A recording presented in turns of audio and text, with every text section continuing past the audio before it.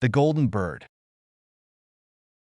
A certain king had a beautiful garden, and in the garden stood a tree which bore golden apples. These apples were always counted, and about the time when they began to grow ripe, it was found that every night one of them was gone. The king became very angry at this, and ordered the gardener to keep watch all night under the tree. The gardener set his eldest son to watch, but about 12 o'clock he fell asleep, and in the morning another of the apples was missing. Then the second son was ordered to watch, and at midnight he too fell asleep, and in the morning another apple was gone. Then the third son offered to keep watch, but the gardener at first would not let him, for fear some harm should come to him.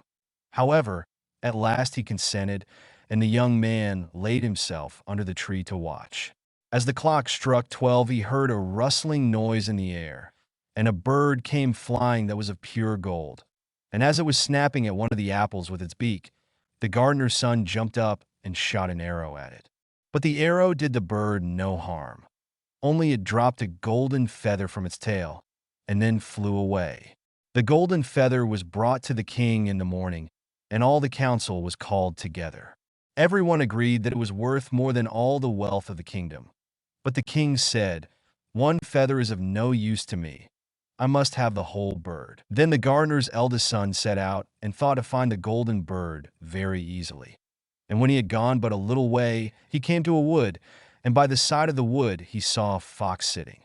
So he took his bow and made ready to shoot at it.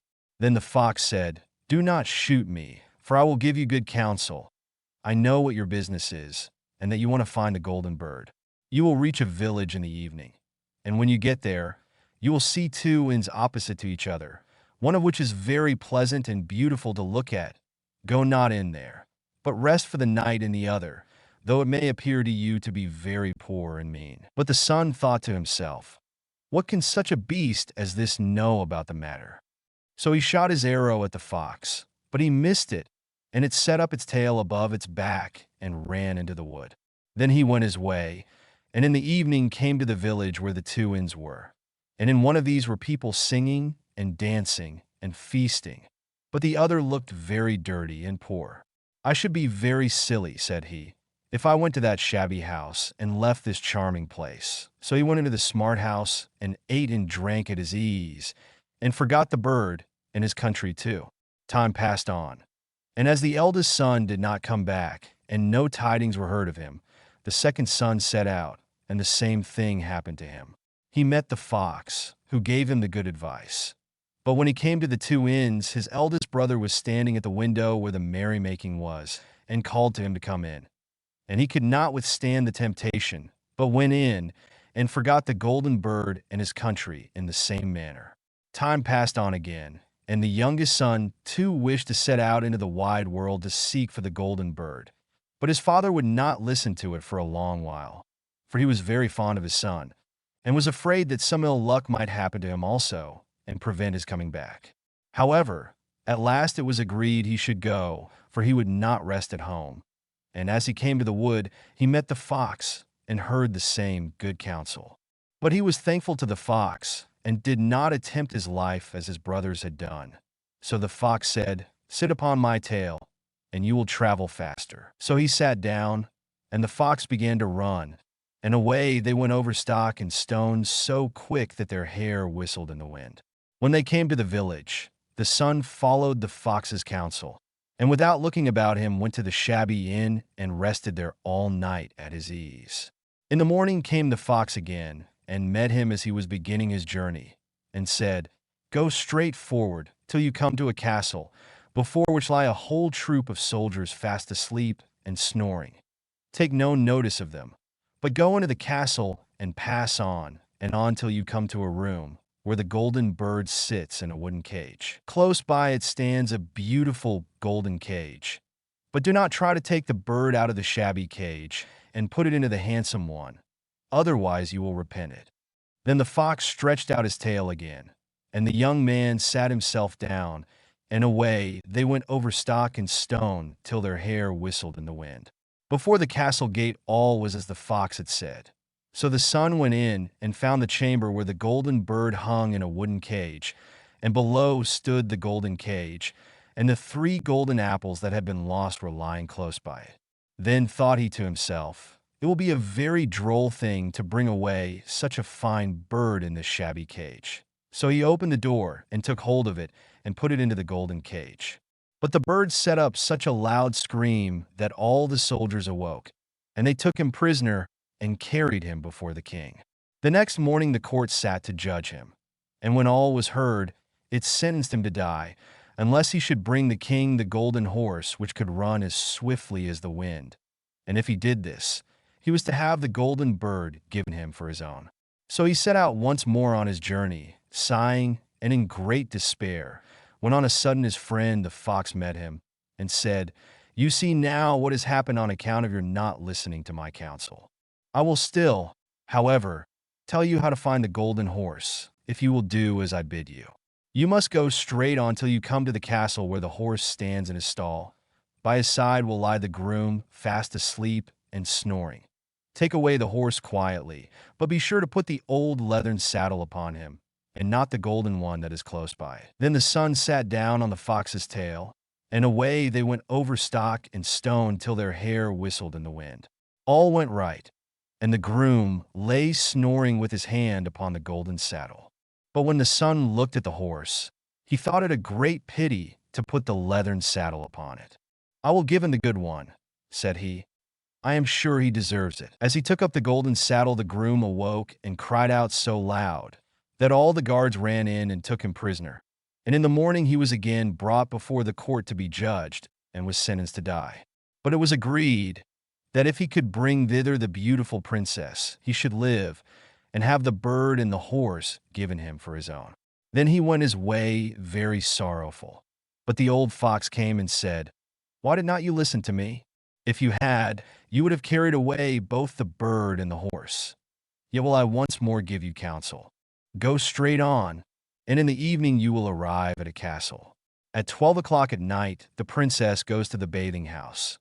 Go up to her and give her a kiss, and she will let you lead her away. But take care you do not suffer her to go, and take leave of her father and mother." Then the fox stretched out his tail, and so away they went over stock and stone till their hair whistled again.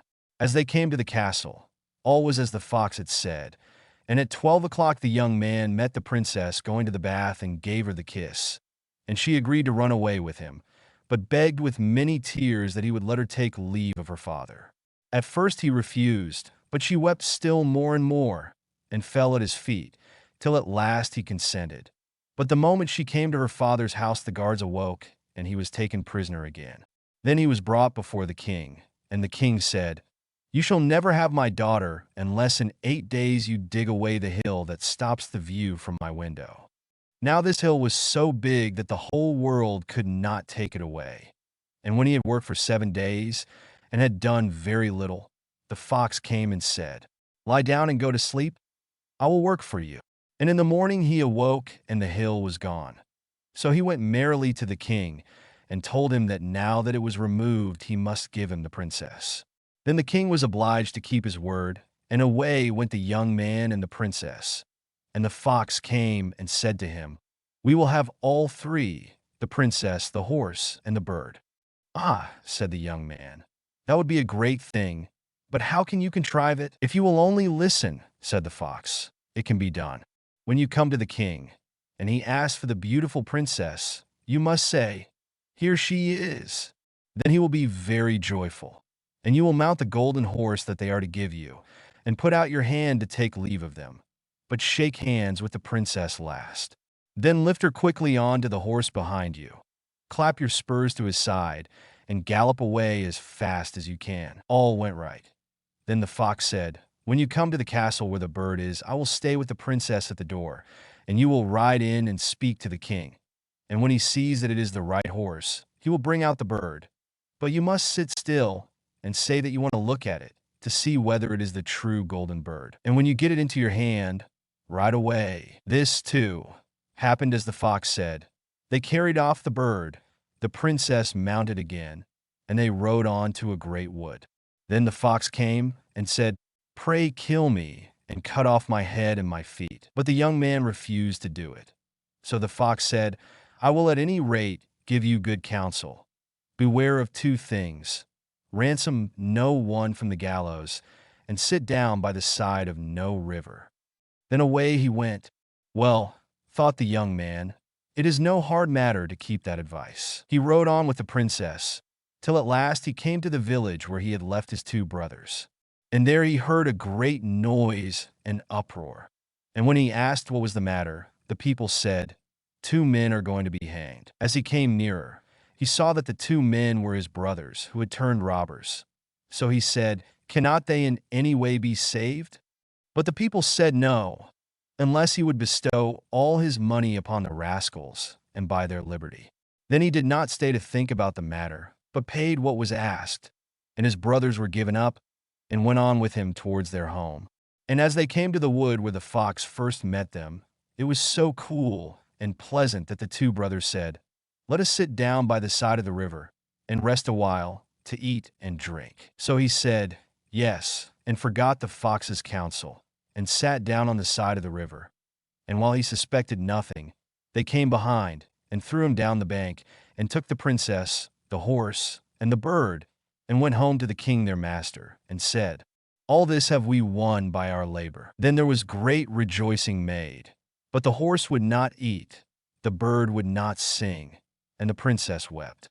The youngest son fell to the bottom of the river's bed. Luckily, it was nearly dry, but his bones were almost broken, and the bank was so steep that he could find no way to get out. Then the old fox came once more, and scolded him for not following his advice. Otherwise no evil would have befallen him. Yet, said he, I cannot leave you here, so lay hold of my tail, and hold fast. Then he pulled him out of the river, and said to him, as he got upon the bank, your brothers have set watch to kill you, if they find you in the kingdom. So he dressed himself as a poor man, and came secretly to the king's court, and was scarcely within the doors when the horse began to eat, and the bird to sing, and the princess left off weeping. Then he went to the king, and told him all his brother's roguery, and they were seized and punished, and he had the princess given to him again. And after the king's death he was heir to his kingdom. A long while after, he went to walk one day in the wood, and the old fox met him, and besought him with tears in his eyes to kill him, and cut off his head and feet. And at last he did so, and in a moment the fox was changed into a man, and turned out to be the brother of the princess, who had been lost a great many years. Hans and luck. Some men are born to good luck. All they do or try to do comes right. All that falls to them is so much gain. All their geese are swans. All their cards are trumps. Toss them which way you will, they will always, like poor puss, alight upon their legs, and only move on so much the faster. The world may very likely not always think of them as they think of themselves, but what care they for the world? What can it know about the matter? One of these lucky beings was neighbor Hans. 7 long years he had worked hard for his master. At last he said, Master, my time is up. I must go home and see my poor mother once more. So pray pay me my wages and let me go. And the master said, You have been a faithful and good servant, Hans, so your pay shall be handsome. Then he gave him a lump of silver as big as his head. Hans took out his pocket handkerchief, put the piece of silver into it, threw it over his shoulder, and jogged off on his road homewards. As he went lazily on, dragging one foot after another, a man came in sight, trotting gaily along on a capital horse. Ah, said Hans aloud, what a fine thing it is to ride on horseback. There he sits as easy and happy as if he was at home, in the chair by his fireside. He trips against no stones, saves shoe leather, and gets on he hardly knows how. Hans did not speak so softly, but the horseman heard it all, and said, Well, friend, why do you go on foot then? Ah, said he, I have this load to carry. To be sure it is silver, but it is so heavy that I can't hold up my head, and you must know it hurts my shoulders sadly. What do you say of making an exchange? Said the horseman. I will give you my horse, and you shall give me the silver, which will save you a great deal of trouble in carrying such a heavy load about with you. With all my heart, said Hans, but as you are so kind to me, I must tell you one thing. You will have a weary task to draw that silver about with you. However, The horseman got off, took the silver, helped Hans up, gave him the bridle into one hand and the whip into the other, and said, "When you want to go very fast, smack your lips loudly together and cry Jip." Hans was delighted as he sat on the horse, drew himself up, squared his elbows, turned out his toes, cracked his whip, and rode merrily off. 1 minute whistling a merry tune, and another singing, "No care and no sorrow, a fig for the morrow. We'll laugh and be merry, sing nay down dairy." After a time, he thought he should like to go a little faster, so he smacked his lips and cried Jip. Away went the horse full gallop, and before Hans knew what he was about, he was thrown off and lay on his back by the roadside. His horse would have ran off if a shepherd who was coming by, driving a cow, had not stopped it. Hans soon came to himself and got upon his legs again, sadly vexed, and said to the shepherd, "This riding is no joke, when a man has the luck to get upon a beast like this that stumbles and flings him off as if it would break his neck. However, I'm off now once for all. I like your cow now a great deal better than this smart beast that played me this trick and has spoiled my best coat you see in this puddle, which, by the by, smells not very like a nosegay. One can walk along at one's leisure behind that cow, keep good company, and have milk, butter, and cheese every day into the bargain. What would I give to have such a prize?" "Well," said the shepherd, "if you are so fond of her, I will change my cow for your horse. I like to do good to my neighbors, even though I lose by it myself." "Done," said Hans merrily. "What a noble heart that good man has," thought he. Then the shepherd jumped upon the horse, wished Hans and the cow good morning, and away he rode. Hans brushed his coat, wiped his face and hands, rested a while, and then drove off his cow quietly, and thought his bargain a very lucky one. "If I have only a piece of bread, and I certainly shall always be able to get that, I can, whenever I like, eat my butter and cheese with it, and when I am thirsty I can milk my cow and drink the milk. And what can I wish for more?" When he came to an inn, he halted, ate up all his bread, and gave away his last penny for a glass of beer. When he had rested himself, he set off again, driving his cow towards his mother's village. But the heat grew greater as soon as noon came on, till at last, as he found himself on a wide heath that would take him more than an hour to cross, he began to be so hot and parched that his tongue clave to the roof of his mouth. "I can find a cure for this," thought he. "Now I will milk my cow and quench my thirst." So he tied her to the stump of a tree and held his leathern cap to milk into, but not a drop was to be had. Who would have thought that this cow, which was to bring him milk and butter and cheese, was all that time utterly dry? Hans had not thought of looking to that. While he was trying his luck in milking and managing the matter very clumsily, the uneasy beast began to think him very troublesome, and at last gave him such a kick on the head as knocked him down, and there he lay a long while senseless. Luckily a butcher soon came by, driving a pig in a wheelbarrow. "What is the matter with you, my man?" said the butcher, as he helped him up. Hans told him what had happened, how he was dry and wanted to milk his cow, but found the cow was dry too.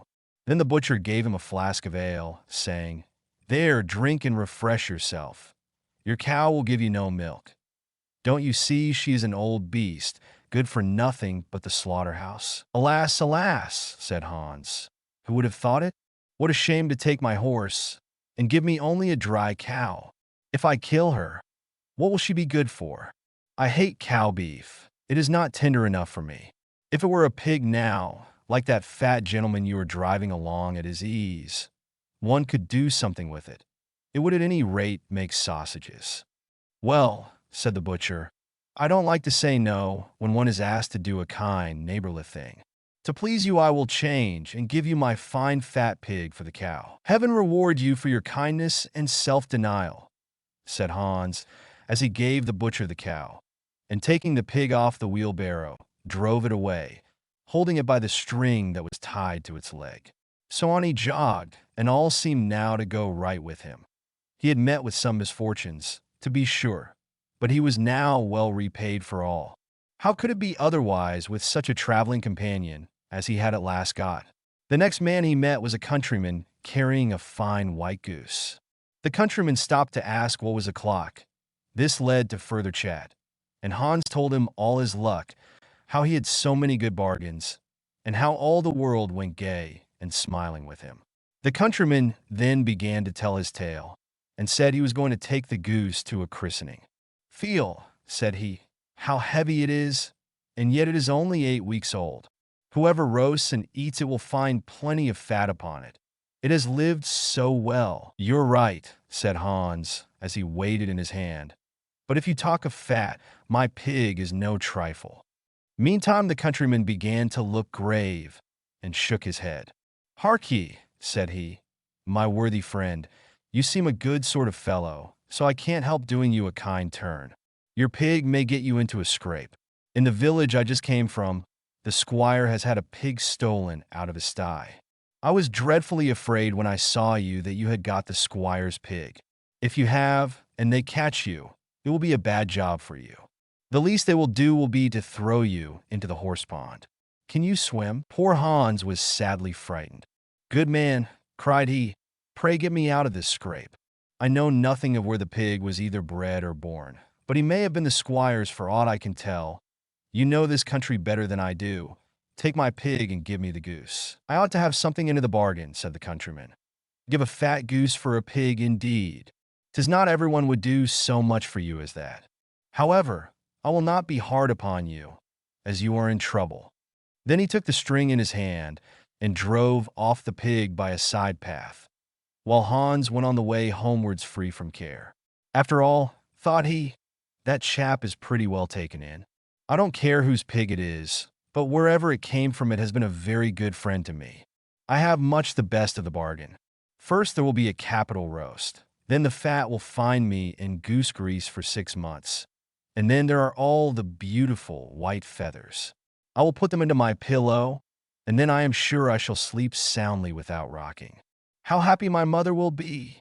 Talk of a pig, indeed! Give me a fine fat goose." As he came to the next village, he saw a scissor grinder with his wheel, working and singing, "O'er hill and o'er dale, so happy I roam, work light and live well. All the world is my home. Then who's so blithe, so merry as I?" Hans stood looking on for a while, and at last said, "You must be well off, Master Grinder. You seem so happy at your work." "Yes," said the other, "mine is a golden trade. A good grinder never puts his hand into his pocket without finding money in it. But where did you get that beautiful goose?" "I did not buy it. I gave a pig for it." "And where did you get the pig?" "I gave a cow for it." "And the cow?" "I gave a horse for it." "And the horse?" "I gave a lump of silver as big as my head for it." "And the silver?" "Oh, I worked hard for that 7 long years." "You have thriven well in the world hitherto," said the grinder. "Now if you could find money in your pocket whenever you put your hand in it, your fortune would be made." "Very true. But how is that to be managed?" "How? Why, you must turn grinder like myself," said the other. "You only want a grindstone. The rest will come of itself. Here is one that is but little the worse for wear. I would not ask more than the value of your goose for it. Will you buy?" "How can you ask?" said Hans. "I should be the happiest man in the world if I could have money whenever I put my hand in my pocket. What could I want more? There's the goose." "Now," said the grinder, as he gave him a common rough stone that lay by his side, "this is a most capital stone. Do but work it well enough, and you can make an old nail cut with it." Hans took the stone, and went his way with a light heart. His eyes sparkled for joy, and he said to himself, "Surely I must have been born in a lucky hour. Everything I could want or wish for comes of itself. People are so kind. They seem really to think I do them a favor in letting them make me rich and giving me good bargains." Meantime he began to be tired, and hungry too, for he had given away his last penny in his joy at getting the cow. At last he could go no farther, for the stone tired him sadly, and he dragged himself to the side of a river, that he might take a drink of water and rest a while. So he laid the stone carefully by his side on the bank.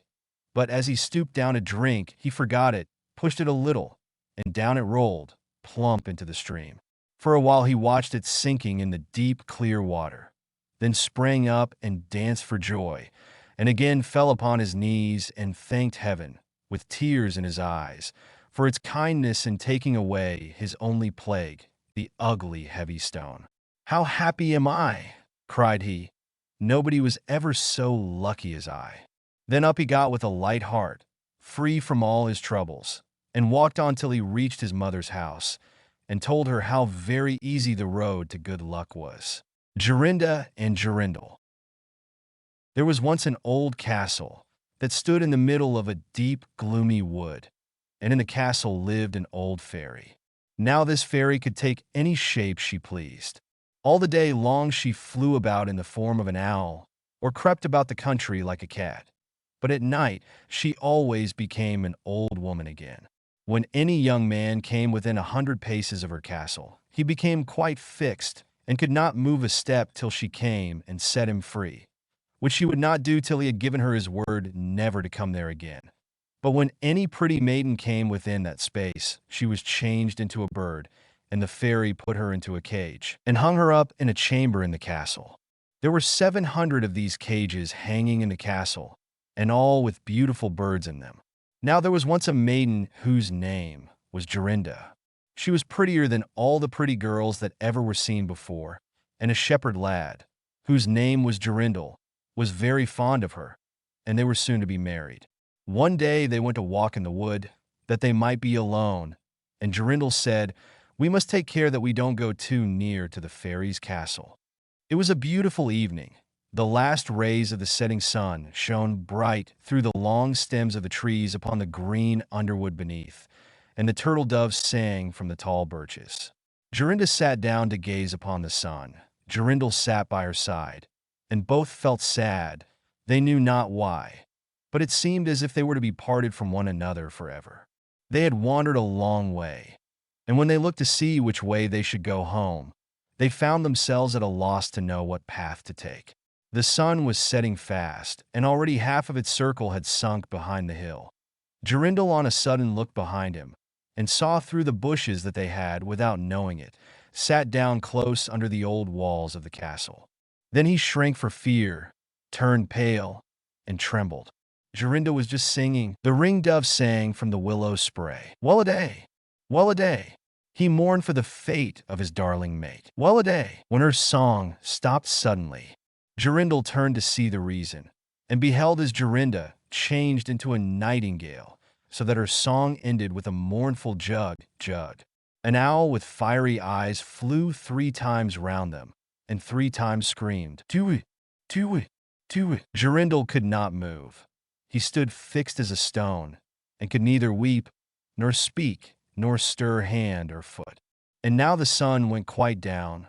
The gloomy night came.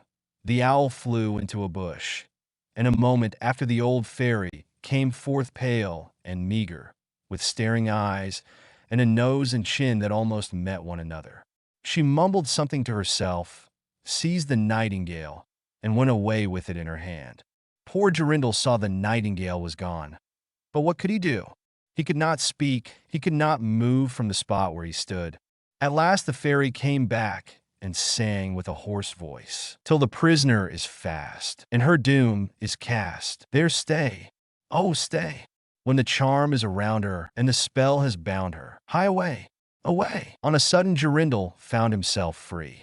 Then he fell on his knees before the fairy, and prayed her to give him back his dear Jorinda. But she laughed at him, and said he should never see her again. Then she went her way. He prayed, he wept, he sorrowed, but all in vain. "Alas," he said, "what will become of me?" He could not go back to his own home, so he went to a strange village, and employed himself in keeping sheep. Many a time did he walk round and round as near to the hated castle as he dared go, but all in vain. He heard or saw nothing of Jorinda. At last he dreamt one night that he found a beautiful purple flower, and that in the middle of it lay a costly pearl. And he dreamt that he plucked the flower, and went with it in his hand into the castle, and that everything he touched with it was disenchanted, and that there he found his Jorinda again. In the morning when he awoke, he began to search over hill and dale for this pretty flower, and 8 long days he sought for it in vain. But on the 9th day, early in the morning, he found the beautiful purple flower, and in the middle of it was a large dewdrop as big as a costly pearl. Then he plucked the flower and set out and traveled day and night till he came again to the castle. He walked nearer than 100 paces to it, and yet he did not become fixed as before, but found that he could go quite close up to the door. Jorindel was very glad indeed to see this. Then he touched the door with the flower, and it sprang open, so that he went in through the court and listened when he heard so many birds singing. At last he came to the chamber where the fairy sat, with the 700 birds singing in the 700 cages. When she saw Jorindel, she was very angry and screamed with rage, but she could not come within 2 yards of him, for the flower he held in his hand was his safeguard. He looked around at the birds, but alas! There were many, many nightingales, and how then should he find out which was his Jorinda? While he was thinking what to do, he saw the fairy had taken down one of the cages and was making the best of her way off through the door. He ran or flew after her, touched the cage with the flower, and Jorinda stood before him, and threw her arms round his neck, looking as beautiful as ever, as beautiful as when they walked together in the wood. Then he touched all the other birds with the flower, so that they all took their old forms again. And he took Jorinda home, where they were married and lived happily together many years. And so did a good many other lads, whose maidens had been forced to sing in the old fairies' cages by themselves, much longer than they liked. The Traveling Musicians. An honest farmer had once an ass that had been a faithful servant to him a great many years, but was now growing old, and every day more and more unfit for work. His master, therefore, was tired of keeping him and began to think of putting an end to him. But the ass, who saw that some mischief was in the wind, took himself slyly off and began his journey towards the great city. For there, thought he, I may turn musician. After he had traveled a little way, he spied a dog lying by the roadside and panting as if he were tired. "What makes you pant so, my friend?" said the ass. "Alas," said the dog, "my master was going to knock me on the head, because I am old and weak and can no longer make myself useful to him in hunting. So I ran away. But what can I do to earn my livelihood?" "Hark ye," said the ass, "I am going to the great city to turn musician. Suppose you go with me, and try what you can do in the same way?" The dog said he was willing, and they jogged on together. They had not gone far before they saw a cat sitting in the middle of the road and making a most rueful face.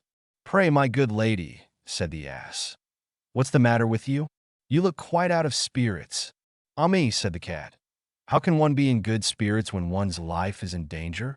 Because I am beginning to grow old, and had rather lie at my ease by the fire than run about the house after the mice. My mistress laid hold of me, and was going to drown me, and though I have been lucky enough to get away from her, I do not know what I am to live upon." "Oh," said the ass, "by all means go with us to the great city. You are a good night singer, and may make your fortune as a musician." The cat was pleased with the thought, and joined the party. Soon afterwards, as they were passing by a farmyard, they saw a cock perched upon a gate, and screaming out with all his might and main. "Bravo," said the ass, "upon my word, you make a famous noise. Pray, what is all this about?" "Why," said the cock, "I was just now saying that we should have fine weather for our washing day, and yet my mistress and the cook don't thank me for my pains, but threaten to cut off my head tomorrow, and make broth of me for the guests that are coming on Sunday." "Heaven forbid," said the ass. "Come with us, Master Chanticleer. It will be better, at any rate, than staying here to have your head cut off. Besides, who knows? If we care to sing in tune, we may get up some kind of a concert, so come along with us." "With all my heart," said the cock. So they all four went on jollily together. They could not, however, reach the great city the first day. So when night came on, they went into a wood to sleep. The ass and the dog laid themselves down under a great tree, and the cat climbed up into the branches, while the cock, thinking that the higher he sat the safer he should be, flew up to the very top of the tree, and then, according to his custom, before he went to sleep, looked out on all sides of him to see that everything was well.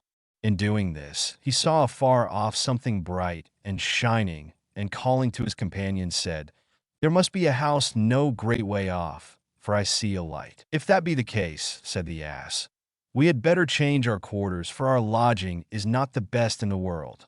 Besides," added the dog, "I should not be the worse for a bone or two, or a bit of meat." So they walked off together towards the spot where Chanticleer had seen the light, and as they drew near it became larger and brighter, till they at last came close to a house in which a gang of robbers lived. The ass, being the tallest of the company, marched up to the window and peeped in. "Well, donkey," said Chanticleer, "what do you see?" "What do I see?" replied the ass. "Why, I see a table spread with all kinds of good things, and robbers sitting round it making merry." "That would be a noble lodging for us," said the cock. "Yes," said the ass, "if we could only get in." So they consulted together how they should contrive to get the robbers out, and at last they hit upon a plan. The ass placed himself upright on his hind legs, with his 4 feet resting against the window. The dog got upon his back. The cat scrambled up to the dog's shoulders, and the cock flew up and sat upon the cat's head. When all was ready, a signal was given, and they began their music. The ass brayed, the dog barked, the cat mewed, and the cock screamed. And then they all broke through the window at once, and came tumbling into the room, amongst the broken glass, with a most hideous clatter. The robbers, who had been not a little frightened by the opening concert, had now no doubt that some frightful hobgoblin had broken in upon them, and scampered away as fast as they could. The coast once clear, our travelers soon sat down and dispatched what the robbers had left, with as much eagerness as if they had not expected to eat again for a month. As soon as they had satisfied themselves, they put out the lights, and each once more sought out a resting place to his own liking. The donkey laid himself down upon a heap of straw in the yard. The dog stretched himself upon a mat behind the door. The cat rolled herself up on the hearth before the warm ashes, and the cock perched upon a beam on the top of the house. And, as they were all rather tired with their journey, they soon fell asleep. But about midnight, when the robbers saw from afar that the lights were out and that all seemed quiet, they began to think that they had been in too great a hurry to run away. And one of them, who was bolder than the rest, went to see what was going on. Finding everything still, he marched into the kitchen and groped about till he found a match in order to light a candle. And then, espying the glittering fiery eyes of the cat, he mistook them for live coals and held the match to them to light it. But the cat, not understanding this joke, sprang at his face and spat and scratched at him. This frightened him dreadfully, and away he ran to the back door. But there the dog jumped up and bit him in the leg, and as he was crossing over the yard the ass kicked him, and the cock, who had been awakened by the noise, crowed with all his might. At this the robber ran back as fast as he could to his comrades, and told the captain how a horrid witch had got into the house, and had spat at him and scratched his face with her long bony fingers. How a man with a knife in his hand had hidden himself behind the door and stabbed him in the leg. How a black monster stood in the yard and struck him with a club, and how the devil had sat upon the top of the house and cried out, "Throw the rascal up here." After this the robbers never dared to go back to the house. But the musicians were so pleased with their quarters that they took up their abode there. And there they are, I dare say, at this very day. Old Sultan. A shepherd had a faithful dog called Sultan, who was grown very old and had lost all his teeth. And one day when the shepherd and his wife were standing together before the house, the shepherd said, "I will shoot old Sultan tomorrow morning, for he is of no use now." But his wife said, "Pray let the poor faithful creature live. He has served us well a great many years, and we ought to give him a livelihood for the rest of his days." "But what can we do with him?" said the shepherd. "He has not a tooth in his head, and the thieves don't care for him at all. To be sure he has served us, but then he did it to earn his livelihood. Tomorrow shall be his last day, depend upon it." Poor Sultan, who was lying close by them, heard all that the shepherd and his wife said to one another, and was very much frightened to think tomorrow would be his last day. So in the evening he went to his good friend the wolf, who lived in the wood, and told him all his sorrows, and how his master meant to kill him in the morning. "Make yourself easy," said the wolf. "I will give you some good advice. Your master, you know, goes out every morning very early with his wife into the field. and they take their little child with them, and lay it down behind the hedge in the shade while they are at work. Now do you lie down close by the child, and pretend to be watching it, and I will come out of the wood and run away with it. You must run after me as fast as you can, and I will let it drop. Then you may carry it back, and they will think you have saved their child, and will be so thankful to you that they will take care of you as long as you live." The dog liked this plan very well, and accordingly, so it was managed. The wolf ran with the child a little way. The shepherd and his wife screamed out, but Sultan soon overtook him and carried the poor little thing back to his master and mistress. Then the shepherd patted him on the head and said, "Old Sultan has saved our child from the wolf, and therefore he shall live and be well taken care of, and have plenty to eat. Wife, go home and give him a good dinner, and let him have my old cushion to sleep on as long as he lives." So from this time forward Sultan had all that he could wish for. Soon afterwards the wolf came and wished him joy, and said, "Now, my good fellow, you must tell no tales, but turn your head the other way when I want to taste one of the old shepherd's fine fat sheep." "No," said the Sultan, "I will be true to my master." However, the wolf thought he was in joke, and came one night to get a dainty morsel.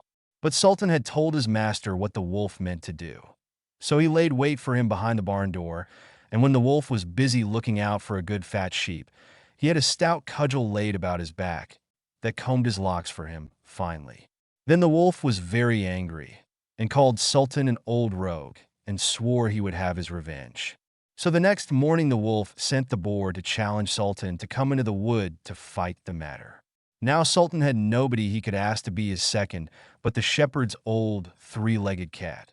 So he took her with him, and as the poor thing limped along with some trouble, she stuck up her tail straight in the air. The wolf and the wild boar were first on the ground, and when they espied their enemies coming and saw the cat's long tail standing straight in the air, they thought she was carrying a sword for Sultan to fight with. And every time she limped, they thought she was picking up a stone to throw at them. So they said they should not like this way of fighting, and the boar lay down behind a bush, and the wolf jumped up into a tree. Sultan and the cat soon came up and looked about and wondered that no one was there. The boar, however, had not quite hidden himself, for his ears stuck out of the bush. And when he shook one of them a little, the cat, seeing something move and thinking it was a mouse, sprang upon it and bit and scratched it, so that the boar jumped up and grunted and ran away, roaring out, "Look up in the tree, there sits the one who is to blame." So they looked up and espied the wolf sitting amongst the branches. And they called him a cowardly rascal, and would not suffer him to come down till he was heartily ashamed of himself, and had promised to be good friends again with old Sultan. The straw, the coal, and the bean. In a village dwelt a poor old woman, who had gathered together a dish of beans and wanted to cook them. So she made a fire on her hearth, and that it might burn the quicker, she lighted it with a handful of straw. When she was emptying the beans into the pan, one dropped without her observing it, and lay on the ground beside a straw, and soon afterwards a burning coal from the fire leapt down to the two. Then the straw began and said, "Dear friends, from whence do you come here?" The coal replied, "I fortunately sprang out of the fire, and if I had not escaped by sheer force, my death would have been certain. I should have been burnt to ashes." The bean said, "I too have escaped with a whole skin, but if the old woman had got me into the pan, I should have been made in a broth without any mercy, like my comrades." "And would a better fate have fallen to my lot?" said the straw. "The old woman has destroyed all my brethren in fire and smoke. She seized 60 of them at once, and took their lives. I luckily slipped through her fingers. But what are we to do now?" said the coal. "I think," answered the bean, "that as we have so fortunately escaped death, we should keep together like good companions, and lest a new mischance should overtake us here, we should go away together, and repair to a foreign country." The proposition pleased the two others, and they set out on their way together. Soon, however, they came to a little brook, and as there was no bridge or footplank, they did not know how they were to get over it. The straw hit on a good idea, and said, "I will lay myself straight across, and then you can walk over on me as on a bridge." The straw therefore stretched itself from one bank to the other, and the coal, who was of an impetuous disposition, tripped quite boldly on to the newly built bridge. But when she had reached the middle, and heard the water rushing beneath her, she was after all afraid, and stood still, and ventured no farther. The straw, however, began to burn, broke in 2 pieces, and fell into the stream. The coal slipped after her, hissed when she got into the water, and breathed her last. The bean, who had prudently stayed behind on the shore, could not but laugh at the event, was unable to stop, and laughed so heartily that she burst. It would have been all over with her, likewise, if, by good fortune, a tailor who was traveling in search of work had not sat down to rest by the brook. As he had a compassionate heart, he pulled out his needle and thread and sewed her together. The bean thanked him most prettily, but as the tailor used black thread, all beans since then have a black seam. BRIAR rose. A king and queen once upon a time reigned in a country a great way off, where there were in those days fairies. Now this king and queen had plenty of money, and plenty of fine clothes to wear, and plenty of good things to eat and drink, and a coach to ride out in every day. But though they had been married many years, they had no children, and this grieved them very much indeed. But one day as the queen was walking by the side of the river, at the bottom of the garden, she saw a poor little fish that had thrown itself out of the water, and lay gasping and nearly dead on the bank. Then the queen took pity on the little fish, and threw it back again into the river. And before it swam away, it lifted its head out of the water, and said, "I know what your wish is, and it shall be fulfilled in return for your kindness to me. You will soon have a daughter." What the little fish had foretold soon came to pass, and the queen had a little girl, so very beautiful that the king could not cease looking on it for joy, and said he would hold a great feast and make merry, and show the child all the land. So he asked his kinsmen and nobles and friends and neighbors. But the queen said, "I will have the fairies also, that they might be kind and good to our little daughter." Now there were 13 fairies in the kingdom, but as the king and queen had only 12 golden dishes for them to eat out of, they were forced to leave one of the fairies without asking her. So 12 fairies came, each with a high red cap on her head, and red shoes with high heels on her feet, and a long white wand in her hand. And after the feast was over, they gathered round in a ring, and gave all their best gifts to the little princess. One gave her goodness, another beauty, another riches, and so on till she had all that was good in the world. Just as 11 of them had done blessing her, a great noise was heard in the courtyard, and word was brought that the 13th fairy was come, with a black cap on her head, and black shoes on her feet, and a broomstick in her hand. And presently up she came into the dining hall. Now, as she had not been asked to the feast, she was very angry, and scolded the king and queen very much, and set to work to take her revenge. So she cried out, "The king's daughter shall, in her 15th year, be wounded by a spindle, and fall down dead." Then the 12th of the friendly fairies, who had not yet given her gift, came forward, and said that the evil wish must be fulfilled, but that she could soften its mischief. So her gift was that the king's daughter, when the spindle wounded her, should not really die, but should only fall asleep for 100 years. However, the king hoped still to save his dear child altogether from the threatened evil. So he ordered that all the spindles in the kingdom should be bought up and burnt. But all the gifts of the first 11 fairies were in the meantime fulfilled, for the princess was so beautiful and well-behaved and good and wise that everyone who knew her loved her. It happened that, on the very day she was 15 years old, the king and queen were not at home, and she was left alone in the palace. So she roved about by herself, and looked at all the rooms and chambers, till at last she came to an old tower, to which there was a narrow staircase ending with a little door. In the door there was a golden key, and when she turned it, the door sprang open, and there sat an old lady spinning away very busily. "Why, how now, good mother," said the princess. "What are you doing there?" "Spinning," said the old lady, and nodded her head, humming a tune. while buzz went the wheel. "How prettily that little thing turns round," said the princess, and took the spindle and began to try and spin. But scarcely had she touched it before the fairy's prophecy was fulfilled. The spindle wounded her, and she fell down lifeless on the ground. However, she was not dead, but had only fallen into a deep sleep. And the king and the queen, who had just come home, and all their court, fell asleep too. And the horses slept in the stables, and the dogs in the court, the pigeons on the housetop, and the very flies slept upon the walls. Even the fire on the hearth left off blazing, and went to sleep. The jack stopped, and the spit that was turning about with a goose upon it for the king's dinner stood still.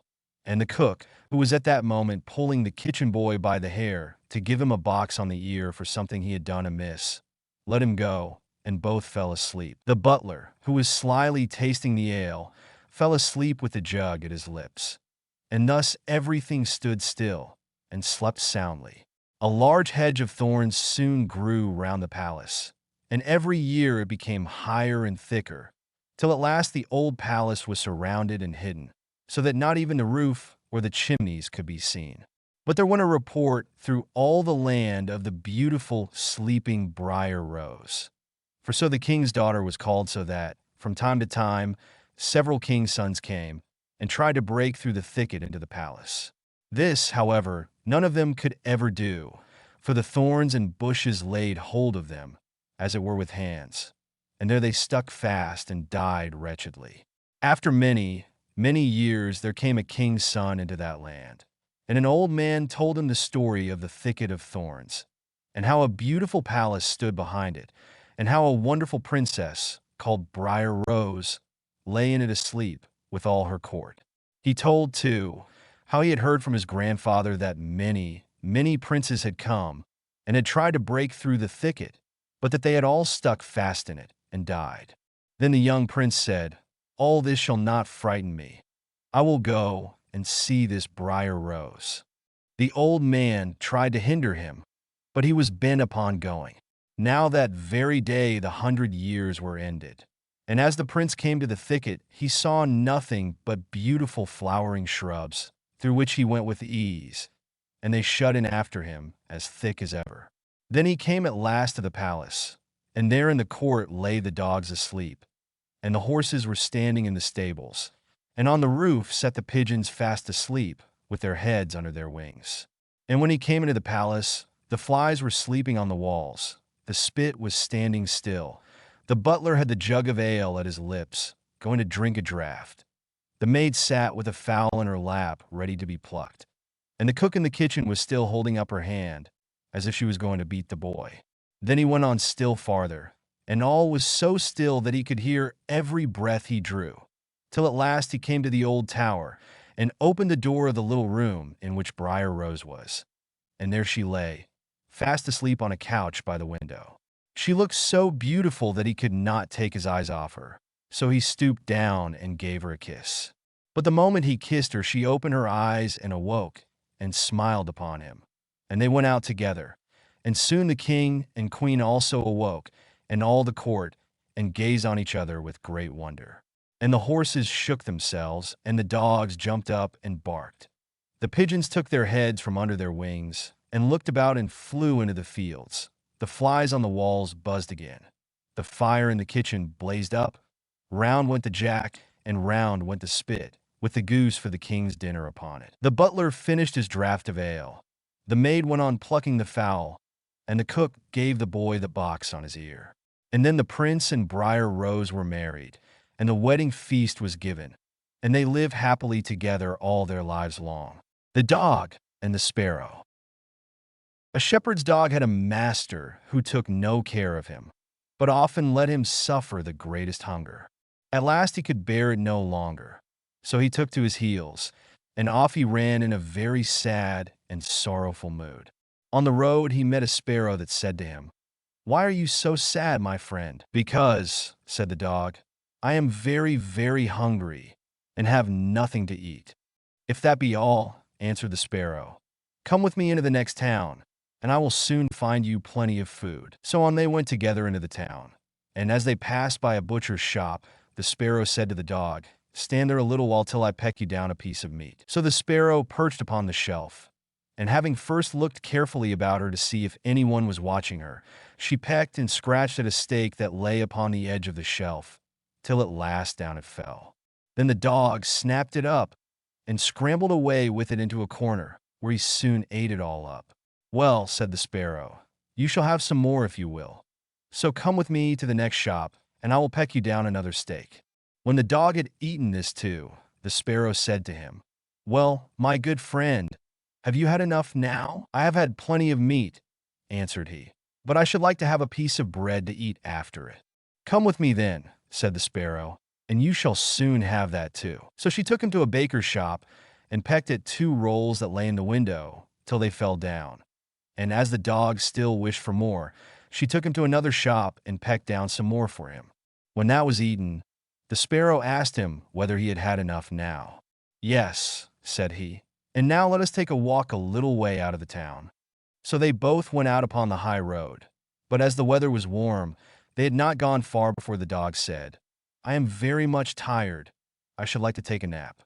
"Very well," answered the sparrow, "do so, and in the meantime I will perch upon that bush." So the dog stretched himself out on the road and fell fast asleep. Whilst he slept, there came by a carter with a cart drawn by 3 horses and loaded with 2 casks of wine. The sparrow, seeing that the carter did not turn out of the way, but would go on in the track in which the dog lay, so as to drive over him, called out, "Stop, stop, Mr. Carter, or it shall be the worse for you." But the carter, grumbling to himself, "You make it the worse for me indeed. What can you do?" cracked his whip and drove his cart over the poor dog, so that the wheels crushed him to death. "There," cried the sparrow, "thou cruel villain, thou hast killed my friend the dog. Now mind what I say. This deed of thine shall cost thee all thou art worth." "Do your worst and welcome," said the brute. "What harm can you do me?" and passed on. But the sparrow crept under the tilt of the cart and pecked at the bung of one of the casks till she loosened it, and then all the wine ran out, without the carter seeing it. At last he looked round, and saw that the cart was dripping, and the cask quite empty. "What an unlucky wretch I am!" cried he. "Not wretch enough yet," said the sparrow, as she alighted upon the head of one of the horses, and pecked at him till he reared up and kicked. When the carter saw this, he drew out his hatchet and aimed a blow at the sparrow, meaning to kill her. But she flew away, and the blow fell upon the poor horse's head with such force that he fell down dead. "Unlucky wretch that I am!" cried he. "Not wretch enough yet," said the sparrow. And as the carter went on with the other 2 horses, she again crept under the tilt of the cart, and pecked out the bung of the second cask, so that all the wine ran out. When the carter saw this, he again cried out, "Miserable wretch that I am!" But the sparrow answered, "Not wretch enough yet," and perched on the head of the second horse, and pecked at him too. The carter ran up and struck at her again with his hatchet, but away she flew, and the blow fell upon the second horse, and killed him on the spot. "Unlucky wretch that I am," said he. "Not wretch enough yet," said the sparrow, and perching upon the third horse, she began to peck him too. The carter was mad with fury, and without looking about him, or caring what he was about, struck again at the sparrow, but killed his third horse as he done the other 2. "Alas! Miserable wretch that I am!" cried he. "Not wretch enough yet," answered the sparrow as she flew away.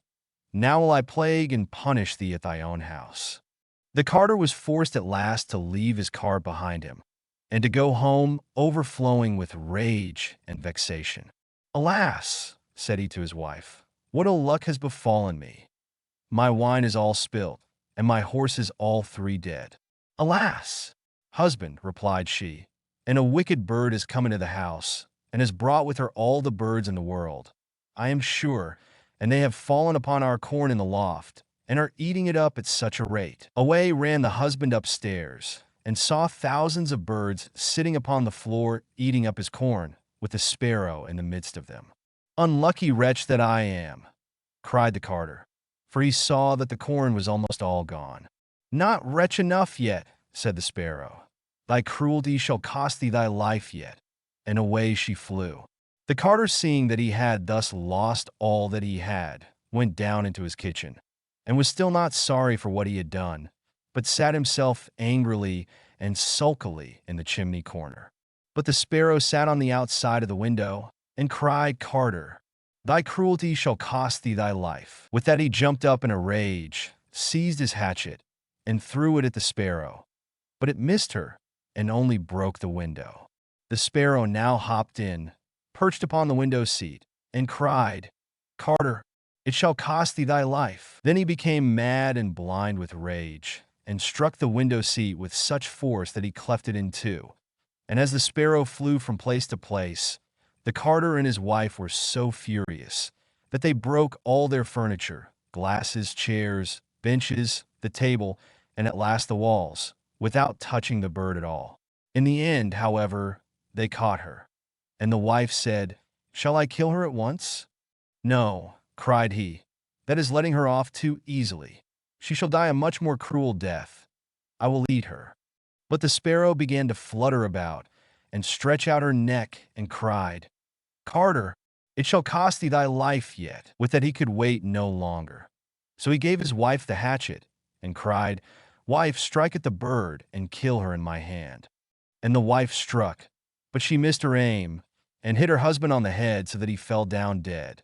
And the sparrow flew quietly home to her nest. The 12 Dancing Princesses. There was a king who had 12 beautiful daughters. They slept in 12 beds all in one room. And when they went to bed, the doors were shut and locked up. But every morning their shoes were found to be quite worn through as if they had been danced in all night, and yet nobody could find out how it happened or where they had been.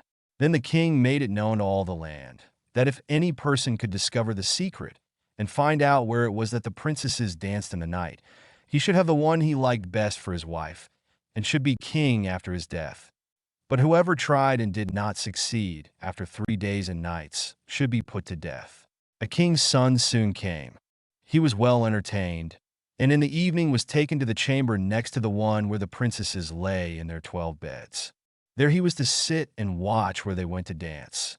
And in order that nothing might pass without his hearing it, the door of his chamber was left open. But the king's son soon fell asleep, and when he awoke in the morning, he found that the princesses had all been dancing, for the soles of their shoes were full of holes. The same thing happened the second and third night. So the king ordered his head to be cut off. After him came several others, but they had all the same luck, and all lost their lives in the same manner. Now it chanced that an old soldier, who had been wounded in battle and could fight no longer, passed through the country where this king reigned. And as he was traveling through a wood, he met an old woman who asked him where he was going. "I hardly know where I am going, or what I had better do," said the soldier. "But I think I should like very well to find out where it is that the princesses dance, and then in time I might be a king." "Well," said the old dame, "that is no very hard task. Only take care not to drink any of the wine which one of the princesses will bring to you in the evening. And as soon as she leaves you, pretend to be fast asleep." Then she gave him a cloak and said, "As soon as you put that on, you will become invisible, and you will then be able to follow the princesses wherever they go." When the soldier heard all this good counsel, he determined to try his luck. So he went to the king and said he was willing to undertake the task. He was as well received as the others had been, and the king ordered fine royal robes to be given him. And when the evening came, he was led to the outer chamber. Just as he was going to lie down, the eldest of the princesses brought him a cup of wine. But the soldier threw it all away secretly, taking care not to drink a drop. Then he laid himself down on his bed, and in a little while began to snore very loud, as if he was fast asleep. When the 12 princesses heard this, they laughed heartily.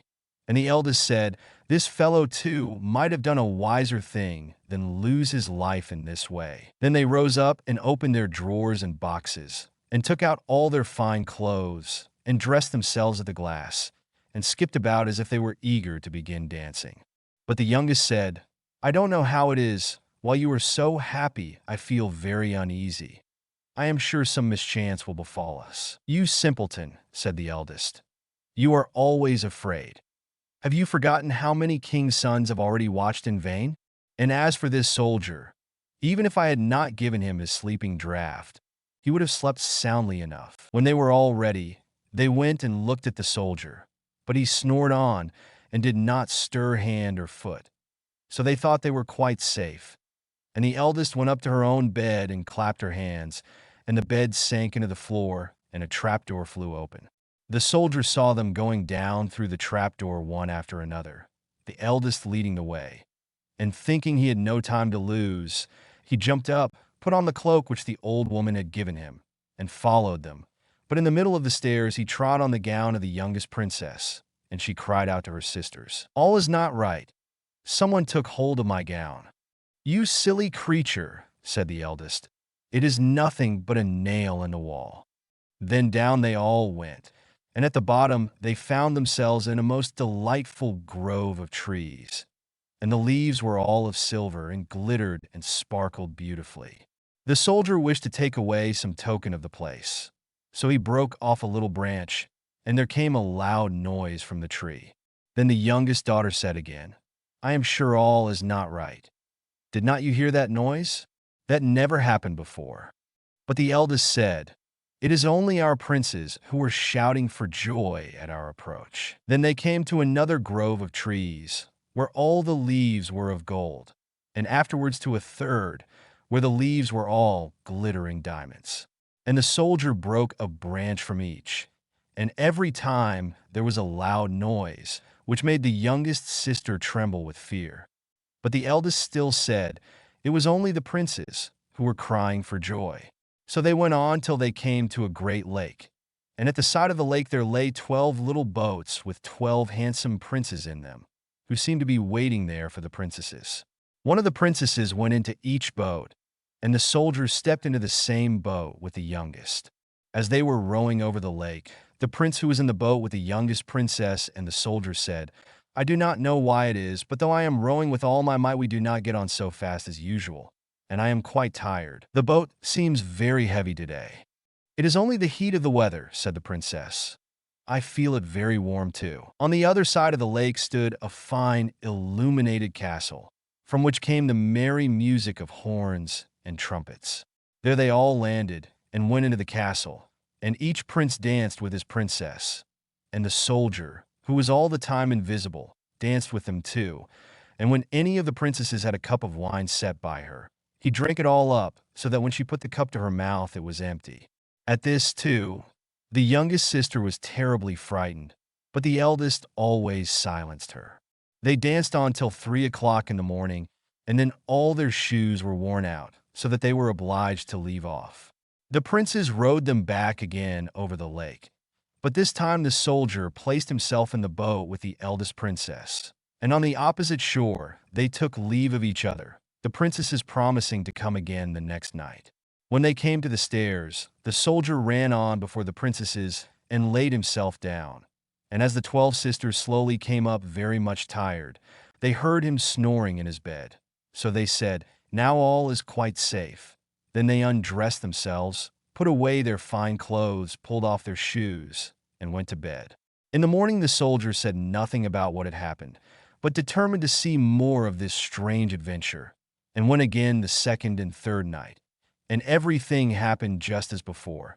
The princesses danced each time till their shoes were worn to pieces, and then returned home.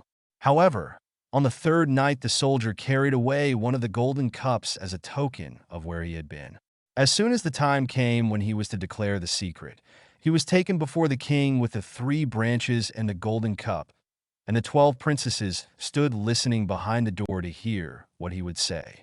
And when the king asked him, "Where do my 12 daughters dance at night?" he answered, "With 12 princes in a castle underground."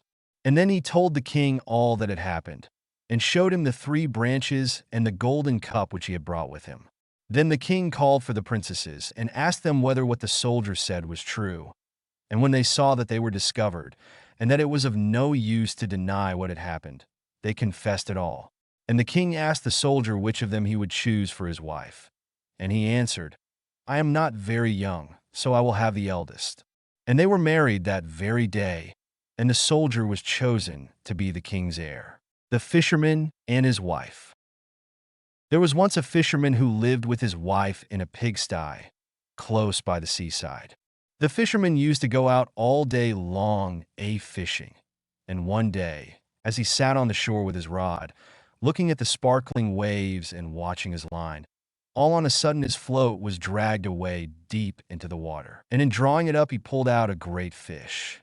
But the fish said, "Pray let me live. I am not a real fish. I am an enchanted prince.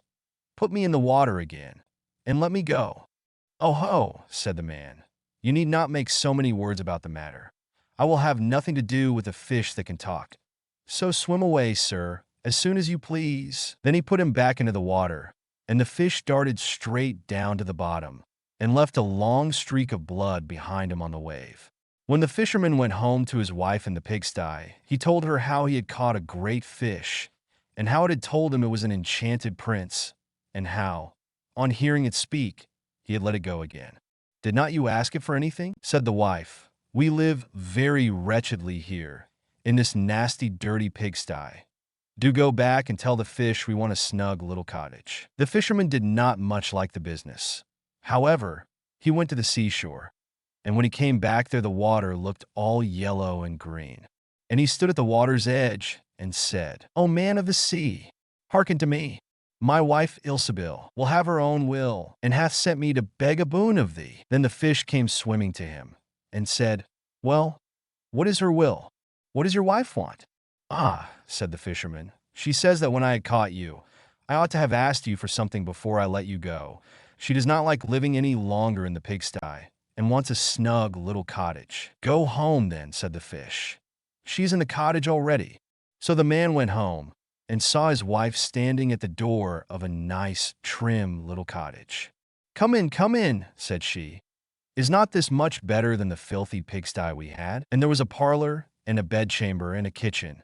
And behind the cottage there was a little garden planted with all sorts of flowers and fruits. And there was a courtyard behind, full of ducks and chickens. "Ah," said the fisherman, "how happily we shall live now." "We will try to do so, at least," said his wife. Everything went right for a week or two, and then Dame Ilsebil said, "Husband, there is not near room enough for us in this cottage. The courtyard and the garden are a great deal too small. I should like to have a large stone castle to live in. Go to the fish again and tell him to give us a castle." "Wife," said the fisherman, "I don't like to go to him again, for perhaps he will be angry. We ought to be easy with this pretty cottage to live in." "Nonsense," said the wife. "He will do it very willingly, I know. Go along and try." The fisherman went, but his heart was very heavy. And when he came to the sea, it looked blue and gloomy, though it was very calm. And he went close to the edge of the waves, and said, "O man of the sea, hearken to me. My wife Ilsebil will have her own will, and hath sent me to beg a boon of thee." "Well, what does she want now?" said the fish. "Ah," said the man, dolefully, "my wife wants to live in a stone castle." "Go home, then," said the fish. "She is standing at the gate of it already." So away went the fisherman, and found his wife standing before the gate of a great castle. "See," said she, "is not this grand?" With it they went into the castle together, and found a great many servants there, and the rooms all richly furnished, and full of golden chairs and tables. And behind the castle was a garden, and around it was a park 1/2 a mile long, full of sheep and goats and hares and deer, and in the courtyard were stables and cowhouses. "Well," said the man, "now we will live cheerful and happy in this beautiful castle for the rest of our lives." "Perhaps we may," said the wife, "but let us sleep upon it before we make up our minds to that." So they went to bed. The next morning when Dame Ilsebil awoke it was broad daylight, and she jogged the fisherman with her elbow, and said, "Get up, husband, and bestir yourself, for we must be king of all the land." "Wife, wife," said the man, "why should we wish to be the king? I will not be king." "Then I will," said she. "But, wife," said the fisherman, "how can you be king? The fish cannot make you a king." "Husband," said she, "say no more about it, but go and try. I will be king." So the man went away, quite sorrowful to think that his wife should want to be king. This time the sea looked a dark gray color, and was overspread with curling waves and the ridges of foam as he cried out, "O man of the sea, hearken to me. My wife Ilsebil will have her own will, and hath sent me to beg a boon of thee." "Well, what would she have now?" said the fish. "Alas," said the poor man, "my wife wants to be king." "Go home," said the fish. "She is king already." Then the fisherman went home, and as he came close to the palace, he saw a troop of soldiers and heard the sound of drums and trumpets. And when he went in, he saw his wife sitting on a throne of gold and diamonds, with a golden crown upon her head, and on each side of her stood 6 fair maidens, each a head taller than the other. "Well, wife," said the fisherman, "are you king?" "Yes," said she, "I am king." And when he had looked at her for a long time, he said, "Ah, wife, what a fine thing it is to be king. Now we shall never have anything more to wish for as long as we live." "I don't know how that may be," said she. "Never is a long time. I am king, it is true, but I begin to be tired of that, and I think I should like to be emperor." "Alas, wife, why should you wish to be emperor?" said the fisherman. "Husband," said she, "go to the fish. I say, I will be emperor." "Ah, wife," replied the fisherman, "the fish cannot make an emperor, I am sure, and I should not like to ask him for such a thing." "I am king," said Ilsebil, "and you are my slave, so go at once." So the fisherman was forced to go, and he muttered as he went along, "This will come to no good. It is too much to ask. The fish will be tired at last, and then we shall be sorry for what we have done." He soon came to the seashore, and the water was quite black and muddy, and a mighty whirlwind blew over the waves and rolled them about.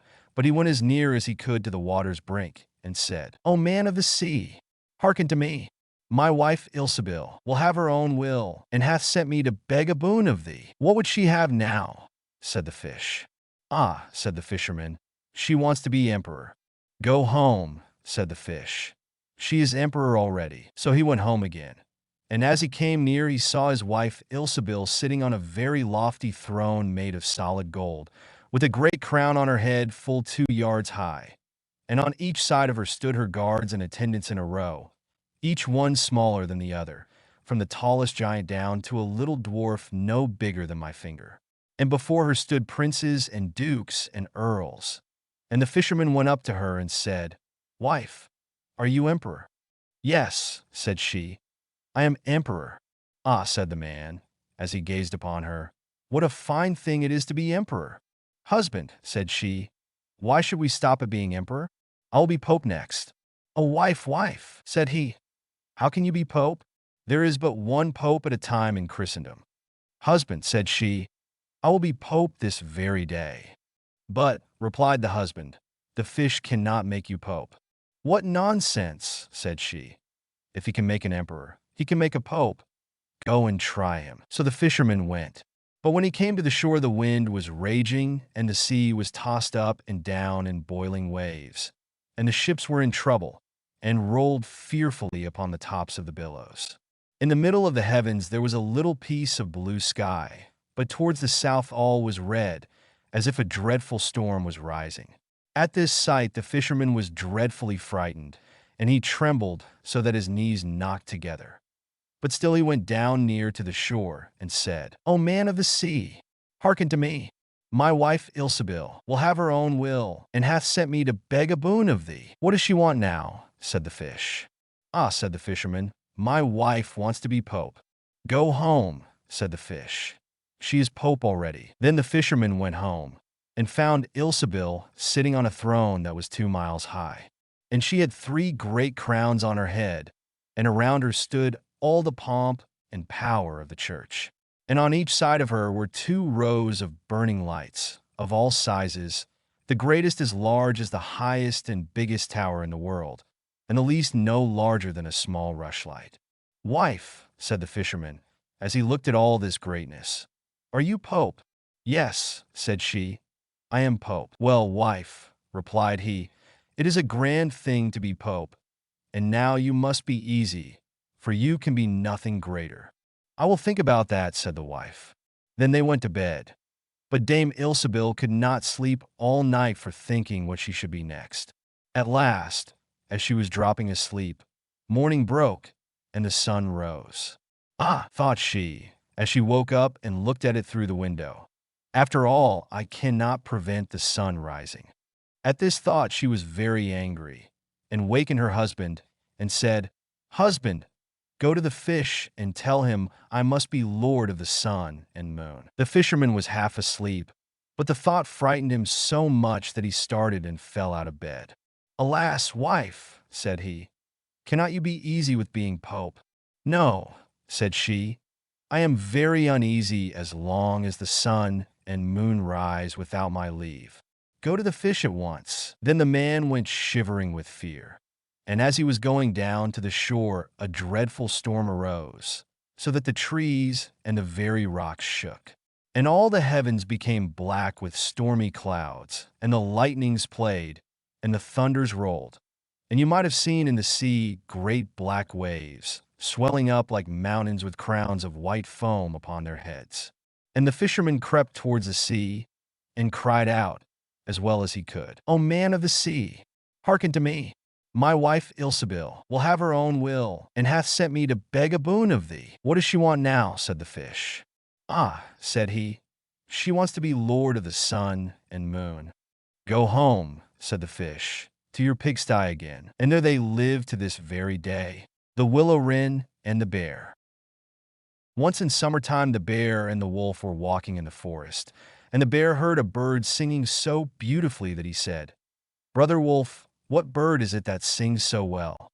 "That is the king of birds," said the wolf, "before whom we must bow down." In reality, the bird was the Willow-Wren. "If that's the case," said the bear, "I should very much like to see his royal palace. Come, take me thither."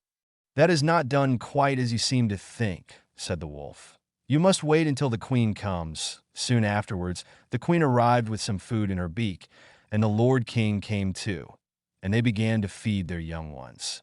The bear would have liked to go at once, but the wolf held him back by the sleeve and said, "No, you must wait until the Lord and Lady Queen have gone away again." So they took stock of the hole where the nest lay and trotted away. The bear, however, could not rest until he had seen the royal palace, and when a short time had passed, went to it again. The king and queen had just flown out, so he peeped in and saw 5 or 6 young ones lying there. "Is that the royal palace?" cried the bear. "It is a wretched palace, and you are not king's children. You are disreputable children." When the young wrens heard that, they were frightfully angry and screamed, "No, that we are not. Our parents are honest people. Bear, you will have to pay for that." The bear and the wolf grew uneasy and turned back and went into their holes.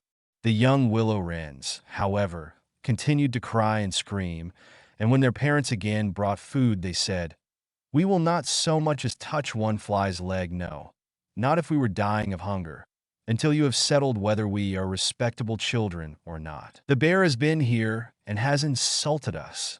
Then the old king said, "Be easy, he shall be punished." And he at once flew with the queen to the bear's cave and called in, "Old growler, why have you insulted my children?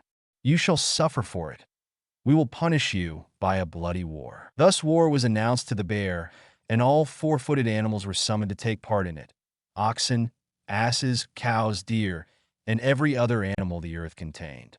And the willow-wren summoned everything which flew in the air, not only birds, large and small, but midges and hornets, bees and flies had to come.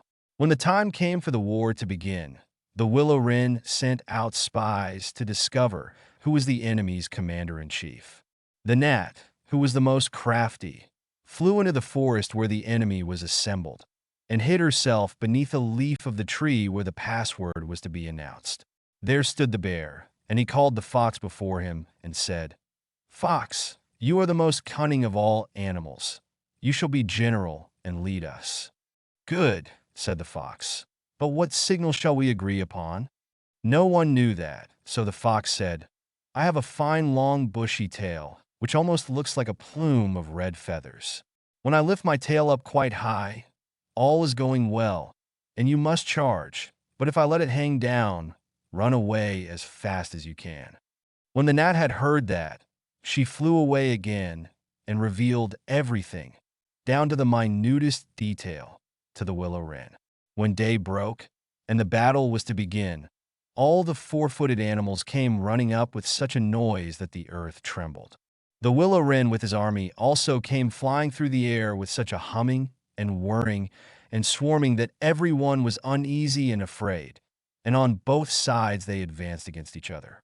But the Willow-Wren sent down the hornet, with orders to settle beneath the fox's tail and sting with all his might. When the fox felt the first sting, he started so that he lifted one leg from pain, but he bore it and still kept his tail high in the air. At the second sting, he was forced to put it down for a moment. At the third, he could hold out no longer, screamed, and put his tail between his legs. When the animals saw that, they thought all was lost and began to flee, each into his hole, and the birds had won the battle.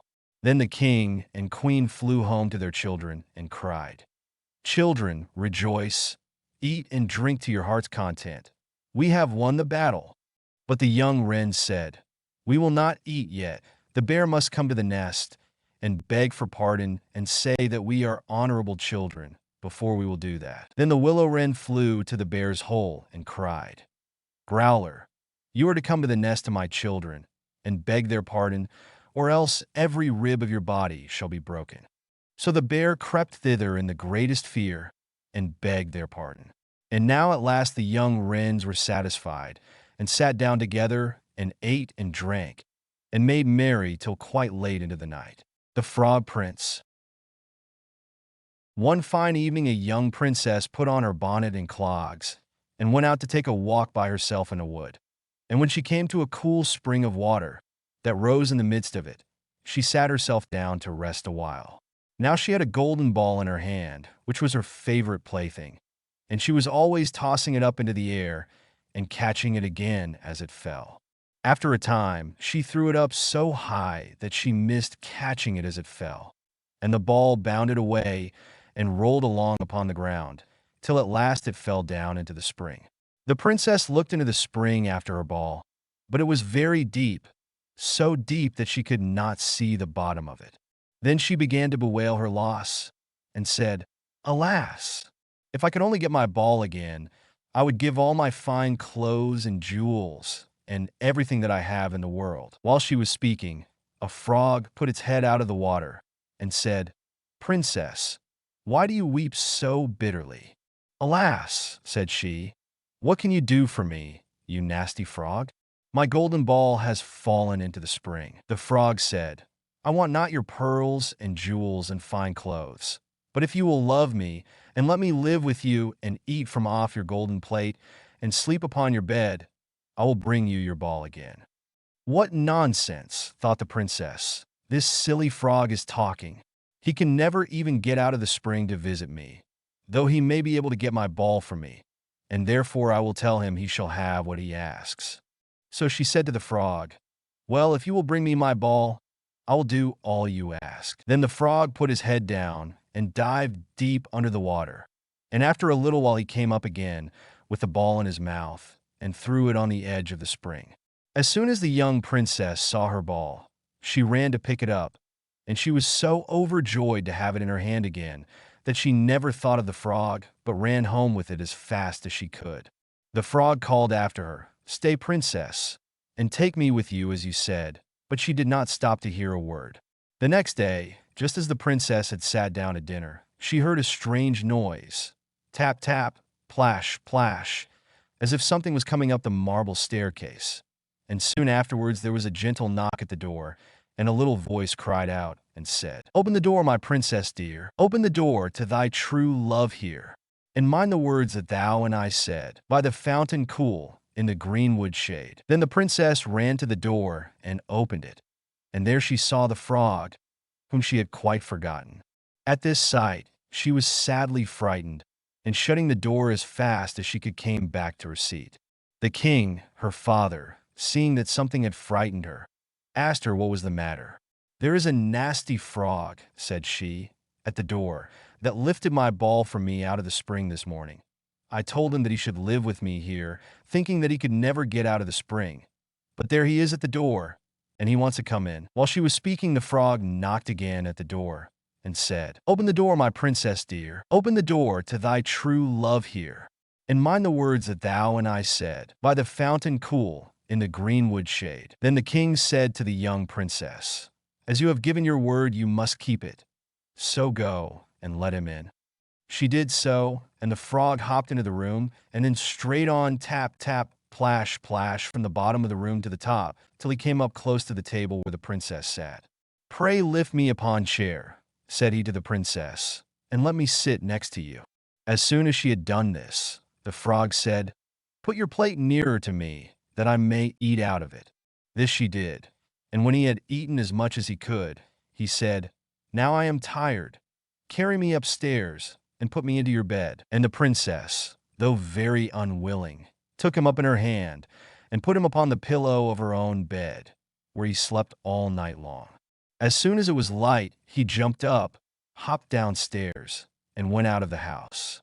"Now then," thought the princess, "at last he is gone, and I shall be troubled with him no more." But she was mistaken, for when night came again, she heard the same tapping at the door, and the frog came once more, and said, "Open the door, my princess dear. Open the door to thy true love here.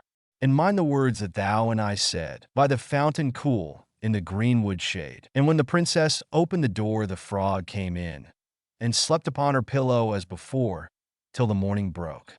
And the third night he did the same. But when the princess awoke on the following morning, she was astonished to see, instead of the frog, a handsome prince, gazing on her with the most beautiful eyes she had ever seen, and standing at the head of her bed.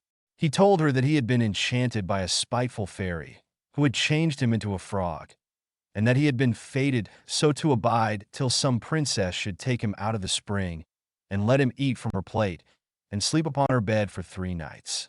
"You," said the prince, "have broken his cruel charm, and now I have nothing to wish for but that you should go with me into my father's kingdom, where I will marry you and love you as long as you live." The young princess, you may be sure, was not long in saying yes to all this. And as they spoke, a gay coach drove up, with 8 beautiful horses, decked with plumes of feathers and a golden harness. And behind the coach rode the prince's servant, faithful Heinrich, who had bewailed the misfortunes of his dear master during his enchantment so long and so bitterly that his heart had well nigh burst. They then took leave of the king, and got into the coach with 8 horses, and all set out, full of joy and merriment, for the prince's kingdom, which they reached safely. And there they lived happily a great many years. Cat and Mouse in Partnership. A certain cat had made the acquaintance of a mouse, and had said so much to her about the great love and friendship she felt for her, that at length the mouse agreed that they should live and keep house together. "But we must make a provision for winter, or else we shall suffer from hunger," said the cat. "And you, little mouse, cannot venture everywhere, or you will be caught in a trap some day." The good advice was followed, and a pot of fat was bought, but they did not know where to put it. At length, after much consideration, the cat said, "I know no place where it will be better stored up than in the church, for no one dares take anything away from there. We will set it beneath the altar, and not touch it until we are really in need of it." So the pot was placed in safety, but it was not long before the cat had a great yearning for it, and said to the mouse, "I want to tell you something, little mouse. My cousin has brought a little son into the world, and has asked me to be godmother. He is white with brown spots, and I am to hold him over the fawn at the christening. Let me go out today, and you look after the house by yourself." "Yes, yes," answered the mouse. "By all means go, and if you get anything very good to eat, think of me. I should like a drop of sweet red christening wine myself." All this, however, was untrue. The cat had no cousin, and had not been asked to be godmother. She went straight to the church, stole to the pot of fat, began to lick at it, and licked the top of the fat off. Then she took a walk upon the roofs of the town, looked out for opportunities, and then stretched herself in the sun, and licked her lips whenever she thought of the pot of fat, and not until it was evening did she return home. "Well, here you are again," said the mouse. "No doubt you have had a merry day." "All went off well," answered the cat. "What name did they give the child?" "Top off," said the cat quite coolly. "Top off," cried the mouse. That is a very odd and uncommon name. Is it a usual one in your family? What does that matter? Said the cat. It is no worse than Crumbstealer, as your godchildren are called. Before long, the cat was seized by another fit of yearning. She said to the mouse, "You must do me a favor, and once more manage the house for a day alone. I am again asked to be godmother, and as the child has a white ring round its neck, I cannot refuse." The good mouse consented, but the cat crept behind the town walls to the church and devoured half the pot of fat. "Nothing ever seems so good as what one keeps to oneself," said she, and was quite satisfied with her day's work. When she went home, the mouse inquired, "And what was the child christened?" "Half Done," answered the cat. "Half Done? What are you saying? I never heard the name in my life. I'll wager anything it is not in the calendar." The cat's mouth soon began to water for some more licking. "All good things go in threes," said she. "I am asked to stand godmother again. The child is quite black, only it has white paws, but with that exception, it has not a single white hair on its whole body. This only happens once every few years. You will let me go, won't you?" "Top off." "Half Done," answered the mouse. "They are such odd names. They make me very thoughtful." "You sit at home," said the cat, "in your dark gray fur coat and long tail, and are filled with fancies. That's because you do not go out in the daytime." During the cat's absence, the mouse cleaned the house and put it in order, but the greedy cat entirely emptied the pot of fat.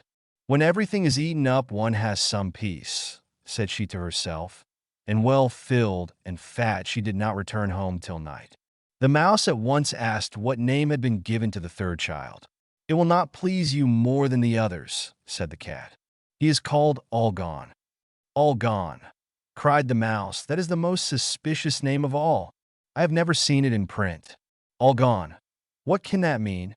And she shook her head, curled herself up, and lay down to sleep. From this time forth, no one invited the cat to be godmother.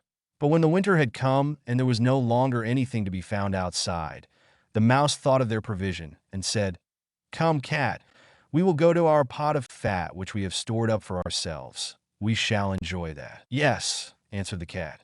"You will enjoy it as much as you would enjoy sticking that dainty tongue of yours out of the window."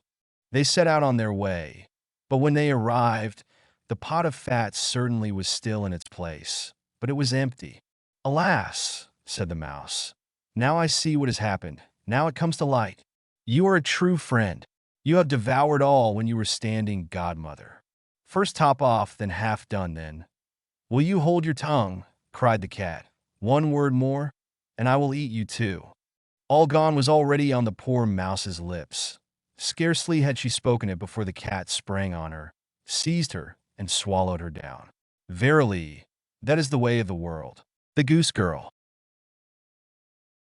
The king of a great land died, and left his queen to take care of their only child. This child was a daughter, who was very beautiful, and her mother loved her dearly, and was very kind to her. And there was a good fairy, too, who was fond of the princess, and helped her mother to watch over her. When she grew up, she was betrothed to a prince who lived a great way off, and as the time drew near for her to be married, she got ready to set off on her journey to his country. Then the queen, her mother, packed up a great many costly things, jewels and gold and silver, trinkets, fine dresses, and in short, everything that became a royal bride. And she gave her a waiting maid to ride with her, and give her into the bridegroom's hands, and each had a horse for the journey. Now the princess's horse was the fairy's gift, and it was called Falada and could speak. When the time came for them to set out, the fairy went into her bedchamber, and took a little knife, and cut off a lock of her hair, and gave it to the princess, and said, "Take care of it, dear child, for it is a charm that may be of use to you on the road." Then they all took a sorrowful leave of the princess, and she put the lock of hair into her bosom, got upon her horse, and set off on her journey to her bridegroom's kingdom. One day, as they were riding along by a brook, the princess began to feel very thirsty, and she said to her maid, "Pray get down, and fetch me some water in my golden cup out of yonder brook, for I want to drink." "Nay," said the maid, "if you are thirsty, Get off yourself and stoop down by the water and drink. I shall not be your waiting maid any longer." Then she was so thirsty that she got down and knelt over the little brook and drank, for she was frightened and dared not bring out her golden cup. And she wept and said, "Alas, what will become of me?" And the lock answered her and said, "Alas, alas, if thy mother knew it, sadly, sadly, would she rue it." But the princess was very gentle and meek, so she said nothing to her maid's ill behavior, but got upon her horse again. Then all rode farther on their journey, till the day grew so warm and the sun so scorching that the bride began to feel very thirsty again. And at last, when they came to a river, she forgot her maid's rude speech and said, "Pray get down and fetch me some water to drink in my golden cup." But the maid answered her, and even spoke more haughtily than before, "Drink if you will, but I shall not be your waiting maid." Then the princess was so thirsty that she got off her horse and lay down and held her head over the running stream and cried and said, "What will become of me?" And the lock of hair answered her again, "Alas, alas, if thy mother knew it, sadly, sadly, would she rue it." And as she leaned down to drink, the lock of hair fell from her bosom and floated away with the water. Now she was so frightened that she did not see it, but her maid saw it and was very glad, for she knew the charm, and she saw that the poor bride would be in her power, now that she had lost the hair. So when the bride had done drinking, and would have got upon Falada again, the maid said, "I shall ride upon Falada, and you may have my horse instead." So she was forced to give up her horse, and soon afterwards to take off her royal clothes and put on her maid's shabby ones. At last, as they drew near the end of their journey, this treacherous servant threatened to kill her mistress if she ever told anyone what had happened. But Falada saw it all and marked it well. Then the waiting maid got upon Falada, and the real bride rode upon the other horse, and they went on in this way till at last they came to the royal court. There was great joy at their coming, and the prince flew to meet them and lifted the maid from her horse, thinking she was the one who was to be his wife. And she was led upstairs to the royal chamber, but the true princess was told to stay in the court below. Now the old king happened just then to have nothing else to do, so he amused himself by sitting at his kitchen window, looking at what was going on, and he saw her in the courtyard. As she looked very pretty and too delicate for a waiting maid, he went up into the royal chamber to ask the bride who it was she had brought with her, that was thus left standing in the court below. "I brought her with me for the sake of her company on the road," said she. "Pray give the girl some work to do, that she may not be idle." The old king could not for some time think of any work for her to do, but at last he said, "I have a lad who takes care of my geese. She may go and help him." Now the name of this lad, that the real bride was to help in watching the king's geese, was Curdken. But the false bride said to the prince, "Dear husband, pray do me one piece of kindness." "That I will," said the prince. "Then tell one of your slaughterers to cut off the head of the horse I rode upon, for it was very unruly and plagued me sadly on the road." But the truth was, she was very much afraid lest Falada should some day or other speak and tell all she had done to the princess. She carried her point, and the faithful Falada was killed. But when the true princess heard of it, she wept and begged the man to nail up Falada's head against a large dark gate of the city, through which she had to pass every morning and evening, that there she might still see him sometimes. Then the slaughterer said he would do as she wished, and cut off the head and nailed it up under the dark gate. Early the next morning, as she and Curdken went out through the gate, she said sorrowfully, "Falada, Falada, there thou hangest." And the head answered, "Bride, bride, there thou gangest. Alas, alas, if thy mother knew it, sadly, sadly, would she rue it." Then they went out of the city and drove the geese on. And when she came to the meadow, she sat down upon a bank there and let down her waving locks of hair, which were all of pure silver. And when Curdken saw it glitter in the sun, he ran up and would have pulled some of the locks out, but she cried, "Blow, breezes, blow! Let Curdken's hat go. Blow, breezes, blow! Let him after it go. O'er hills, dales, and rocks, away be it whirled, till the silvery locks are all combed and curled." Then there came a wind, so strong that it blew off Curdken's hat, and away it flew over the hills. And he was forced to turn and run after it, till by the time he came back, she had done combing and curling her hair, and had put it up again safe. Then he was very angry and sulky, and would not speak to her at all. But they watched the geese until it grew dark in the evening, and then drove them homewards.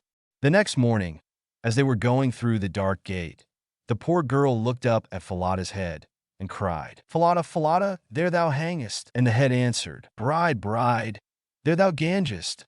Alas, alas, if thy mother knew it, sadly, sadly, would she rue it." Then she drove on the geese, and sat down again in the meadow, and began to comb out her hair as before. And Curdken ran up to her, and wanted to take hold of it, but she cried out quickly, "Blow, breezes, blow! Let Curdken's hat go. Blow, breezes, blow! Let him after it go. O'er hills, dales, and rocks, away be it whirled, till the silvery locks are all combed and curled." Then the wind came and blew away his hat, and off it flew a great way, over the hills and far away, so that he had to run after it.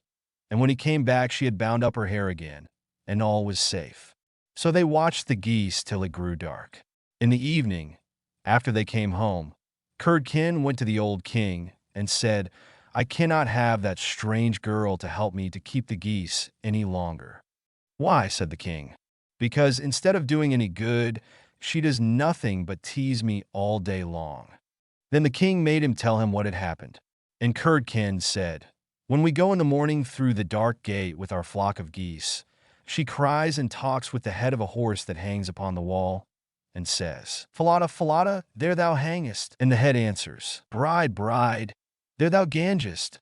Alas, alas, if thy mother knew it, sadly, sadly, would she rue it.'" And Curdken went on telling the king what had happened upon the meadow where the geese fed, how his hat was blown away, and how he was forced to run after it, and to leave his flock of geese to themselves. But the old king told the boy to go out again the next day. And when morning came, he placed himself behind the dark gate, and heard how she spoke to Falada, and how Falada answered. Then he went into the field, and hid himself in a bush by the meadow's side. And he soon saw with his own eyes how they drove the flock of geese, and how, after a little time, she let down her hair that glittered in the sun. And then he heard her say, "Blow, breezes, blow! Let Curdken's hat go. Blow, breezes, blow! Let him after it go. O'er hills, dales, and rocks, away be it whirled, till the silvery locks are all combed and curled." And soon came a gale of wind, and carried away Curdken's hat, and away went Curdken after it, while the girl went on combing and curling her hair. All this the old king saw, so he went home without being seen. And when the little goose girl came back in the evening, he called her aside, and asked her why she did so. But she burst into tears, and said, "That I must not tell you or any man, or I shall lose my life." But the old king begged so hard, that she had no peace till she had told him all the tale, from beginning to end, word for word. And it was very lucky for her that she did so, for when she had done, the king ordered royal clothes to be put upon her, and gazed on her with wonder. She was so beautiful. Then he called his son, and told him that he had only a false bride, for that she was merely a waiting maid, while the true bride stood by. And the young king rejoiced when he saw her beauty, and heard how meek and patient she had been. And without saying anything to the false bride, the king ordered a great feast to be got ready for all his court. The bridegroom sat at the top, with the false princess on one side, and the true one on the other. But nobody knew her again, for her beauty was quite dazzling to their eyes, and she did not seem at all like the little goose girl, now that she had her brilliant dress on. When they had eaten and drank, and were very merry, the old king said he would tell them a tale. So he began, and told all the story of the princess, as if it was one that he had once heard, and he asked the true waiting maid what she thought ought to be done to anyone who would behave thus. "Nothing better," said this false bride, "than that she should be thrown into a cask stuck round with sharp nails, and that 2 white horses should be put to it, and should drag it from street to street till she was dead." "Thou art she," said the old king, "and as thou hast judged thyself, so shall it be done to thee. And the young king was then married to his true wife, and they reigned over the kingdom in peace and happiness all their lives. And the good fairy came to see them, and restored the faithful Falada to life again. The Adventures of Chanticleer and Partlet. 1.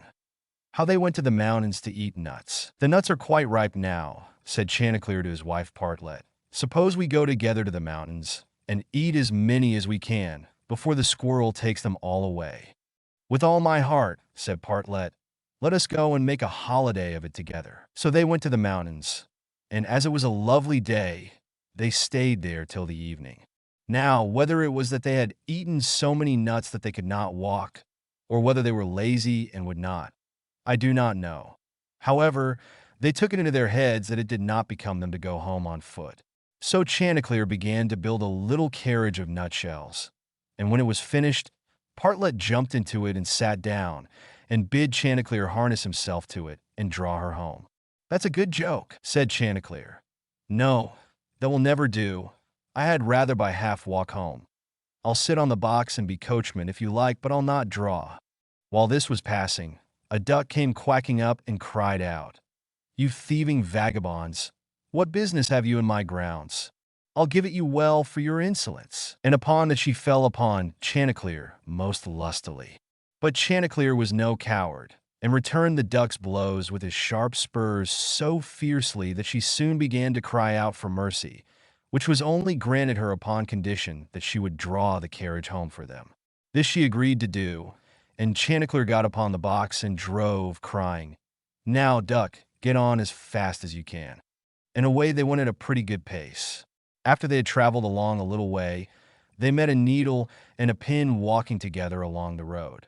And the needle cried out, Stop, stop, and said it was so dark that they could hardly find their way, and such dirty walking they could not get on at all.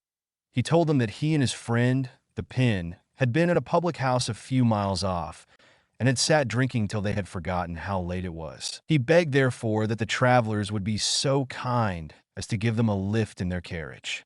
Chanticleer, observing that they were but thin fellows, and not likely to take up much room, told them they might ride, but made them promise not to dirty the wheels of the carriage in getting in, nor to tread on Partlet's toes. Late at night they arrived at an inn, and as it was bad traveling in the dark, and the duck seemed much tired, and waddled about a good deal from one side to the other, they made up their minds to fix their quarters there. But the landlord at first was unwilling, and said his house was full, thinking they might not be very respectable company. However, they spoke civilly to him, and gave him the egg which Partlet had laid by the way, and said they would give him the duck, who was in the habit of laying one every day. So at last he let them come in, and they bespoke a handsome supper, and spent the evening very jollily. Early in the morning, before it was quite light, and when nobody was stirring in the inn, Chanticleer awakened his wife, and fetching the egg, they pecked a hole in it, ate it up, and threw the shells into the fireplace. They then went to the pin and needle, who were fast asleep, and seizing them by the heads, stuck one into the landlord's easy chair and the other into his handkerchief. And having done this, they crept away as softly as possible.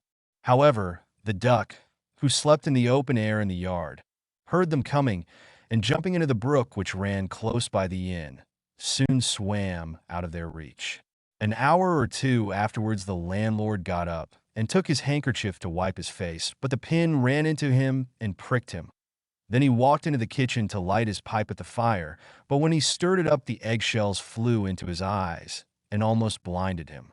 Bless me, said he, all the world seems to have a design against my head this morning. And so saying, he threw himself sulkily into his easy chair. But, oh dear, the needle ran into him, and this time the pain was not in his head.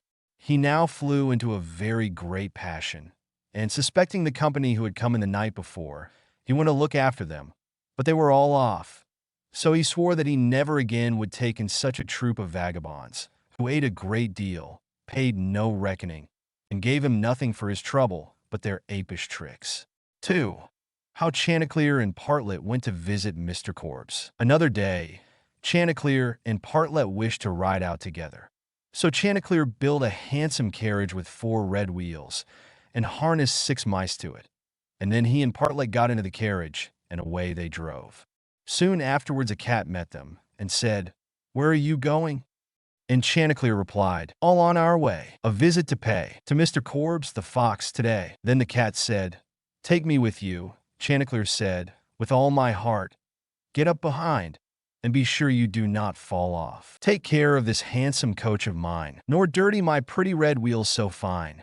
Now, mice, be ready, and wheels run steady, for we are going a visit to pay to Mr. Korbes the fox today." Soon after came up a millstone, an egg, a duck, and a pin, and Chanticleer gave them all leave to get into the carriage and go with them. When they arrived at Mr. Korbes's house, he was not at home, so the mice drew the carriage into the coach house. Chanticleer and Partlet flew upon a beam. The cat sat down in the fireplace. The duck got into the washing cistern. The pin stuck himself into the bed pillow.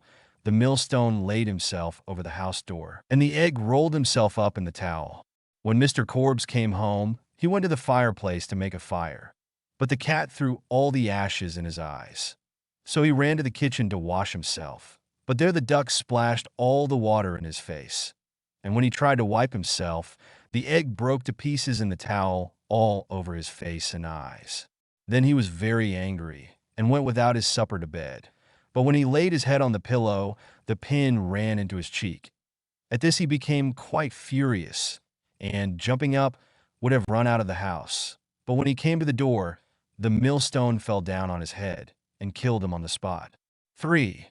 How Partlet died and was buried, and how Chanticleer died of grief. Another day Chanticleer and Partlet agreed to go again to the mountains to eat nuts, and it was settled that all the nuts which they found should be shared equally between them.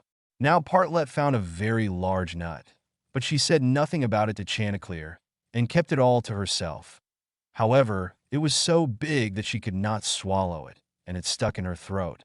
Then she was in a great fright, and cried out to Chanticleer, "Pray run as fast as you can, and fetch me some water, or I shall be choked." Chanticleer ran as fast as he could to the river, and said, "River, give me some water, for Partlet lies in the mountain, and will be choked by a great nut." The river said, "Run first to the bride, and ask her for a silken cord to draw up the water." Chanticleer ran to the bride, and said, "Bride, you must give me a silken cord, for then the river will give me water, and the water I will carry to Partlet, who lies on the mountain, and will be choked by a great nut." But the bride said, "Run first, and bring me my garland that is hanging on a willow in the garden." Then Chanticleer ran to the garden, and took the garland from the bough where it hung, and brought it to the bride. And then the bride gave him the silken cord, and he took the silken cord to the river, and the river gave him water, and he carried the water to Partlet. But in the meantime she was choked by the great nut, and lay quite dead, and never moved any more. Then Chanticleer was very sorry, and cried bitterly. And all the beasts came and wept with him over poor Partlet. And 6 mice built a little hearse to carry her to her grave. And when it was ready, they harnessed themselves before it, and Chanticleer drove them. On the way they met the fox. "Where are you going, Chanticleer?" said he. "To bury my Partlet," said the other. "May I go with you?" said the fox. "Yes, but you must get up behind, or my horses will not be able to draw you." Then the fox got up behind, and presently the wolf, the bear, the goat, and all the beasts of the wood came and climbed upon the hearse. So on they went till they came to a rapid stream. "How shall we get over?" said Chanticleer. Then said a straw, "I will lay myself across, and you may pass over upon me." But as the mice were going over, the straw slipped away and fell into the water, and the 6 mice all fell in and were drowned. What was to be done? Then a large log of wood came and said, "I am big enough. I will lay myself across the stream, and you shall pass over upon me." So he laid himself down, but they managed so clumsily that the log of wood fell in and was carried away by the stream. Then a stone, who saw what had happened, came up and kindly offered to help poor Chanticleer by laying himself across the stream. And this time he got safely to the other side with the hearse, and managed to get Partlet out of it. But the fox and the other mourners, who were sitting behind, were too heavy and fell back into the water and were all carried away by the stream and drowned. Thus Chanticleer was left alone with his dead Partlet, and having dug a grave for her, he laid her in it and made a little hillock over her. Then he sat down by the grave and wept and mourned, till at last he died too, and so all were dead. Rapunzel. There were once a man and a woman who had long in vain wished for a child. At length the woman hoped that God was about to grant her desire. These people had a little window at the back of their house from which a splendid garden could be seen, which was full of the most beautiful flowers and herbs. It was, however, surrounded by a high wall, and no one dared to go into it, because it belonged to an enchantress who had great power and was dreaded by all the world. One day the woman was standing by this window and looking down into the garden, when she saw a bed which was planted with the most beautiful rampion, Rapunzel, and it looked so fresh and green that she longed for it. She quite pined away and began to look pale and miserable. Then her husband was alarmed and asked, "What ails you, dear wife?" "Ah," she replied, "if I can't eat some of the rampion, which is in the garden behind our house, I shall die." The man who loved her thought, "Sooner than let your wife die, bring her some of the rampion yourself. Let it cost what it will." At twilight, he clambered down over the wall into the garden of the enchantress, hastily clutched a handful of rampion, and took it to his wife. She at once made herself a salad of it, and ate it greedily. It tasted so good to her, so very good, that the next day she longed for it 3 times as much as before. If he was to have any rest, her husband must once more descend into the garden. In the gloom of evening, therefore, he let himself down again. But when he had clambered down the wall, he was terribly afraid, for he saw the enchantress standing before him. "How can you dare," said she with angry look, "descend into my garden and steal my rampion like a thief? You shall suffer for it." "Ah," answered he, "let mercy take the place of justice. I only made up my mind to do it out of necessity. My wife saw your rampion from the window and felt such a longing for it that she would have died if she had not got some to eat." Then the enchantress allowed her anger to be softened, and said to him, "If the case be as you say, I will allow you to take away with you as much rampion as you will. Only I make one condition. You must give me the child which your wife will bring into the world. It shall be well treated, and I will care for it like a mother." The man in his terror consented to everything, and when the woman was brought to bed, the enchantress appeared at once, gave the child the name of Rapunzel, and took it away with her. Rapunzel grew into the most beautiful child under the sun. When she was 12 years old, the enchantress shut her into a tower, which lay in a forest, and had neither stairs nor door, but quite at the top was a little window.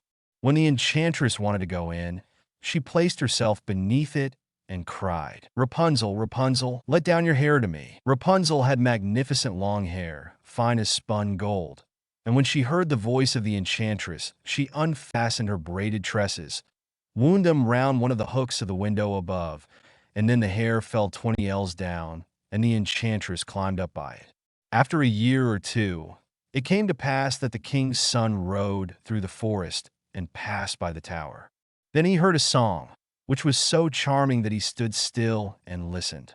This was Rapunzel, who in her solitude passed her time in letting her sweet voice resound. The king's son wanted to climb up to her and look for the door of the tower, but none was to be found. He rode home, but the singing had so deeply touched his heart that every day he went out into the forest and listened to it. Once when he was thus standing behind a tree, he saw that an enchantress came there, and he heard how she cried, "Rapunzel, Rapunzel, let down your hair to me." Then Rapunzel let down the braids of her hair, and the enchantress climbed up to her. "If that is the ladder by which one mounts, I too will try my fortune," said he, and the next day when it began to grow dark, he went to the tower and cried, "Rapunzel, Rapunzel, let down your hair to me." Immediately the hair fell down, and the king's son climbed up. At first Rapunzel was terribly frightened when a man, such as her eyes had never yet beheld, came to her. But the king's son began to talk to her quite like a friend, and told her that his heart had been so stirred that it had let him have no rest, and he had been forced to see her. Then Rapunzel lost her fear, and when he asked her if she would take him for her husband, and she saw that he was young and handsome, she thought, "He will love me more than old Dame Gothel does." And she said yes, and laid her hand in his. She said, "I will willingly go away with you, but I do not know how to get down. Bring with you a skein of silk every time that you come, and I will weave a ladder with it. And when that is ready, I will descend, and you will take me on your horse." They agreed that until that time, he should come to her every evening, for the old woman came by day. The enchantress remarked nothing of this, until once Rapunzel said to her, "Tell me, Dame Gothel, how it happens that you are so much heavier for me to draw up than the young king's son. He is with me in a moment." "Ah, you wicked child," cried the enchantress. "What do I hear you say? I thought I had separated you from all the world, and yet you have deceived me." In her anger, she clutched Rapunzel's beautiful tresses, wrapped them twice round her left hand, seized a pair of scissors with the right, and snip, snap, they were cut off, and the lovely braids lay on the ground. And she was so pitiless that she took poor Rapunzel into a desert where she had to live in great grief and misery. On the same day that she cast out Rapunzel, however, the enchantress fastened the braids of hair, which she had cut off, to the hook of the window, and when the king's son came and cried, "Rapunzel, Rapunzel, let down your hair to me," she let the hair down. The king's son ascended, but instead of finding his dearest Rapunzel, he found the enchantress, who gazed at him with wicked and venomous looks. "Aha!" she cried mockingly. "You would fetch your dearest, but the beautiful bird sits no longer singing in the nest. The cat has got it, and will scratch out your eyes as well. Rapunzel is lost to you. You will never see her again." The king's son was beside himself with pain, and in his despair he leapt down from the tower. He escaped with his life, but the thorns into which he fell pierced his eyes. Then he wandered quite blind about the forest, ate nothing but roots and berries, and did not but lament and weep over the loss of his dearest wife. Thus he roamed about in misery for some years, and at length came to the desert where Rapunzel, with the twins to which she had given birth, a boy and a girl, lived in wretchedness. He heard a voice, and it seemed so familiar to him that he went towards it, and when he approached, Rapunzel knew him and fell on his neck and wept. Two of her tears wetted his eyes, and they grew clear again, and he could see with them as before. He led her to his kingdom, where he was joyfully received, and they lived for a long time afterwards, happy and contented. Fundevogel. There was once a forester who went into the forest to hunt, and as he entered it, he heard a sound of screaming as if a little child were there. He followed the sound, and at last came to a high tree, and at the top of this a little child was sitting, for the mother had fallen asleep under the tree with the child, and a bird of prey had seen it in her arms, had flown down, snatched it away, and set it on the high tree.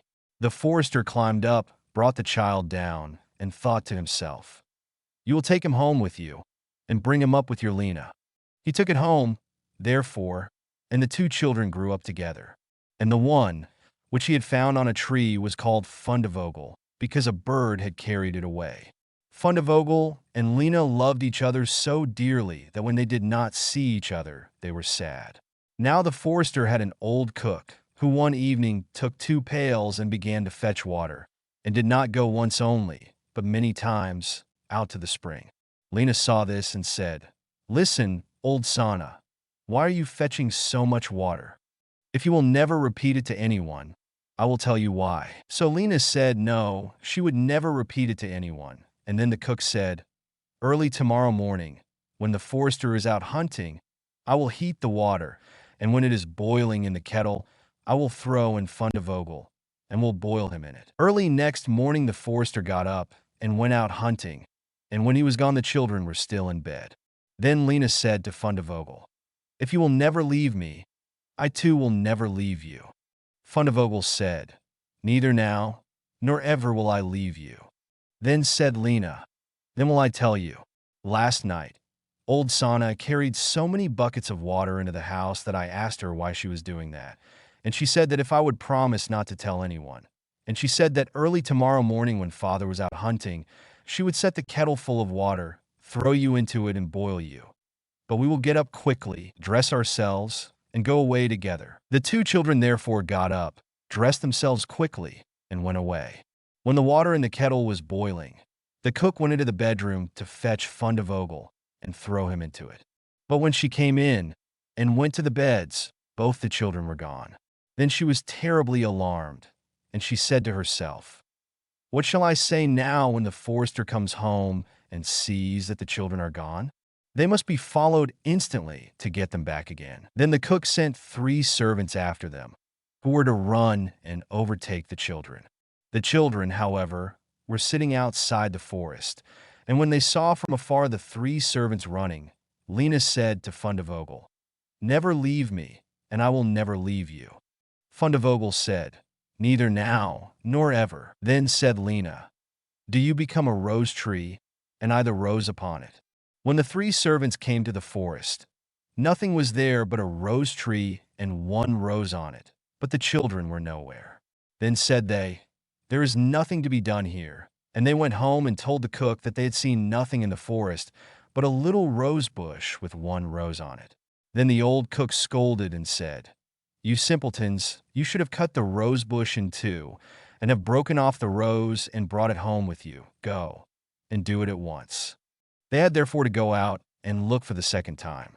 The children, however, saw them coming from a distance.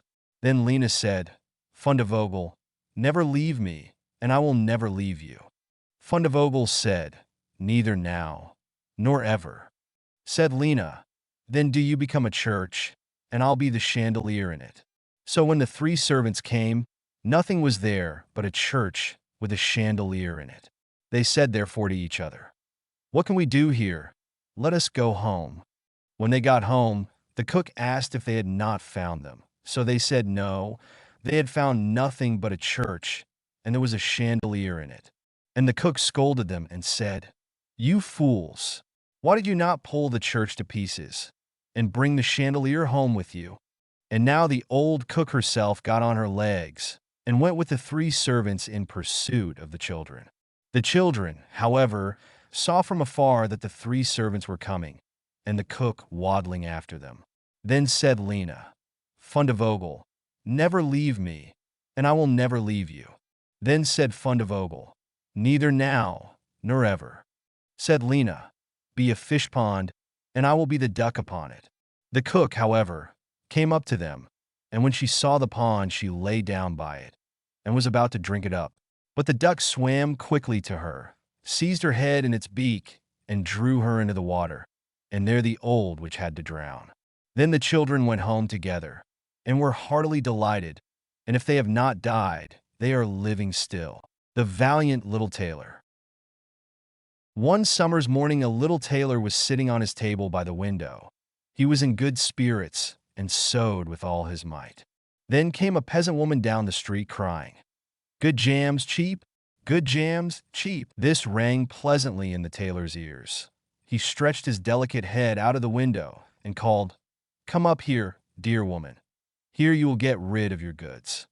The woman came up the 3 steps to the tailor with her heavy basket, and he made her unpack all the pots for him. He inspected each one, lifted it up, put his nose to it, and at length said, "The jam seems to me to be good, so weigh me out 4 ounces, dear woman, and if it is 1/4 of a pound, that is of no consequence." The woman, who had hoped to find a good sale, gave him what he desired, but went away quite angry and grumbling. "Now, this jam shall be blessed by God," cried the little tailor, "and give me health and strength." So he brought the bread out of the cupboard, cut himself a piece right across the loaf, and spread the jam over it. "This won't taste bitter," said he, "but I will just finish the jacket before I take a bite." He laid the bread near him, sewed on, and in his joy made bigger and bigger stitches. In the meantime, the smell of the sweet jam rose to where the flies were sitting in great numbers, and they were attracted and descended on it in hosts. "Who invited you?" said the little tailor, and drove the unbidden guests away. The flies, however, who understood no German, would not be turned away, but came back again in ever-increasing companies. The little tailor at last lost all patience and drew a piece of cloth from the hole under his work table and saying, "Wait, and I will give it to you," struck it mercilessly on them. When he drew it away and counted, there lay before him no fewer than 7, dead and with legs stretched out. "Are you a fellow of that sort?" said he, and could not help admiring his own bravery. "The whole town shall know of this." And the little tailor hastened to cut himself a girdle, stitched it, and embroidered on it in large letters, 7 at one stroke. "What, the town?" he continued. "The whole world shall hear of it." And his heart wagged with joy like a lamb's tail. The tailor put on the girdle and resolved to go forth into the world, because he thought his workshop was too small for his valor. Before he went away, he sought about in the house to see if there was anything which he could take with him. However, he found nothing but an old cheese, and that he put in his pocket. In front of the door, he observed a bird which had caught itself in the thicket. It had to go into his pocket with the cheese. Now he took to the road boldly, and as he was light and nimble, he felt no fatigue. The road led him up a mountain, and when he had reached the highest point of it, there sat a powerful giant looking peacefully about him. The little tailor went bravely up, spoke to him, and said, "Good day, comrade. So you are sitting there overlooking the widespread world. I am just on my way thither, and want to try my luck. Have you any inclination to go with me?" The giant looked contemptuously at the tailor, and said, "You ragamuffin, you miserable creature." "Oh, indeed," answered the little tailor, and unbuttoned his coat, and showed the giant the girdle. "There may you read what kind of a man I am."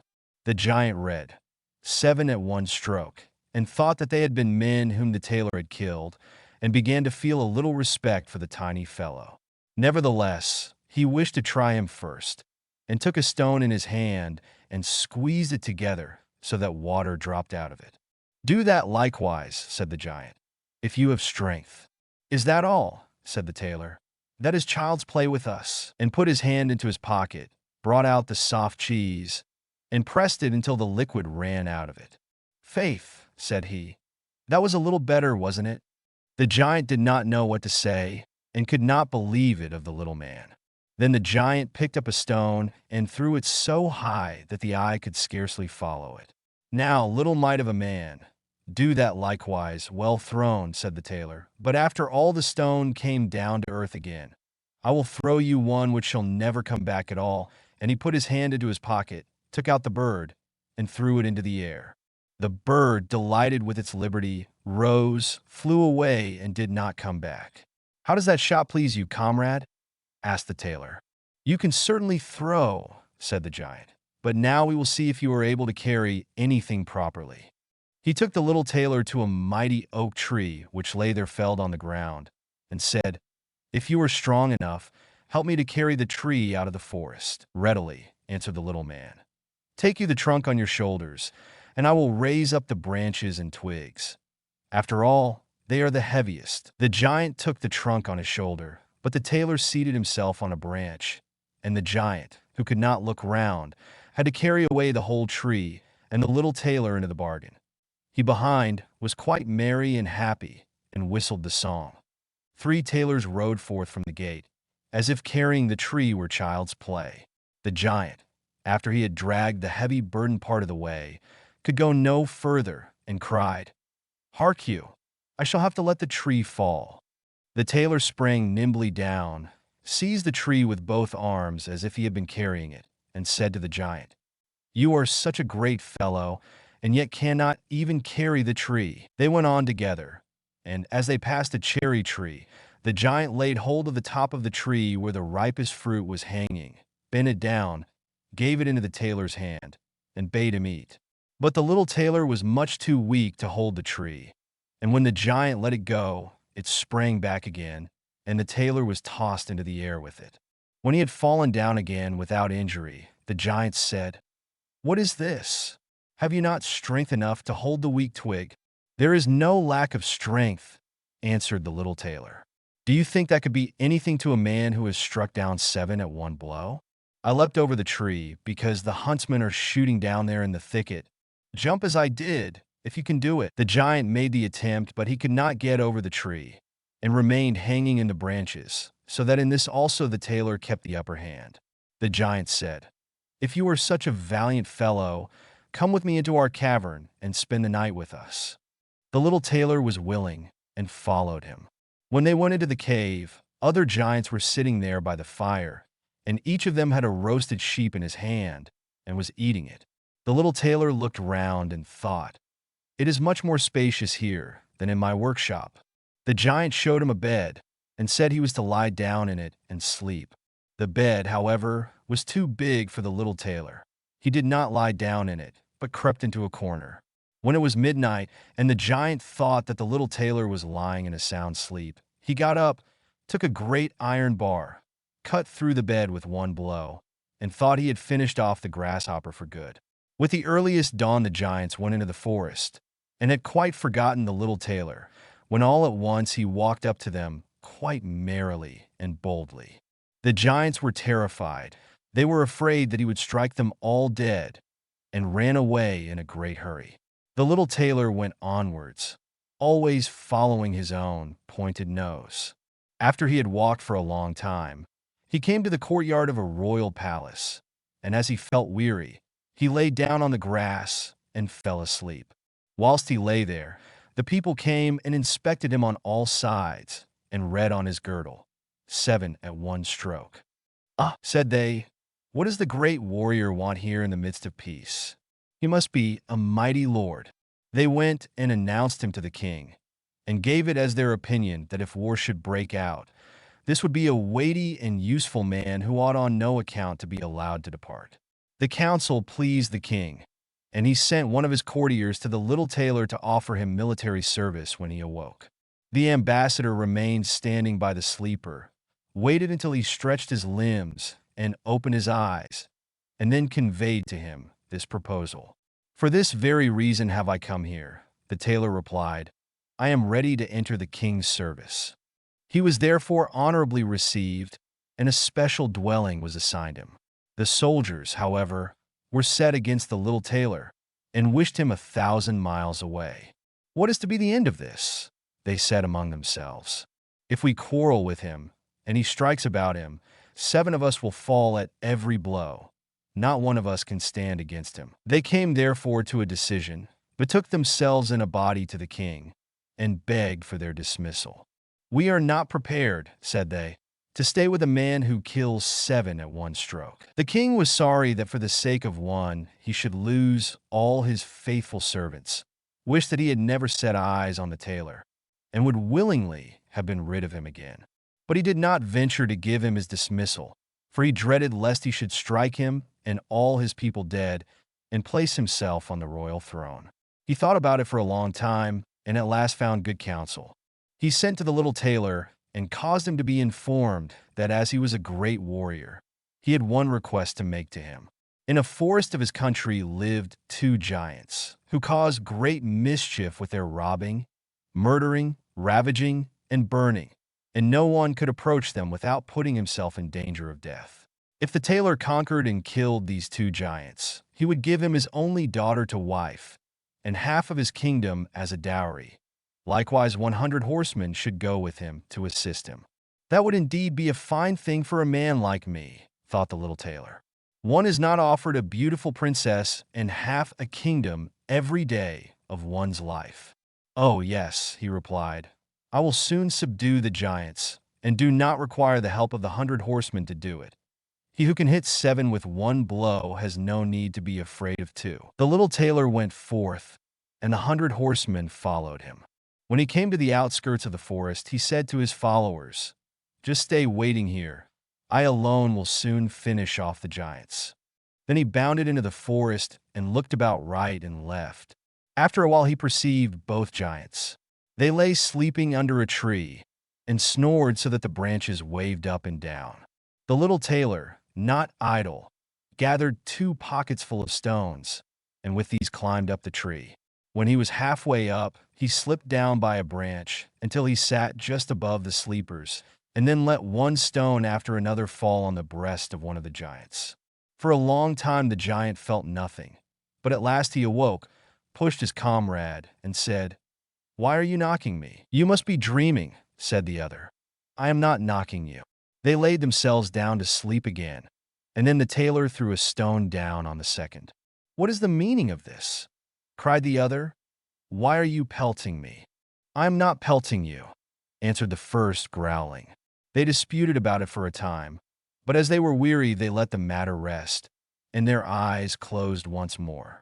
The little tailor began his game again, picked out the biggest stone, and threw it with all his might on the breast of the first giant. "That is too bad," cried he, and sprang up like a madman, and pushed his companion against the tree until it shook. The other paid him back in the same coin, and they got into such a rage that they tore up trees and belabored each other so long, that at last they both fell down dead on the ground at the same time. Then the little tailor leapt down. "It is a lucky thing," said he, "that they did not tear up the tree on which I was sitting, or I should have had to sprint onto another like a squirrel. But we tailors are nimble." He drew out his sword and gave each of them a couple of thrusts in the breast, and then went out to the horsemen and said, "The work is done. I have finished both of them off, but it was hard work." They tore up trees in their sore need, and defended themselves with them, but all that is to no purpose when a man like myself comes, who can kill 7 at one blow. "But are you not wounded?" asked the horseman. "You need not concern yourself about that," answered the tailor. "They have not bent one hair of mine." The horsemen would not believe him, and rode into the forest. There they found the giants swimming in their blood, and all round about lay the torn-up trees. The little tailor demanded of the king the promised reward. He, however, repented of his promise, and again bethought himself how he could get rid of the hero. "Before you receive my daughter and the half of my kingdom," said he to him, "you must perform one more heroic deed. In the forest roams a unicorn which does great harm, and you must catch it first. I fear one unicorn still less than 2 giants. 7 at one blow is my kind of affair." He took a rope and an axe with him, went forth into the forest, and again bade those who were sent with him to wait outside. He had not long to seek. The unicorn soon came towards him, and rushed directly on the tailor, as if it would gore him with its horn without more ado. "Softly, softly, it can't be done as quickly as that," said he, and stood still and waited until the animal was quite close, and then sprang nimbly behind the tree. The unicorn ran against the tree with all its strength, and stuck its horns so fast in the trunk that it had not the strength enough to draw it out again, and thus it was caught. "Now I have got the bird," said the tailor, and came out from behind the tree and put the rope round its neck, and then with his axe he hewed the horn out of the tree, and when all was ready he led the beast away and took it to the king. The king still would not give him the promised reward, and made a third demand. Before the wedding, the tailor was to catch him a wild boar that made great havoc in the forest, and the huntsmen should give him their help. "Willingly," said the tailor. "That is child's play." He did not take the huntsmen with him into the forest, and they were well pleased that he did not, for the wild boar had several times received them in such a manner that they had no inclination to lie in wait for him. When the boar perceived the tailor, it ran on him with foaming mouth and whetted tusks, and was about to throw him to the ground. But the hero fled and sprang into a chapel which was near and up to the window at once, and in one bound out again. The boar ran after him, but the tailor ran round outside and shut the door behind it, and then the raging beast, which was much too heavy and awkward to leap out of the window, was caught. The little tailor called the huntsmen thither that they might see the prisoner with their own eyes. The hero, however, went to the king, who was now, whether he liked it or not, obliged to keep his promise, and gave his daughter and the half of his kingdom. Had he known that it was no warlike hero, but a little tailor who was standing before him, it would have gone to his heart still more than it did. The wedding was held with great magnificence and small joy, and out of a tailor a king was made.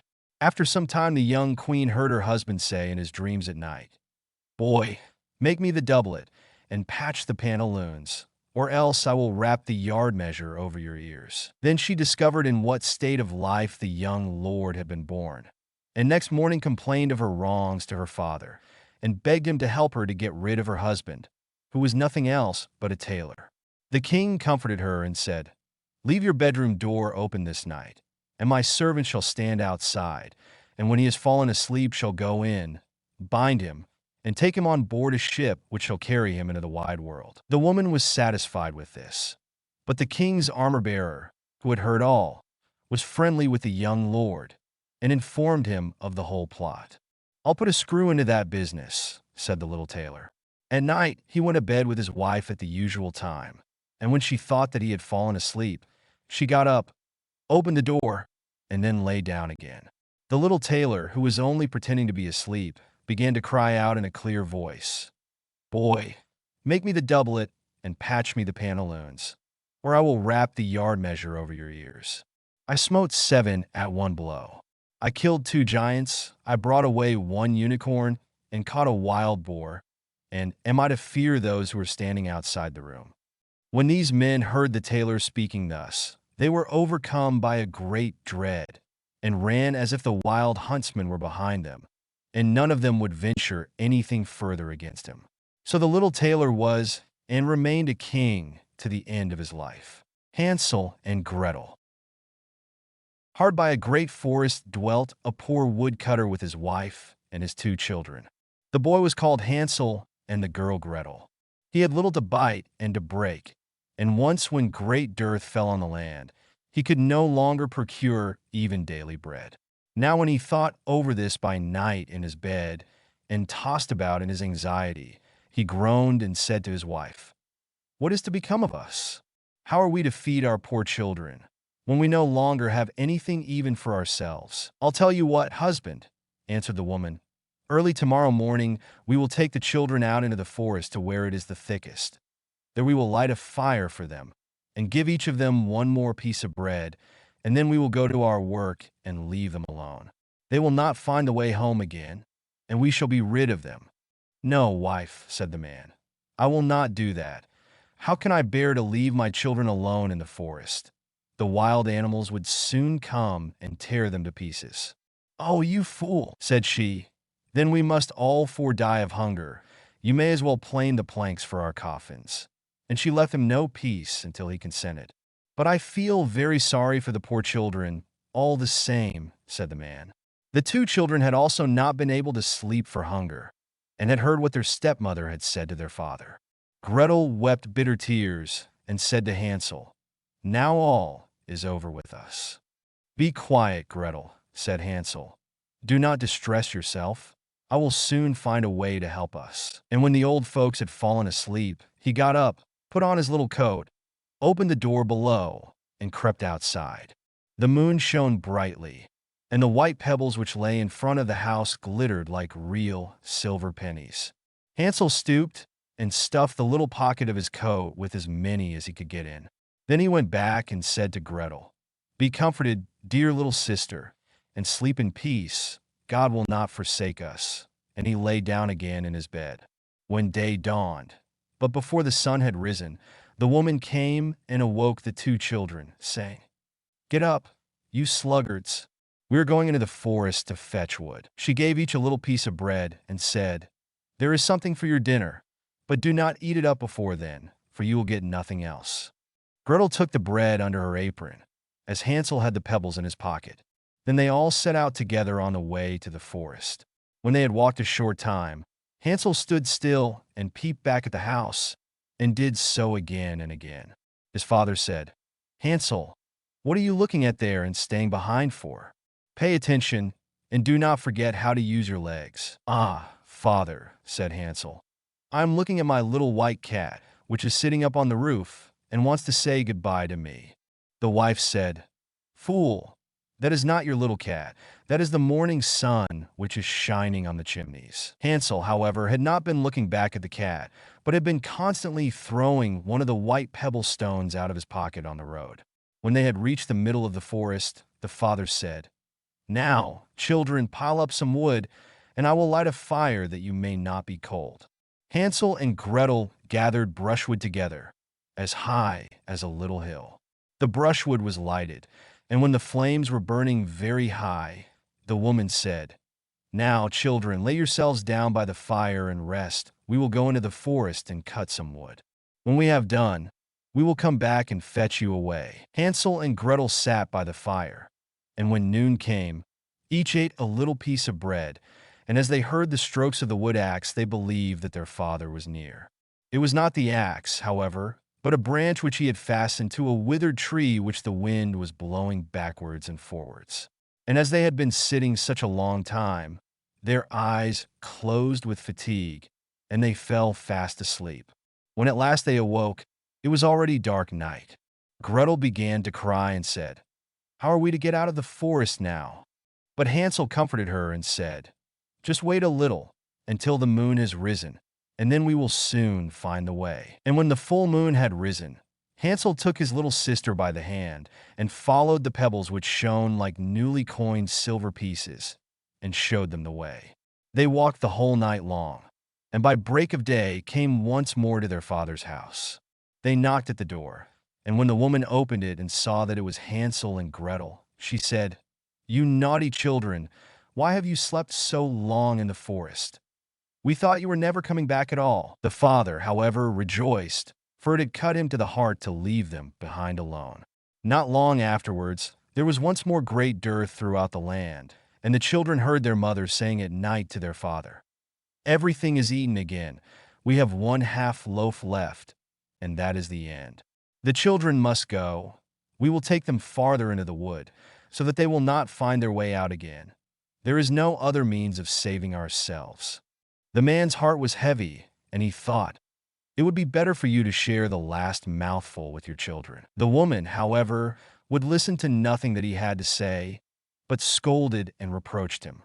He who says a must say be, likewise, and as he had yielded the first time, he had to do so a second time also. The children, however, were still awake and had heard the conversation. When the old folks were asleep, Hansel again got up and wanted to go out and pick up pebbles as he had done before, but the woman had locked the door, and Hansel could not get out. Nevertheless, he comforted his little sister and said, "Do not cry, Gretel. Go to sleep quietly. The good God will help us." Early in the morning came the woman and took the children out of their beds. Their piece of bread was given to them, but it was still smaller than the time before. On the way into the forest, Hansel crumbled his in his pocket, and often stood still and threw a morsel on the ground. "Hansel, why do you stop and look round?" said the father. "Go on." "I am looking back at my little pigeon which is sitting on the roof and wants to say goodbye to me," answered Hansel. "Fool," said the woman, "that is not your little pigeon. That is the morning sun that is shining on the chimney." Hansel, however, little by little, threw all the crumbs on the path. The woman led the children still deeper into the forest, where they had never in their lives been before. Then a great fire was again made, and the mother said, "Just sit there, you children, and when you are tired you may sleep a little. We are going into the forest to cut wood, and in the evening when we are done, we will come and fetch you away." When it was noon, Gretel shared her piece of bread with Hansel, who had scattered his by the way. Then they fell asleep, and evening passed, but no one came to the poor children. They did not awake until it was dark night, and Hansel comforted his little sister and said, "Just wait, Gretel, until the moon rises, and then we shall see the crumbs of bread which I have strewn about. They will show us our way home again." When the moon came, they set out, but they found no crumbs, for the many thousands of birds which fly about in the woods and fields had picked them all up. Hansel said to Gretel, "We shall soon find the way," but they did not find it. They walked the whole night, and all the next day too, from morning till evening, but they did not get out of the forest, and were very hungry, for they had nothing to eat but 2 or 3 berries, which grew on the ground. And as they were so weary that their legs would carry them no longer, they lay down beneath a tree and fell asleep. It was now 3 mornings since they had left their father's house. They began to walk again, but they always came deeper into the forest, and if help did not come soon, they must die of hunger and weariness. When it was midday, they saw a beautiful snow-white bird sitting on a bough, which sang so delightfully that they stood still and listened to it. And when its song was over, It spread its wings and flew away before them, and they followed it until they reached a little house, on the roof of which it alighted. And when they approached the little house, they saw that it was built of bread and covered with cakes, but that the windows were of clear sugar. "We will set to work on that," said Hansel, "and have a good meal. I will eat a bit of the roof, and you, Gretel, can eat some of the window. It will taste sweet." Hansel reached up above and broke off a little of the roof to try how it tasted, and Gretel leaned against the window and nibbled at the panes. Then a soft voice cried from the parlor, "Nibble, nibble, gnaw. Who is nibbling at my little house?" The children answered, the wind, the heaven-born wind," and went on eating without disturbing themselves. Hansel, who liked the taste of the roof, tore down a great piece of it, and Gretel pushed out the whole of one round window pane, sat down, and enjoyed herself with it. Suddenly the door opened, and a woman as old as the hills, who supported herself on crutches, came creeping out. Hansel and Gretel were so terribly frightened that they let fall what they had in their hands. The old woman, however, nodded her head and said, "Oh, you dear children, who has brought you here? Do come in and stay with me. No harm shall happen to you." She took them both by the hand and led them into her little house. Then good food was set before them, milk and pancakes with sugar, apples, and nuts. Afterwards, 2 pretty little beds were covered with clean, white linen, and Hansel and Gretel lay down in them and thought they were in heaven. The old woman had only pretended to be so kind. She was in reality a wicked witch who lay in wait for children, and had only built the little house of bread in order to entice them there. When a child fell into her power, she killed it, cooked, and ate it, and that was a feast day with her. Witches have red eyes and cannot see far, but they have a keen scent like the beasts, and are aware when human beings draw near. When Hansel and Gretel came in her neighborhood, she laughed with malice, and said mockingly, "I have them. They shall not escape me again." Early in the morning, before the children were awake, she was already up, and when she saw both of them sleeping and looking so pretty, with their plump and rosy cheeks, she muttered to herself, "That will be a dainty mouthful." Then she seized Hansel with her shriveled hand, carried him into a little stable, and locked him in behind a grated door. Scream as he might, it would not help him. Then she went to Gretel, shook her till she awoke, and cried, "Get up, lazy thing, fetch some water, and cook something good for your brother. He is in the stable outside, and is to be made fat. When he is fat, I will eat him." Gretel began to weep bitterly, but it was all in vain, for she was forced to do what the wicked witch commanded. And now the best food was cooked for poor Hansel, but Gretel got nothing but crab shells. Every morning the woman crept to the little stable and cried, "Hansel, stretch out your finger that I may feel if you will soon be fat." Hansel, however, stretched out a little bone to her, and the old woman, who had dim eyes, could not see it, and thought it was Hansel's finger, and was astonished that there was no way of fattening him.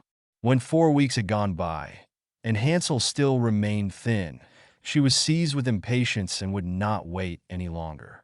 "Now then, Gretel," she cried to the girl, "stir yourself, and bring some water. Let Hansel be fat or lean. Tomorrow I will kill him and cook him." Ah, how the poor little sister did lament when she had to fetch the water, and how her tears did flow down her cheeks. "Dear God, do help us," she cried. "If the wild beasts in the forest had but devoured us, we should at any rate have died together." "Just keep your noise to yourself," said the old woman.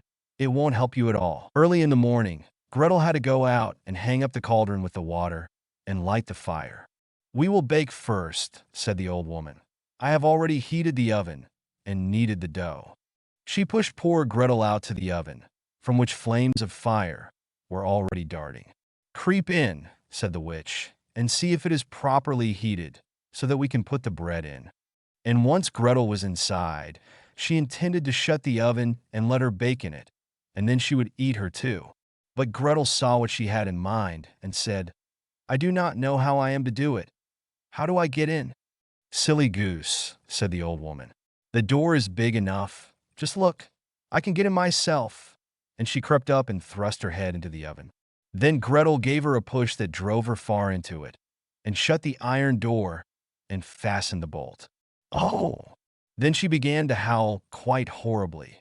But Gretel ran away, and the godless, which was miserably burnt to death. Gretel, however, ran like lightning to Hansel, opened his little stable, and cried, "Hansel, we are saved. The old witch is dead." Then Hansel sprang like a bird from its cage when the door is opened. How they did rejoice and embrace each other, and dance about and kiss each other. And as they had no longer any need to fear her, they went into the witch's house, and in every corner there stood chests full of pearls and jewels. "These are far better than pebbles," said Hansel, and thrust into his pockets whatever could be got in, and Gretel said, "I, too, will take something home with me," and filled her pinafore full.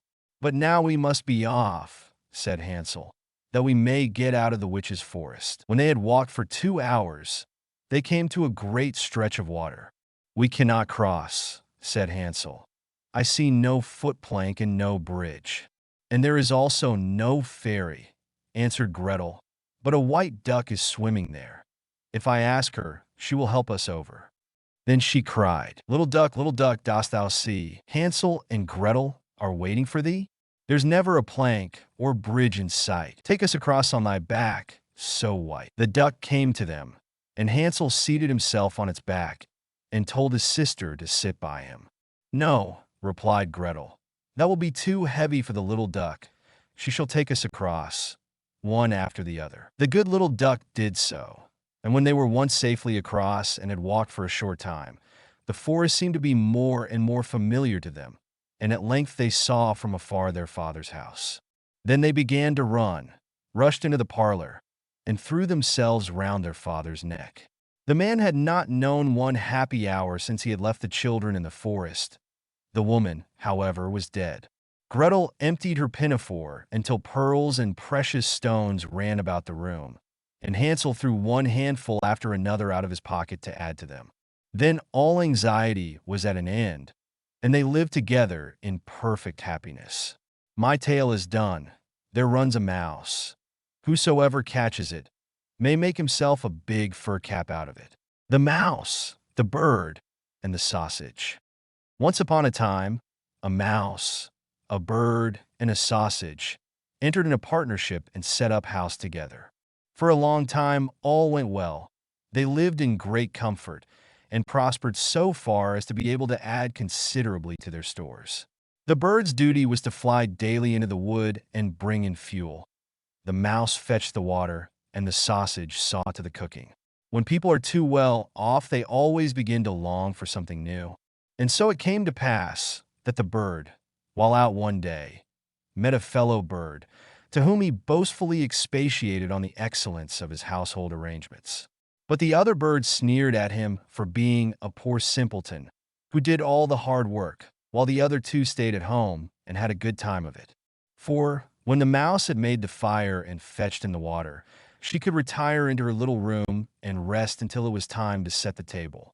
The sausage had only to watch the pot to see that the food was properly cooked, and when it was near dinner time, he just threw himself into the broth, or rolled in and out among the vegetables 3 or 4 times, and there they were, buttered and salted, and ready to be served.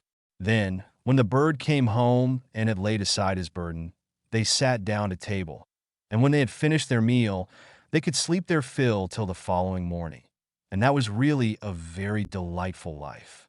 Influenced by those remarks, the bird next morning refused to bring in the wood, telling the others that he had been their servant long enough, and had been a fool into the bargain, and that it was now time to make a change, and to try some other way of arranging the work. Beg and pray as the mouse and the sausage might, it was of no use. The bird remained master of the situation, and the venture had to be made. They therefore drew lots, and it fell to the sausage to bring in the wood, to the mouse to cook, and to the bird to fetch the water. And now what happened? The sausage started in search of wood, the bird made the fire, and the mouse put on the pot, and then these two waited till the sausage returned with the fuel for the following day. But the sausage remained so long away that they became uneasy, and the bird flew out to meet him. He had not flown far, however, when he came across a dog who, having met the sausage, had regarded him as his legitimate booty, and so seized and swallowed him.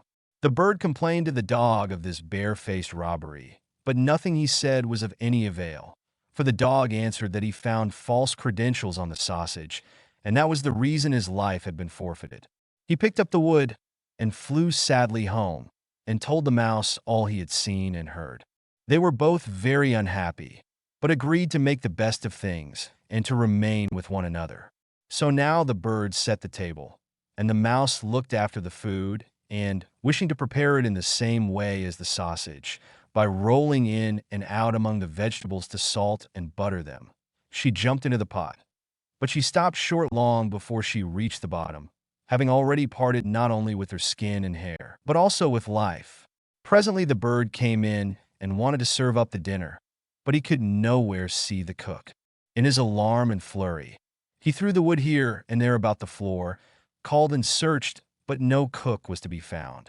Then some of the wood that had been carelessly thrown down caught fire and began to blaze. The bird hastened to fetch some water, but his pail fell into the well, and he after it, and as he was unable to recover himself, he was drowned. Mother Holly. Once upon a time there was a widow who had 2 daughters. One of them was beautiful and industrious, the other ugly and lazy. The mother, however, loved the ugly and lazy one best, because she was her own daughter, and so the other, who was only her stepdaughter, was made to do all the work of the house, and was quite the Cinderella of the family. Her stepmother sent her out every day to sit by the well in the high road, there to spin until she made her fingers bleed. Now it chanced one day that some blood fell onto the spindle, and as the girl stopped over the well to wash it off, the spindle suddenly sprang out of her hand and fell into the well. She ran home, crying to tell of her misfortune, but her stepmother spoke harshly to her, and after giving her a violent scolding, said unkindly, "As you have let the spindle fall into the well, you may go yourself and fetch it out." The girl went back to the well, not knowing what to do, and at last in her distress, she jumped into the water after the spindle.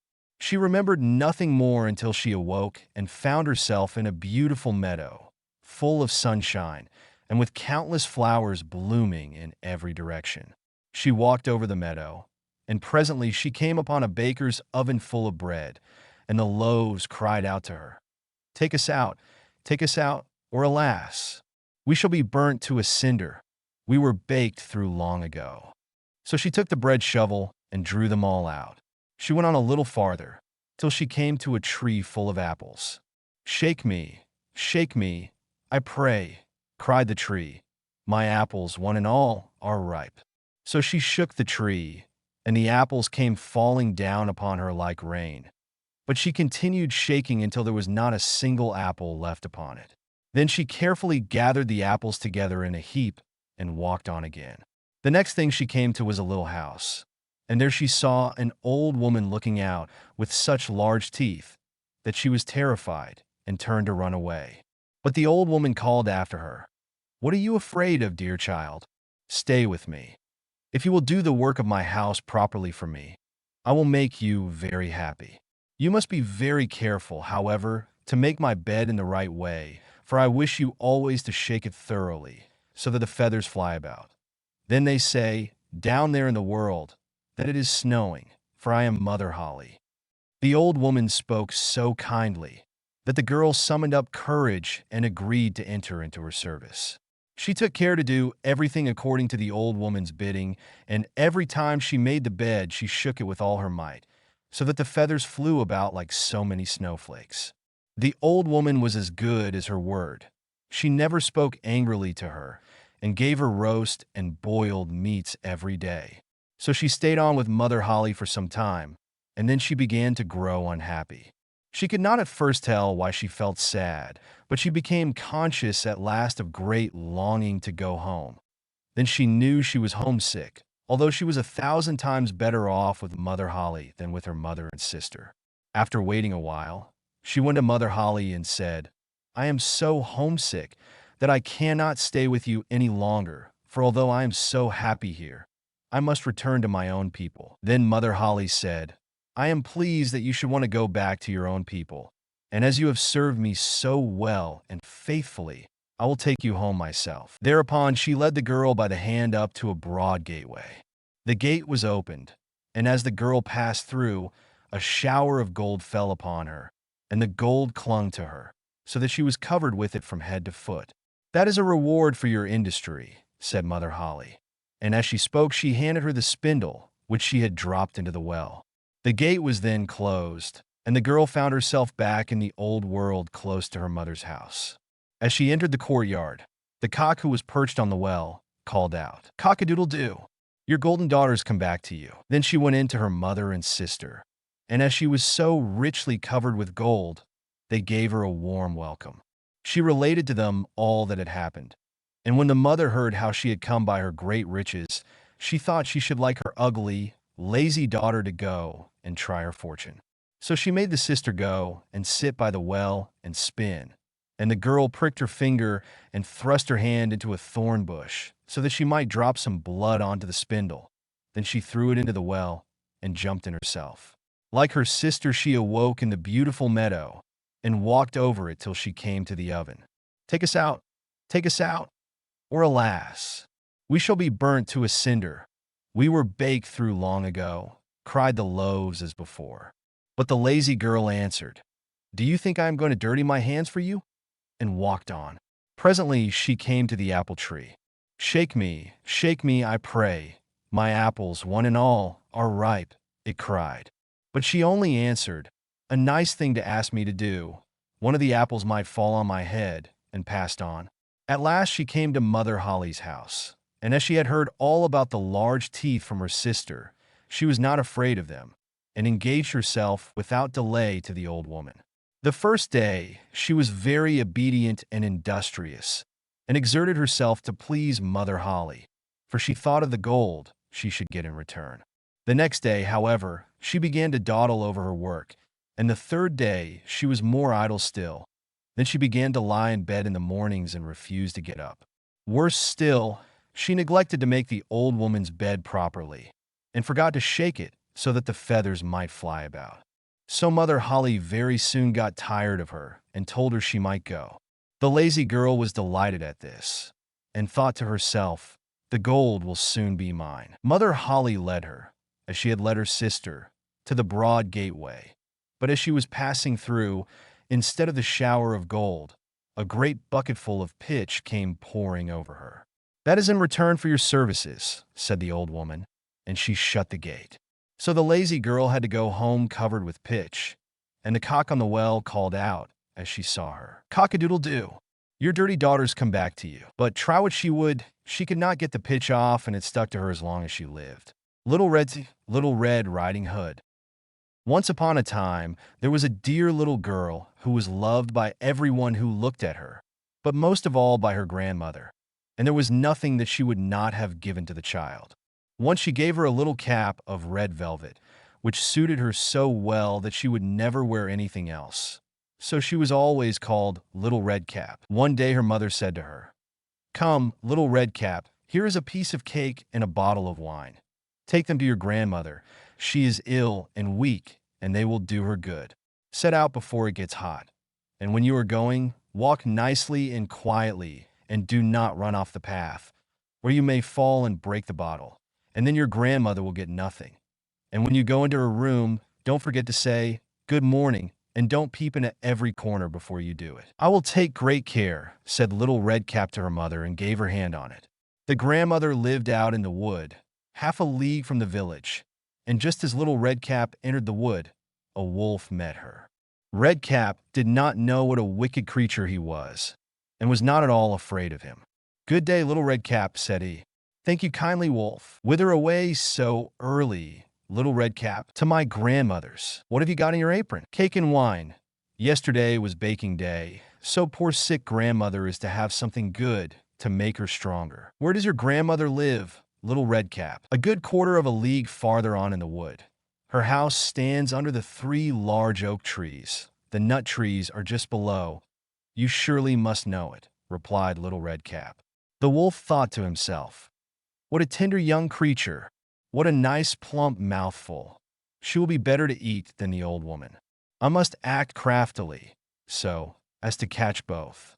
So he walked for a short time by the side of Little Red Cap, and then he said, "See, Little Red Cap, how pretty the flowers are about here. Why do you not look round? I believe, too, that you do not hear how sweetly the little birds are singing. You walk gravely along as if you were going to school, while everything else out here in the wood is merry." Little Red Cap raised her eyes, and when she saw the sunbeams dancing here and there through the trees, and pretty flowers growing everywhere, she thought, "Suppose I take grandmother a fresh nosegay. That would please her too. It is so early in the day that I shall still get there in good time." And so she ran from the path into the wood to look for flowers.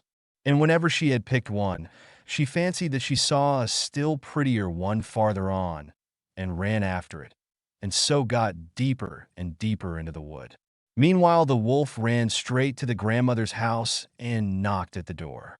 "Who is there?" "Little Red Cap," replied the wolf. "She is bringing cake and wine. Open the door." "Lift the latch," called out the grandmother.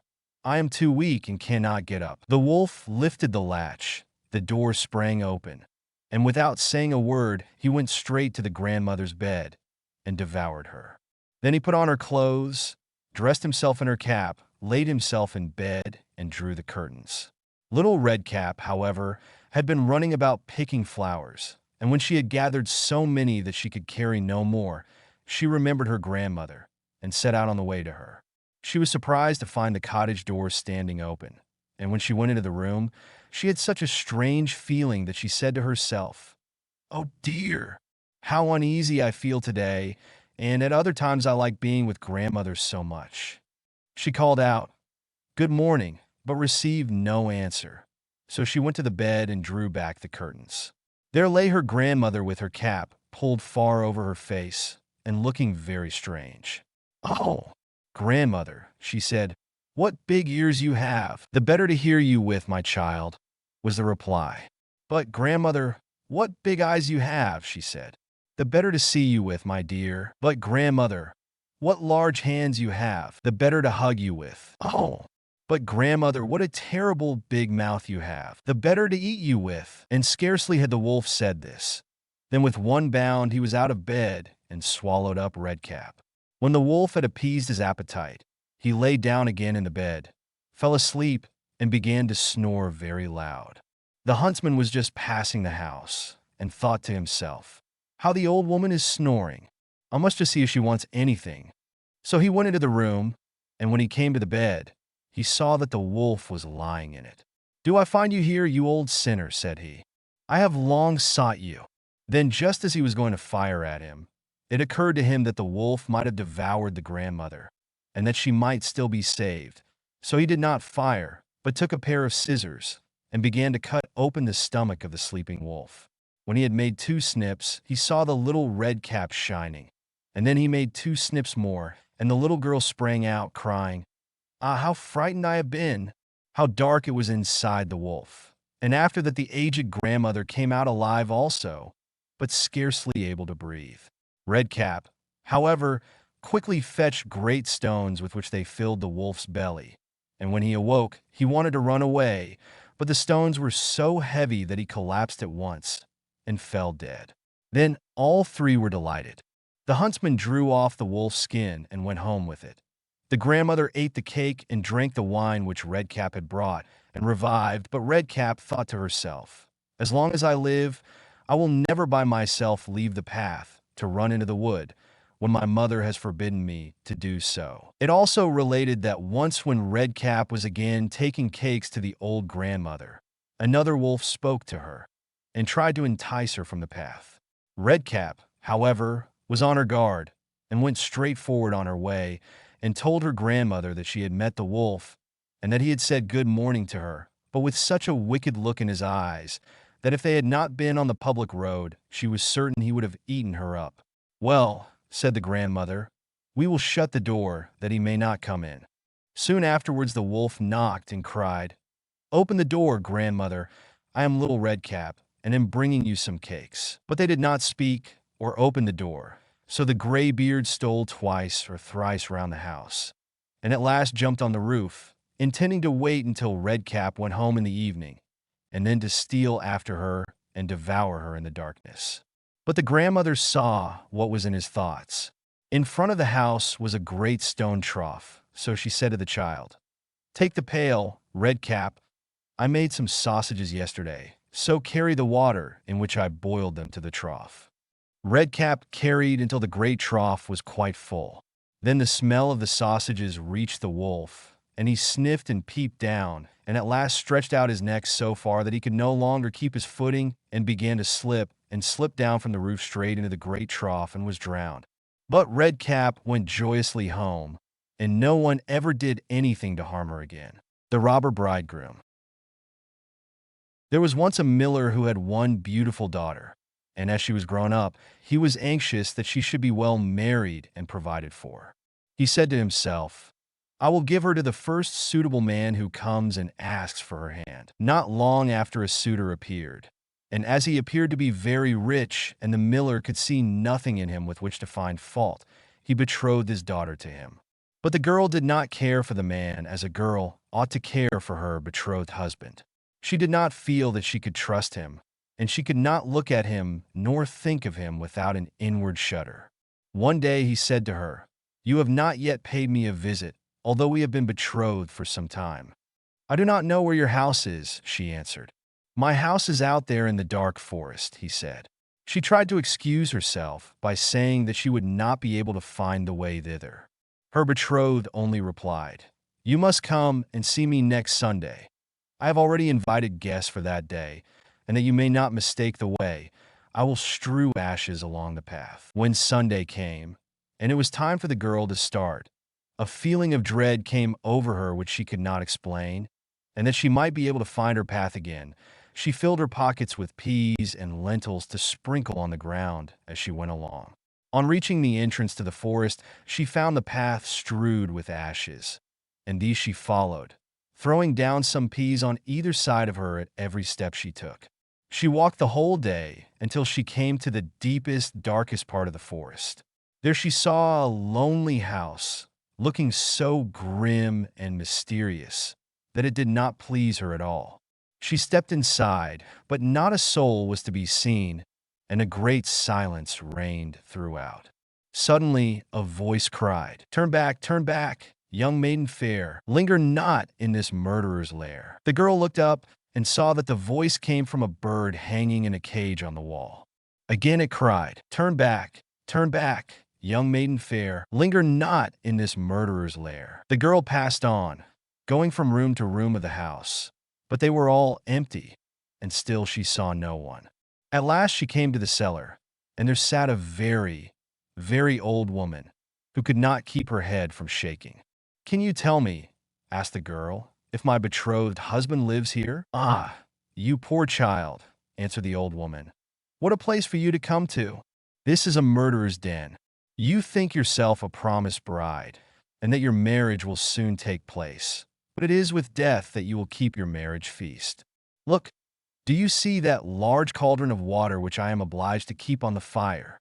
As soon as they have you in their power, they will kill you without mercy, and cook and eat you, for they are eaters of men. If I did not take pity on you and save you, you would be lost." Thereupon the old woman led her behind a large cask, which quite hid her from view. "Keep as still as a mouse," she said. "Do not move or speak, or it will be all over with you. Tonight, when the robbers are all asleep, we will flee together. I have long been waiting for an opportunity to escape." The words were hardly out of her mouth when the godless crew returned, dragging another young girl along with them. They were all drunk, and paid no heed to her cries and lamentations. They gave her wine to drink, 3 glasses full, one of white wine, one of red, and one of yellow, and with that her heart gave way and she died.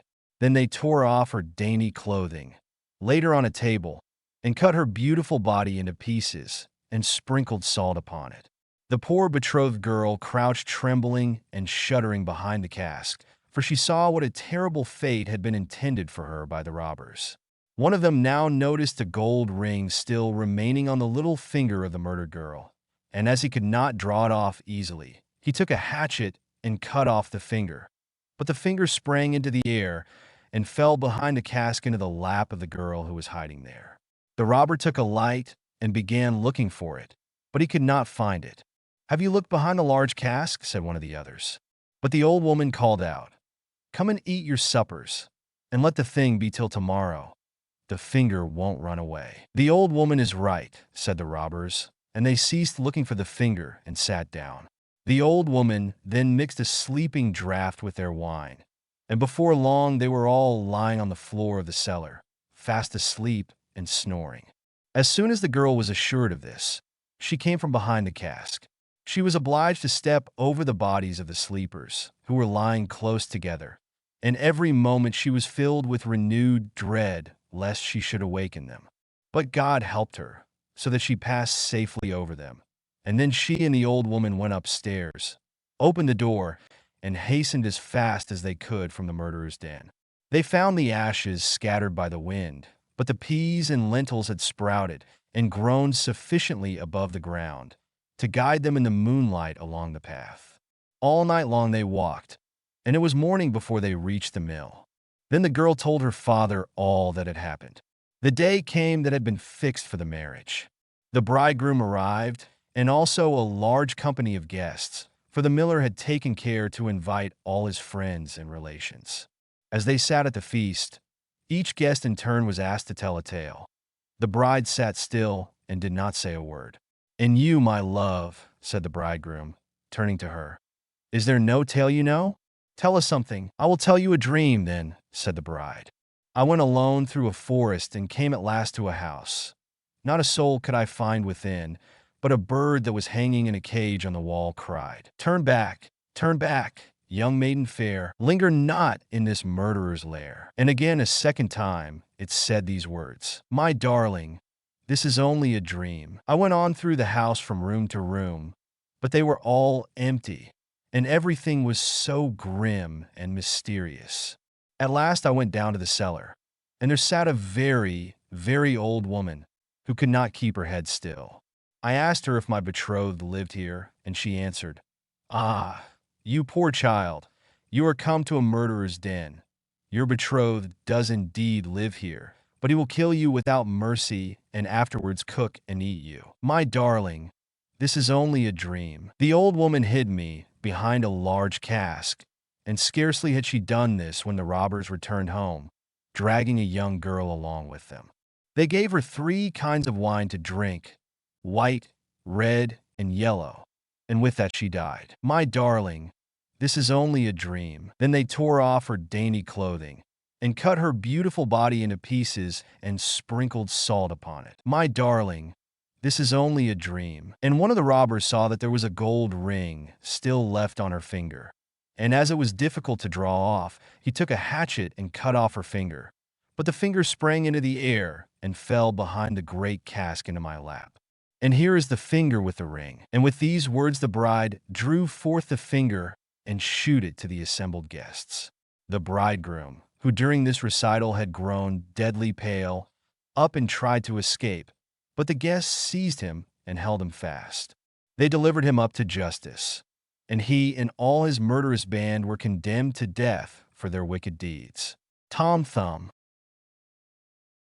A poor woodman sat in his cottage one night, smoking his pipe by the fireside, while his wife sat by his side spinning. "How lonely it is, wife," said he, as he puffed out a long curl of smoke, "for you and me to sit here by ourselves, without any children to play about and amuse us, while other people seem so happy and merry with their children." "What you say is very true," said the wife, sighing, and turning round her wheel. "How happy should I be if I had but one child, if it were ever so small. Nay, if it were no bigger than my thumb, I should be very happy and love it dearly." Now, odd as you may think it, it came to pass that this good woman's wish was fulfilled, just in the very way she had wished it. For not long afterwards, she had a little boy who was quite healthy and strong, but was not much bigger than my thumb. So they said, "Well, we cannot say we have not got what we wished for, and little as he is, we will love him dearly." And they called him Thomas Thumb. They gave him plenty of food, Yet for all they could do, he never grew bigger, but kept just the same size as he had been when he was born. Still, his eyes were sharp and sparkling, and he soon showed himself to be a clever little fellow who always knew well what he was about.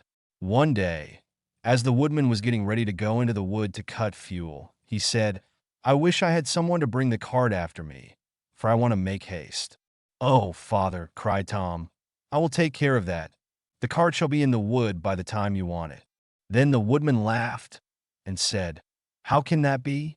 You cannot reach up to the horse's bridle." "Never mind that, father," said Tom. "If my mother will only harness the horse, I will get into his ear and tell him which way to go." "Well," said the father, "we will try for once." When the time came, the mother harnessed the horse to the cart and put Tom into his ear. And as he sat there, the little man told the beast how to go, crying out, "Go on," and stop, as he wanted. And thus the horse went on just as well as if the woodman had driven it himself into the wood. It happened that as the horse was going a little too fast, and Tom was calling out, "Gently, gently," two strangers came up. "What an odd thing that is," said one. "There is a cart going along, and I hear a carter talking to the horse, but yet I can see no one." "That is queer indeed," said the other. "Let us follow the cart and see where it goes." So they went on into the wood, till at last they came to the place where the woodman was. Then Tom Thumb, seeing his father, cried out, "See, father, here I am with the cart, all right and safe. Now take me down." So his father took hold of the horse with one hand, and with the other took his son out of the horse's ear, and put him down upon a straw, where he sat as merry as you please. The two strangers were all this time looking on, and did not know what to say for wonder. At last one took the other aside, and said, "That little urchin will make our fortune, if we can get him, and carry him about from town to town as a show. We must buy him." So they went up to the woodman, and asked him what he would take for the little man. "He will be better off," said they, "with us than with you." "I won't sell him at all," said the father. "My own flesh and blood is dearer to me than all the silver and gold in the world." But Tom, hearing of the bargain they wanted to make, crept up his father's coat to his shoulder and whispered in his ear, "Take the money, father, and let them have me. I'll soon come back to you." So the woodman at last said he would sell Tom to the strangers for a large piece of gold, and they paid the price. "Where would you like to sit?" said one of them. "Oh, put me on the rim of your hat. That will be a nice gallery for me. I can walk about there and see the country as we go along." So they did as he wished, and when Tom had taken leave of his father, they took him away with them. They journeyed on till it began to be dusky, and then the little man said, "Let me get down, I'm tired."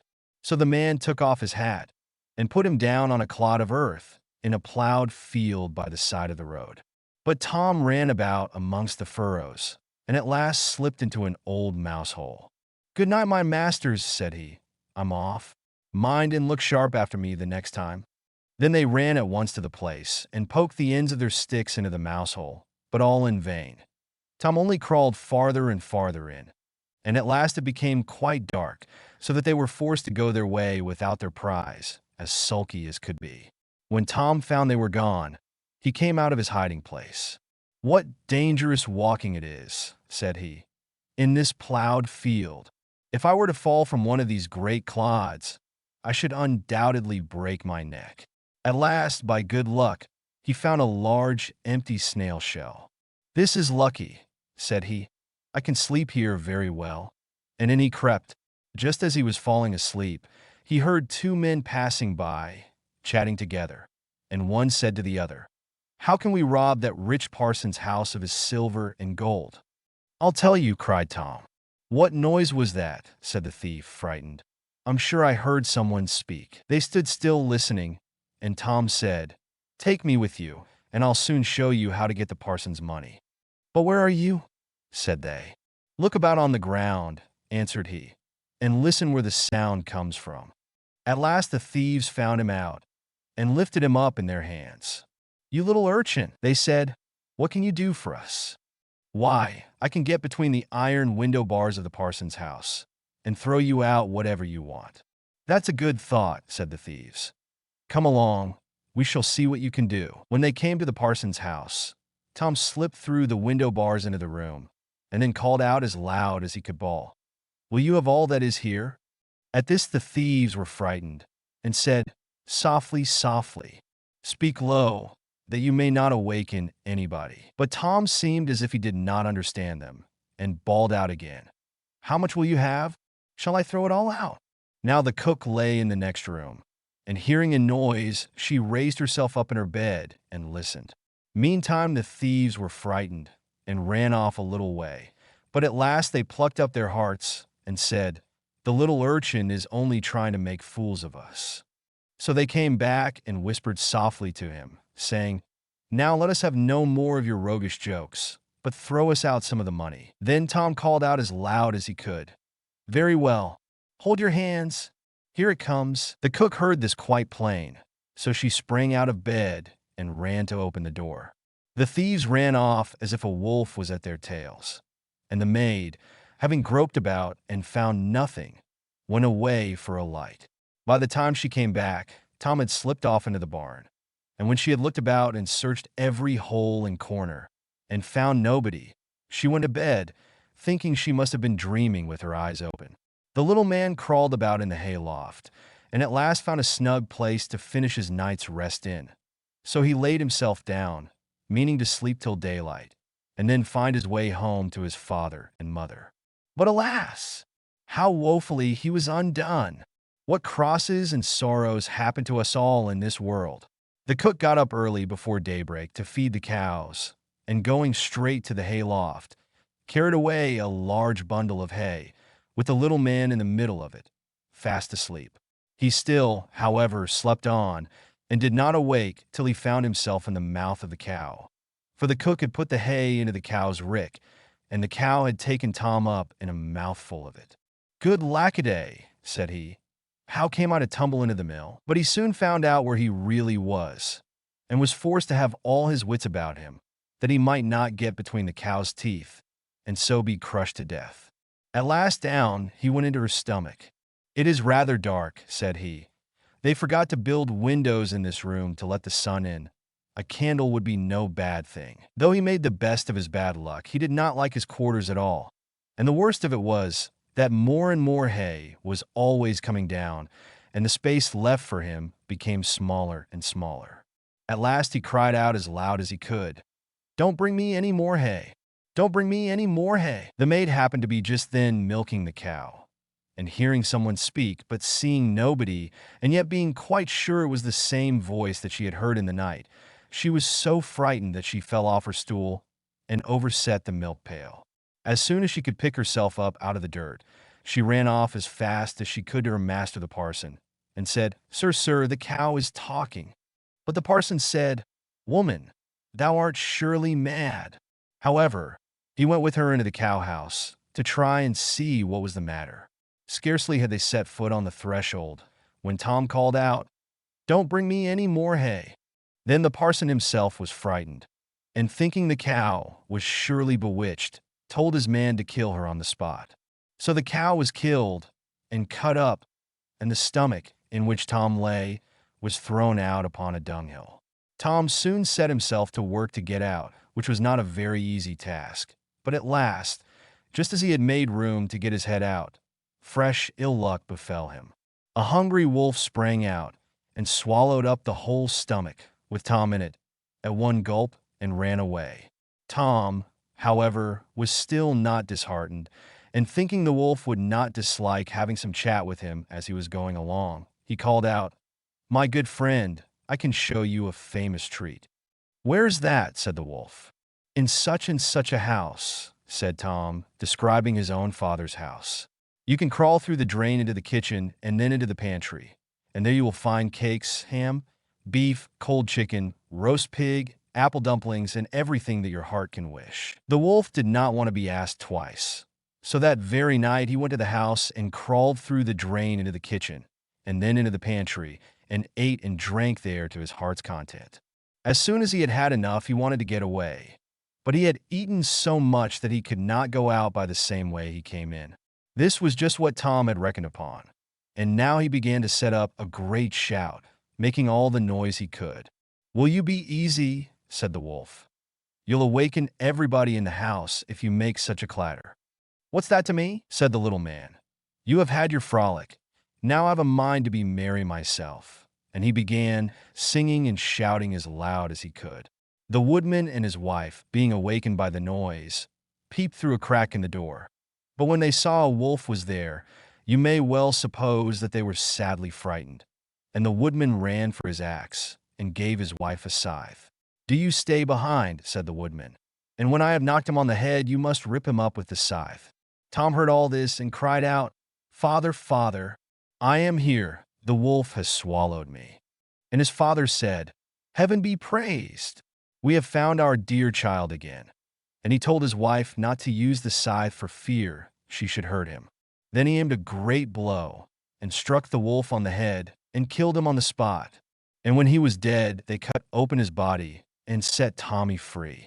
"Ah," said the father, "what fears we have had for you." "Yes, father," answered he. "I have traveled all over the world, I think, in one way or other since we parted, and now I am very glad to come home and get fresh air again."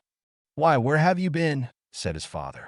"I have been in a mouse hole, and in a snail shell, and down a cow's throat, and in the wolf's belly, and yet here I am again, safe and sound." "Well," said they, "you are come back, and we will not sell you again for all the riches in the world." Then they hugged and kissed their dear little son, and gave him plenty to eat and drink, for he was very hungry.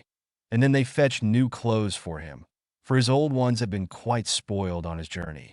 So Master Thumb stayed at home with his father and mother in peace, for though he had been so great a traveler, and had done and seen so many fine things, and was fond enough of telling the whole story, he always agreed that, after all, there's no place like home. Rumpelstiltskin.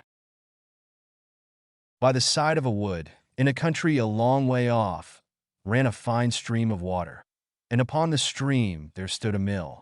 The miller's house was close by, and the miller, you must know, had a very beautiful daughter.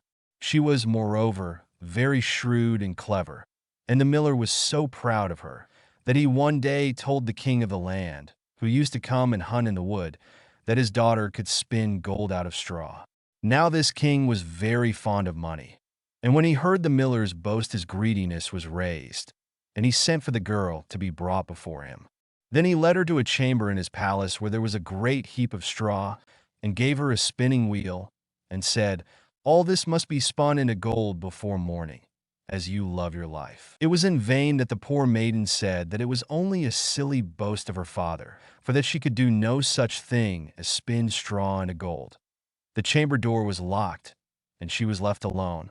She sat down in one corner of the room, and began to bewail her hard fate, when on a sudden the door opened, and a droll-looking little man hobbled in, and said, "Good morrow to you, my good lass. What are you weeping for?" "Alas," said she, "I must spin this straw into gold, and I know not how." "What will you give me," said the hobgoblin, "to do it for you?" "My necklace," replied the maiden. He took her at her word, and sat himself down to the wheel, and whistled and sang, round about, lo and behold, reel away, straw into gold." And round about the wheel went merrily. The work was quickly done, and the straw was all spun into gold. When the king came and saw this, he was greatly astonished and pleased, but his heart grew still more greedy of gain, and he shut up the poor miller's daughter again with a fresh task. Then she knew not what to do, and sat down once more to weep. But the dwarf soon opened the door and said, "What will you give me to do your task?" "The ring on my finger," said she. So her little friend took the ring, and began to work at the wheel again, and whistled and sang, round about, lo and behold, reel away, straw into gold, till long before morning all was done again. The king was greatly delighted to see all this glittering treasure, but still he had not enough. So he took the miller's daughter to a yet larger heap, and said, "All this must be spun tonight, and if it is, you shall be my queen." As soon as she was alone, that dwarf came in, and said, "What will you give me to spin gold for you this third time?" "I have nothing left," said she. "Then say you will give me," said the little man, "the first little child that you may have when you are queen." "That may never be," thought the miller's daughter, and as she knew no other way to get her task done, she said she would do what he asked. Round went the wheel again to the old song, and the mannequin once more spun the heap into gold. The king came in the morning, and, finding all he wanted, was forced to keep his word. So he married the miller's daughter, and she really became queen. At the birth of her first little child, she was very glad, and forgot the dwarf and what she had said. But one day he came in her room, where she was sitting playing with her baby, and put her in mind of it. Then she grieved sorely at her misfortune, and said she would give him all the wealth of the kingdom if he would let her off, but in vain, till at last her tears softened him, and he said, "I will give you 3 days' grace, and if during that time you tell me my name, you shall keep your child." Now the queen lay awake all night, thinking of all the odd names that she had ever heard, and she sent messengers all over the land to find out new ones.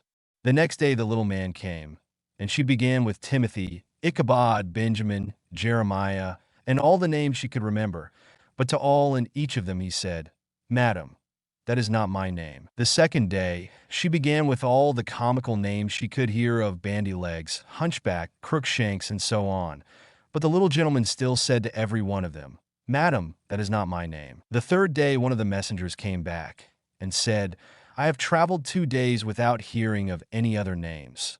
But yesterday, as I was climbing a high hill, among the trees of the forest where the fox and the hare bid each other good night, I saw a little hut, and before the hut burned a fire. And round about the fire a funny little dwarf was dancing upon one leg, and singing, "Merrily the feast I'll make. Today I'll brew, tomorrow bake. Merrily I'll dance and sing. For next day will a stranger bring. Little does my lady dream, Rumpelstiltskin is my name." When the queen heard this, she jumped for joy, and as soon as her little friend came she sat down upon her throne and called all her court round to enjoy the fun.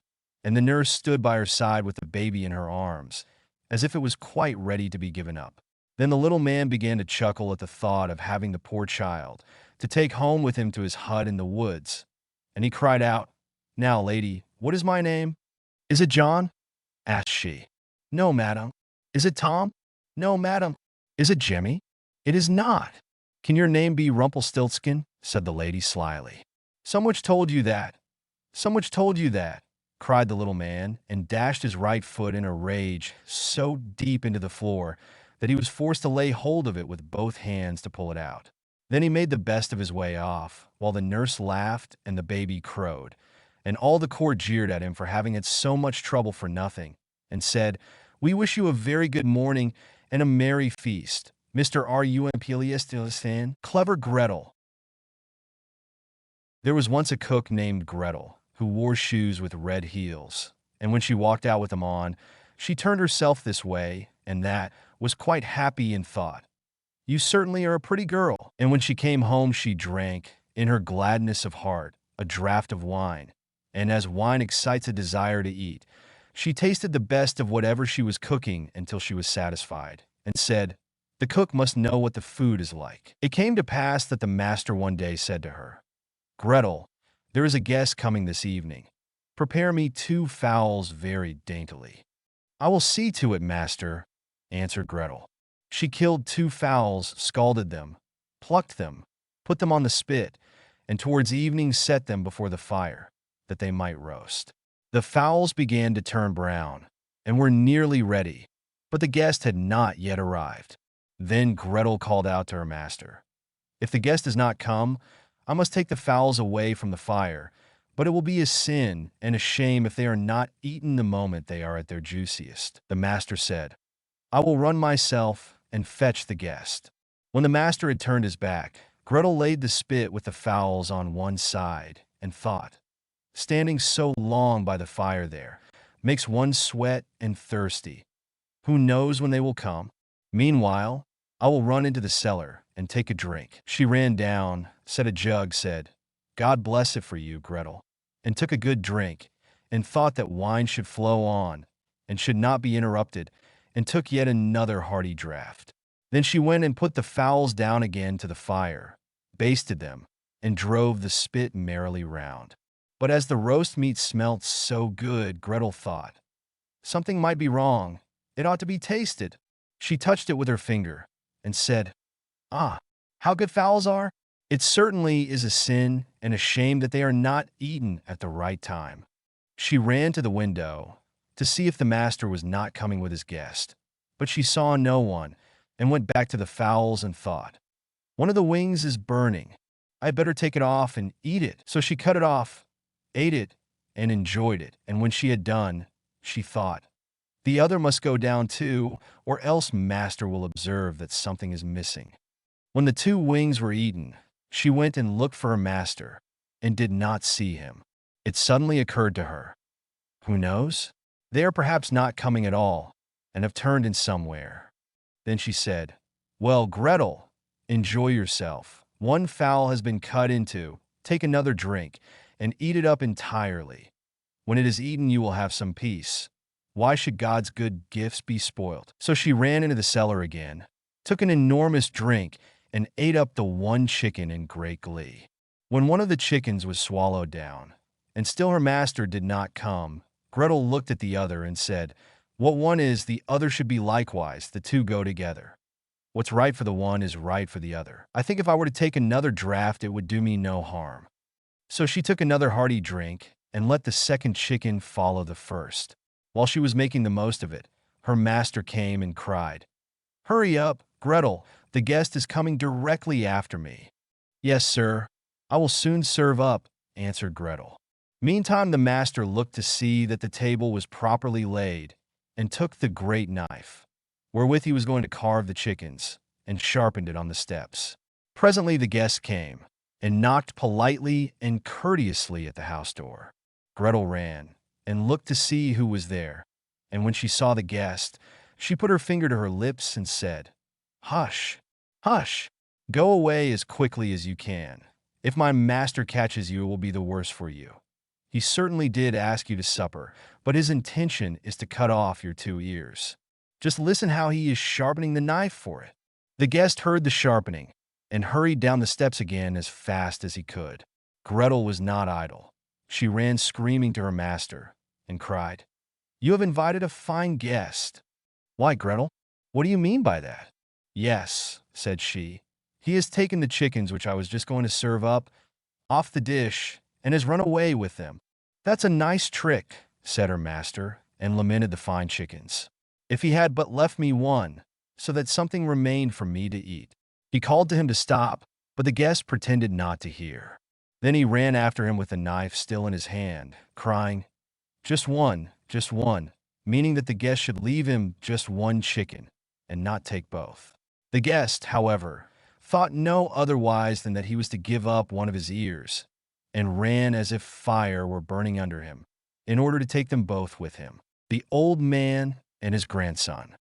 There was once a very old man, whose eyes had become dim, his ears dull of hearing, his knees trembled, and when he sat at table he could hardly hold the spoon, and spilt the broth upon the tablecloth or let it run out of his mouth. His son and his son's wife were disgusted at this, so the old grandfather at last had to sit in the corner behind the stove, and they gave him his food in an earthenware bowl, and not even enough of it. And he used to look towards the table with his eyes full of tears. Once, too, his trembling hands could not hold the bowl, and it fell to the ground and broke. The young wife scolded him, but he said nothing and only sighed. Then they brought him a wooden bowl for a few halfpence, out of which he had to eat. They were once sitting thus when the little grandson of 4 years old began to gather together some bits of wood upon the ground. "What are you doing there?" asked the father. "I am making a little trough," answered the child, "for father and mother to eat out of when I am big." The man and his wife looked at each other for a while, and presently began to cry. Then they took the old grandfather to the table, and henceforth always let him eat with them, and likewise said nothing if he did spill a little of anything. The Little Peasant. There was a certain village wherein no one lived but really rich peasants, and just one poor one, whom they called the Little Peasant. He had not even so much as a cow, and still less money to buy one, and yet he and his wife did so wish to have one. One day he said to her, "Listen, I have a good idea. There is our gossip the carpenter. He shall make us a wooden calf and paint it brown, so that it looks like any other, and in time it will certainly get big and be a cow." The woman also liked the idea, and their gossip the carpenter cut and planed the calf, and painted it as it ought to be, and made it with its head hanging down as if it were eating. Next morning, when the cows were being driven out, the little peasant called the cowherd in and said, "Look, I have a little calf there, but it is still small and has to be carried." The cowherd said, "All right," and took it in his arms and carried it to the pasture and set it among the grass. The little calf always remained standing like one which was eating, and the cowherd said, "It will soon run by itself. Just look how it eats already." At night, when he was going to drive the herd home again, he said to the calf, "If you can stand there and eat your fill, you can also go on your 4 legs. I don't care to drag you home again in my arms." But the little peasant stood at his door and waited for his little calf. And when the cowherd drove the cows through the village, and the calf was missing, he inquired where it was. The cowherd answered, "It is still standing out there eating. It would not stop and come with us." But the little peasant said, "Oh, but I must have my beast back again." Then they went back to the meadow together, but someone had stolen the calf, and it was gone. The cowherd said, "It must have run away." The peasant, however, said, "Don't tell me that," and led the cowherd before the mayor, who for his carelessness condemned him to give the peasant a cow for the calf which had run away. And now the little peasant and his wife had the cow for which they had so long wished, and they were heartily glad, but they had no food for it, and could give it nothing to eat, so it soon had to be killed. They salted the flesh, and the peasant went into the town and wanted to sell the skin there, so that he might buy a new calf with the proceeds. On the way he passed by a mill, and there sat a raven with broken wings, and out of pity he took him and wrapped him in the skin. But as the weather grew so bad, and there was a storm of rain and wind, he could go no farther, and turned back to the mill and begged for shelter. The miller's wife was alone in the house, and said to the peasant, "Lay yourself on the straw there," and gave him a slice of bread and cheese. The peasant ate it and lay down with his skin beside him, and the woman thought, "He is tired and has gone to sleep." In the meantime came the parson. The miller's wife received him well, and said, "My husband is out, so we will have a feast." The peasant listened, and when he heard them talk about feasting, he was vexed that he had been forced to make shift with a slice of bread and cheese. Then the woman served up 4 different things: roast meat, salad, cakes, and wine. Just as they were about to sit down and eat, there was a knocking outside. The woman said, "Oh, heavens! It is my husband." She quickly hid the roast meat inside the tiled stove, the wine under the pillow, the salad on the bed, the cakes under it, and the parson in the closet on the porch. Then she opened the door for her husband and said, "Thank heaven, you are back again. There is such a storm. It looks as if the world were coming to an end." The miller saw the peasant lying on the straw and asked, "What is that fellow doing there?" "Ah," said the wife, "the poor knave came in the storm and rain and begged for shelter, so I gave him a bit of bread and cheese and showed him where the straw was." The man said, "I have no objection, but be quick and get me something to eat." The woman said, "But I have nothing but bread and cheese." "I am contented with anything," replied the husband. "So far as I am concerned, bread and cheese will do," and looked at the peasant and said, "Come and eat some more with me." The peasant did not require to be invited twice, but got up and ate. After this, the miller saw the skin in which the raven was, lying on the ground, and asked, "What have you there?" The peasant answered, "I have a soothsayer inside it." "Can he foretell anything to me?" said the miller. "Why not?" answered the peasant. "But he only says 4 things, and the 5th he keeps to himself." The miller was curious, and said, "Let him foretell something for once." Then the peasant pinched the raven's head, so that he croaked and made a noise like krr, krr. The miller said, "What did he say?" The peasant answered, "In the first place, he says that there is some wine hidden under the pillow." "Bless me!" cried the miller, and went there and found the wine. "Now go on," said he. The peasant made the raven croak again, and said, "In the second place, he says that there is some roast meat in the tiled stove." "Upon my word!" cried the miller, and went thither, and found the roast meat. The peasant made the raven prophesy still more, and said, "Thirdly, he says that there is some salad on the bed." "That would be a fine thing," cried the miller, and went there and found the salad. At last the peasant pinched the raven once more till he croaked, and said, "Fourthly, he says that there are some cakes under the bed." "That would be a fine thing," cried the miller, and looked there, and found the cakes. And now the two sat down to the table together. But the miller's wife was frightened to death, and went to bed and took all the keys with her.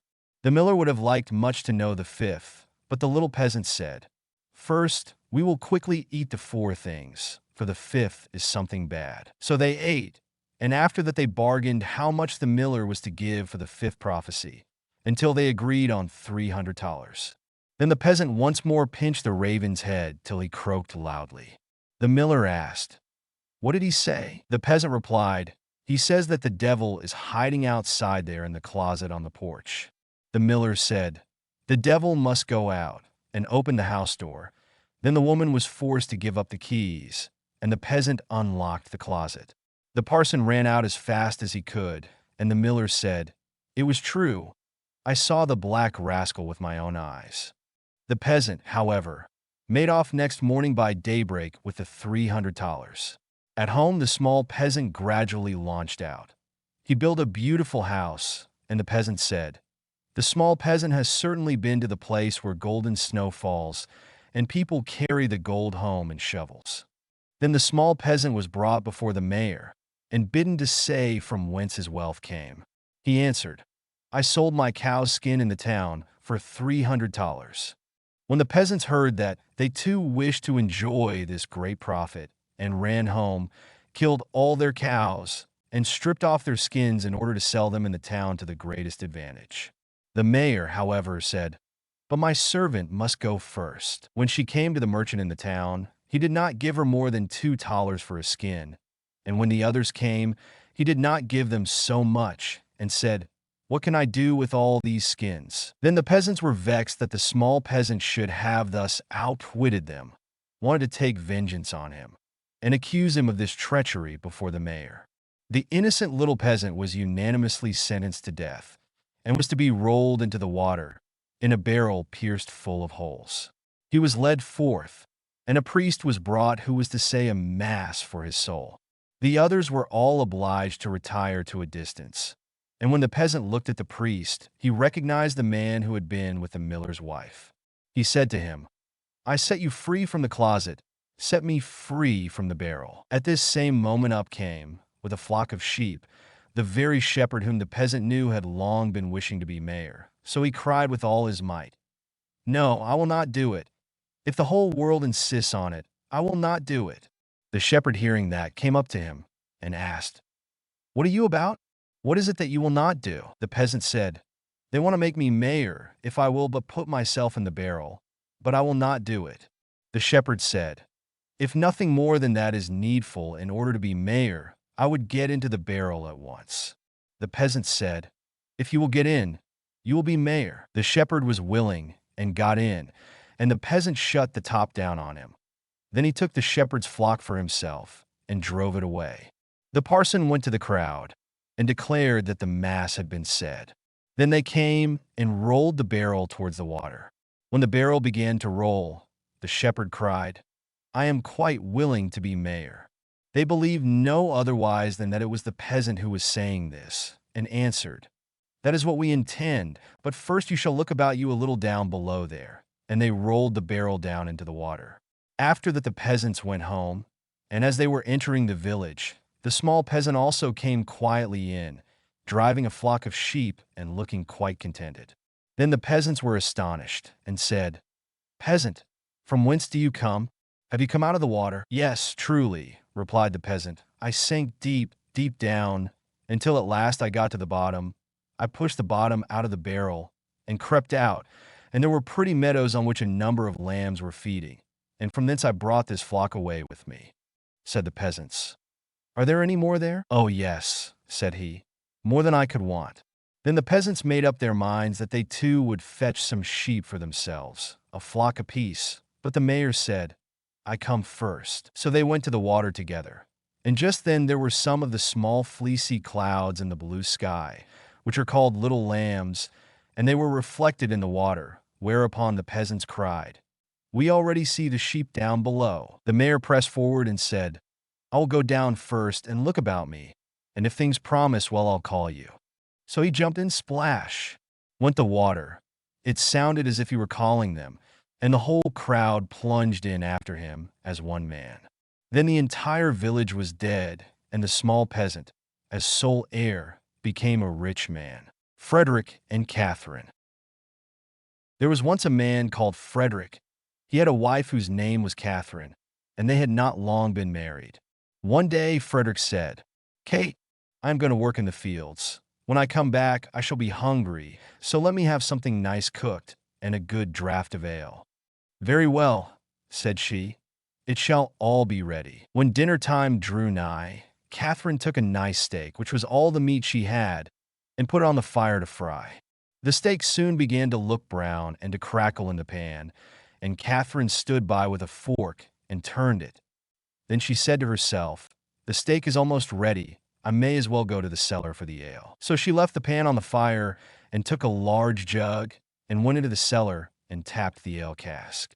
The beer ran into the jug, and Catherine stood looking on. At last it popped in her head, "The dog is not shut up. He may be running away with the steak. That's well thought of." So up she ran from the cellar. And sure enough, the rascally cur had got the steak in his mouth and was making off with it. Away ran Catherine, and away ran the dog across the field. But he ran faster than she and stuck close to the steak. "It's all gone, and what can't be cured must be endured," said Catherine. So she turned round, and as she had run a good way and was tired, she walked home leisurely to cool herself. Now all this time the ale was running too, for Catherine had not turned the cock, and when the jug was full the liquor ran upon the floor till the cask was empty. When she got to the cellar stairs, she saw what had happened. "My stars," said she, "what shall I do to keep Frederick from seeing all this slopping about?" So she thought a while, and at last remembered that there was a sack of fine meal bought at the last fair, and that if she sprinkled this over the floor it would suck up the ale nicely. "What a lucky thing," said she, "that we kept that meal. We have now a good use for it." So away she went for it. But she managed to set it down just upon the great jug full of beer, and upset it, and thus all the ale that had been saved was set swimming on the floor also. "Ah, well," said she, "when one goes another may as well follow." Then she strewed the meal all about the cellar, and was quite pleased with her cleverness, and said, "How very neat and clean it looks." At noon Frederick came home. "Now, wife," cried he, "what have you for dinner?" "Oh, Frederick," answered she, "I was cooking you a steak, but while I went down to draw the ale, the dog ran away with it. And while I ran after him, the ale ran out. And when I went to dry up the ale with the sack of meal that we got at the fair, I upset the jug. But the cellar is now quite dry, and looks so clean." "Kate, Kate," said he, "how could you do all this? Why did you leave the steak to fry, and the ale to run, and then spoil all the meal?" "Why, Frederick," said she, "I did not know I was doing wrong. You should have told me before." The husband thought to himself, "If my wife manages matters thus, I must look sharp myself." Now he had a good deal of gold in the house. So he said to Catherine, "What pretty yellow buttons these are! I shall put them into a box and bury them in the garden. But take care that you never go near or meddle with them." "No, Frederick," said she, "that I never will." As soon as he was gone, there came by some peddlers with earthenware plates and dishes, and they asked her whether she would buy. "Oh, dear me, I should like to buy very much, but I have no money. If you had any use for yellow buttons, I might deal with you." "Yellow buttons," said they, "let us have a look at them. Go into the garden and dig where I tell you, and you will find the yellow buttons. I dare not go myself." So the rogues went, and when they found what these yellow buttons were, they took them all away and left her plenty of plates and dishes. Then she set them all about the house for a show, and when Frederick came back, he cried out, "Kate, what have you been doing?" "See," said she, "I have bought all these with your yellow buttons, but I did not touch them myself. The peddlers went themselves and dug them up." "Wife, wife," said Frederick, "what a pretty piece of work you have made. Those yellow buttons were all my money. How came you to do such a thing?" "Why," answered she, "I did not know there was any harm in it. You should have told me." Catherine stood musing for a while, and at last said to her husband, "Hark ye, Frederick, we will soon get the gold back. Let us run after the thieves." "Well, we will try," answered he, "but take some butter and cheese with you, that we may have something to eat by the way." "Very well," said she, and they set out. And as Frederick walked the fastest, he left his wife some way behind. "It does not matter," thought she. "When we turn back, I shall be so much nearer home than he." Presently, she came to the top of a hill, down the side of which there was a road so narrow that the cart wheels always chafed the trees on each side as they passed. "Ah, see now," said she, "how they have bruised and wounded those poor trees. They will never get well." So she took pity on them, and made use of the butter to grease them all, so that the wheels might not hurt them so much. While she was doing this kind office, one of her cheeses fell out of the basket and rolled down the hill. Catherine looked, but could not see where it had gone. So she said, "Well, I suppose the other will go the same way and find you. He has younger legs than I have." Then she rolled the other cheese after it, and away it went, nobody knows where, down the hill. But she said she supposed that they knew the road and would follow her, and she could not stay there all day waiting for them. At last she overtook Frederick, who desired her to give him something to eat. Then she gave him the dry bread. "Where are the butter and cheese?" said he. "Oh," answered she, "I used the butter to grease those poor trees that the wheels chafed so. And one of the cheeses ran away, so I sent the other after it to find it, and I suppose they are both on the road together somewhere." "What a goose you are to do such silly things," said the husband. "How can you say so?" said she. "I am sure you never told me not." They ate the dry bread together, and Frederick said, "Kate, I hope you locked the door safe when you came away." "No," answered she, "you did not tell me." "Then go home, and do it now before we go any farther," said Frederick, "and bring with you something to eat." Catherine did as he told her, and thought to herself by the way, "Frederick wants something to eat, but I don't think he is very fond of butter and cheese. I'll bring him a bag of fine nuts and the vinegar, for I have often seen him take some." When she reached home, she bolted the back door, but the front door she took off the hinges and said, "Frederick told me to lock the door, but surely it can nowhere be so safe if I take it with me." So she took her time by the way, and when she overtook her husband she cried out, "There, Frederick, there is the door itself. You may watch it as carefully as you please." "Alas, alas," said he, "what a clever wife I have. I sent you to make the house fast, and you take the door away, so that everybody may go in and out as they please. However, as you have brought the door, you shall carry it about with you for your pains." "Very well," answered she, "I'll carry the door, but I'll not carry the nuts and vinegar bottle also. That would be too much of a load. So if you please, I'll fasten them to the door." Frederick, of course, made no objection to that plan, and they set off into the wood to look for the thieves. But they could not find them, and when it grew dark, they climbed up into a tree to spend the night there. Scarcely were they up, then who should come by but the very rogues they were looking for. They were in truth great rascals, and belonged to that class of people who find things before they are lost. They were tired, so they sat down and made a fire under the very tree where Frederick and Catherine were. Frederick slipped down on the other side and picked up some stones. Then he climbed up again and tried to hit the thieves on the head with them. But they only said, "It must be near morning, for the wind shakes the fir apples down." Catherine, who had the door on her shoulder, began to be very tired, but she thought it was the nuts upon it that were so heavy. So she said softly, "Frederick, I must let the nuts go." "No," answered he, "not now, they will discover us." "I can't help that. They must go." "Well then, make haste and throw them down if you will." Then away rattled the nuts down among the boughs, and one of the thieves cried, "Bless me, it is hailing." A little while after, Catherine thought the door was still very heavy. So she whispered to Frederick, "I must throw the vinegar down." "Pray don't," answered he. "It will discover us." "I can't help that," said she. "Go it must." So she poured all the vinegar down, and the thieves said, "What a heavy dew there is!" At last it popped into Catherine's head that it was the door itself that was so heavy all the time. So she whispered, "Frederick, I must throw the door down soon." But he begged and prayed her not to do so, for he was sure it would betray them. "Here goes, however," said she, and down went the door with such a clatter upon the thieves that they cried out, "Murder!"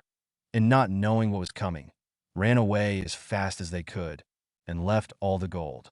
So when Frederick and Catherine came down, there they found all their money safe and sound. Sweetheart Roland. There was once upon a time a woman who was a real witch and had 2 daughters, one ugly and wicked, and this one she loved because she was her own daughter, and one beautiful and good, and this one she hated because she was her stepdaughter. The stepdaughter once had a pretty apron, which the other fancied so much that she became envious, and told her mother that she must and would have that apron. "Be quiet, my child," said the old woman, "and you shall have it. Your stepsister has long deserved death.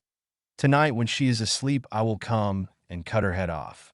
Only be careful that you are at the far side of the bed, and push her well to the front." It would have been all over with the poor girl if she had not just then been standing in a corner and heard everything. All day long she dared not go out of doors, and when bedtime had come, the witch's daughter got into bed first, so as to lie at the far side, but when she was asleep, the other pushed her gently to the front, and took for herself the place at the back, close by the wall. In the night, the old woman came creeping in. She held an axe in her right hand, and felt with her left to see if anyone were lying at the outside, and then she grasped the axe with both hands, and cut her own child's head off. When she had gone away, the girl got up and went to her sweetheart, who was called Roland, and knocked at his door. When he came out, she said to him, "Listen, dearest Roland, we must fly in all haste. My stepmother wanted to kill me, but has struck her own child. When daylight comes, and she sees what she has done, we shall be lost." "But," said Roland, "I counsel you first to take away her magic wand, or we cannot escape if she pursues us." The maiden fetched the magic wand, and she took the dead girl's head and dropped 3 drops of blood on the ground, one in front of the bed, one in the kitchen, and one on the stairs. Then she hurried away with her lover. When the old witch got up next morning, she called her daughter and wanted to give her the apron, but she did not come. Then the witch cried, "Where are you?" "Here on the stairs. I am sweeping," answered the first drop of blood. The old woman went out, but saw no one on the stairs and cried again, "Where are you?" "Here in the kitchen. I am warming myself," cried the second drop of blood. She went into the kitchen, but found no one. Then she cried again, "Where are you?" "Ah, here in the bed. I am sleeping," cried the third drop of blood. She went into the room to the bed. What did she see there? Her own child, whose head she had cut off, bathed in her blood. The witch fell into a passion, sprang to the window, and as she could look forth quite far into the world, she perceived her stepdaughter hurrying away with her sweetheart Roland. "That shall not help you," cried she. "Even if you have got a long way off, you shall still not escape me." She put on her many-league boots, in which she covered an hour's walk at every step, and it was not long before she overtook them. The girl, however, when she saw the old woman striding towards her, changed, with her magic wand, her sweetheart Roland into a lake, and herself into a duck swimming in the middle of it. The witch placed herself on the shore, threw breadcrumbs in, and went to endless trouble to entice the duck. But the duck did not let herself be enticed, and the old woman had to go home at night as she had come. At this the girl and her sweetheart Roland resumed their natural shapes again, and they walked on the whole night until daybreak. Then the maiden changed herself into a beautiful flower which stood in the midst of a briar hedge, and her sweetheart Roland into a fiddler. It was not long before the witch came striding up towards them and said to the musician, "Dear musician, may I pluck that beautiful flower for myself?" "Oh, yes," he replied. "I will play to you while you do it." As she was hastily creeping into the hedge and was just going to pluck the flower, knowing perfectly well who the flower was, He began to play, and whether she would or not, she was forced to dance, for it was a magical dance. The faster he played, the more violent springs was she forced to make, and the thorns tore her clothes from her body, and pricked her and wounded her till she bled. And as he did not stop, she had to dance till she lay dead on the ground.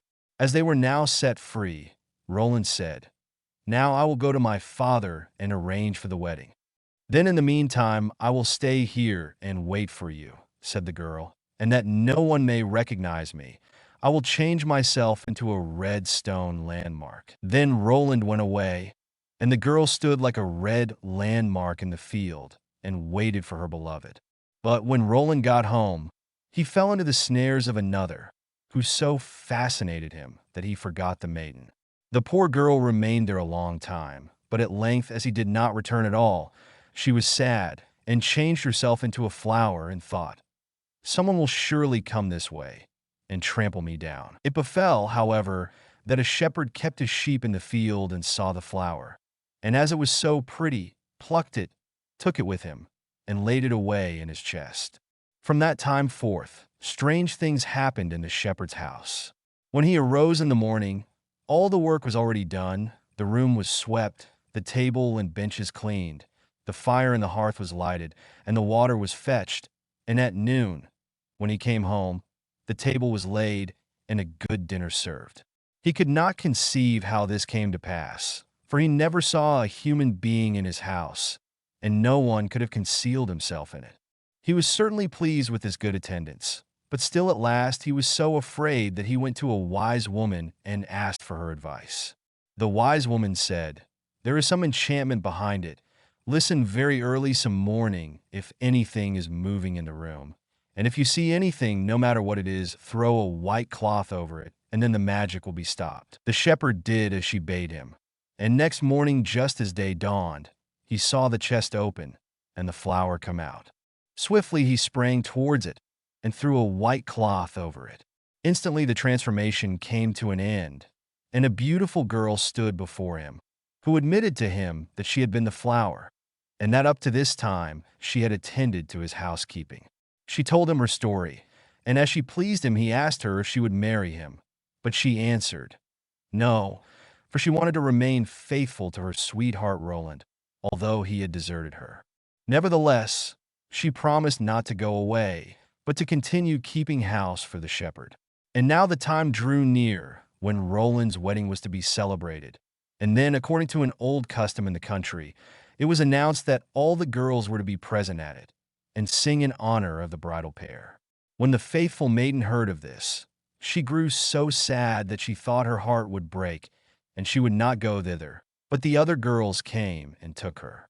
When it came to her turn to sing, she stepped back until at last she was the only one left, and then she could not refuse. But when she began her song, and it reached Roland's ears, he sprang up and cried, "I know the voice, that is the true bride. I will have no other." Everything he had forgotten, and which had vanished from his mind, had suddenly come home again to his heart. Then the faithful maiden held her wedding with her sweetheart Roland, and grief came to an end and joy began. Snowdrop.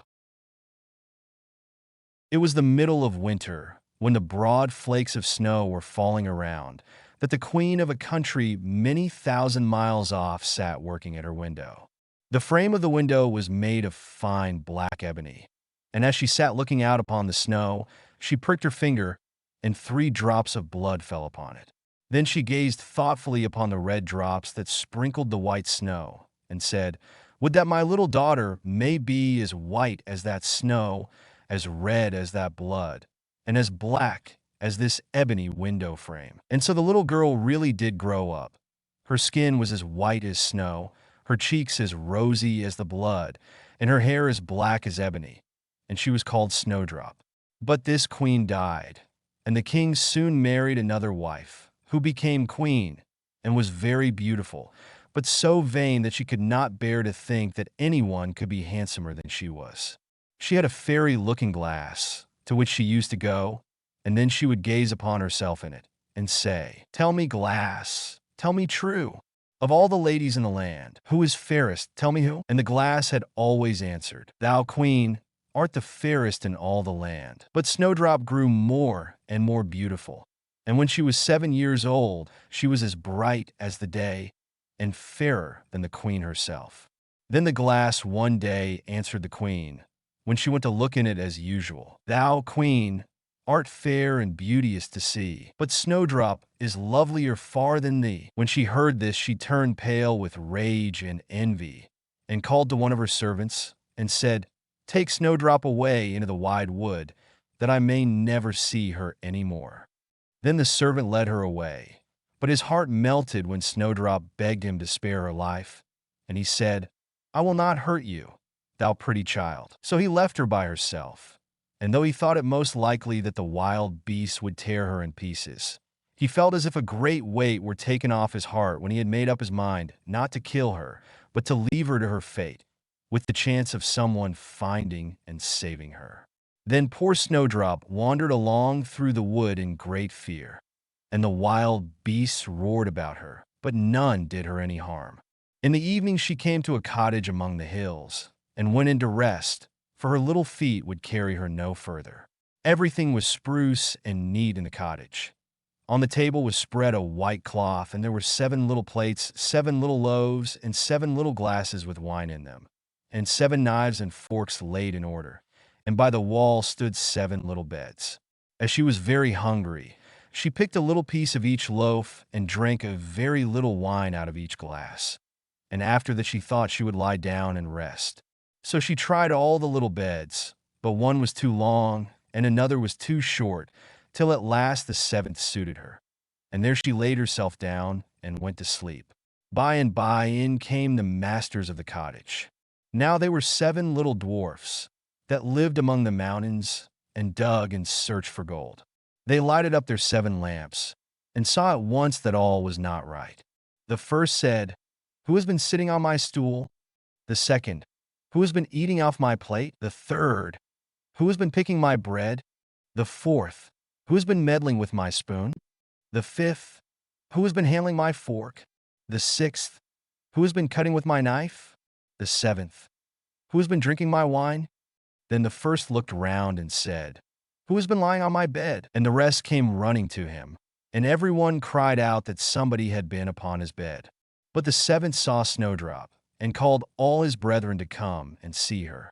And they cried out with wonder and astonishment, and brought their lamps to look at her, and said, Good heavens, what a lovely child she is! And they were very glad to see her, and took care not to wake her. And the 7th dwarf slept an hour with each of the other dwarfs in turn, till the night was gone. In the morning Snowdrop told them all her story, and they pitied her, and said if she would keep all things in order, and cook and wash and knit and spin for them, she might stay where she was, and they would take good care of her. Then they went out all day long to their work, seeking for gold and silver in the mountains.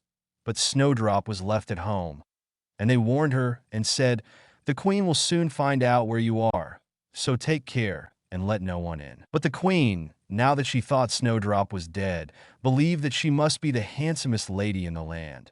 And she went to her glass and said, Tell me, glass, tell me true. Of all the ladies in the land, who is fairest? Tell me who? And the glass answered, Thou, Queen, art the fairest in all this land. But over the hills, in the greenwood shade, where the 7 dwarfs their dwelling have made, there Snowdrop is hiding her head, and she is lovelier far, O Queen.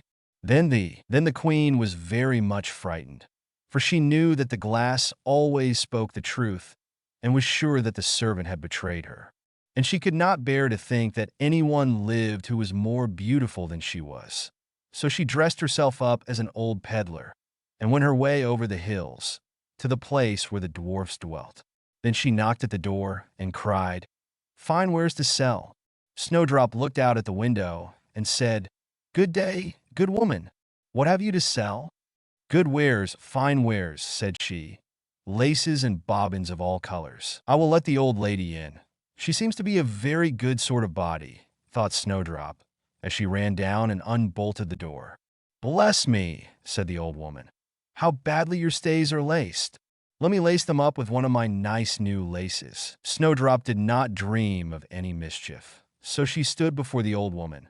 But she set to work so nimbly and pulled the lace so tight that Snowdrop's breath was stopped, and she fell down as if she were dead. "There's an end to all thy beauty," said the spiteful queen, and went away home. In the evening the 7 dwarfs came home, and I need not say how grieved they were to see their faithful Snowdrop stretched out upon the ground, as if she was quite dead. However, they lifted her up, and when they found what ailed her, they cut the lace, and in a little time she began to breathe, and very soon came to life again. Then they said, "The old woman was the queen herself. Take care another time, and let no one in when we are away." When the queen got home, she went straight to her glass, and spoke to it as before. But to her great grief it still said, "Thou, queen, art the fairest in all this land. But over the hills, in the greenwood shade, where the 7 dwarfs their dwelling have made, there Snowdrop is hiding her head, and she is lovelier far, O queen, than thee." Then the blood ran cold in her heart with spite and malice, to see that Snowdrop still lived, and she dressed herself up again, but in quite another dress from the one she wore before, and took with her a poisoned comb. When she reached the dwarf's cottage, she knocked at the door, and cried, "Fine wares to sell." But Snowdrop said, "I dare not let anyone in." Then the queen said, "Only look at my beautiful combs," and gave her the poisoned one. And it looked so pretty that she took it up and put it into her hair to try it. But the moment it touched her head, the poison was so powerful that she fell down senseless. "There you may lie," said the queen, and went her way. But by good luck the dwarfs came in very early that evening, and when they saw Snowdrop lying on the ground, they thought what had happened, and soon found the poisoned comb. And when they took it away, she got well, and told them all that had passed, and they warned her once more not to open the door to anyone. Meantime the queen went home to her glass, and shook with rage when she read the very same answer as before. And she said, "Snowdrop shall die, if it cost me my life." So she went by herself into her chamber, and got ready a poisoned apple. The outside looked very rosy and tempting, but whoever tasted it was sure to die. Then she dressed herself up as a peasant's wife, and traveled over the hills to the dwarf's cottage, and knocked at the door. But Snowdrop put her head out of the window and said, "I dare not let anyone in, for the dwarfs have told me not." "Do as you please," said the old woman, "but at any rate take this pretty apple. I will give it you." "No," said Snowdrop, "I dare not take it." "You silly girl," answered the other. "What are you afraid of? Do you think it is poisoned? Come, do you eat one part, and I will eat the other." Now the apple was so made up that one side was good, though the other side was poisoned. Then Snowdrop was much tempted to taste, for the apple looked so very nice. And when she saw the old woman eat, she could wait no longer. But she had scarcely put the piece into her mouth when she fell down dead upon the ground. "This time nothing will save thee," said the queen. And she went home to her glass, and at last it said, "Thou, queen, art the fairest of all the fair." And then her wicked heart was glad, and as happy as such a heart could be. When evening came, and the dwarfs had gone home, they found Snowdrop lying on the ground. No breath came from her lips, and they were afraid that she was quite dead. They lifted her up and combed her hair, and washed her face with wine and water. But all was in vain, for the little girl seemed quite dead. So they laid her down upon a bier, and all 7 watched and bewailed her 3 whole days. And then they thought they would bury her. But her cheeks were still rosy, and her face looked just as it did while she was alive. So they said, "We will never bury her in the cold ground." And they made a coffin of glass, so that they might still look at her, and wrote upon it in golden letters what her name was, and that she was a king's daughter. And the coffin was set among the hills, and one of the dwarfs always sat by it and watched. And the birds of the air came too, and bemoaned Snowdrop. And first of all came an owl, and then a raven, and at last a dove, and sat by her side. And thus Snowdrop lay for a long, long time, and still only looked as though she was asleep. For she was even now as white as snow, and as red as blood, and as black as ebony. At last a prince came and called at the dwarf's house, and he saw Snowdrop and read what was written in golden letters. Then he offered the dwarfs money and prayed and besought them to let him take her away. But they said, "We will not part with her for all the gold in the world." At last, however, they had pity on him and gave him the coffin. But the moment he lifted it up to carry it home with him, the piece of apple fell from between her lips, and Snowdrop awoke and said, "Where am I?" And the prince said, "Thou art quite safe with me." Then he told her all that had happened, and said, "I love you far better than all the world. So come with me to my father's palace, and you shall be my wife." And Snowdrop consented, and went home with the prince, and everything was got ready with great pomp and splendor for their wedding. To the feast was asked, among the rest, Snowdrop's old enemy, the queen. And as she was dressing herself in fine rich clothes, she looked in the glass and said, "Tell me, glass, tell me true, of all the ladies in the land, who is fairest? Tell me who." And the glass answered, "Thou, lady, art loveliest here, I ween, but lovelier far is the new-made queen." When she heard this, she started with rage, but her envy and curiosity were so great that she could not help setting out to see the bride. And when she got there and saw that it was no other than Snowdrop, who, as she thought, had been dead a long while, she choked with rage and fell down and died. But Snowdrop and the prince lived and reigned happily over that land many, many years, and sometimes they went up into the mountains and paid a visit to the little dwarfs, who had been so kind to Snowdrop in her time of need. The Pink. There was once upon a time a queen to whom God had given no children.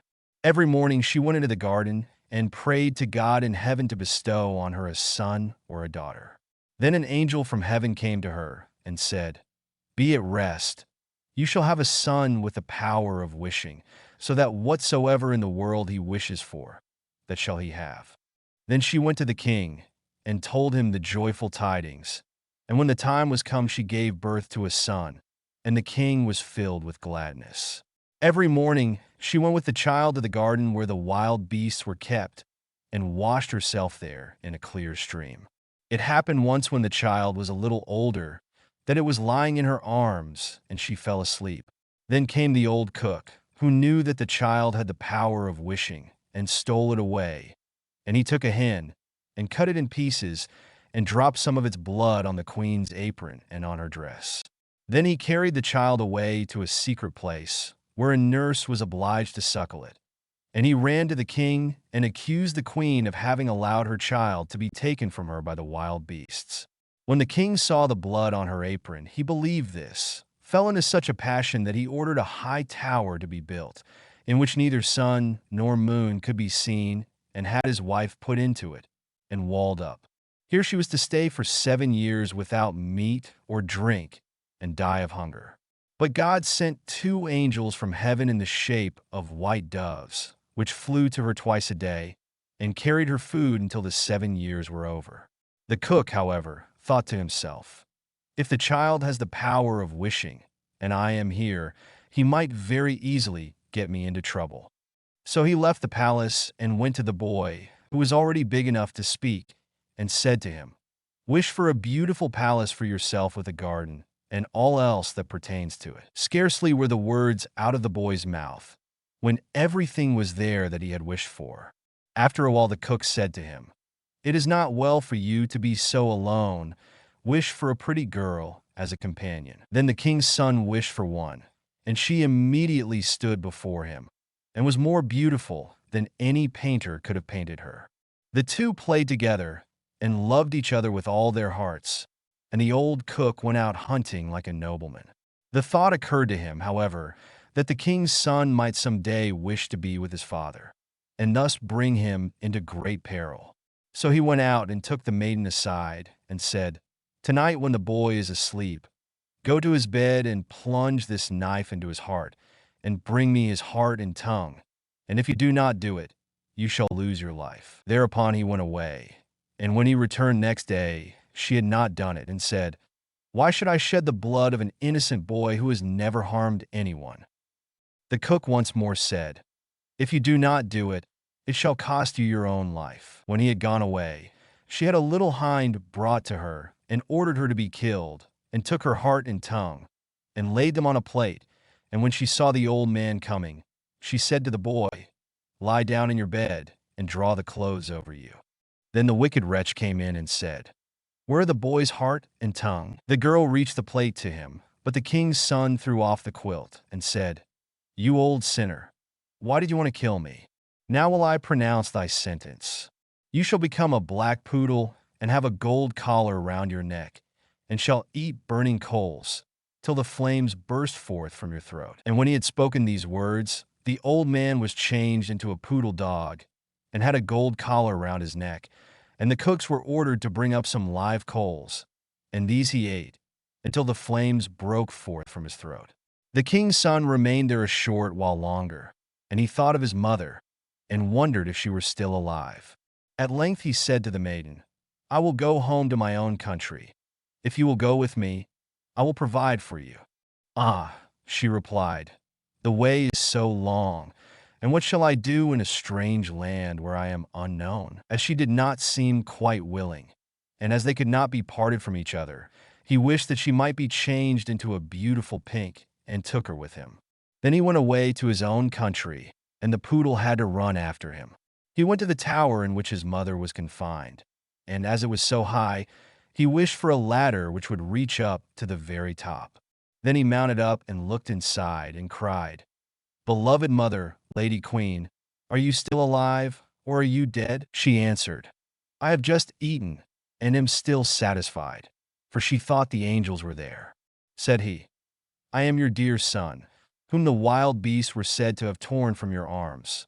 But I am alive still, and will soon set you free." Then he descended again, and went to his father, and caused himself to be announced as a strange huntsman, and asked if he could offer him service. The king said yes, if he was skillful and could get game for him, he should come to him, but that deer had never taken up their quarters in any part of the district or country. Then the huntsman promised to procure as much game for him as he could possibly use at the royal table. So he summoned all the huntsmen together, and bade them go out into the forest with him. And he went with them, and made them form a great circle, open at one end where he stationed himself, and began to wish. 200 deer and more came running inside the circle at once, and the huntsman shot them. Then they were all placed on 60 country carts, and driven home to the king, and for once he was able to deck his table with game, after having had none at all for years. Now the king felt great joy at this, and commanded that his entire household should eat with him next day, and made a great feast.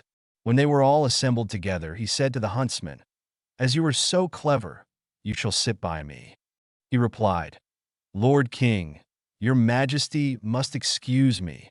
I am a poor huntsman." But the king insisted on it, and said, "You shall sit by me," until he did it. Whilst he was sitting there, he thought of his dearest mother, and wished that one of the king's principal servants would begin to speak of her, and would ask how it was faring with the queen in the tower, and if she were alive still, or had perished. Hardly had he formed the wish than the marshal began, and said, "Your Majesty, we live joyously here, but how is the queen living in the tower? Is she still alive, or has she died?" But the king replied, "She let my dear son be torn to pieces by wild beasts.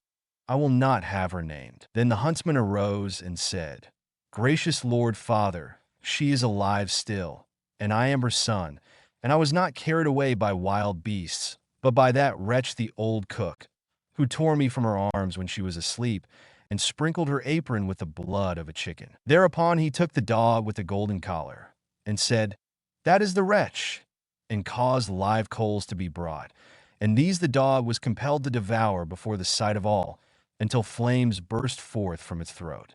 On this the huntsman asked the king if he would like to see the dog in his true shape, and wished him back into the form of the cook, in which he stood immediately, with his white apron and his knife by his side. When the king saw him, he fell into a passion, and ordered him to be cast into the deepest dungeon. Then the huntsman spoke further and said, "Father, will you see the maiden who brought me up so tenderly, and who was afterwards to murder me, but did not do it, though her own life depended on it?"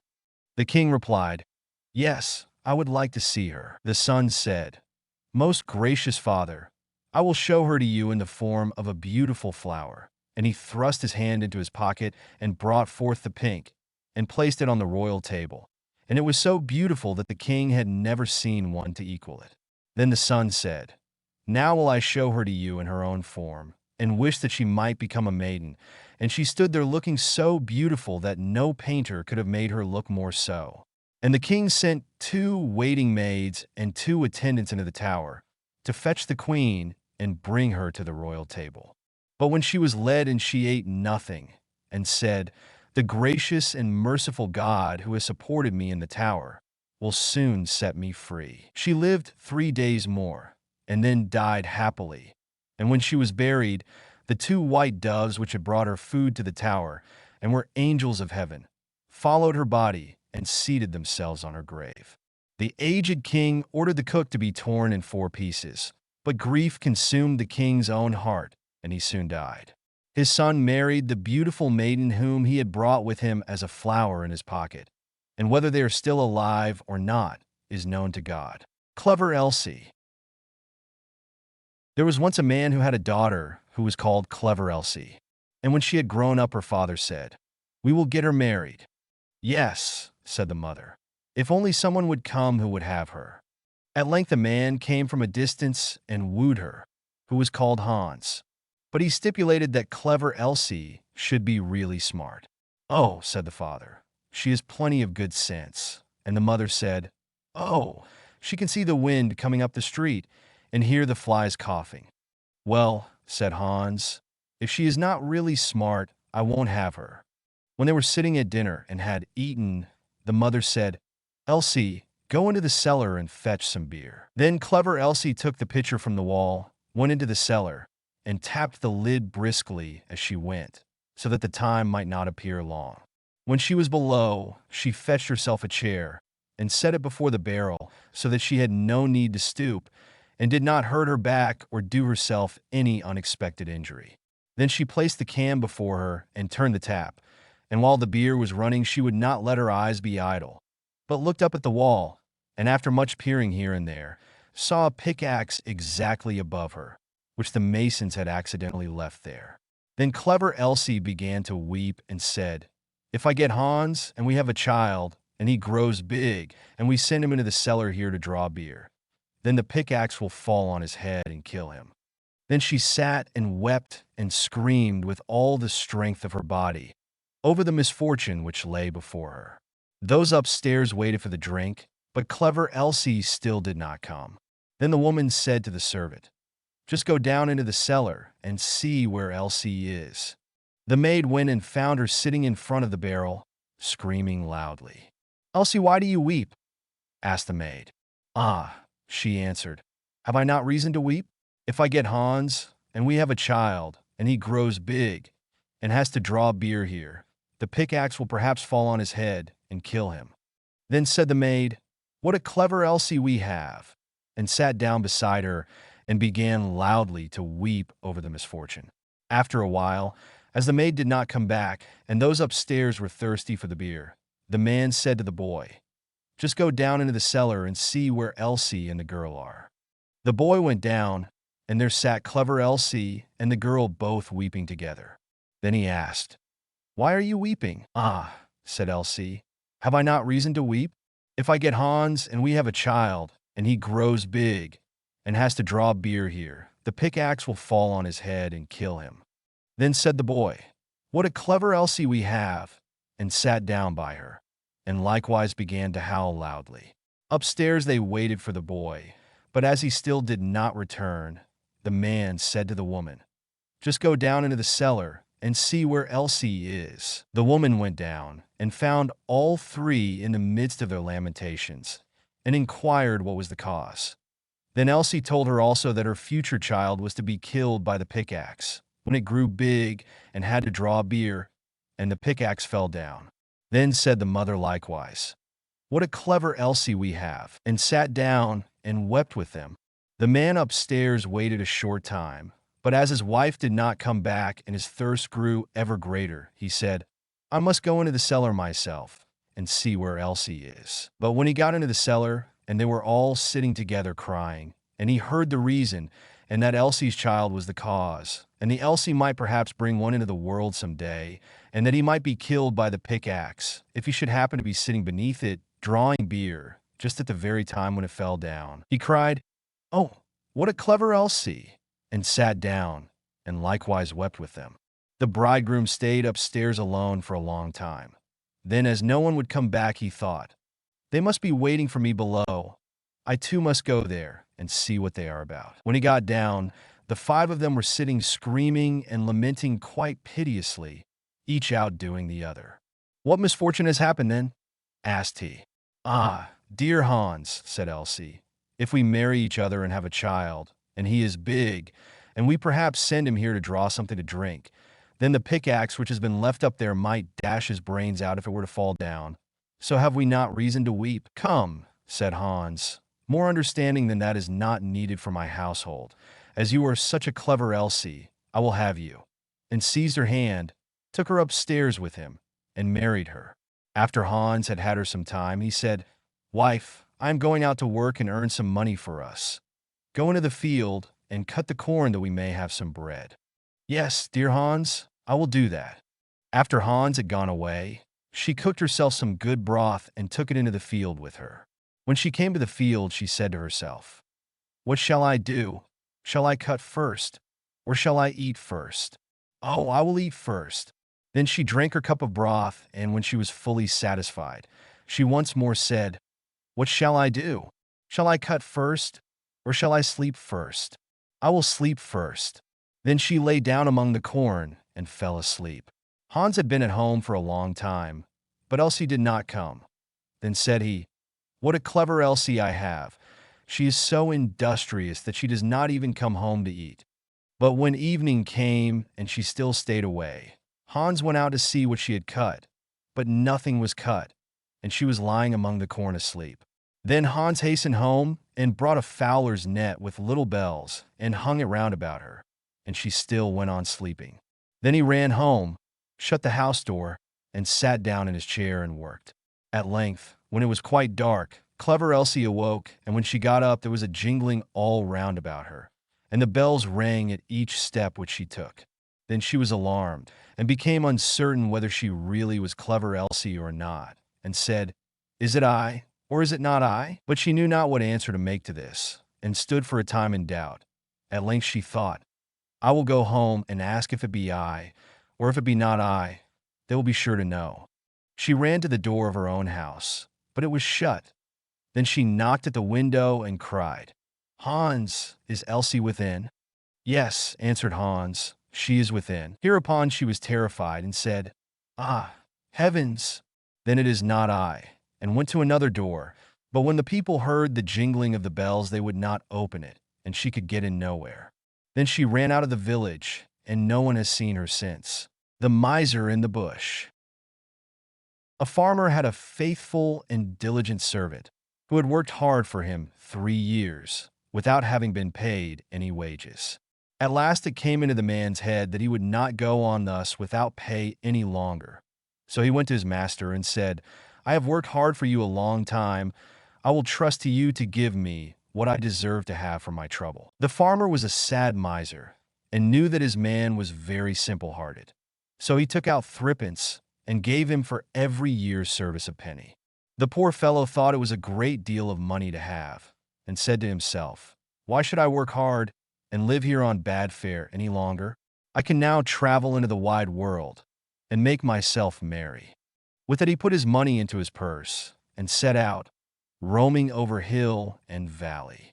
As he jogged along over the fields, singing and dancing, a little dwarf met him and asked him what made him so merry. "Why, what should make me downhearted?" said he. "I am sound in health and rich in purse. What should I care for? I have saved up my 3 years' earnings and have it all safe in my pocket." "How much may it come to?" said the little man. "Full 3 replied the countryman. "I wish you would give them to me," said the other. "I am very poor." Then the man pitied him and gave him all he had, and the little dwarf said in return, "As you have such a kind, honest heart, I will grant you 3 wishes, one for every penny. So choose whatever you like." Then the countryman rejoiced at his good luck and said, "I like many things better than money. First, I will have a bow that will bring down everything I shoot at. Secondly, a fiddle that will set everyone dancing that hears me play upon it. And thirdly, I should like that everyone should grant what I ask." The dwarf said he should have his 3 wishes. So he gave him the bow and fiddle, and went his way. Our honest friend journeyed on his way too. And if he was merry before, he was now 10 times more so. He had not gone far before he met an old miser. Close by them stood a tree, and on the topmost twig sat a thrush, singing away most joyfully. "Oh, what a pretty bird," said the miser. "I would give a great deal of money to have such a one." "If that's all," said the countryman, "I will soon bring it down." Then he took up his bow, and down fell the thrush into the bushes at the foot of the tree. The miser crept into the bush to find it. But directly he had got into the middle, his companion took up his fiddle and played away, and the miser began to dance and spring about, capering higher and higher in the air. The thorns soon began to tear his clothes till they all hung in rags about him, and he himself was all scratched and wounded, so that the blood ran down. "Oh, for heaven's sake," cried the miser, "Master, master, pray let the fiddle alone. What have I done to deserve this?" "Thou hast shaved many a poor soul close enough," said the other. "Thou art only meeting thy reward." So he played up another tune. Then the miser began to beg and promise, and offered money for his liberty. But he did not come up to the musician's price for some time, and he danced him along brisker and brisker, and the miser bid higher and higher, till at last he offered a round 100 of florins that he had in his purse, and had just gained by cheating some poor fellow. When the countryman saw so much money, he said, "I will agree to your proposal." So he took the purse, put up his fiddle, and traveled on very pleased with his bargain. Meanwhile the miser crept out of the bush half naked and in a piteous plight, and began to ponder how he should take his revenge, and serve his late companion some trick. At last he went to the judge, and complained that a rascal had robbed him of his money, and beaten him into the bargain, and that the fellow who did it carried a bow at his back, and a fiddle hung round his neck. Then the judge sent out his officers to bring up the accused wherever they should find him, and he was soon caught and brought up to be tried. The miser began to tell his tale, and said he had been robbed of his money. "No, you gave it me for playing a tune to you," said the countryman.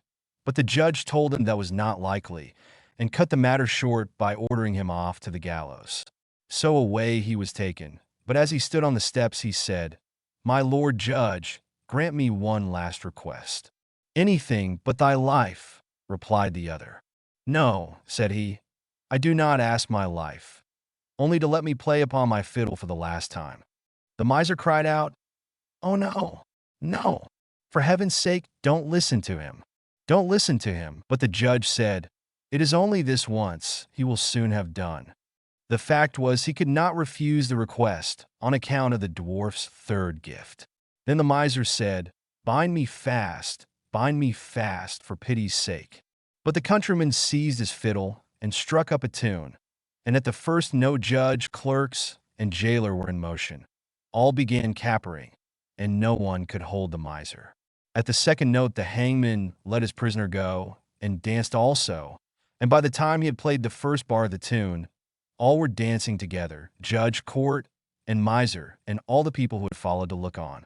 At first the thing was merry and pleasant enough, but when it had gone on a while, and there seemed to be no end of playing or dancing, they began to cry out, and beg him to leave off. But he stopped not a whit the more for their entreaties, till the judge not only gave him his life, but promised to return him the 100 florins. Then he called to the miser, and said, "Tell us now, you vagabond, where you got that gold, or I shall play on for your amusement only." "I stole it," said the miser in the presence of all the people. "I acknowledge that I stole it, and that you earned it fairly." Then the countryman stopped his fiddle, and left the miser to take his place at the gallows. ASHPUTTEL. The wife of a rich man fell sick, and when she felt that her end drew nigh, she called her only daughter to her bedside, and said, "Always be a good girl, and I will look down from heaven and watch over you." Soon afterward, she shut her eyes and died, and was buried in the garden. And the little girl went every day to her grave and wept, and was always good and kind all about her. And the snow fell and spread a beautiful white covering over the grave. But by the time the spring came and the sun had melted it away again, her father had married another wife. This new wife had 2 daughters of her own that she brought home with her. They were fair in face but foul at heart, and it was now a sorry time for the poor little girl. "What does the good-for-nothing want in the parlor?" said they. "They who would eat bread should first earn it. Away with the kitchen maid." Then they took away her fine clothes and gave her an old gray frock to put on, and laughed at her, and turned her into the kitchen. There she was forced to do hard work, to rise early before daylight, to bring the water, to make the fire, to cook, and to wash. Besides that, the sisters plagued her in all sorts of ways, and laughed at her. In the evening, when she was tired, she had no bed to lie down on, but was made to lie by the hearth among the ashes. And as this, of course, made her always dusty and dirty, they called her Ashputtel. It happened once that the father was going to the fair, and asked his wife's daughters what he should bring them. "Fine clothes," said the first. "Pearls and diamonds," cried the second. "Now, child," said he to his own daughter, "what will you have?" "The first twig, dear father, that brushes against your hat when you turn your face to come homewards," said she. Then he bought for the first 2 the fine clothes and pearls and diamonds they had asked for. And on his way home, as he rode through a green copse, a hazel twig brushed against him, and almost pushed off his hat. So he broke it off and brought it away. And when he got home, he gave it to his daughter. Then she took it, and went to her mother's grave and planted it there, and cried so much that it was watered with her tears. And there it grew and became a fine tree. 3 times every day she went to it and cried. And soon a little bird came and built its nest upon the tree, and talked with her, and watched over her, and brought her whatever she wished for. Now it happened that the king of that land held a feast, which was to last 3 days. And out of those who came to it, his son was to choose a bride for himself. Ashputtel's 2 sisters were asked to come. So they called her up and said, "Now, comb our hair, brush our shoes, and tie our sashes for us, for we are going to dance at the king's feast." Then she did as she was told. But when all was done, she could not help crying, for she thought to herself, she should so have liked to have gone with them to the ball. And at last she begged her mother very hard to let her go. "You, Ashputtel," said she, "you who have nothing to wear, no clothes at all, and who cannot even dance, you want to go to the ball?" And when she kept on begging, she said at last, to get rid of her, "I will throw this dishful of peas into the ash heap, and if in 2 hours' time you have picked them all out, you shall go to the feast too." Then she threw the peas down among the ashes. But the little maiden ran out at the back door into the garden, and cried out, "Hither, hither, through the sky, turtle doves and linnets fly. Blackbird, thrush, and chaffinch gay, hither, hither, haste away. One and all come help me quick. Haste ye, haste ye. Pick, pick, pick." Then first came 2 white doves flying in at the kitchen window. Next came 2 turtle doves. And after them came all the little birds under heaven, chirping and fluttering in, and they flew down into the ashes. And the little doves stooped their heads down and set to work, pick, pick, pick. And then the others began to pick, pick, pick. And among them all they soon picked out all the good grain, and put it into a dish, but left the ashes. Long before the end of the hour the work was quite done, and all flew out again at the windows. Then Ashputtel brought the dish to her mother, overjoyed at the thought that now she should go to the ball. But the mother said, "No, no, you slut, you have no clothes and cannot dance. You shall not go." And when Ashputtel begged very hard to go, she said, "If you can in 1 hour's time pick 2 of those dishes of peas out of the ashes, you shall go too." And thus she thought she should at least get rid of her. So she shook 2 dishes of peas into the ashes. But the little maiden went out into the garden at the back of the house, and cried out as before, "Hither, hither, through the sky, turtle doves and linnets fly. Blackbird, thrush, and chaffinch gay, hither, hither, haste away. One and all come help me quick. Haste ye, haste ye. Pick, pick, pick. Then first came 2 white doves in at the kitchen window. Next came 2 turtle doves. And after them came all the little birds under heaven, chirping and hopping about.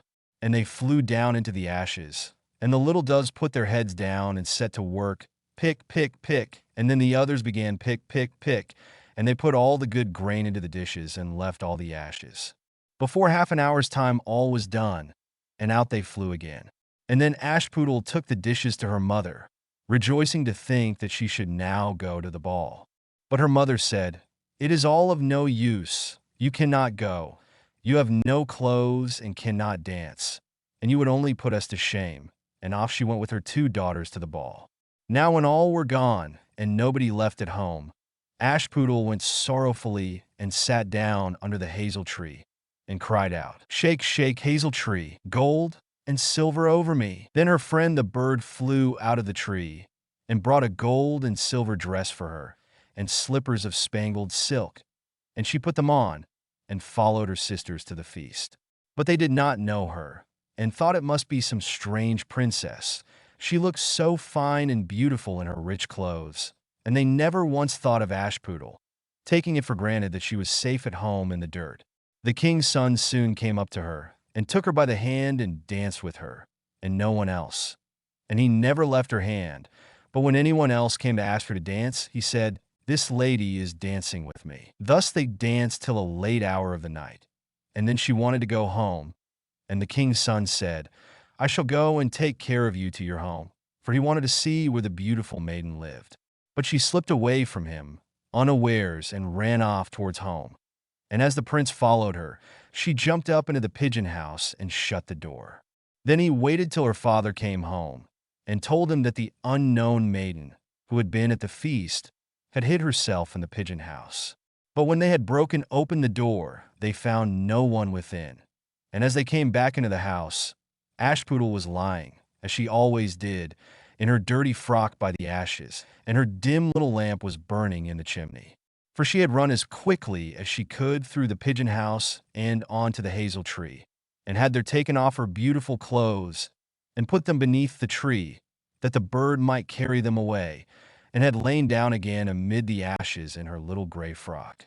The next day, when the feast was again held, and her father, mother, and sisters were gone, ASHPUTTEL went to the hazel tree and said, "Shake, shake, hazel tree, gold and silver over me." And the bird came and brought a still finer dress than the one she had worn the day before. And when she came in it to the ball, everyone wondered at her beauty. But the king's son, who was waiting for her, took her by the hand and danced with her. And when anyone asked her to dance, he said as before, "This lady is dancing with me." When night came, she wanted to go home, and the king's son followed here as before, that he might see into what house she went. But she sprang away from him all at once into the garden behind her father's house. In this garden stood a fine large pear tree full of ripe fruit, and ASHPUTTEL, not knowing where to hide herself, jumped up into it without being seen. Then the king's son lost sight of her, and could not find out where she was gone, but waited till her father came home, and said to him, "The unknown lady who danced with me has slipped away, and I think she must have sprung into the pear tree." The father thought to himself, "Can it be ASHPUTTEL?" So he had an axe brought, and they cut down the tree, but found no one upon it. And when they came back into the kitchen, there lay ASHPUTTEL among the ashes, for she had slipped down on the other side of the tree, and carried her beautiful clothes back to the bird at the hazel tree, and then put on her little gray frock. The third day, when her father and mother and sisters were gone, she went again into the garden and said, "Shake, shake, hazel tree, gold and silver over me." Then her kind friend the bird brought a dress still finer than the former one, and slippers which were all of gold, so that when she came to the feast no one knew what to say, for wonder at her beauty.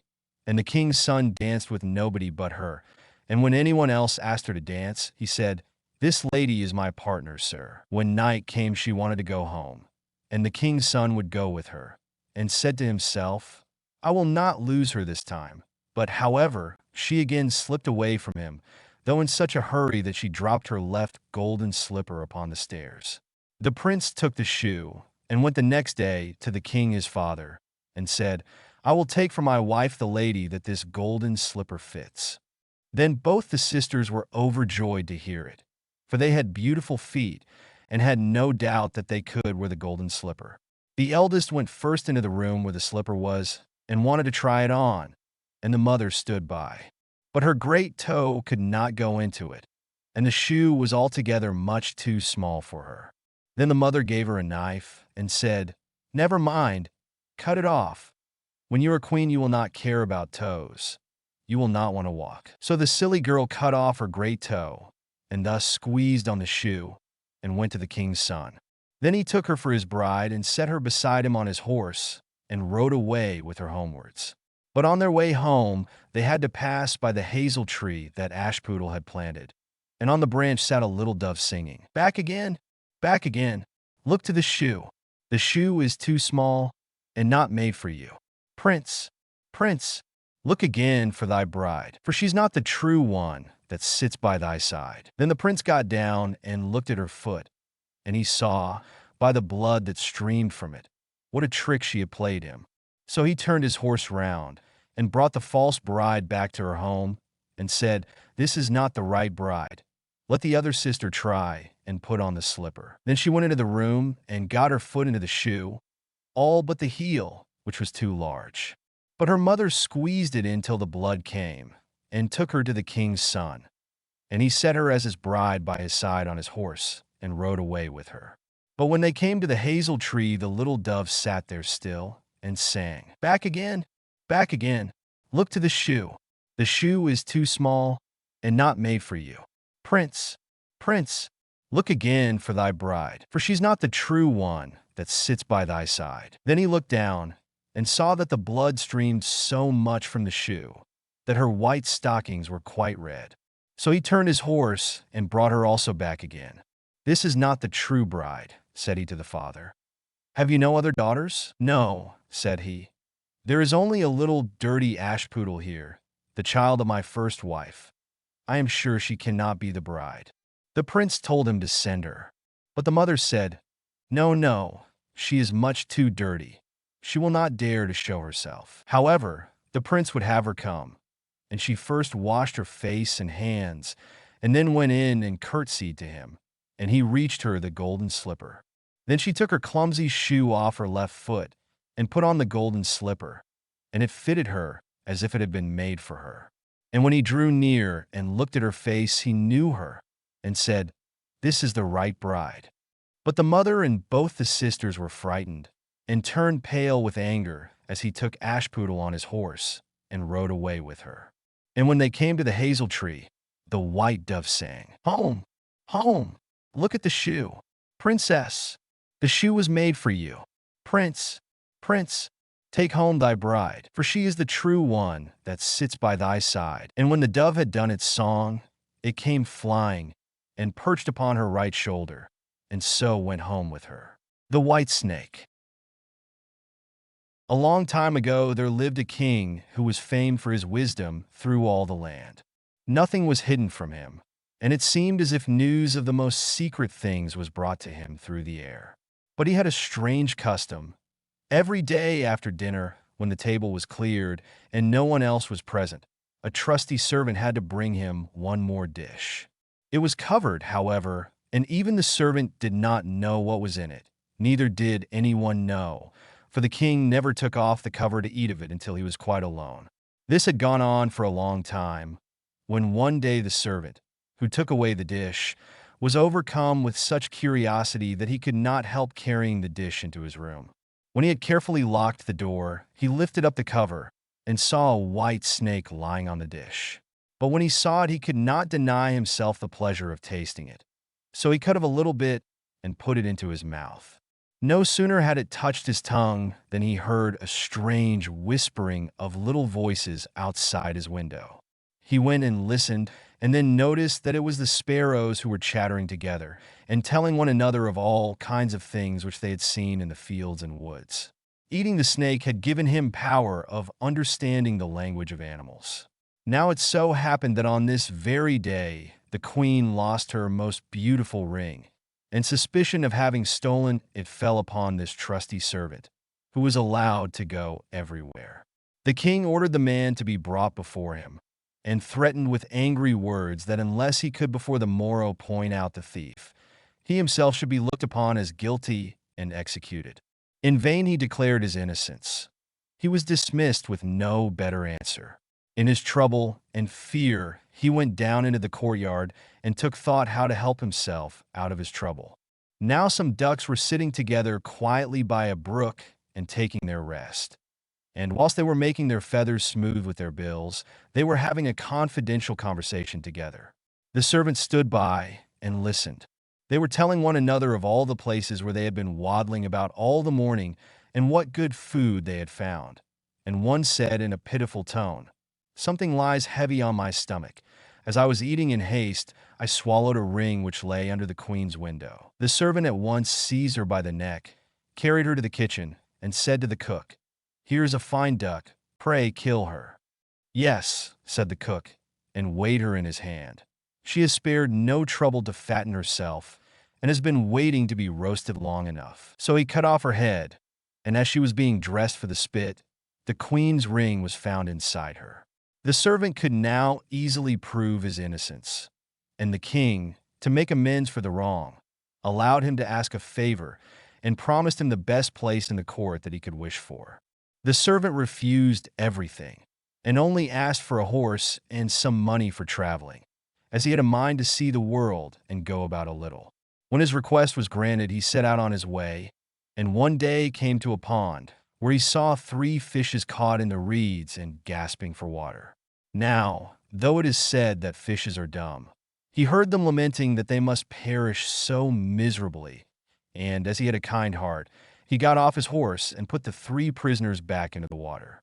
They leapt with delight, put out their heads, and cried to him, "We will remember you and repay you for saving us." He rode on, and after a while it seemed to him that he heard a voice in the sand at his feet. He listened and heard an ant-king complain, "Why cannot folks, with their clumsy beasts, keep off our bodies?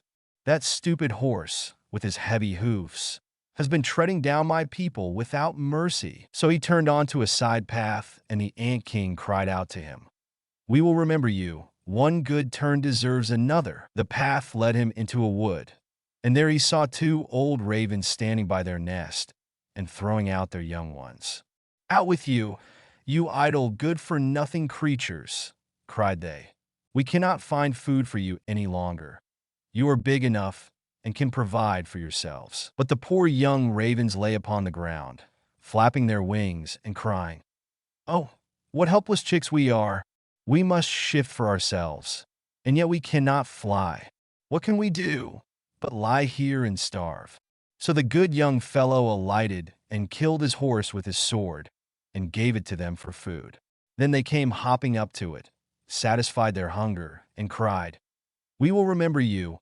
One good turn deserves another." And now he had to use his own legs, and when he had walked a long way, he came to a large city. There was a great noise and crowd in the streets, and a man rode up on horseback, crying aloud, "The king's daughter wants a husband, but whoever seeks her hand must perform a hard task, and if he does not succeed, he will forfeit his life." Many had already made the attempt, but in vain. Nevertheless, when the youth saw the king's daughter, he was so overcome by her great beauty that he forgot all danger, went before the king, and declared himself a suitor. So he was led out to the sea, and a gold ring was thrown into it, before his eyes. Then the king ordered him to fetch this ring up from the bottom of the sea, and added, "If you come up again without it, you will be thrown in again and again until you perish amid the waves." All the people grieved for the handsome youth. Then they went away, leaving him alone by the sea.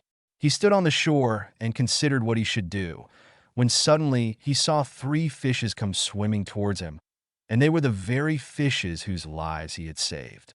The one in the middle held a mussel in its mouth, which it laid on the shore at the youth's feet, and when he had taken it up and opened it, there lay the gold ring in the shell. Full of joy, he took it to the king and expected that he would grant him the promised reward. But when the proud princess perceived that he was not her equal in birth, she scorned him and required him first to perform another task. She went down into the garden and strewed with her own hands 10 sacks full of millet seed on the grass. Then she said, "Tomorrow morning before sunrise, these must be picked up, and not a single grain be wanting." The youth sat down in the garden and considered how it might be possible to perform this task, but he could think of nothing, and there he sat sorrowfully awaiting the break of day, when he should be led to death. But as soon as the first rays of the sun shone into the garden, he saw all the 10 sacks standing side by side, quite full, and not a single grain was missing. The Ant King had come in the night with thousands and thousands of ants, and the grateful creatures had by great industry picked up all the millet seed and gathered them into the sacks. Presently the king's daughter herself came down into the garden, and was amazed to see that the young man had done the task she had given him. But she could not yet conquer her proud heart, and said, "Although he has performed both the tasks, he shall not be my husband until he had brought me an apple from the tree of life." The youth did not know where the tree of life stood, but he set out, and would have gone on forever, as long as his legs would carry him, though he had no hope of finding it.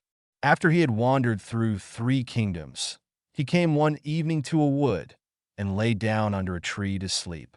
But he heard a rustling in the branches, and a golden apple fell into his hand.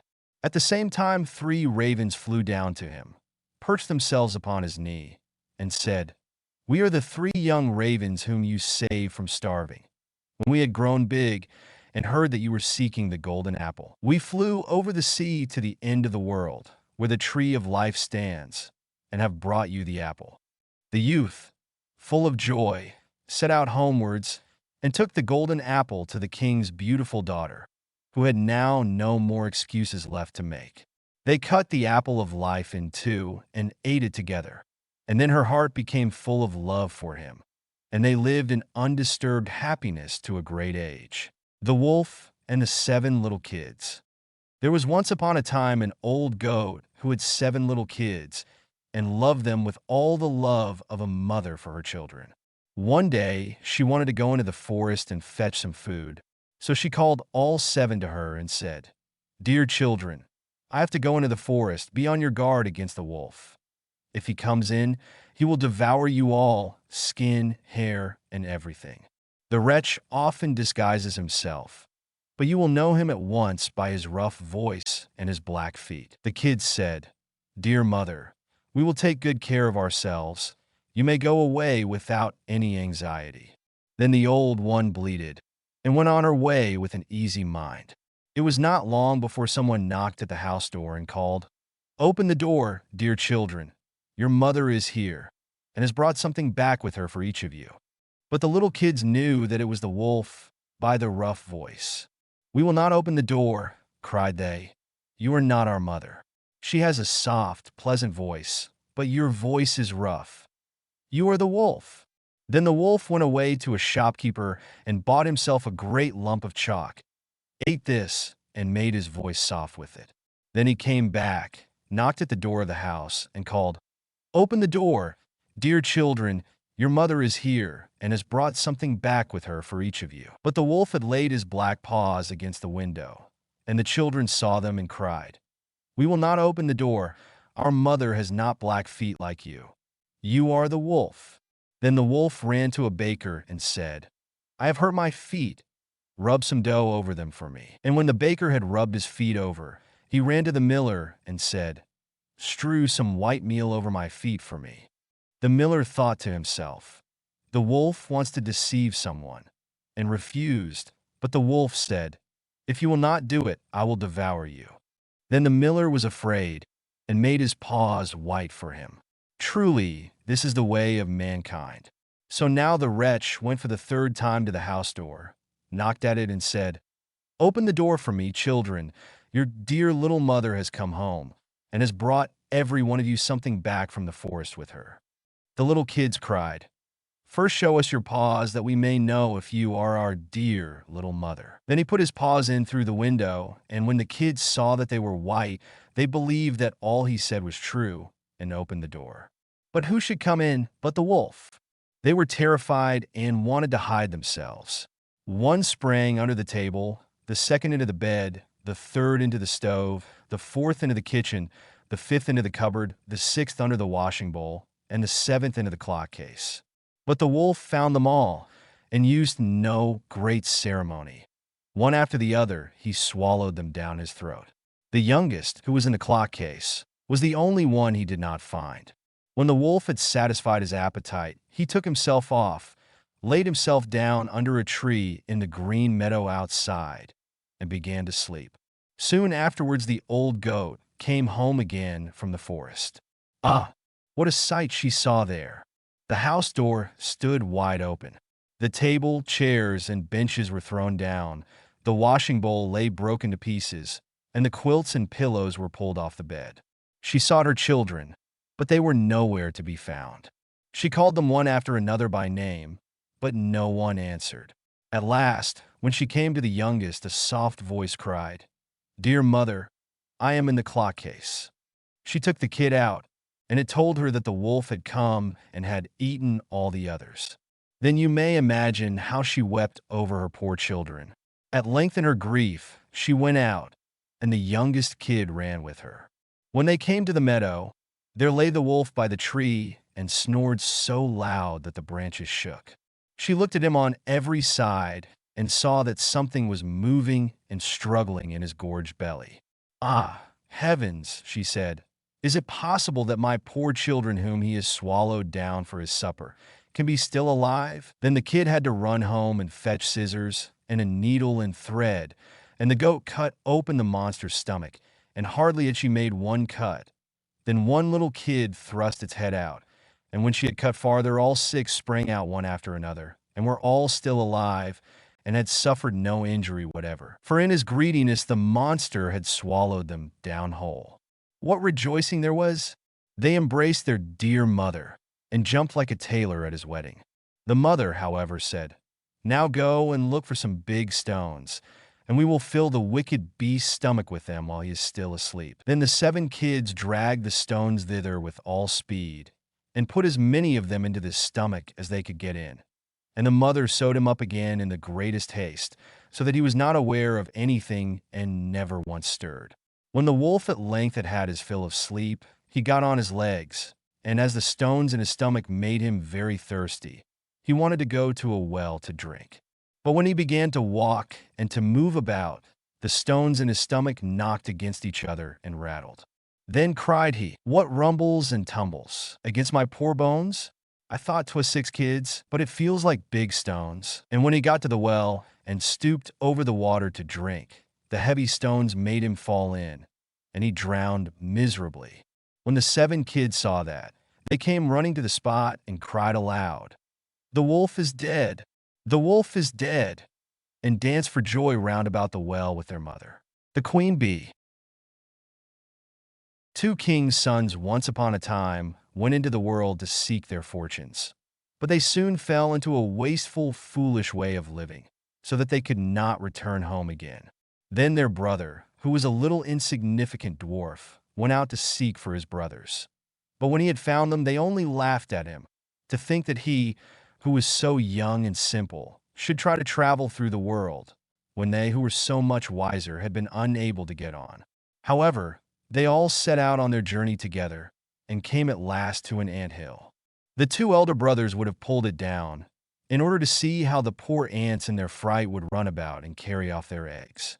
But the little dwarf said, "Let the poor things enjoy themselves. I will not suffer you to trouble them." So on they went, and came to a lake where many, many ducks were swimming about. The 2 brothers wanted to catch 2 and roast them, but the dwarf said, "Let the poor things enjoy themselves. You shall not kill them." Next they came to a bee's nest in a hollow tree, and there was so much honey that it ran down the trunk. And the 2 brothers wanted to light a fire under the tree and kill the bees, so as to get their honey. But the dwarf held them back and said, "Let the pretty insects enjoy themselves. I cannot let you burn them." At length the 3 brothers came to a castle, and as they passed by the stables they saw fine horses standing there, but all were of marble, and no man was to be seen. Then they went through all the rooms, till they came to a door on which were 3 locks. But in the middle of the door was a wicket, so that they could look into the next room. There they saw a little gray old man sitting at a table, and they called to him once or twice, but he did not hear. However, they called a third time, and then he rose and came out to them. He said nothing, but took hold of them and led them to a beautiful table covered with all sorts of good things. And when they had eaten and drunk, he showed each of them to a bedchamber. The next morning he came to the eldest and took him to a marble table, where there were 3 tablets, containing an account of the means by which the castle might be disenchanted. The first tablet said, "In the wood, under the moss, lie the 1,000 pearls belonging to the king's daughter. They must all be found, and if one be missing by set of sun, he who seeks them will be turned into marble." The eldest brother set out and sought for the pearls the whole day. But the evening came, and he had not found the first 100, so he was turned into stone as the tablet had foretold. The next day, the second brother undertook the task, but he succeeded no better than the first, for he could only find the second 100 of the pearls, and therefore he too was turned into stone. At last came the little dwarf's turn, and he looked in the moss, but it was so hard to find the pearls, and the job was so tiresome. So he sat down upon a stone and cried. And as he sat there, the king of the ants, whose life he had saved, came to help him with 5,000 ants. And it was not long before they had found all the pearls and laid them in a heap. The second tablet said, "The key of the princess's bedchamber must be fished up out of the lake." And as the dwarf came to the brink of it, he saw the 2 ducks whose lives he had saved swimming about, and they dived down and soon brought in the key from the bottom. The third task was the hardest. It was to choose out the youngest and the best of the king's 3 daughters. Now they were all beautiful and all exactly alike. But he was told that the eldest had eaten a piece of sugar, the next some sweet syrup, and the youngest a spoonful of honey. So he was to guess which it was that had eaten the honey. Then came the queen of the bees, who had been saved by the little dwarf from the fire, and she tried the lips of all 3, but at last she sat upon the lips of the one that had eaten the honey, and so the dwarf knew which was the youngest. Thus the spell was broken, and all who had been turned into stones awoke and took their proper forms. And the dwarf married the youngest and the best of the princesses, and was king after her father's death. But his 2 brothers married the other 2 sisters, the elves and the shoemaker. There was once a shoemaker who worked very hard and was very honest, but still he could not earn enough to live upon. And at last all he had in the world was gone, save just leather enough to make 1 pair of shoes. Then he cut his leather out, all ready to make up the next day, meaning to rise early in the morning to his work. His conscience was clear and his heart light amidst all his troubles. So he went peaceably to bed, left all his cares to heaven, and soon fell asleep. In the morning after he had said his prayers, he sat himself down to his work, when, to his great wonder, there stood the shoes all ready made upon the table. The good man knew not what to say or think at such an odd thing happening. He looked at the workmanship. There was not 1 false stitch in the whole job. All was so neat and true that it was quite a masterpiece. The same day a customer came in, and the shoes suited him so well that he willingly paid a price higher than usual for them. And the poor shoemaker, with the money, bought leather enough to make 2 pairs more. In the evening he cut out the work, and went to bed early, that he might get up and begin betimes next day. But he was saved all the trouble, for when he got up in the morning the work was done, ready to his hand. Soon in came buyers, who paid him handsomely for his goods, so that he bought leather enough for 4 pair more.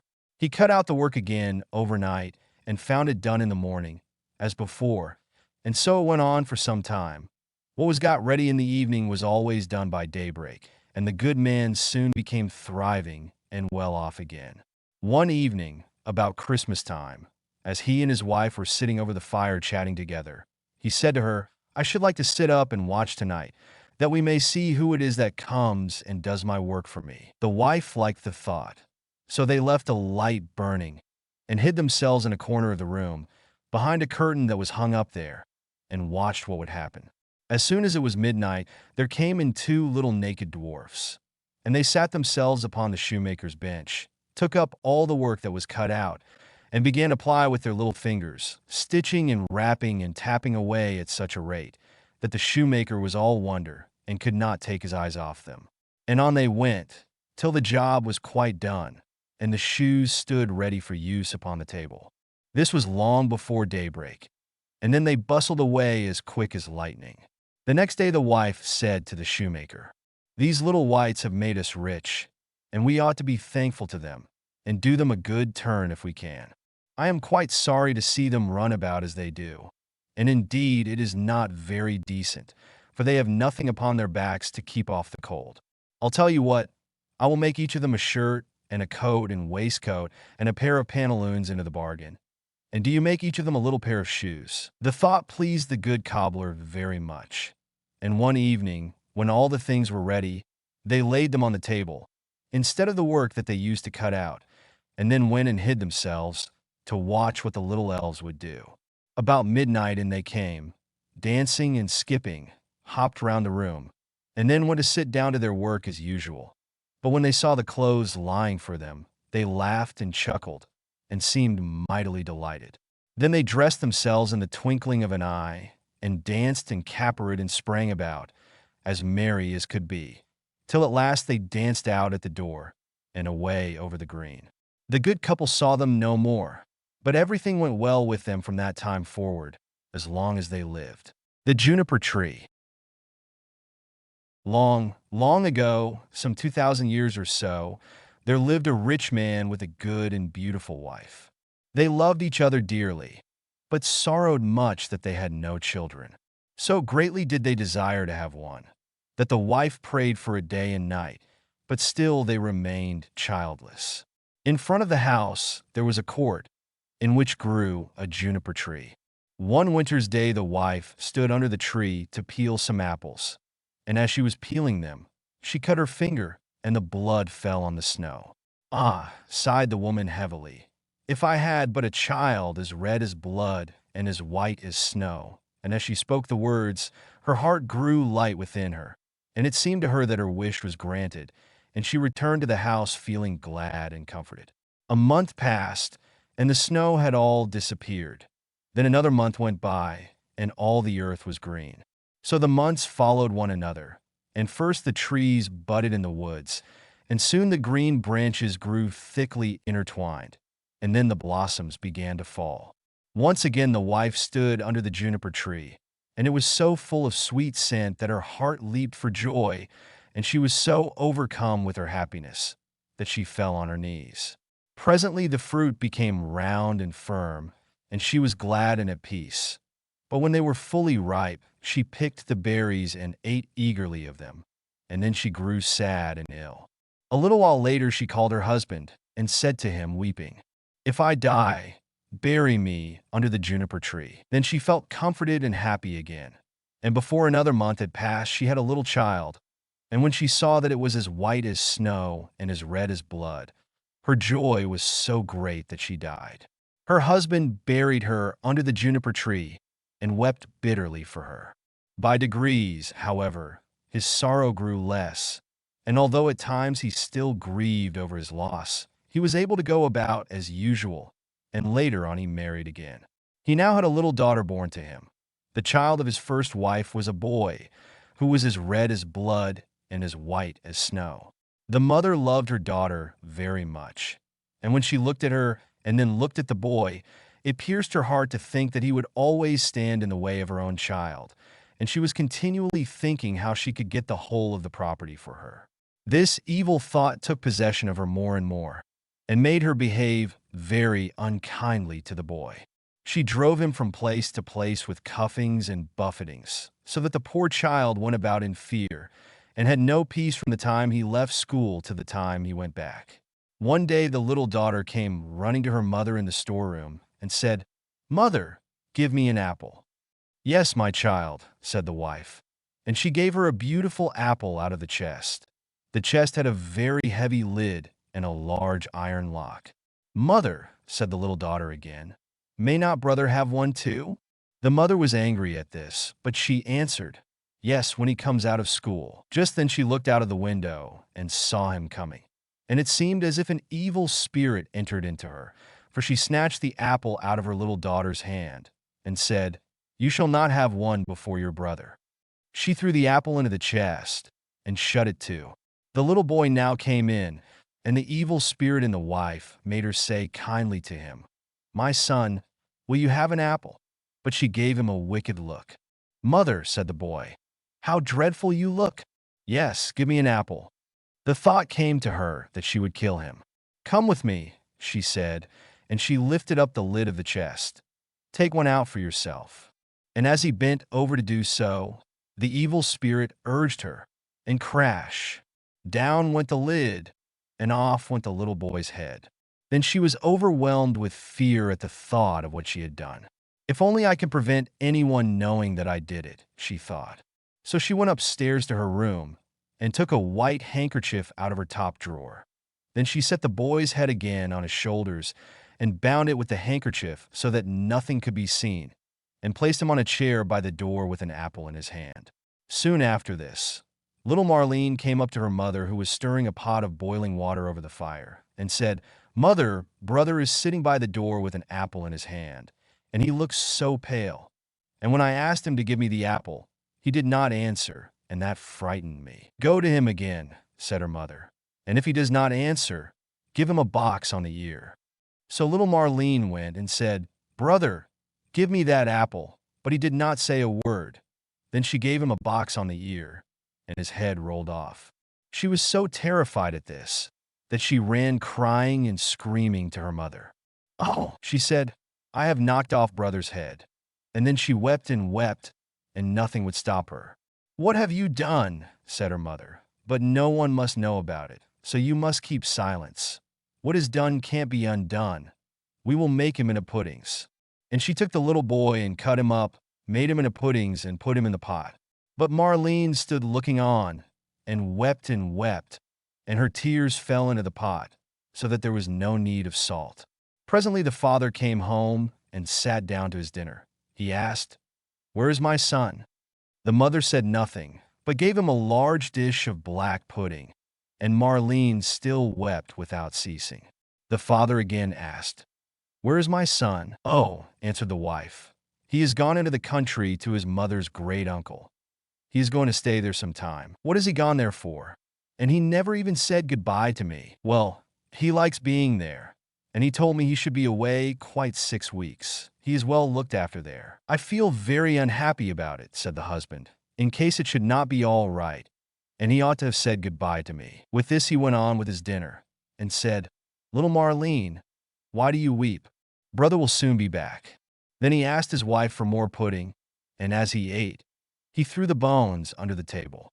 Little Marlene went upstairs and took her best silk handkerchief out of her bottom drawer, and in it she wrapped all the bones from under the table and carried them outside, and all the time she did nothing but weep. Then she laid them in the green grass under the juniper-tree, and she had no sooner done so than all her sadness seemed to leave her, and she wept no more.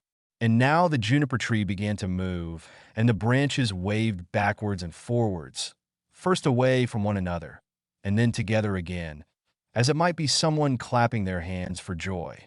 After this a mist came round the tree, and in the midst of it there was a burning as of fire, and out of the fire there flew a beautiful bird that rose high into the air, singing magnificently.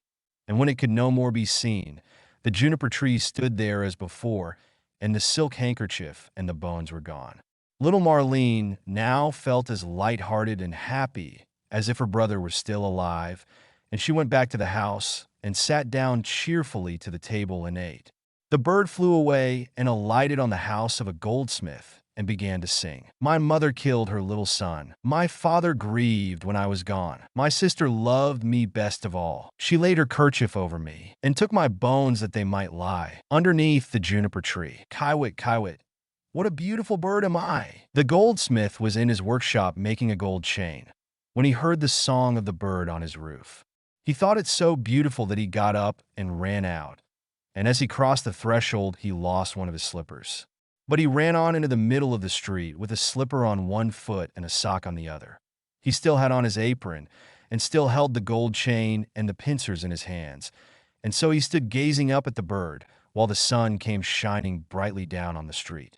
"Bird," he said, "how beautifully you sing! Sing me that song again." "Nay," said the bird, I do not sing twice for nothing. Give that gold chain, and I will sing it you again. Here is the chain. Take it, said the goldsmith.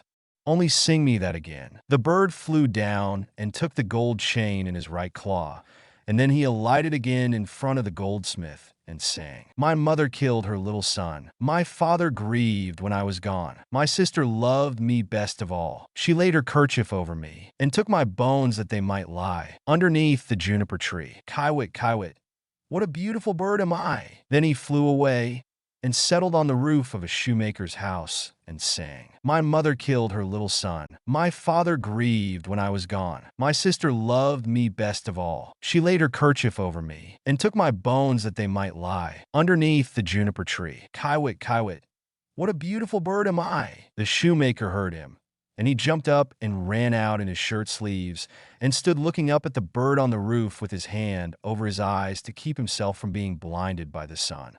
Bird, he said, how beautifully you sing. Then he called through the door to his wife.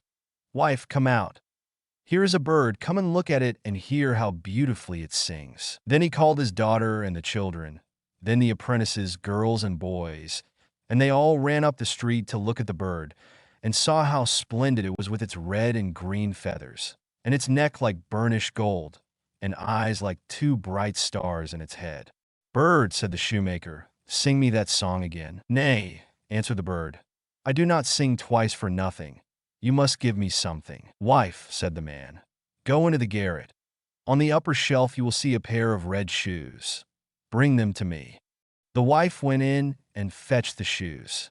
There, bird, said the shoemaker, now sing me that song again. The bird flew down and took the red shoes in his left claw, and then he went back to the roof and sang. My mother killed her little son. My father grieved when I was gone. My sister loved me best of all. She laid her kerchief over me and took my bones that they might lie underneath the juniper tree. Kiwit, kiwit, what a beautiful bird am I! When he had finished, he flew away. He had the chain in his right claw and the shoes in his left, and he flew right away to a mill, and the mill went click-clack, click-clack, click-clack. Inside the mill were 20 of the miller's men hewing a stone, and as they went hick-hack, hick-hack, hick-hack, the mill went click-clack, click-clack, click-clack. The bird settled on a lime tree in front of the mill and sang. My mother killed her little son. Then one of the men left off. My father grieved when I was gone. 2 more men left off and listened. My sister loved me best of all. Then 4 more left off. She laid her kerchief over me and took my bones that they might lie. Now there were only 8 at work underneath, and now only 5, the juniper tree, and now only 1, kiwit, kiwit. What a beautiful bird am I! Then he looked up, and the last one had left off work. Bird, he said, what a beautiful song that is you sing. Let me hear it too. Sing it again. Nay, answered the bird, I do not sing twice for nothing. Give me that millstone, and I will sing it again. If it belonged to me alone, said the man, you should have it. Yes, yes, said the others. If he will sing again, he can have it. The bird came down, and all the 20 millers set to and lifted up the stone with a beam.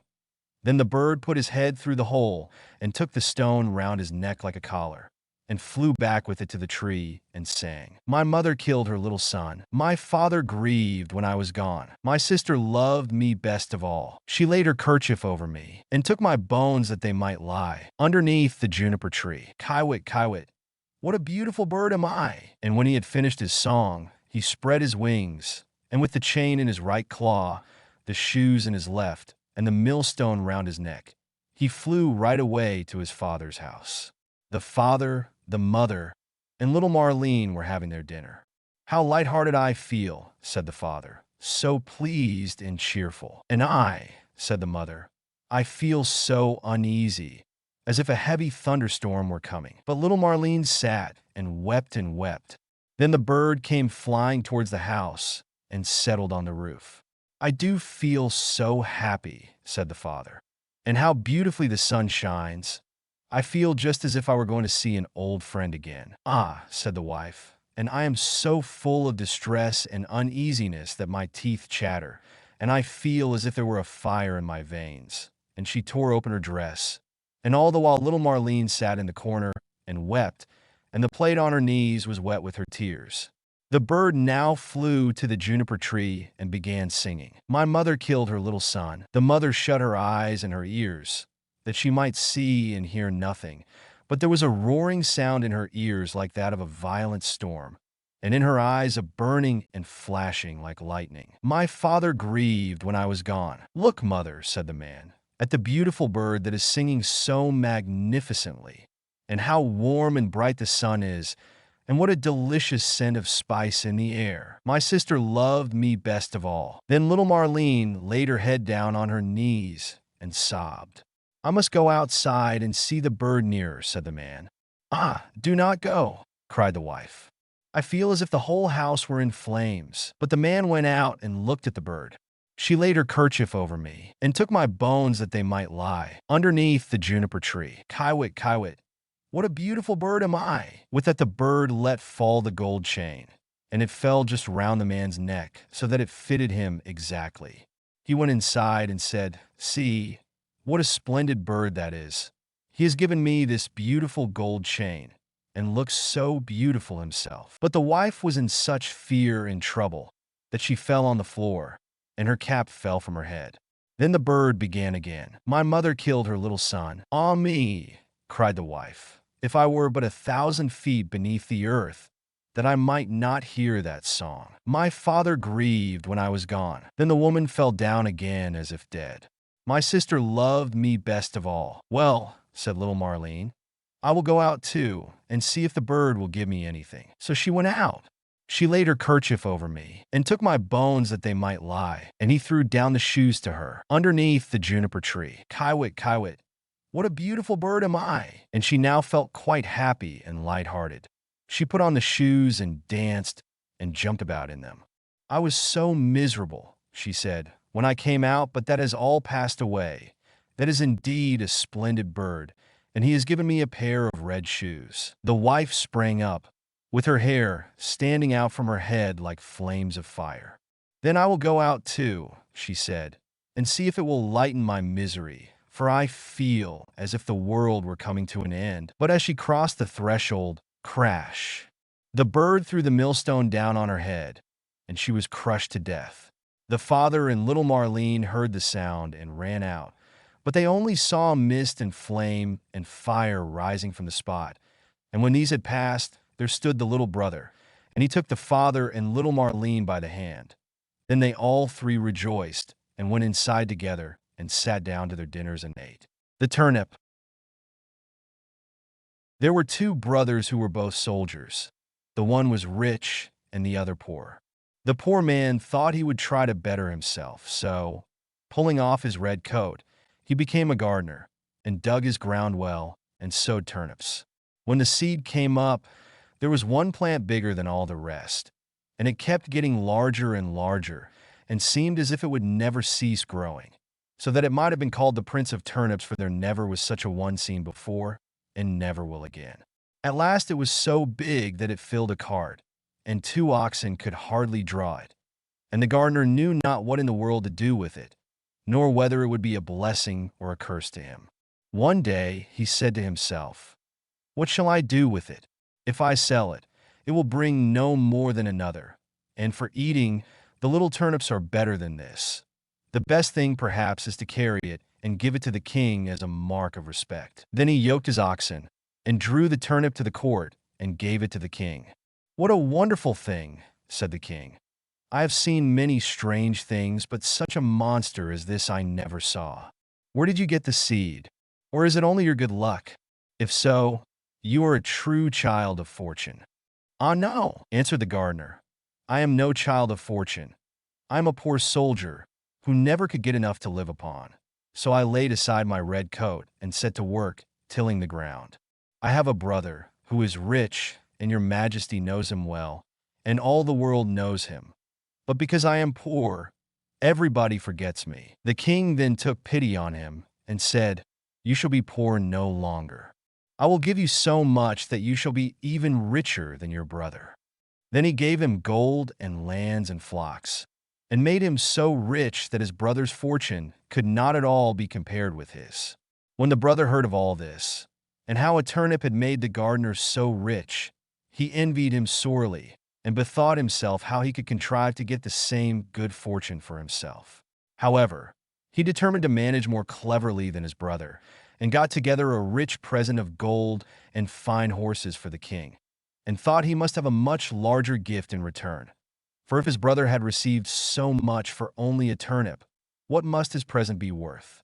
The king took the gift very graciously, and said he knew not what to give in return more valuable and wonderful than the great turnip. So the soldier was forced to put it into a cart and drag it home with him. When he reached home, he knew not upon whom to vent his rage and spite, and at length wicked thoughts came into his head, and he resolved to kill his brother. So he hired some villains to murder him, and having shown them where to lie in ambush, he went to his brother and said, "Dear brother, I have found a hidden treasure. Let us go and dig it up and share it between us." The other had no suspicions of his roguery, so they went out together, and as they were traveling along, the murderers rushed out upon him, bound him, and were going to hang him on a tree. But whilst they were getting all ready, they heard the trampling of a horse at a distance, which so frightened them that they pushed their prisoner neck and shoulders together into a sack, and swung him up by a cord to the tree, where they left him dangling, and ran away. Meantime he worked and worked away, till he made a hole large enough to put out his head. When the horseman came up, he proved to be a student, a merry fellow, who was journeying along on his nag, and singing as he went. As soon as the man in the sack saw him passing under the tree, he cried out, "Good morning! Good morning to thee, my friend." The student looked about everywhere, and seeing no one, and not knowing where the voice came from, cried out, "Who calls me?" Then the man in the tree answered, "Lift up thine eyes, for behold here I sit in the sack of wisdom. Here have I, in a short time, learned great and wondrous things. Compared to this seat, all the learning of the schools is as empty air. A little longer, and I shall know all that man can know, and shall come forth wiser than the wisest of mankind. Here I discern the signs and motions of the heavens and the stars, the laws that control the winds, the number of the sands on the seashore, the healing of the sick, the virtues of all simples, of birds, and of precious stones. Wert thou but once here, my friend, thou wouldst feel and own the power of knowledge." The student listened to all this and wondered much. At last he said, "Blessed be the day and hour when I found you. Cannot you contrive to let me into the sack for a little while?" Then the other answered, as if very unwillingly, "A little space I may allow thee to sit here, if thou wilt reward me well and entreat me kindly. But thou must tarry yet an hour below, till I have learnt some little matters that are yet unknown to me." So the student sat himself down and waited a while. But the time hung heavy upon him, and he begged earnestly that he might ascend forthwith, for his thirst for knowledge was great. Then the other pretended to give way, and said, "Thou must let the sack of wisdom descend, by untying yonder cord, and then thou shalt enter." So the student let him down, opened the sack, and set him free. "Now then," cried he, "let me ascend quickly."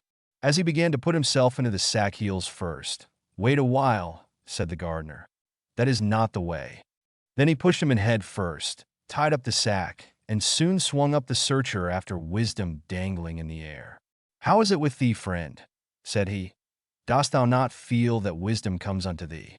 Rest there in peace, till thou art a wiser man than thou wert." So saying, he trotted off on the student's nag, and left the poor fellow to gather wisdom till somebody should come and let him down. Clever Hans. The mother of Hans said, "Whither away, Hans?" Hans answered, "To Gretel." "Behave well, Hans." "Oh, I'll behave well. Goodbye, mother." "Goodbye, Hans." Hans comes to Gretel. "Good day, Gretel." "Good day, Hans. What do you bring that is good?" "I bring nothing. I want to have something given me." Gretel presents Hans with a needle. Hans says, "Goodbye, Gretel." "Goodbye, Hans." Hans takes the needle, sticks it into a hay cart, and follows the cart home. "Good evening, mother." "Good evening, Hans. Where have you been?" "With Gretel." "What did you take her?" "Took nothing. Had something given me." "What did Gretel give you?" "Gave me a needle." "Where is the needle, Hans?" Stuck in the hay cart. That was all done, Hans. You should have stuck the needle in your sleeve. Never mind. I'll do better next time. Whither away, Hans? To Gretel, mother. Behave well, Hans. Oh, I'll behave well. Goodbye, mother. Goodbye, Hans. Hans comes to Gretel. Good day, Gretel. Good day, Hans. What do you bring that is good? I bring nothing. I want to have something given to me. Gretel presents Hans with a knife. Goodbye, Gretel. Goodbye, Hans. Hans takes the knife, sticks it in his sleeve, and goes home. Good evening, mother. Good evening, Hans. Where have you been? With Gretel. What did you take her? Took her nothing. She gave me something. What did Gretel give you? Gave me a knife. Where is the knife, Hans? Stuck in my sleeve. That's all done, Hans. You should have put the knife in your pocket. Never mind. We'll do better next time. Whither away, Hans? To Gretel, mother. Behave well, Hans. Oh, I'll behave well. Goodbye, mother. Goodbye, Hans. Hans comes to Gretel. Good day, Gretel. Good day, Hans. What good thing do you bring? I bring nothing. I want something given me. Gretel presents Hans with a young goat. Goodbye, Gretel. Goodbye, Hans. Hans takes the goat, ties its legs, and puts it in his pocket. When he gets home, it is suffocated. Good evening, mother. Good evening, Hans. Where have you been? With Gretel. What did you take her? Took nothing. She gave me something. What did Gretel give you? She gave me a goat. Where is the goat, Hans? Put it in my pocket. That was ill done, Hans. You should have put a rope round the goat's neck. Never mind. We'll do better next time. Whither away, Hans? To Gretel, mother. Behave well, Hans. Oh, I'll behave well. Goodbye, mother. Goodbye, Hans. Hans comes to Gretel. Good day, Gretel. Good day, Hans. What good thing do you bring? I bring nothing. I want something given me. Gretel presents Hans with a piece of bacon. Goodbye, Gretel. Goodbye, Hans. Hans takes the bacon, ties it to a rope, and drags it away behind him. The dogs come and devour the bacon. When he gets home, he has the rope in his hand, and there is no longer anything hanging on to it. Good evening, mother. Good evening, Hans. Where have you been? With Gretel. What did you take her? I took her nothing. She gave me something. What did Gretel give you? Gave me a bit of bacon. Where is the bacon, Hans? I tied it to a rope, brought it home. Dogs took it.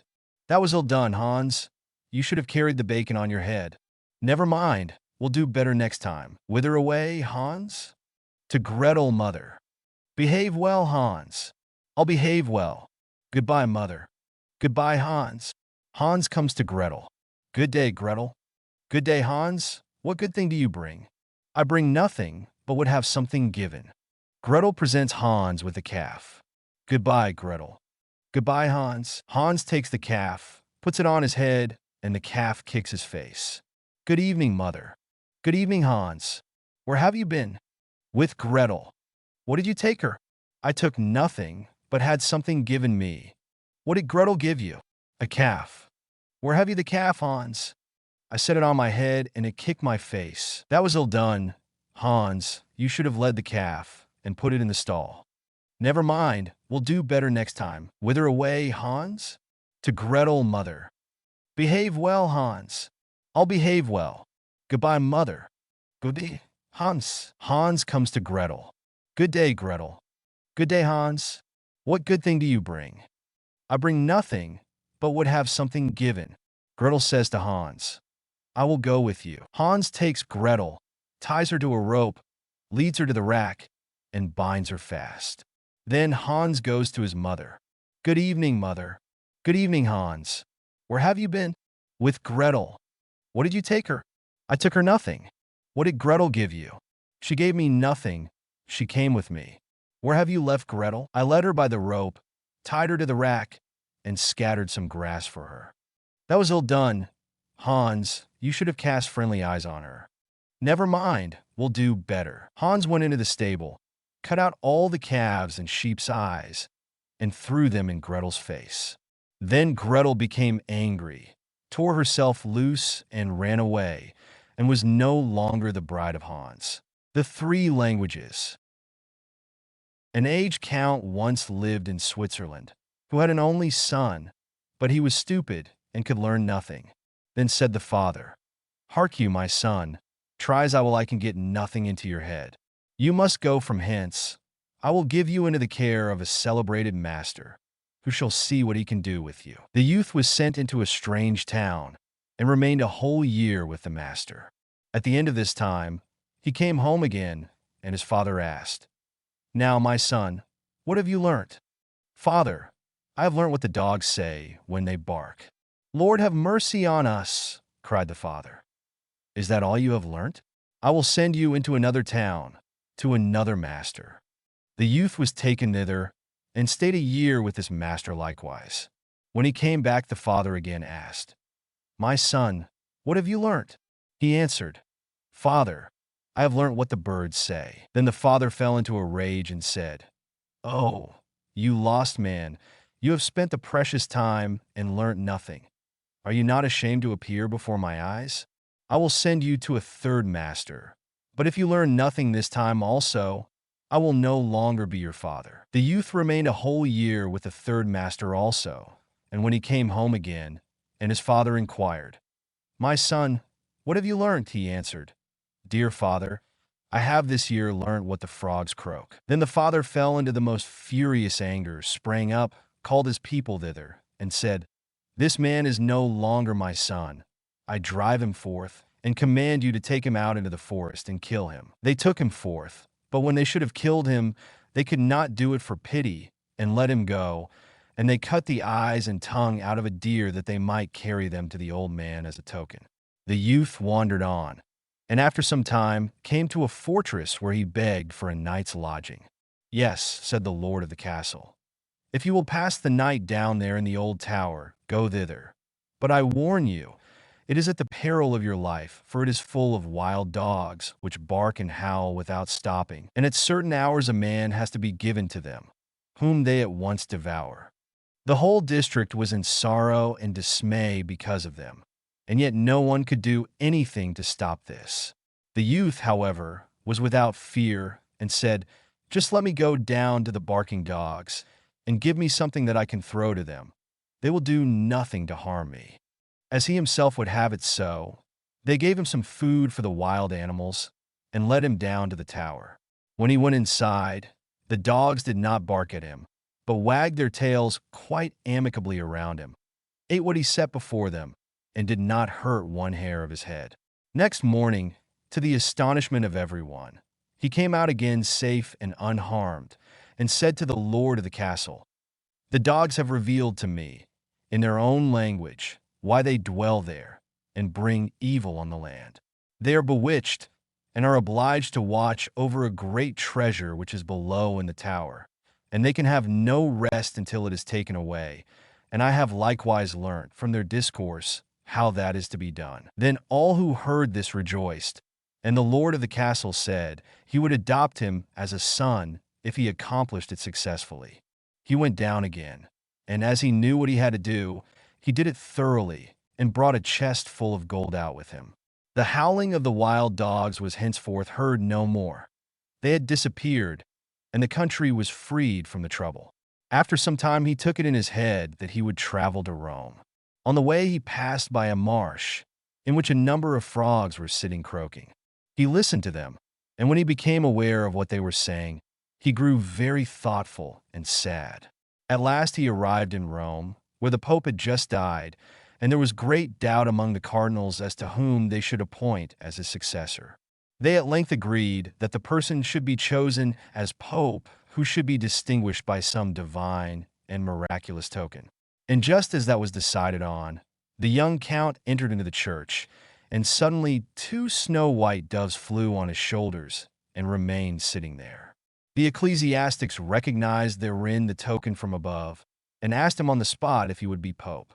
He was undecided and knew not if he were worthy of this, but the doves counseled him to do it, and at length he said yes. Then was he anointed and consecrated, and thus was fulfilled what he had heard from the frogs on his way, which had so affected him, that he was to be his holiness the Pope. Then he had to sing a mass, and did not know one word of it, but the 2 doves sat continually on his shoulders and said it all in his ear. The Fox and the Cat. It happened that the cat met the fox in a forest, and as she thought to herself, "He is clever and full of experience, and much esteemed in the world," she spoke to him in a friendly way. "Good day, dear Mr. Fox. How are you? How is all with you? How are you getting on in these hard times?" The fox, full of all kinds of arrogance, looked at the cat from head to foot, and for a long time did not know whether he would give any answer or not. At last he said, "Oh, you wretched beard cleaner, you piebald fool, you hungry mouse hunter, what can you be thinking of?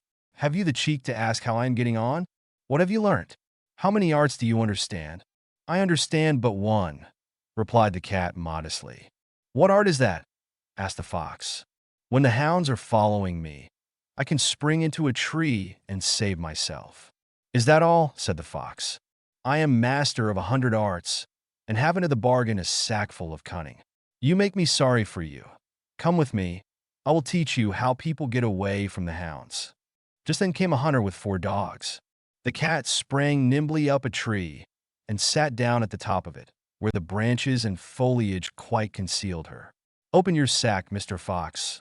Open your sack," cried the cat to him, but the dogs had already seized him and were holding him fast. "Ah, Mr. Fox," cried the cat, "you with your 100 arts are left in the lurch. Had you been able to climb like me, you would not have lost your life." The 4 clever brothers. "Dear children," said a poor man to his 4 sons, "I have nothing to give you. You must go out into the wide world and try your luck. Begin by learning some craft or another, and see how you can get on." So the 4 brothers took their walking sticks in their hands and their little bundles on their shoulders, and after bidding their father goodbye, went all out at the gate together. When they had got on some way, they came to 4 crossways, each leading to a different country.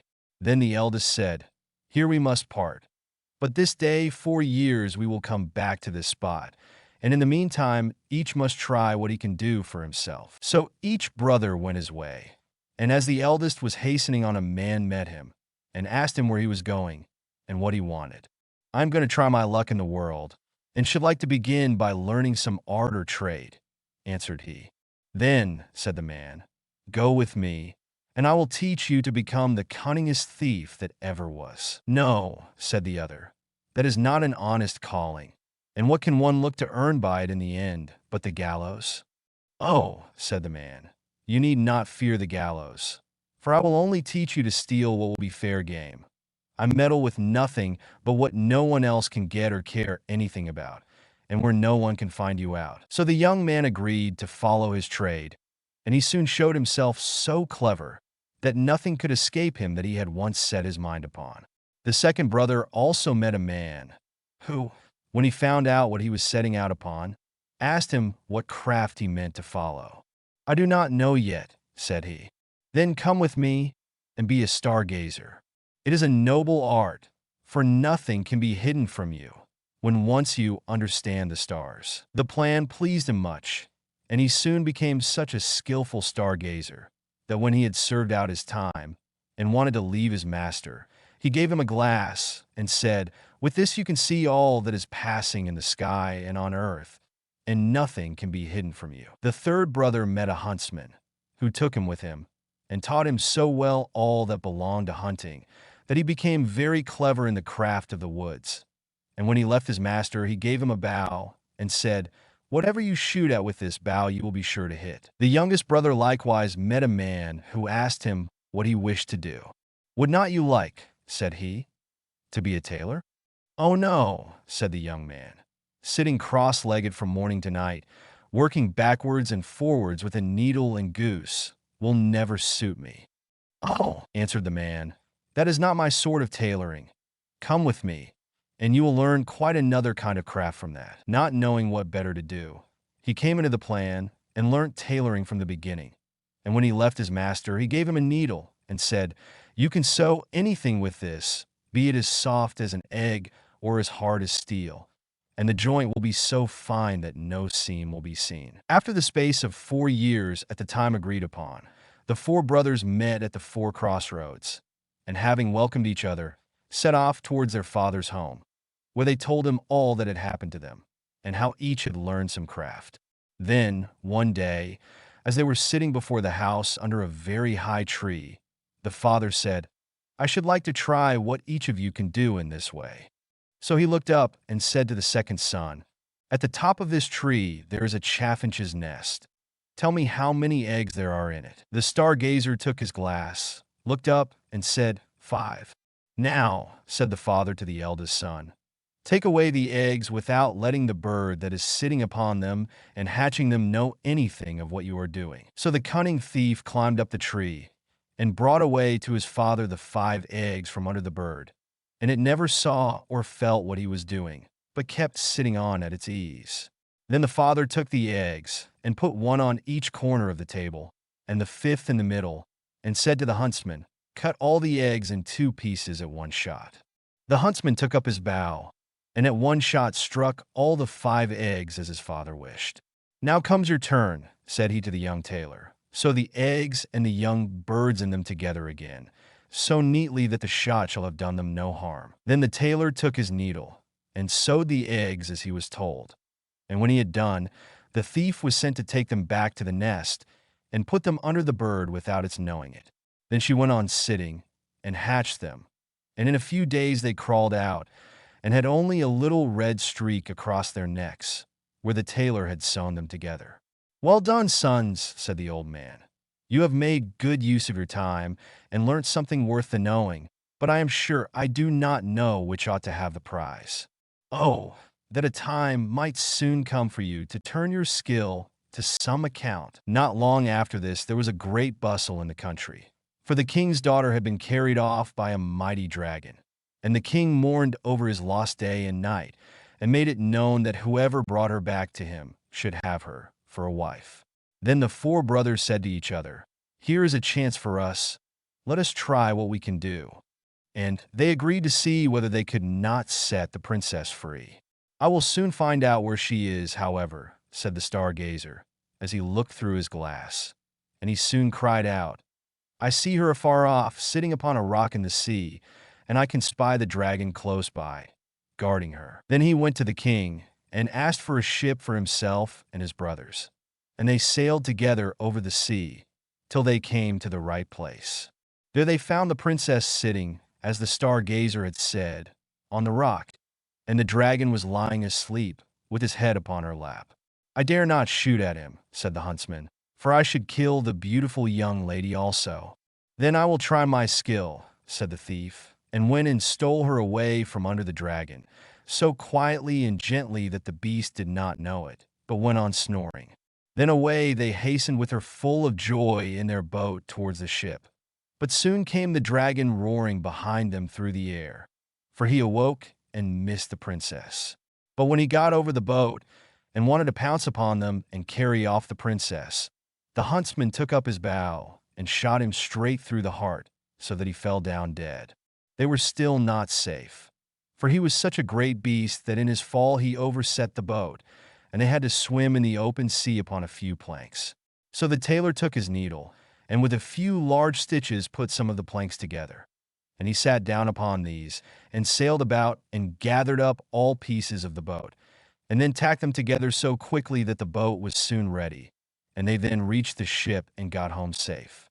When they had brought home the princess to her father, there was great rejoicing, and he said to the 4 brothers, "One of you shall marry her, but you must settle amongst yourselves which it is to be." Then there arose a quarrel between them, and the stargazer said, "If I had not found the princess out, all your skill would have been of no use. Therefore she ought to be mine." "Your seeing her would have been of no use," said the thief, "if I had not taken her away from the dragon. Therefore she ought to be mine." "No, she is mine," said the huntsman, "for if I had not killed the dragon, he would, after all, have torn you and the princess into pieces. And if I had not sewn the boat together again," said the tailor, "you would all have been drowned.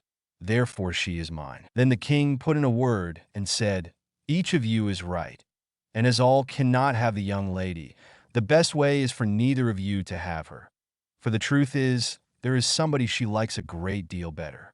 But to make up for your loss, I will give each of you, as a reward for his skill, half a kingdom." So the brothers agreed that this plan would be much better than either quarreling or marrying a lady who had no mind to have them.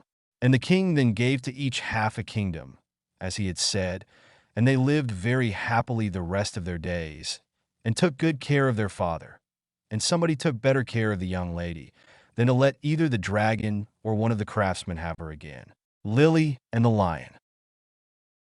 A merchant, who had 3 daughters, was once setting out upon a journey, but before he went he asked each daughter what gift he should bring back for her. The eldest wished for pearls, the second for jewels, but the third, who was called Lily, said, "Dear father, bring me a rose." Now it was no easy task to find a rose, for it was the middle of winter. Yet as she was his prettiest daughter and was very fond of flowers, her father said he would try what he could do. So he kissed all 3 and bid them goodbye. And when the time came for him to go home, he had bought pearls and jewels for the 2 eldest, but he had sought everywhere in vain for the rose. And when he went into any garden and asked for such a thing, the people laughed at him and asked him whether he thought roses grew in snow. This grieved him very much, for Lily was his dearest child. And as he was journeying home, thinking what he should bring her, he came to a fine castle, and around the castle was a garden, in one half of which it seemed to be summertime, and in the other half winter. On one side the finest flowers were in full bloom, and on the other everything looked dreary and buried in the snow. "A lucky hit," said he, as he called his servant, and told him to go to a beautiful bed of roses that was there, and bring him away one of the finest flowers. This done, they were riding away well pleased, when up sprang a fierce lion, and roared out, "Whoever has stolen my roses shall be eaten up alive." Then the man said, "I knew not that the garden belonged to you. Can nothing save my life?" "No," said the lion, "nothing, unless you undertake to give me whatever meets you on your return home. If you agree to this, I will give you your life, and the rose too for your daughter." But the man was unwilling to do so, and said, "It may be my youngest daughter, who loves me most, and always runs to meet me when I go home." Then the servant was greatly frightened, and said, "It may perhaps be only a cat or a dog." And at last the man yielded with a heavy heart, and took the rose, and said he would give the lion whatever should meet him first on his return. And as he came near home, it was Lily's youngest and dearest daughter that met him. She came running and kissed him and welcomed him home. And when she saw that he had brought her the rose, she was still more glad. But her father began to be very sorrowful, and to weep, saying, "Alas, my dearest child, I have bought this flower at a high price, for I have said I would give you to a wild lion. And when he has you, he will tear you in pieces and eat you." Then he told her all that had happened, and said she should not go, let what would happen. But she comforted him, and said, "Dear father, the word you have given must be kept. I will go to the lion and soothe him. Perhaps he will let me come safe home again." The next morning she asked the way she was to go, and took leave of her father, and went forth with a bold heart into the wood. But the lion was an enchanted prince. By day he and all his court were lions, but in the evening they took their right forms again. And when Lily came to the castle, he welcomed her so courteously that she agreed to marry him. The wedding feast was held, and they lived happily together a long time. The prince was only to be seen as soon as evening came, and then he held his court. But every morning he left his bride, and went away by himself. She knew not whither, till the night came again. After some time he said to her, "Tomorrow there will be a great feast in your father's house, for your eldest sister is to be married. And if you wish to go and visit her, my lion shall lead you thither." Then she rejoiced much at the thoughts of seeing her father once more, and set out with the lions. And everyone was overjoyed to see her, for they had thought her dead long since. But she told them how happy she was, and stayed till the feast was over, and then went back to the wood. Her second sister was soon after married, and when Lily was asked to go to the wedding, she said to the prince, "I will not go alone this time. You must go with me." But he would not, and said that it would be a very hazardous thing. For if the least ray of the torchlight should fall upon him, his enchantment would become still worse, for he should be changed into a dove, and be forced to wander about the world for 7 long years. However, She gave him no rest, and said she would take care no light should fall upon him. So at last they set out together, and took with them their little child, and she chose a large hall with thick walls for him to sit in while the wedding torches were lighted. But unluckily, no one saw that there was a crack in the door.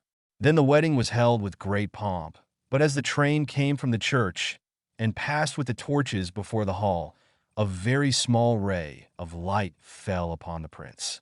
In a moment he disappeared, and when his wife came in and looked for him, she found only a white dove, and it said to her, 7 years must I fly up and down over the face of the earth, but every now and then I will let fall a white feather that will show you the way I am going.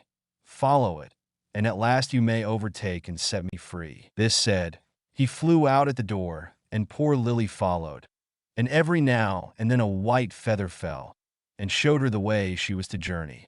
Thus she went roving on through the wide world, and looked neither to the right hand nor to the left, nor took any rest for 7 years.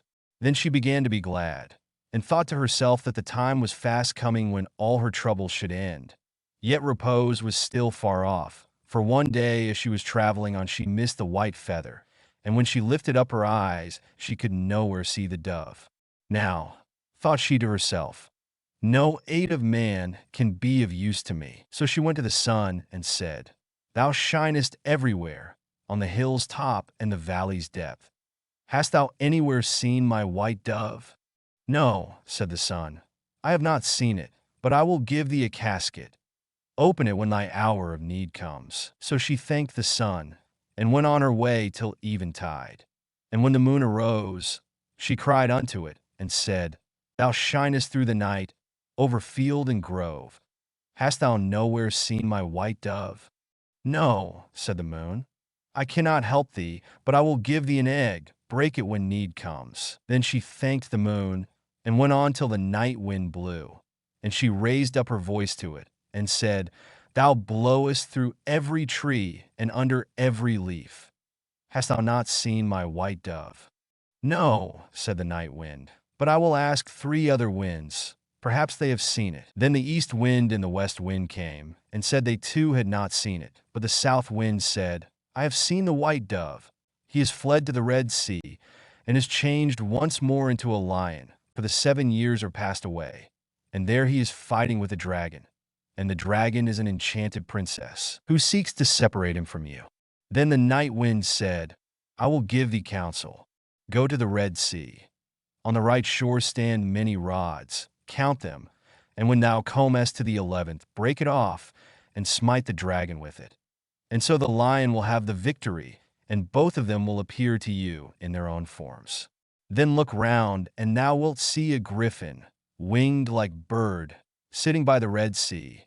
Jump onto his back with thy beloved one as quickly as possible, and he will carry you over the waters to your home. I will also give thee this nut," continued the night wind. "When you are halfway over, throw it down, and out of the waters will immediately spring up a high nut tree on which the griffin will be able to rest. Otherwise he would not have the strength to bear you the whole way. If, therefore, thou dost forget to throw down the nut, he will let you both fall into the sea." So our poor wanderer went forth, and found all as the night wind had said. And she plucked the 11th rod, and smote the dragon, and the lion forthwith became a prince, and the dragon a princess again. But no sooner was the princess released from the spell, than she seized the prince by the arm, and sprang on to the griffin's back, and went off carrying the prince away with her. Thus the unhappy traveler was again forsaken and forlorn. But she took heart and said, "As far as the wind blows, and so long as the cock crows, I will journey on, till I find him once again." She went on for a long, long way, till at length she came to the castle whither the princess had carried the prince. And there was a feast got ready, and she heard that the wedding was about to be held. "Heaven aid me now," said she. And she took the casket that the sun had given her, and found that within it lay a dress as dazzling as the sun itself. So she put it on, and went into the palace, and all the people gazed upon her. And the dress pleased the bride so much that she asked whether it was to be sold. "Not for gold and silver," said she, but for flesh and blood. The princess asked what she meant, and she said, "Let me speak with the bridegroom this night in his chamber, and I will give thee the dress." At last the princess agreed, but she told her chamberlain to give the prince a sleeping draught, that he might not hear or see her. When evening came, and the prince had fallen asleep, she was led into his chamber, and she sat herself down at his feet, and said, "I have followed these 7 years. I have been to the sun, the moon, and the night wind, to seek thee, and at last I have helped thee to overcome the dragon. Wilt thou then forget me quite?" But the prince all the time slept so soundly that her voice only passed over him, and seemed like the whistling of the wind among the fir trees. Then poor Lily was led away, and forced to give up the golden dress. And when she saw that there was no help for her, she went out into a meadow, and sat herself down and wept. But as she sat, she bethought herself of the egg that the moon had given her. And when she broke it, there ran out a hen and 12 chickens of pure gold, that played about, and then nestled under the old one's wings, so as to form the most beautiful sight in the world. And she rose up and drove them before her, till the bride saw them from her window, and was so pleased that she came forth and asked her if she would sell the brood. "Not for gold or silver, but for flesh and blood.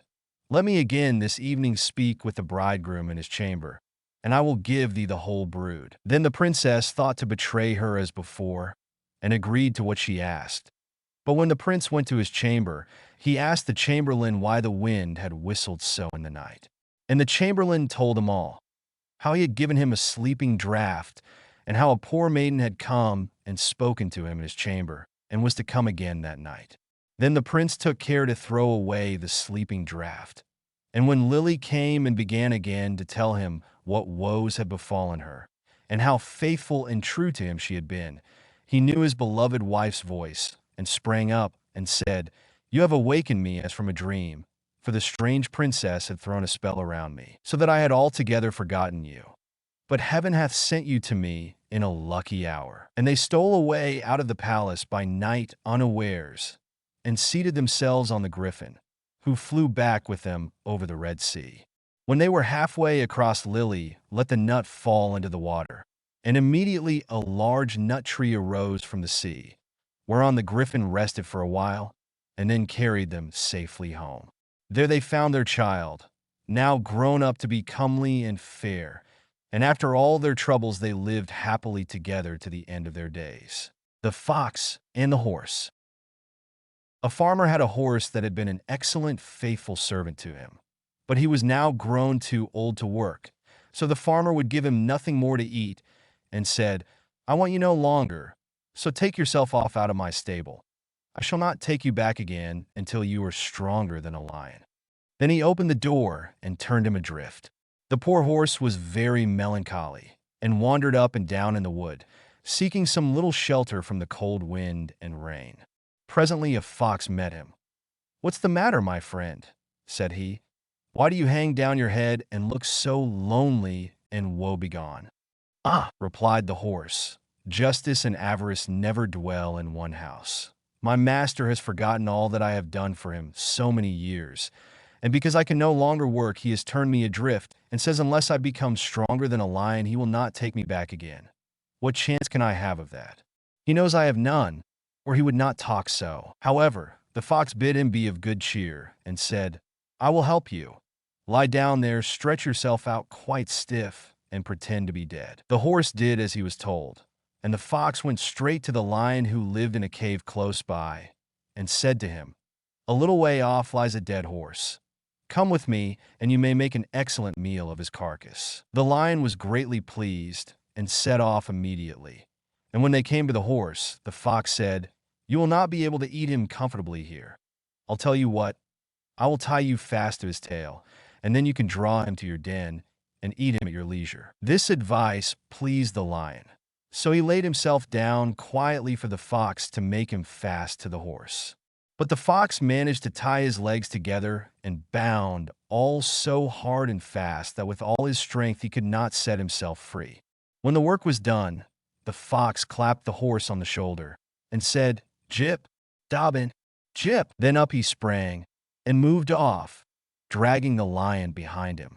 The beast began to roar and bellow, till all the birds of the wood flew away for fright. But the horse let him sing on, and made his way quietly over the fields to his master's house. "Here he is, master," said he. "I have got the better of him." And when the farmer saw his old servant, his heart relented, and he said, "Thou shalt stay in thy stable, and be well taken care of." And so the poor old horse had plenty to eat, and lived till he died. The Blue Light. There was once upon a time a soldier who for many years had served the king faithfully, but when the war came to an end could serve no longer because of the many wounds which he had received. The king said to him, "You may return to your home.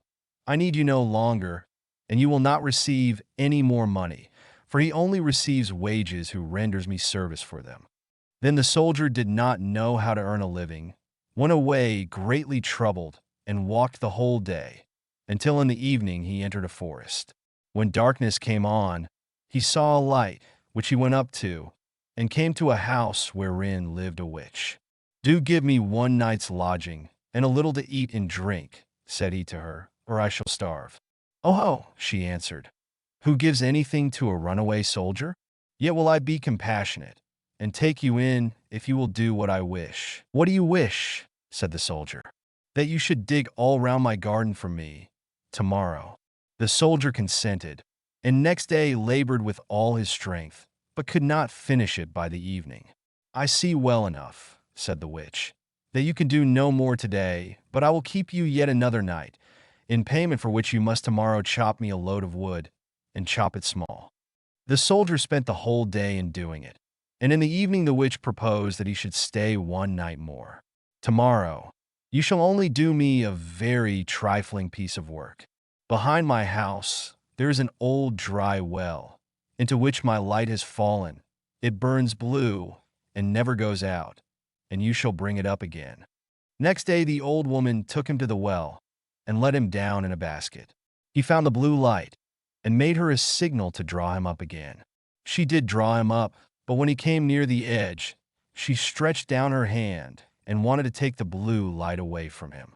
"No," said he, perceiving her evil intention, "I will not give you the light until I am standing with both feet upon the ground." The witch fell into a passion, let him fall again into the well, and went away.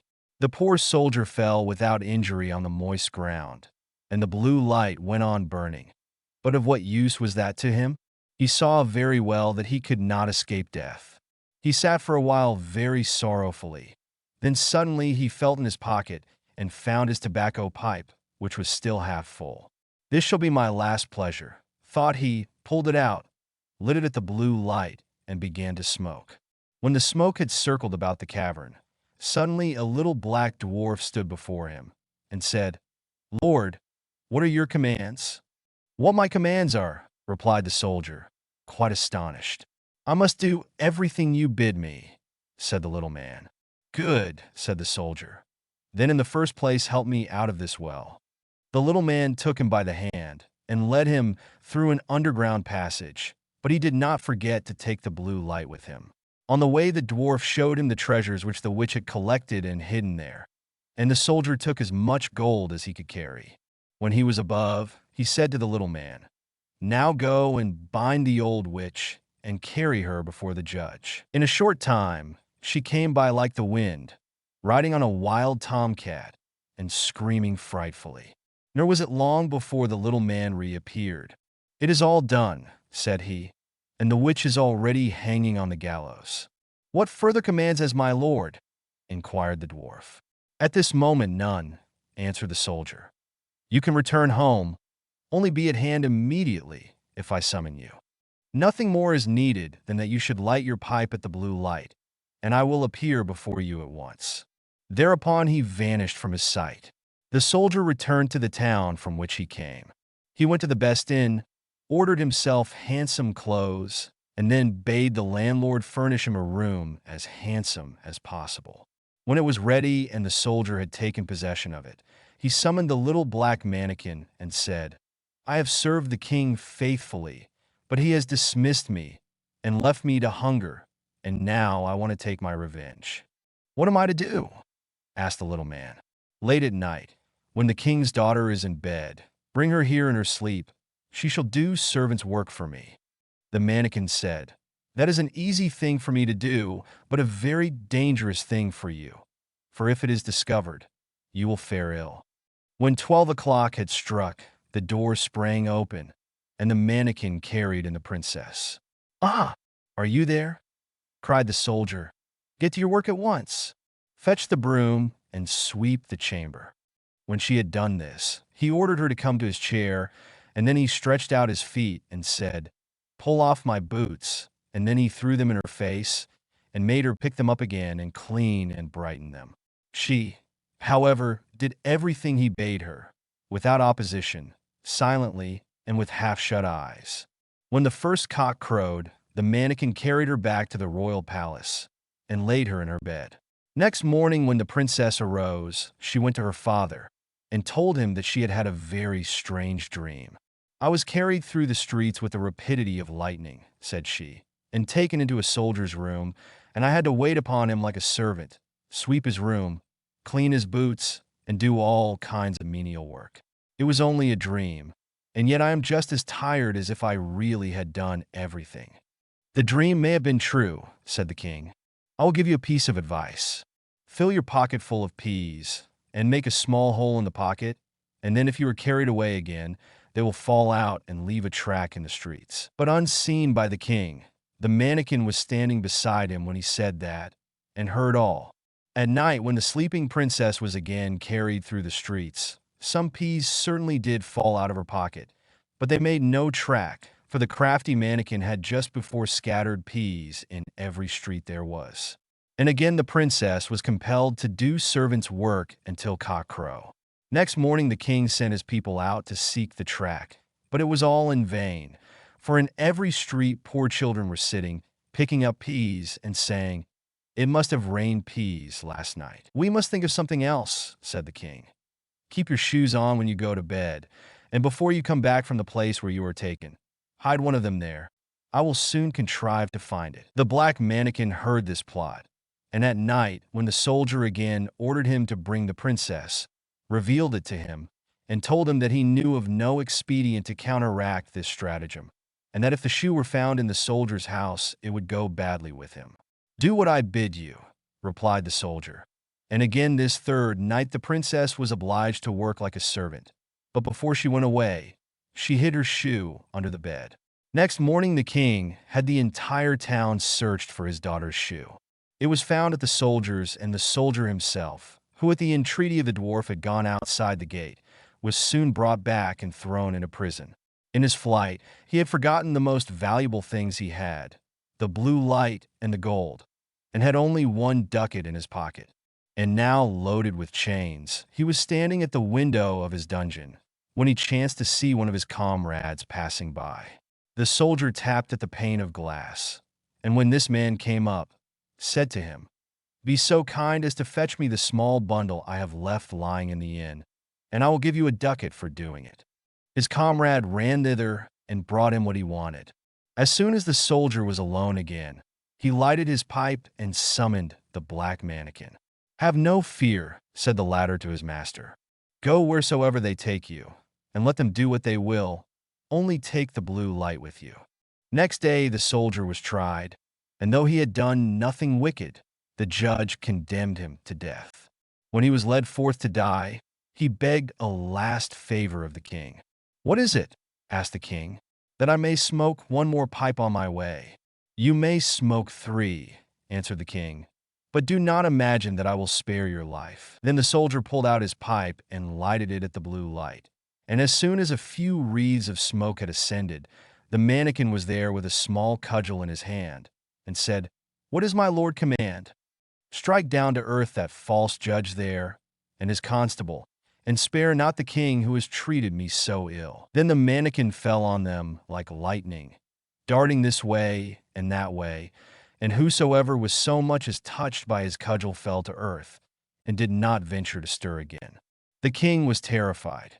He threw himself on the soldier's mercy, and merely to be allowed to live at all, gave him his kingdom for his own, and his daughter to wife. The Raven. There was once a queen who had a little daughter, still too young to run alone. One day the child was very troublesome, and the mother could not quiet it, do what she would. She grew impatient, and seeing the ravens flying round the castle, she opened the window and said, "I wish you were a raven and would fly away, then I should have a little peace." Scarcely were the words out of her mouth when the child in her arms was turned into a raven and flew away from her through the open window. The bird took its flight to a dark wood and remained there for a long time, and meanwhile the parents could hear nothing of their child. Long after this, a man was making his way through the wood when he heard a raven calling, and he followed the sound of the voice. As he drew near, the raven said, "I am by birth a king's daughter, but am now under the spell of some enchantment. You can, however, set me free." "What am I to do?" he asked. She replied, "Go farther into the wood until you come to a house, wherein lives an old woman. She will offer you food and drink, but you must not take of either. If you do, you will fall into a deep sleep and will not be able to help me. In the garden behind the house is a large tan heap, and on that you must stand and watch for me. I shall drive there in my carriage at 2 o'clock in the afternoon for 3 successive days. The first day it will be drawn by 4 white, the second by 4 chestnut, and the last by 4 black horses. But if you fail to keep awake and I find you sleeping, I shall not be set free." The man promised to do all that she wished, but the raven said, "Alas, I know even now that you will take something from the woman and be unable to save me." The man assured her again that he would on no account touch a thing to eat or drink.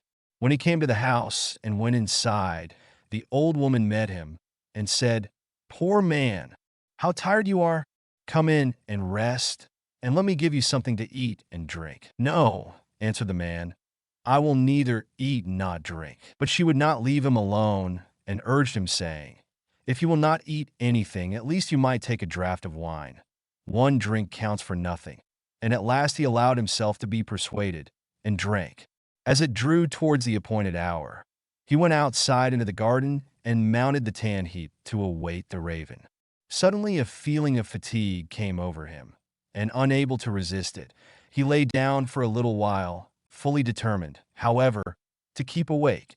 But in another minute his eyes closed of their own accord, and he fell into such a deep sleep that all the noises in the world would not have awakened him. At 2 o'clock the raven came driving along, drawn by her 4 white horses. But even before she reached the spot, she said to herself, sighing, "I know he has fallen asleep." When she entered the garden, there she found him as she had feared, lying on the tan heap, fast asleep. She got out of her carriage and went to him. She called him and shook him, but it was all in vain. He still continued sleeping.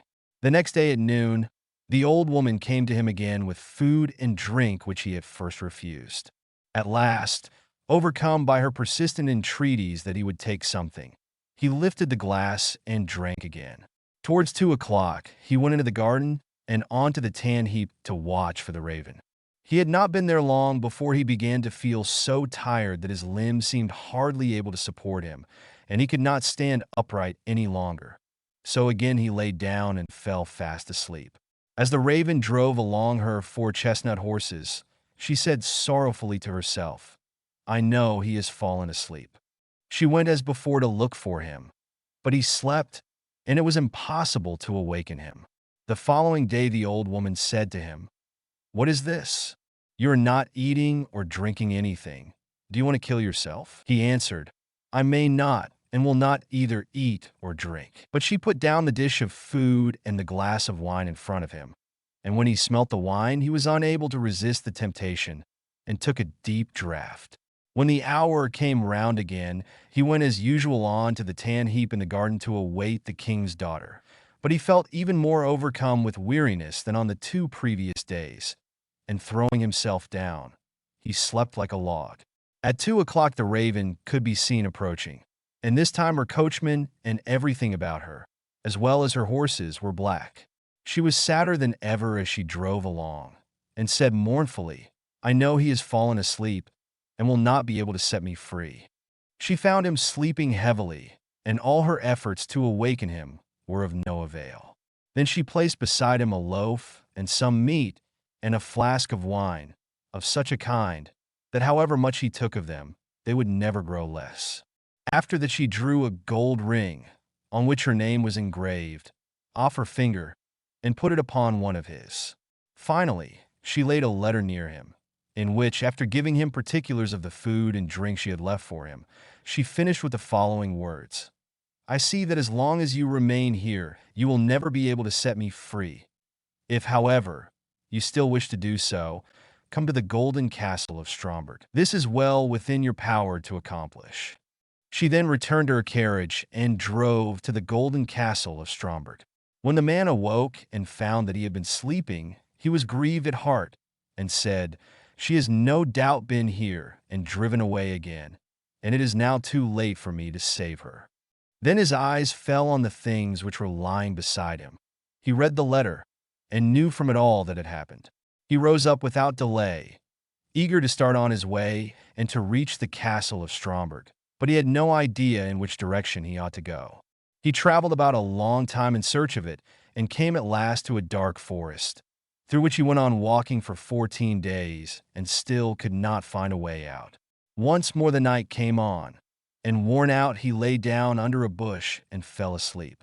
Again the next day he pursued his way through the forest, and that evening, thinking to rest again, he lay down as before, but he heard such a howling and wailing that he found it impossible to sleep.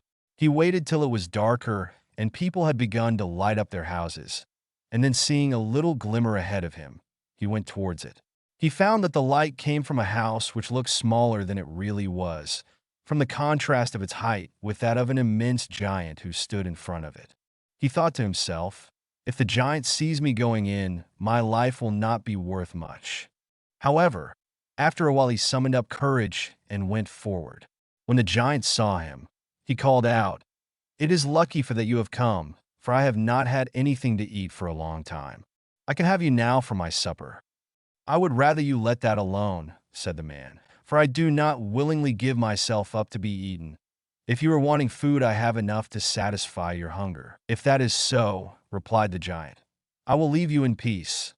I only thought of eating you because I had nothing else." So they went indoors together and sat down, and the man brought out the bread, meat, and wine, which, although he had eaten and drunk of them, were still unconsumed.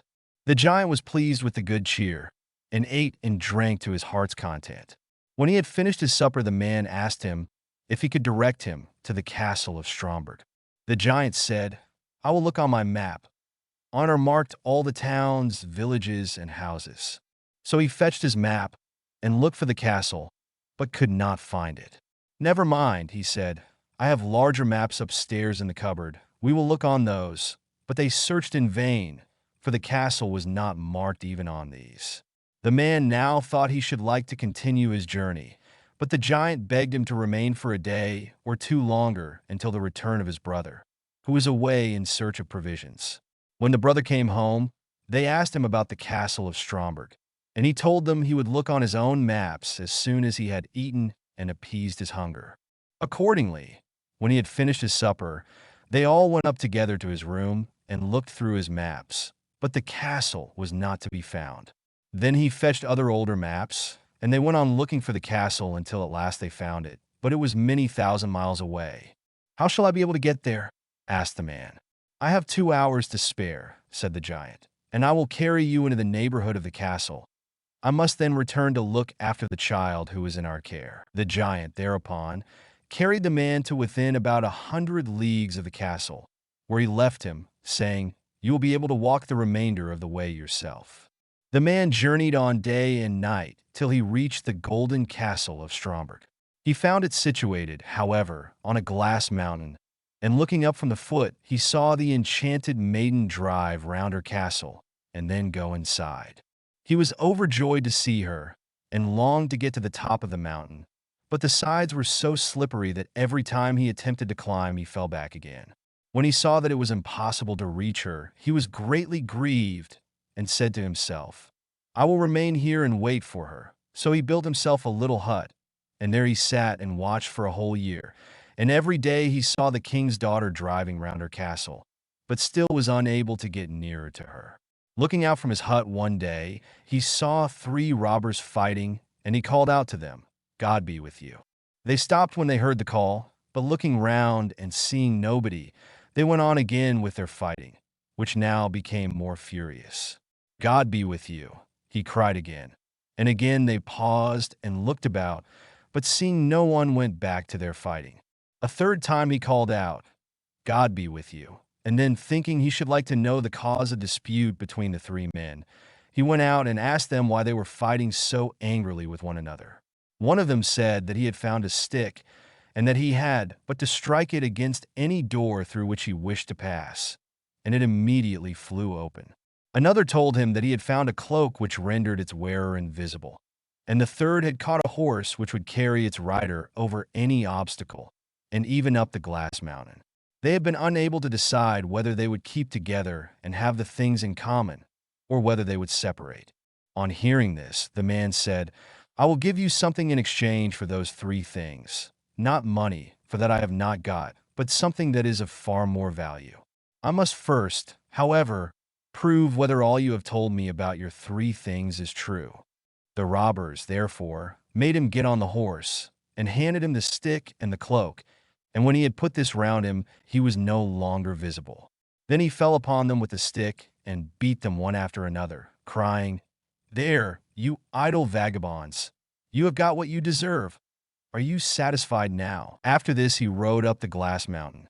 When he reached the gate of the castle, he found it closed, but he gave it a blow with his stick, and it flew wide open at once, and he passed through. He mounted the steps, and entered the room where the maiden was sitting, with a golden goblet full of wine in front of her. She could not see him, for he still wore his cloak. He took the ring which she had given him off his finger, and threw it into the goblet, so that it rang as it touched the bottom. "That is my own ring," she exclaimed. "And if that is so, the man must also be here who is coming to set me free." She sought for him about the castle, but could find him nowhere. Meanwhile he had gone outside again, and mounted his horse, and thrown off the cloak. When therefore she came to the castle gate, she saw him, and cried aloud for joy. Then he dismounted and took her in his arms, and she kissed him, and said, "Now you have indeed set me free, and tomorrow we will celebrate our marriage." The Golden Goose. There was a man who had 3 sons, the youngest of whom was called Dummling, and was despised, mocked, and sneered at on every occasion. Simpleton. It happened that the eldest wanted to go into the forest to H.W. Wood, and before he went his mother gave him a beautiful sweet cake and a bottle of wine, in order that he might not suffer from hunger or thirst. When he entered the forest, he met a little gray-haired old man who bade him good day, and said, "Do give me a piece of cake out of your pocket, and let me have a draught of your wine. I am so hungry and thirsty." But the clever son answered, "If I give you my cake and wine, I shall have none for myself. Be off with you." And he left the little man standing and went on. But when he began to hew down a tree, it was not long before he made a false stroke, and the axe cut him in the arm, so that he had to go home and have it bound up. And this was the little gray man's doing. After this, the second son went into the forest, and his mother gave him, like the eldest, a cake and a bottle of wine. The little old gray man met him likewise, and asked him for a piece of cake and a drink of wine. But the second son, too, said sensibly enough, "What I give you will be taken away from myself. Be off." And he left the little man standing and went on. His punishment, however, was not delayed. When he had made a few blows at the tree, he struck himself in the leg, so that he had to be carried home. Then Dummling said, "Father, do let me go and cut wood." The father answered, "Your brothers have hurt themselves with it. Leave it alone. You do not understand anything about it." But Dummling begged so long that at last he said, "Just go then. You will get wiser by hurting yourself." His mother gave him a cake made with water and baked in the cinders, and with it a bottle of sour beer.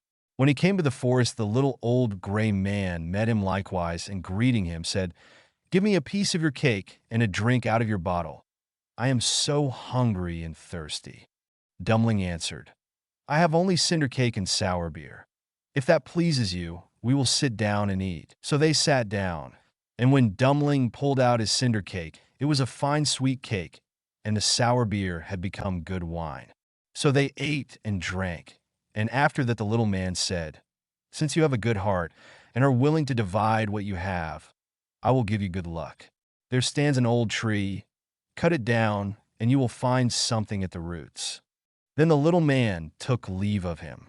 Dummling went and cut down the tree, and when it fell there was a goose sitting in the roots with feathers of pure gold. He lifted her up, and taking her with him, went to an inn where he thought he would stay the night. Now the host had 3 daughters who saw the goose and were curious to know what such a wonderful bird might be, and would have liked to have one of its golden feathers. The eldest thought, "I shall soon find an opportunity of pulling out a feather." And as soon as Dummling had gone out, she seized the goose by the wing, but her finger and hand remained sticking fast to it. The second came soon afterwards, thinking only of how she might get a feather for herself. But she had scarcely touched her sister than she was held fast. At last the third also came with the like intent, and the others screamed out, "Keep away! For goodness' sake, keep away!" But she did not understand why she was to keep away. "The others are there," she thought. "I may as well be there too," and ran to them. But as soon as she had touched her sister, she remained sticking fast to her. So they had to spend the night with the goose. The next morning Dummling took the goose under his arm and set out, without troubling himself about the 3 girls who were hanging on to it. They were obliged to run after him continually, now left, now right, wherever his legs took him. In the middle of the fields the parson met them, and when he saw the procession he said, "For shame, you good-for-nothing girls! Why are you running across the fields after this young man? Is that seemly?" At the same time he seized the youngest by the hand in order to pull her away, but as soon as he touched her he likewise stuck fast, and was himself obliged to run behind. Before long the sexton came by and saw his master, the parson, running behind 3 girls. He was astonished at this and called out, "Hi, your reverence, whither away so quickly? Do not forget that we have a christening today." And running after him, he took him by the sleeve, but was also held fast to it. Whilst the 5 were trotting thus one behind the other, 2 laborers came with their hoes from the fields. The parson called out to them and begged that they would set him and the sexton free. But they had scarcely touched the sexton when they were held fast, and now there were 7 of them running behind Dummling and the goose. Soon afterwards he came to a city, where a king ruled who had a daughter who was so serious that no one could make her laugh. So he had put forth a decree that whosoever should be able to make her laugh should marry her. When Dummling heard this, he went with his goose and all her train before the king's daughter. And as soon as she saw the 7 people running on, one behind the other, she began to laugh quite loudly, and as if she would never stop. Thereupon Dummling asked to have her for his wife. But the king did not like the son-in-law, and made all manner of excuses and said he must first produce a man who could drink a cellarful of wine. Dummling thought of the little gray man, who could certainly help him. So he went into the forest, and in the same place where he had felled the tree, he saw a man sitting who had a very sorrowful face. Dummling asked him what he was taking to heart so sorely, and he answered, "I have such a great thirst and cannot quench it. Cold water I cannot stand. A barrel of wine I have just emptied, but that to me is like a drop on a hot stone." "There, I can help you," said Dummling. "Just come with me, and you shall be satisfied." He led him into the king's cellar, and the man bent over the huge barrels, and drank till his loins hurt, and before the day was out he had emptied all the barrels. Then Dummling asked once more for his bride, but the king was vexed that such an ugly fellow, whom everyone called Dummling, should take away his daughter, and he made a new condition. He must first find a man who could eat a whole mountain of bread. Dummling did not think long, but went straight into the forest, where in the same place there sat a man who was tying up his body with a strap, and making an awful face, and saying, "I have eaten a whole ovenful of rolls, but what good is that when one has such a hunger as I? My stomach remains empty, and I must tie myself up if I am not to die of hunger." At this Dummling was glad, and said, "Get up and come with me. You shall eat yourself full." He led him to the king's palace where all the flour in the whole kingdom was collected, and from it he caused a huge mountain of bread to be baked. The man from the forest stood before it, began to eat, and by the end of one day the whole mountain had vanished. Then Dumpling for the third time asked for his bride. But the king again sought a way out and ordered a ship which could sail on land and on water. "As soon as you come sailing back in it," said he, "you shall have my daughter for wife." Dumpling went straight into the forest, and there sat the little gray man to whom he had given his cake. When he heard what Dumpling wanted, he said, "Since you have given me to eat and to drink, I will give you the ship, and I do all this because you once were kind to me." Then he gave him the ship which could sail on land and water, and when the king saw that, he could no longer prevent him from having his daughter.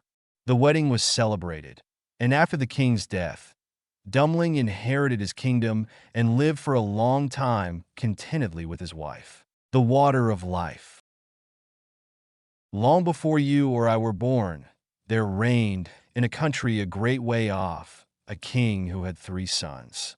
This king once fell very ill, so ill that nobody thought he could live. His sons were very much grieved at their father's sickness, and as they were walking together very mournfully in the garden of the palace, a little old man met them and asked what was the matter. They told him that their father was very ill, and that they were afraid nothing could save him. "I know what would," said the little old man. "It is the water of life. If he could have a draught of it, he would be well again, but it is very hard to get." Then the eldest son said, "I will soon find it." And he went to the sick king and begged that he might go in search of the water of life, as it was the only thing that could save him. "No," said the king, "I had rather die than place you in such great danger as you must meet with in your journey." But he begged so hard that the king let him go, and the prince thought to himself, "If I bring my father this water, he will make me sole heir to his kingdom." Then he set out, and when he had gone on his way some time, he came to a deep valley, overhung with rocks and woods. And as he looked around, he saw standing above him on one of the rocks a little ugly dwarf, with a sugarloaf cap and a scarlet cloak. And the dwarf called to him and said, "Prince, whither so fast? What is that to thee?" "You ugly imp," said the prince haughtily, and rode on. But the dwarf was enraged at his behavior, and laid a fairy spell of ill luck upon him, so that as he rode on the mountain pass became narrower and narrower, and at last the way was so straitened that he could not go to step forward. And when he thought to have turned his horse round and go back the way he came, he heard a loud laugh ringing round him, and found that the path was closed behind him, so that he was shut in all round. He next tried to get off his horse and make his way on foot, but again the laugh rang in his ears, and he found himself unable to move a step, and thus he was forced to abide spellbound. Meantime the old king was lingering on in daily hope of his son's return, till at last the second son said, "Father, I will go in search of the water of life."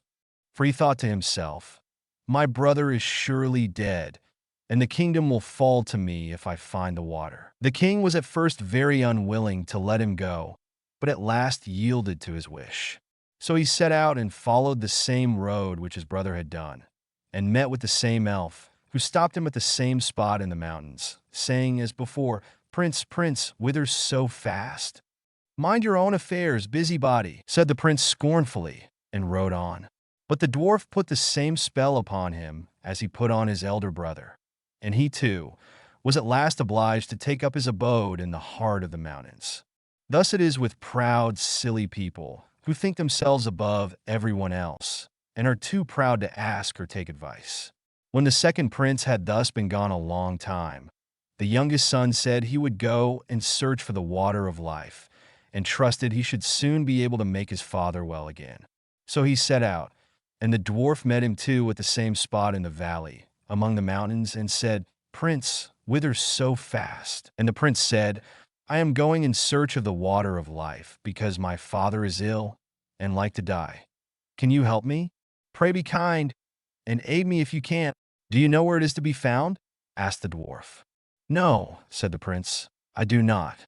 Pray tell me if you know. Then, as you have spoken to me kindly, and are wise enough to seek for advice, I will tell you how and where to go. The water you seek springs from a well in an enchanted castle, and that you may be able to reach it in safety, I will give you an iron wand and 2 little loaves of bread. Strike the iron door of the castle 3 times with the wand, and it will open. 2 hungry lions will be lying down inside, gaping for their prey, but if you throw them the bread, they will let you pass. Then hasten on to the well, and take some of the water of life before the clock strikes 12. For if you tarry longer, the door will shut upon you forever. Then the prince thanked his little friend with the scarlet cloak for his friendly aid, and took the wand and the bread, and went traveling on, over sea and over land, till he came to his journey's end, and found everything to be as the dwarf had told him. The door flew open at the 3rd stroke of the wand, and when the lions were quieted, he went on through the castle, and came at length to a beautiful hall. Around it he saw several knights sitting in a trance. Then he pulled off their rings, and put them on his own fingers.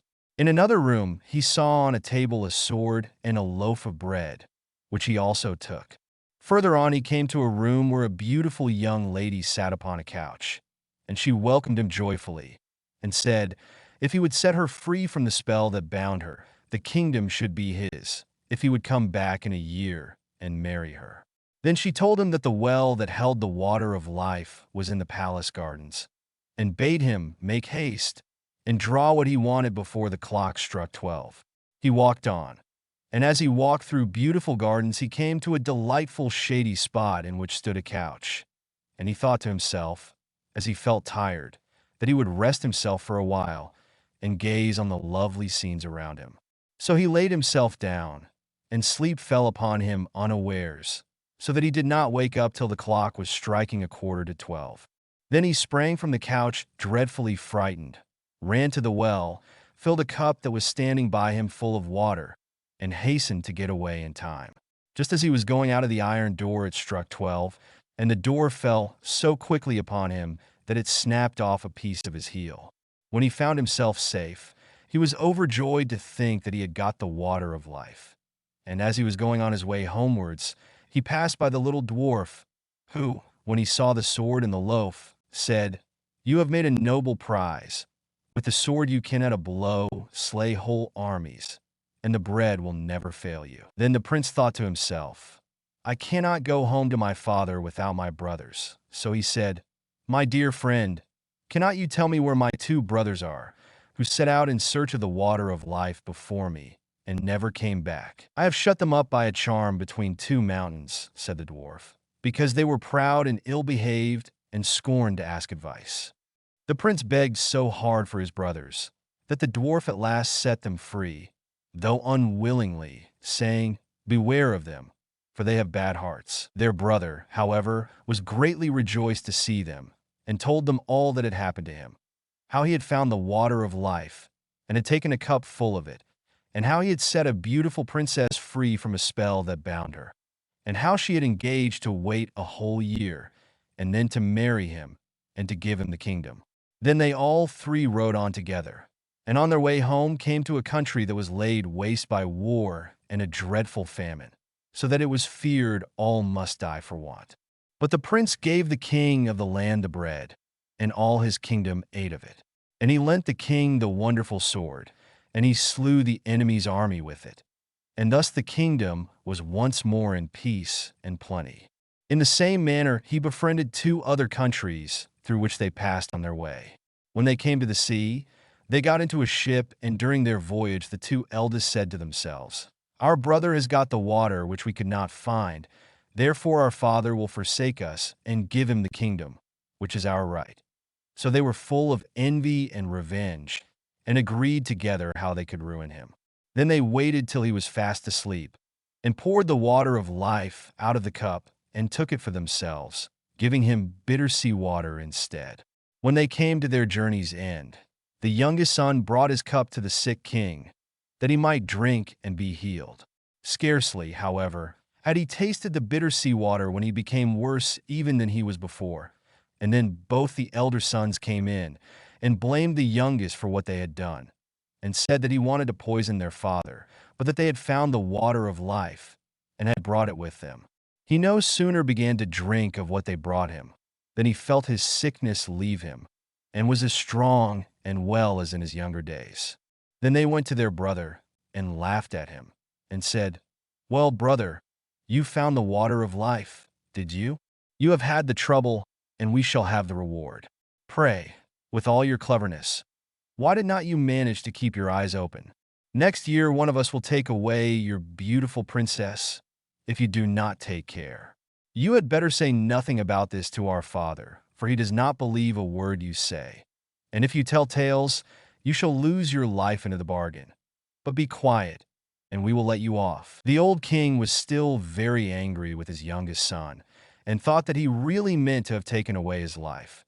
So he called his court together and asked what should be done, and all agreed that he ought to be put to death.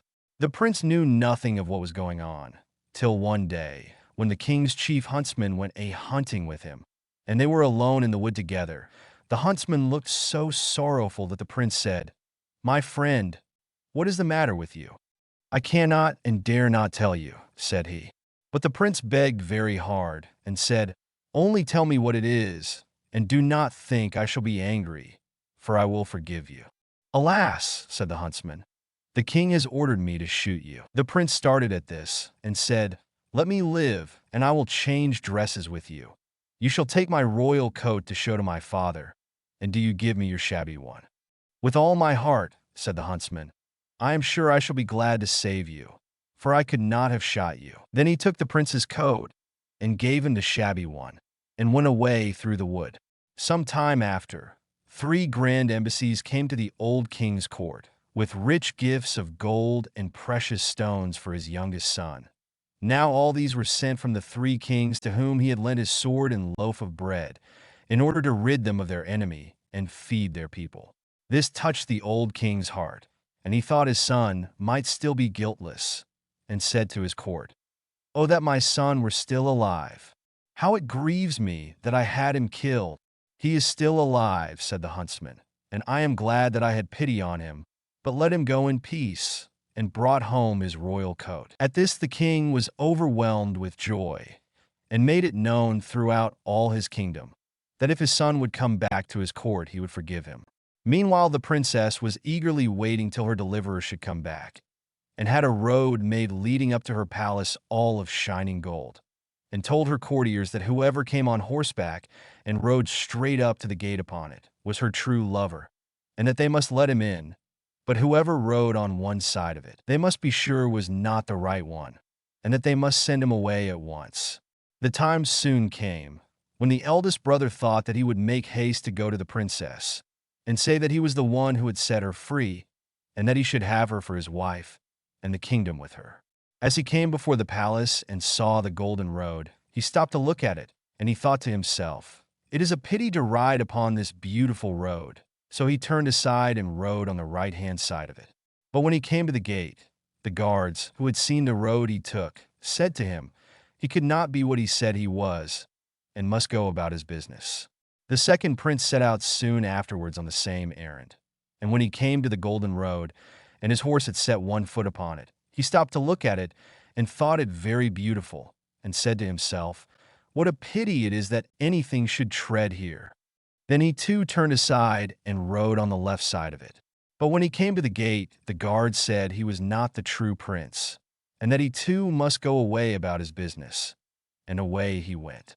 Now when the full year was come round, the third brother left the forest in which he had lain hid for fear of his father's anger, and set out in search of his betrothed bride.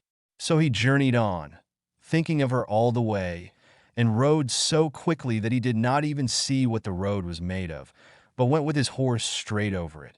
And as he came to the gate it flew open, and the princess welcomed him with joy, and said he was her deliverer, and should now be her husband and lord of the kingdom.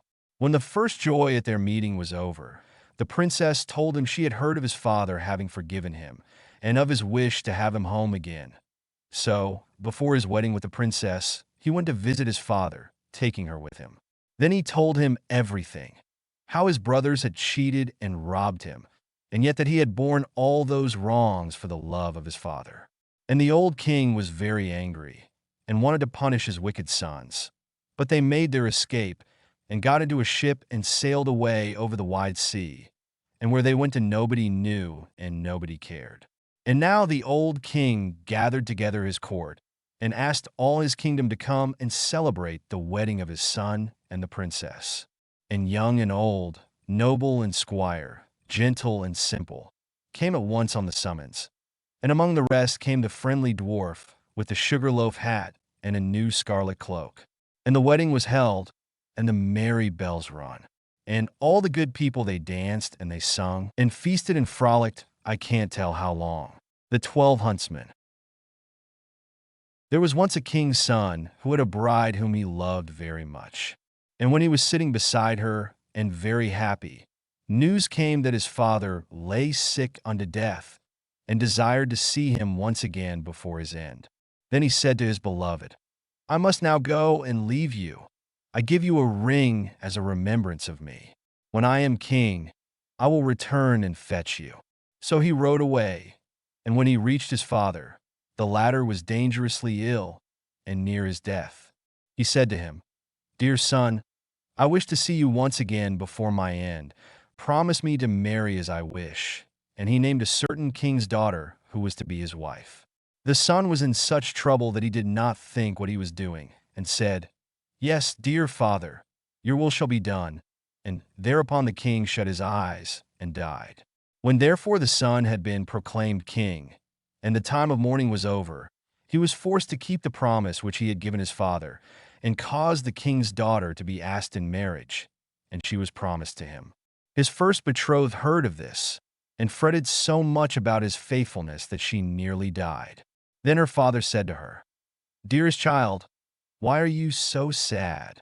You shall have whatsoever you will. She thought for a moment and said, Dear father, I wish for 11 girls exactly like myself in face, figure, and size. The father said, If it be possible, your desire shall be fulfilled. And he caused a search to be made in his whole kingdom, until 11 young maidens were found who exactly resembled his daughter in face, figure, and size. When they came to the king's daughter, she had 12 suits of huntsmen's clothes made, all alike, and the 11 maidens had to put on the huntsman's clothes, and she herself put on the 12th suit. Thereupon she took her leave of her father, and rode away with them, and rode to the court of her former betrothed, whom she loved so dearly. Then she asked if he required any huntsmen, and if he would take all of them into his service. The king looked at her and did not know her, but as they were such handsome fellows, he said, Yes, and that he would willingly take them, and now they were the king's 12 huntsmen. The king, however, had a lion which was a wondrous animal, for he knew all concealed and secret things. It came to pass that one evening he said to the king, You think you have 12 huntsmen? Yes, said the king, they are 12 huntsmen. The lion continued, You are mistaken, they are 12 girls. The king said, That cannot be true. How will you prove that to me? Oh, just let some peas be strewn in the antechamber, answered the lion, and then you will soon see. Men have a firm step, and when they walk over peas none of them stir, but girls trip and skip, and drag their feet, and the peas roll about. The king was well pleased with the counsel, and caused the peas to be strewn. There was, however, a servant of the king's who favored the huntsmen, and when he heard that they were going to be put to this test, he went to them and repeated everything, and said, The lion wants to make the king believe that you are girls. Then the king's daughter thanked him, and said to her maidens, Show some strength and step firmly on the peas. So next morning, when the king had the 12 huntsmen called before him, and they came into the antechamber where the peas were lying, they stepped so firmly on them, and had such a strong, sure walk, that not one of the peas either rolled or stirred. Then they went away again, and the king said to the lion, You have lied to me, they walk just like men. The lion said, They have been informed that they were going to be put to the test, and have assumed some strength. Just let 12 spinning wheels be brought into the antechamber, and they will go to them and be pleased with them, and that is what no man would do. The king liked the advice, and had the spinning wheels placed in the antechamber. But the servant, who was well disposed to the huntsman, went to them and disclosed the project. So when they were alone, the king's daughter said to her 11 girls, "Show some constraint, and do not look round at the spinning wheels." And next morning, when the king had his 12 huntsmen summoned, they went through the antechamber and never once looked at the spinning wheels. Then the king again said to the lion, "You have deceived me. They are men, for they have not looked at the spinning wheels." The lion replied, "They have restrained themselves." The king, however, would no longer believe the lion. The 12 huntsmen always followed the king to the chase, and his liking for them continually increased. Now it came to pass that once when they were out hunting, news came that the king's bride was approaching. When the true bride heard that, it hurt her so much that her heart was almost broken, and she fell fainting to the ground. The king thought something had happened to his dear huntsman, ran up to him, wanted to help him, and drew his glove off.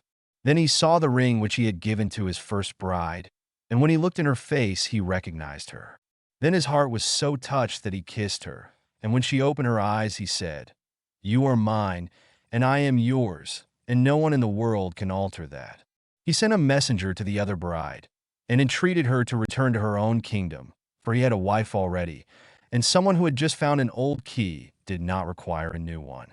Thereupon the wedding was celebrated, and the lion was again taken into favor, because, after all, he had told the truth. The King of the Golden Mountain. There was once a merchant who had only one child, a son, that was very young and barely able to run alone. He had 2 richly laden ships then making a voyage upon the seas, in which he had embarked all his wealth, in the hope of making great gains, when the news came that both were lost. Thus, from being a rich man, he became all at once so very poor that nothing was left to him but one small plot of land. And there he often went in an evening to take his walk and ease his mind of a little of his trouble. One day, as he was roaming along in a brown study, thinking with no great comfort on what he had been and what he now was and was like to be, all on a sudden there stood before him a little, rough-looking, black dwarf. "Prithee, friend, why so sorrowful?" said he to the merchant.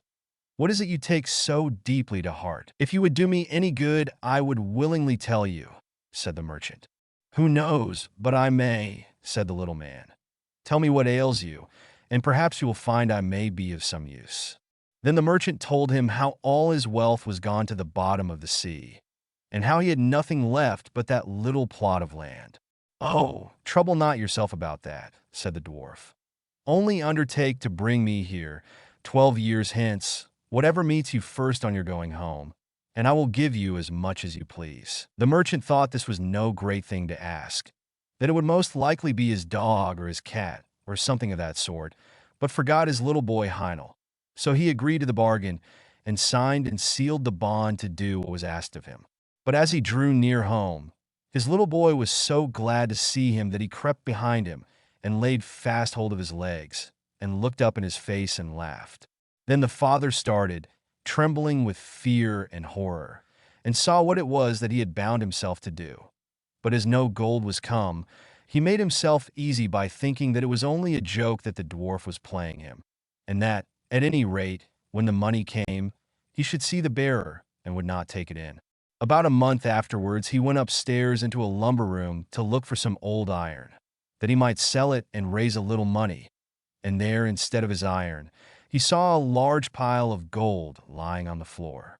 At the sight of this, he was overjoyed, and forgetting all about his son, went into trade again, and became a richer merchant than before. Meantime, little Heinel grew up, and as the end of the 12 years drew near, the merchant began to call to mind his bond, and became very sad and thoughtful, so that care and sorrow were written upon his face. The boy one day asked what was the matter, but his father would not tell for some time. At last, however, he said that he had, without knowing it, sold him for gold to a little, ugly-looking black dwarf, and that the 12 years were coming round when he must keep his word. Then Heinel said, "Father, give yourself very little trouble about that. I shall be too much for the little man." When the time came, the father and son went out together to the place agreed upon, and the son drew a circle on the ground and set himself and his father in the middle of it. The little black dwarf soon came and walked round and round about the circle, but could not find any way to get into it, and he either could not or dared not jump over it. At last the boy said to him, "Have you anything to say to us, my friend? Or what do you want?" Now Heinel had found a friend in a good fairy that was fond of him and had told him what to do, for this fairy knew what good luck was in store for him. "Have you brought me what you said you would?" said the dwarf to the merchant. The old man held his tongue, but Heinel said again, "What do you want here?" The dwarf said, "I come to talk with your father, not with you." "You have cheated and taken in my father," said the son. "Pray give him up his bond at once." "Fair and softly," said the little old man. "Right is right. I have paid my money, and your father has had it, and spent it. So be so good as to let me have what I paid it for." "You must have my consent to that first," said Heinel. "So please to step in here, and let us talk it over." The old man grinned and showed his teeth, as if he should have been very glad to get into the circle if he could. Then at last, after a long talk, they came to terms. Heinel agreed that his father must give him up, and that so far the dwarf should have his way. But, on the other hand, the fairy had told Heinel what fortune was in store for him if he followed his own course, and he did not choose to be given up to his humpback friend, who seemed so anxious for his company. So, to make a sort of drawn battle of the matter, it was settled that Heinel should be put into an open boat that lay on the seashore hard by, that the father should push him off with his own hand, and that he should thus be set adrift and left to the bad or good luck of wind and weather. Then he took leave of his father and set himself in the boat, but before it got far off a wave struck it, and it fell with one side low in the water. So the merchant thought that poor Heinel was lost, and went home very sorrowful, while the dwarf went his way, thinking that at any rate he had had his revenge. The boat, however, did not sink, for the good fairy took care of her friend, and soon raised the boat up again, and it went safely on. The young man sat safe within, till at length it ran ashore upon an unknown land. As he jumped upon the shore, he saw before him a beautiful castle, but empty and dreary within, for it was enchanted. "Here," said he to himself, "must I find the prize the good fairy told me of." So he once more searched the whole palace through, till at last he found a white snake lying coiled up on a cushion in one of the chambers. Now the white snake was an enchanted princess, and she was very glad to see him, and said, "Are you at last come to set me free? 12 long years have I waited here for the fairy to bring you hither as she promised, for you alone can save me. This night 12 men will come. Their faces will be black, and they will be dressed in chain armor. They will ask what you do here, but give no answer. And let them do what they will, beat, whip, pinch, prick, or torment you. Bear all. Only speak not a word, and at 12 o'clock they must go away. The second night 12 others will come, and the third night 24, who will even cut off your head. But at the 12th hour of that night their power is gone, and I shall be free, and will come and bring you the water of life, and will wash you with it, and bring you back to life and health." And all came to pass as she had said. Heinel bore all, and spoke not a word, and the third night the princess came, and fell on his neck, and kissed him. Joy and gladness burst forth throughout the castle. The wedding was celebrated, and he was crowned king of the Golden Mountain. They lived together very happily, and the queen had a son. And thus 8 years had passed over their heads, when the king thought of his father, and he began to long to see him once again. But the queen was against his going, and said, "I know well that misfortunes will come upon us if you go." However, he gave her no rest till she agreed. At his going away, she gave him a wishing ring, and said, "Take this ring, and put it on your finger. Whatever you wish it will bring you. Only promise never to make use of it to bring me hence to your father's house." Then he said he would do what she asked, and put the ring on his finger, and wished himself near the town where his father lived. Heinel found himself at the gates in a moment, But the guards would not let him go in, because he was so strangely clad. So he went up to a neighboring hill, where a shepherd dwelt, and borrowed his old frock, and thus passed unknown into the town. When he came to his father's house, he said he was his son, but the merchant would not believe him, and said he had had but one son, his poor Heinel, who he knew was long since dead. And as he was only dressed like a poor shepherd, he would not even give him anything to eat. The king, however, still vowed that he was his son, and said, "Is there no mark by which you would know me if I am really your son?" "Yes," said his mother. "Our Heinel had a mark like a raspberry on his right arm." Then he showed them the mark, and they knew that what he had said was true. He next told them how he was king of the Golden Mountain, and was married to a princess, and had a son 7 years old. But the merchant said, "That can never be true. He must be a fine king truly, who travels about in a shepherd's frock." At this the son was vexed, and forgetting his word, turned his ring, and wished for his queen and son. In an instant they stood before him, but the queen wept, and said he had broken his word, and bad luck would follow. He did all he could to soothe her, and she at last seemed to be appeased, but she was not so in truth, and was only thinking how she should punish him.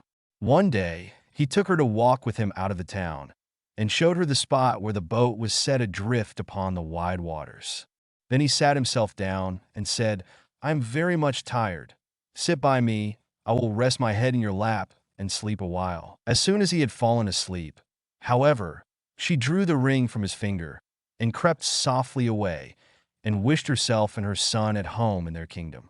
And when he awoke, he found himself alone, and saw that the ring was gone from his finger. "I can never go back to my father's house," said he.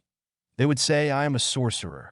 I will journey forth into the world, till I come again to my kingdom." So saying, he set out, and traveled till he came to a hill, where 3 giants were sharing their father's goods. And as they saw him pass, they cried out, and said, "Little men have sharp wits. He shall part the goods between us." Now there was a sword that cut off an enemy's head whenever the wearer gave the words, "Heads off," a cloak that made the owner invisible, or gave him any form he pleased, and a pair of boots that carried the wearer wherever he wished. Heinel said they must first let him try these wonderful things, then he might know how to set a value upon them. Then they gave him the cloak, and he wished himself a fly, and in a moment he was a fly. "The cloak is very well," said he. "Now give me the sword." "No," said they, "not unless you undertake not to say, 'Heads off,' for if you do, we are all dead men." So they gave it him, charging him to try it on a tree. He next asked for the boots also, and the moment he had all 3 in his power, he wished himself at the Golden Mountain, and there he was at once. So the giants were left behind with no goods to share or quarrel about. As Heinel came near his castle, he heard the sound of merry music, and the people around told him that his queen was about to marry another husband. Then he threw his cloak around him, and passed through the castle hall, and placed himself by the side of the queen, where no one saw him. But when anything to eat was put upon her plate, he took it away and ate it himself. And when a glass of wine was handed to her, he took it and drank it, and thus, though they kept on giving her meat and drink, her plate and cup were always empty. Upon this, fear and remorse came over her, and she went into her chamber alone, and sat there weeping, and he followed her there. "Alas," said she to herself, "was I not once set free? Why then does this enchantment still seem to bind me?" "False and fickle one," said he. "One indeed came who set thee free, and he is now near thee again. But how have you used him? Ought he to have had such treatment from thee?" Then he went out and sent away the company, and said the wedding was at an end, for that he was come back to the kingdom. But the princes, peers, and great men mocked at him. However, he would enter into no parley with them, but only asked them if they would go in peace or not. Then they turned upon him and tried to seize him, but he drew his sword. "Heads off!" cried he, and with the word the traitors' heads fell before him, and Heinel was once more king of the Golden Mountain. Dr. Know-all. There was once upon a time a poor peasant called Crab, who drove with 2 oxen a load of wood to the town and sold it to a doctor for $2.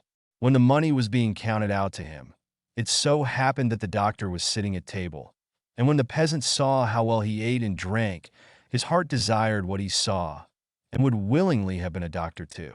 So he remained standing a while, and at length inquired if he too could not be a doctor.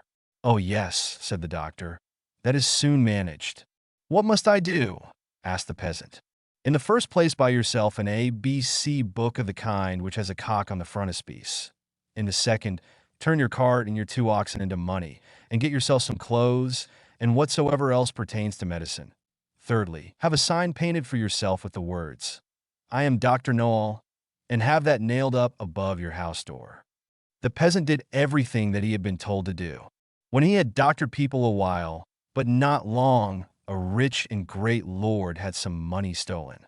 Then he was told about Dr. Noel, who lived in such and such a village, and must know what had become of the money. So the lord had the horses harnessed to his carriage, drove out to the village, and asked Crab if he were Dr. Noel. Yes, he was, he said. Then he was to go with him and bring back the stolen money. "Oh yes, but Greta, my wife, must go too." The lord was willing, and let both of them have a seat in the carriage, and they all drove away together. When they came to the nobleman's castle, the table was spread, and Crab was told to sit down and eat. "Yes, but my wife, Greta, too," said he, and he seated himself with her at the table.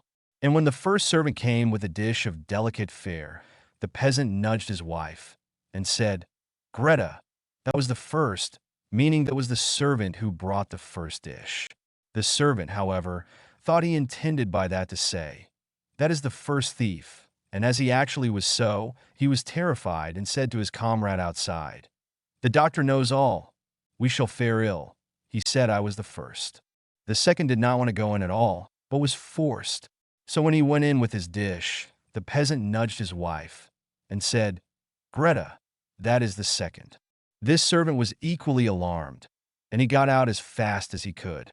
The third fared no better, for the peasant again said, "Greta, that is the third." The fourth had to carry in a dish that was covered, and the lord told the doctor that he was to show his skill, and guess what was beneath the cover.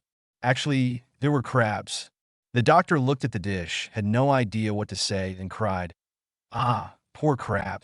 When the lord heard that, he cried, "There! He knows it. He must also know who has the money." On this the servants looked terribly uneasy, and made a sign to the doctor that they wished him to step outside for a moment. When therefore he went out, all 4 of them confessed to him that they had stolen the money, and said that they would willingly restore it and give him a heavy sum into the bargain, if he would not denounce them, for if he did, they would be hanged. They led him to the spot where the money was concealed. With this the doctor was satisfied, and returned to the hall, sat down to the table, and said, "My lord, now will I search in my book where the gold is hidden." The 5th servant, however, crept into the stove to hear if the doctor knew still more. But the doctor sat still and opened his ABC book, turned the pages backwards and forwards, and looked for the cock. As he could not find it immediately, he said, "I know you are there, so you had better come out." Then the fellow in the stove thought that the doctor meant him, and full of terror, sprang out, crying, "That man knows everything." Then Dr. Noel showed the lord where the money was, but did not say who had stolen it, and received from both sides much money in reward, and became a renowned man. The 7 Ravens.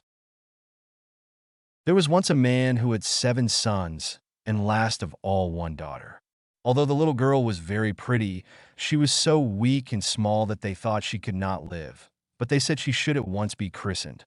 So the father sent one of his sons in haste to the spring to get some water, but the other 6 ran with him. Each wanted to be first at drawing the water, and so they were in such a hurry that all let their pitchers fall into the well, and they stood very foolishly looking at one another, and did not know what to do, for none dared go home.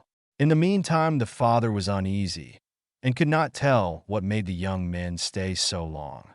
"Surely," said he, "the whole 7 must have forgotten themselves over some game of play." And when he had waited still longer, and they yet did not come, he flew into a rage and wished them all turned into ravens.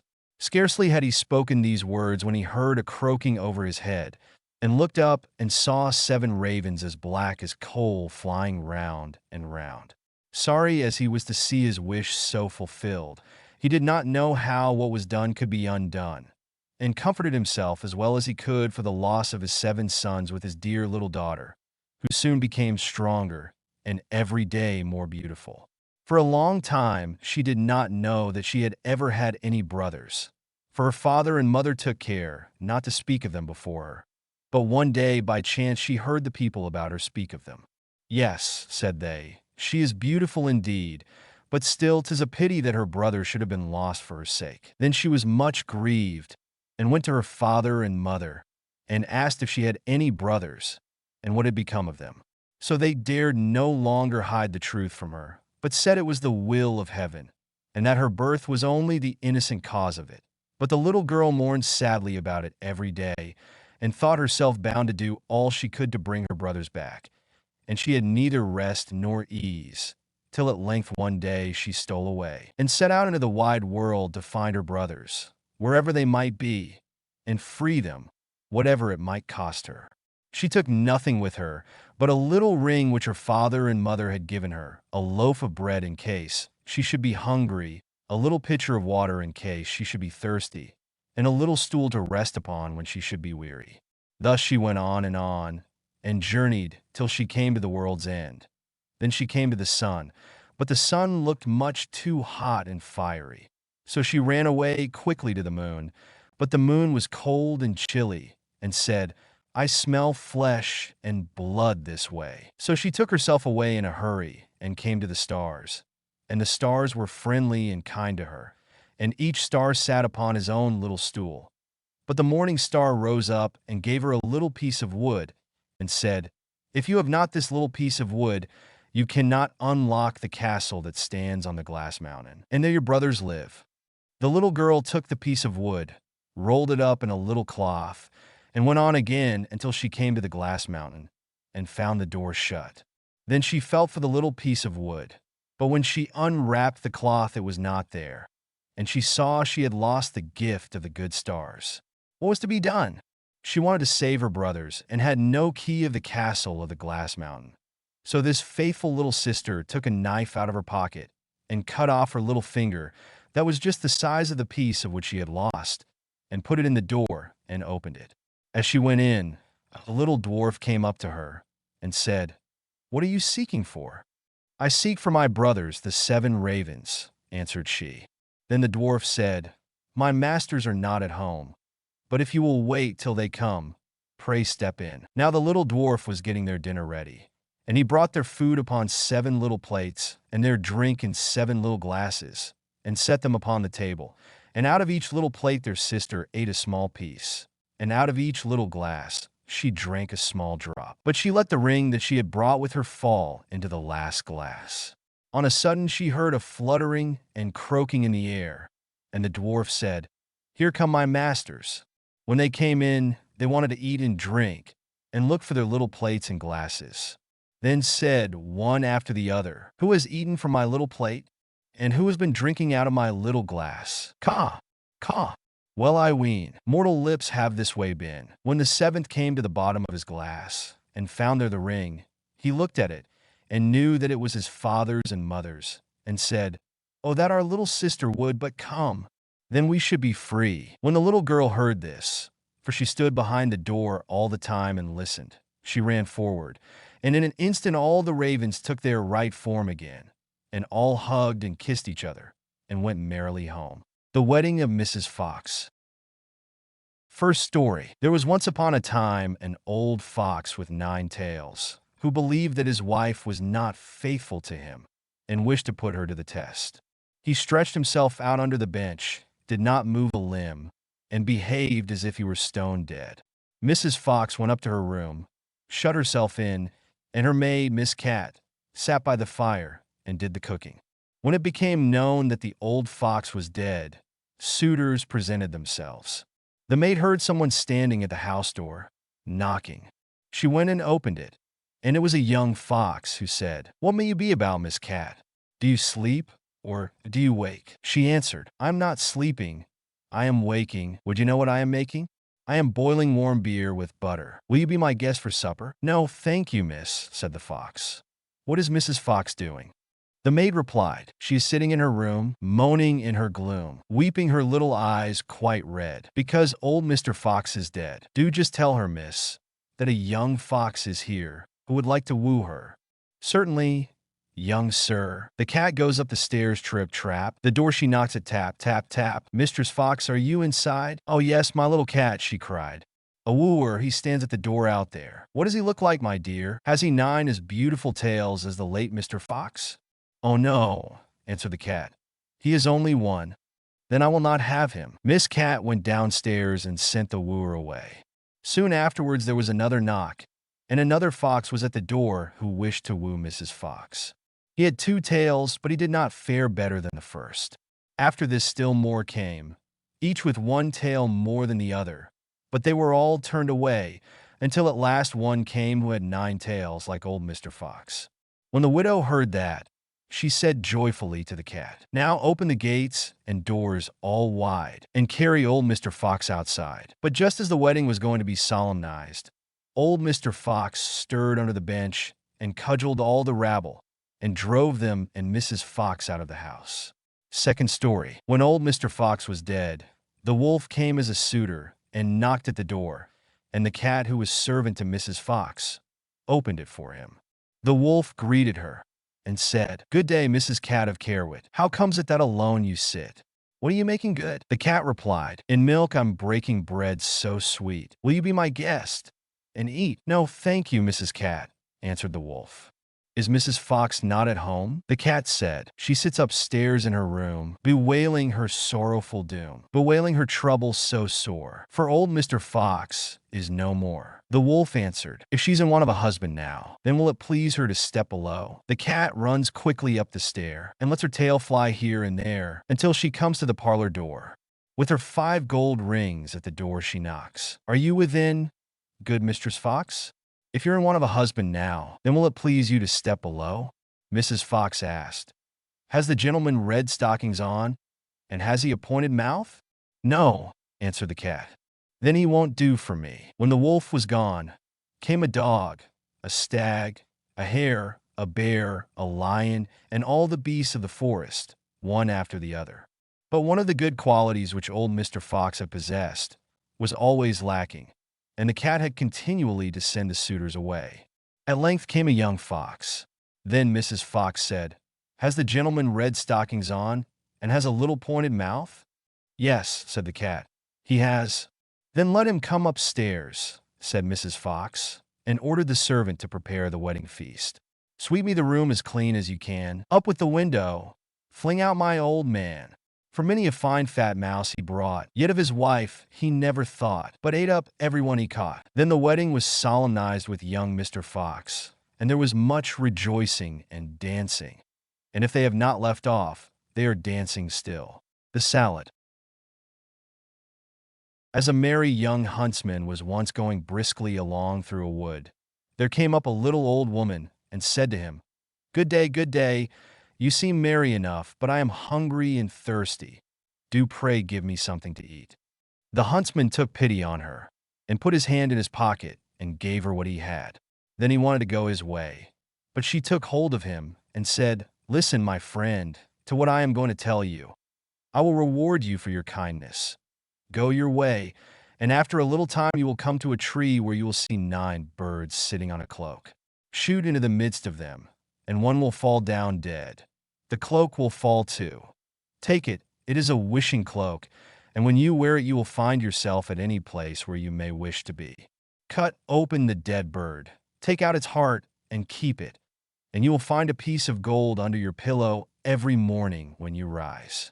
It is the bird's heart that will bring you this good luck. The huntsman thanked her and thought to himself, if all this does happen, it will be a fine thing for me. When he had gone 100 steps or so, he heard a screaming and chirping in the branches over him, and looked up and saw a flock of birds pulling a cloak with their bills and feet, screaming, fighting, and tugging at each other, as if each wished to have it himself. Well, said the huntsman, this is wonderful. This happens just as the old woman said. Then he shot into the midst of them, so that their feathers flew all about. Off went the flock chattering away, but one fell down dead, and the cloak with it. Then the huntsman did as the old woman told him, cut open the bird, took out the heart, and carried the cloak home with him. The next morning when he awoke, he lifted up his pillow, and there lay the piece of gold glittering underneath. The same happened next day, and indeed every day when he arose. He heaped up a great deal of gold, and at last thought to himself, of what use is this gold to me whilst I am at home? I will go out into the world and look about me. Then he took leave of his friends, and hung his bag and bough about his neck, and went his way. It so happened that his road one day led through a thick wood, at the end of which was a large castle and a green meadow, and at one of the windows stood an old woman with a very beautiful young lady by her side looking about them. Now the old woman was a witch, and said to the young lady, there is a young man coming out of the wood who carries a wonderful prize. We must get it away from him, my dear child, for it is more fit for us than for him.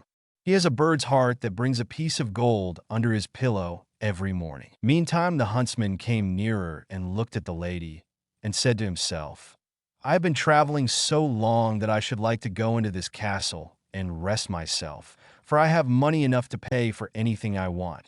But the real reason was that he wanted to see more of the beautiful lady. Then he went into the house and was welcomed kindly. And it was not long before he was so much in love that he thought of nothing else but looking at the lady's eyes and doing everything that she wished. Then the old woman said, now is the time for getting the bird's heart. So the lady stole it away, and he never found any more gold under his pillow, for it lay now under the young lady's, and the old woman took it away every morning. But he was so much in love that he never missed his prize. Well, said the old witch, we have got the bird's heart, but not the wishing cloak yet, and that we must also get. Let us leave him that, said the young lady. He has already lost his wealth. Then the witch was very angry, and said, such a cloak is a very rare and wonderful thing, and I must and will have it. So she did as the old woman told her, and set herself at the window, and looked about the country, and seemed very sorrowful. Then the huntsman said, what makes you so sad? Alas! Dear sir, said she, yonder lies the granite rock where all the costly diamonds grow, and I want so much to go there, that whenever I think of it I cannot help being sorrowful. For who can reach it? Only the birds and the flies. Man cannot. If that's all your grief, said the huntsman, I'll take you there with all my heart. So he drew her under his cloak, and the moment he wished to be on the granite mountain, they were both there. The diamonds glittered so on all sides that they were delighted with the sight, and picked up the finest. But the old witch made a deep sleep come upon him, and he said to the young lady, let us sit down and rest ourselves a little. I am so tired that I cannot stand any longer. So they sat down, and he laid his head in her lap and fell asleep.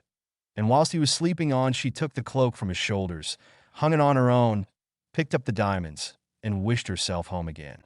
When he awoke and found that his lady had tricked him and left him alone on the wild rock, he said, alas, what roguery there is in the world! And there he sat in great grief and fear, not knowing what to do. Now this rock belonged to fierce giants who lived upon it. And as he saw 3 of them striding about, he thought to himself, I can only save myself by feigning to be asleep. So he laid himself down as if he were in a sound sleep. When the giants came up to him, the first pushed him with his foot and said, what worm is this that lies here curled up? Tread upon him and kill him, said the second. It's not worth the trouble, said the third.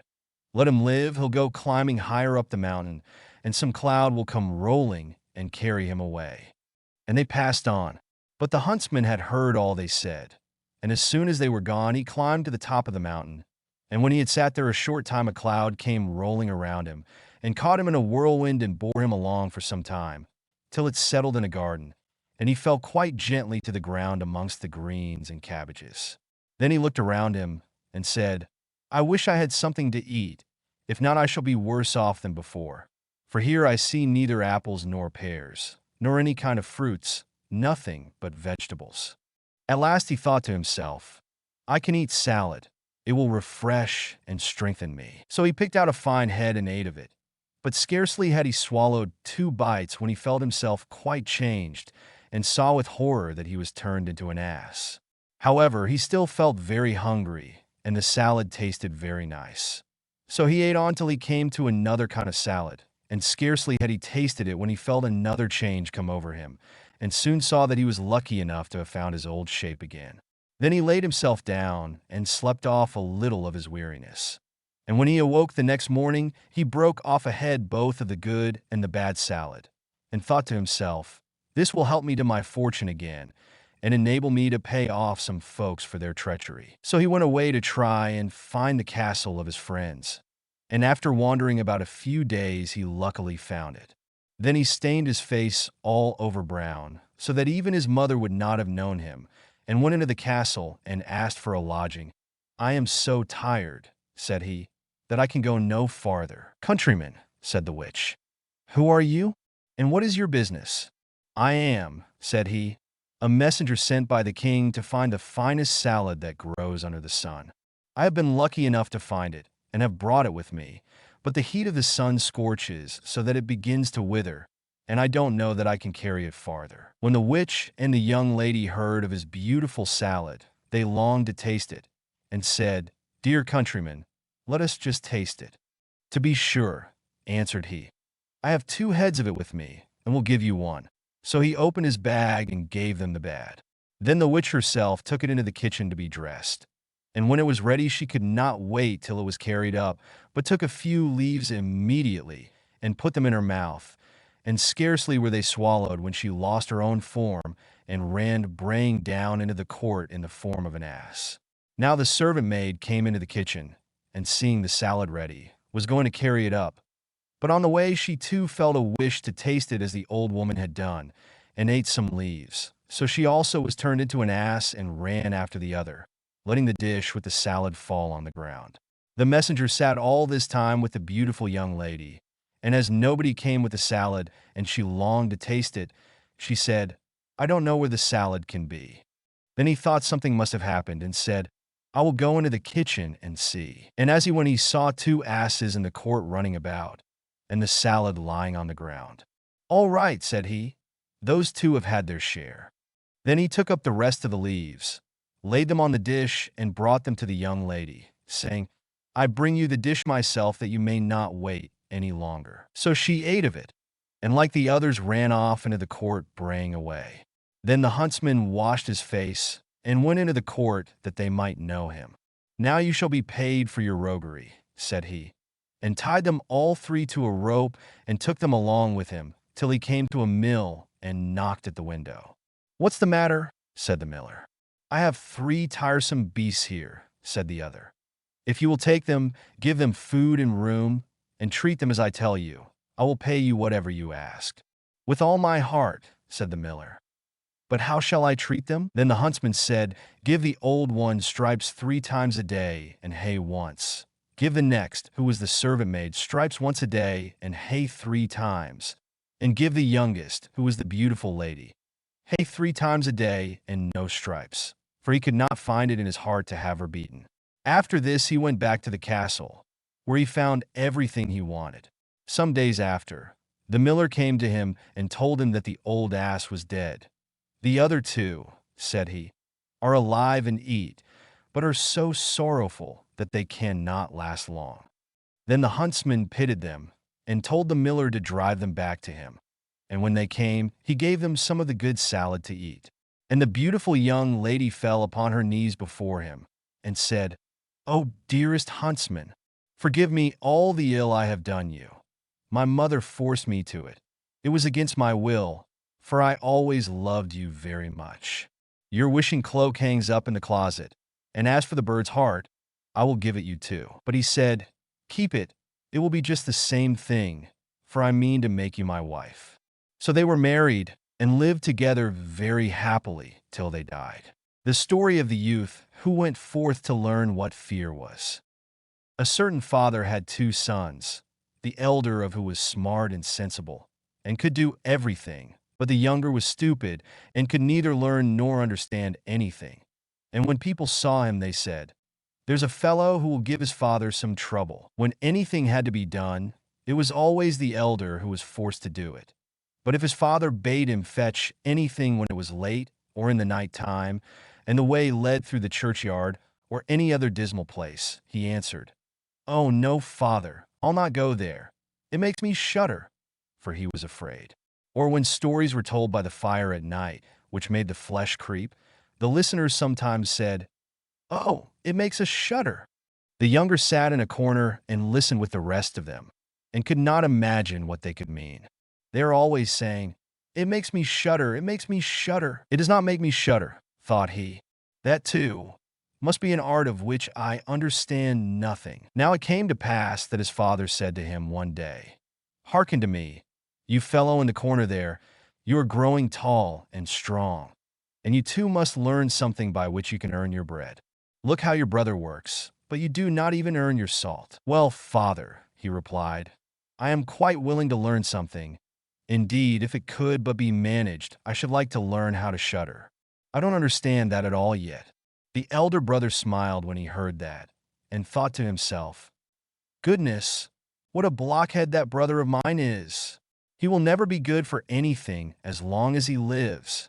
He who wants to be a sickle must bend himself betimes." The father sighed and answered him, "You shall soon learn what it is to shudder, but you will not earn your bread by that." Soon after this the sexton came to the house on a visit, and the father bewailed his trouble, and told him how his younger son was so backward in every respect that he knew nothing and learnt nothing. "Just think," said he, "when I asked him how he was going to earn his bread, he actually wanted to learn to shudder." "If that be all," replied the sexton, "he can learn that with me. Send him to me, and I will soon polish him."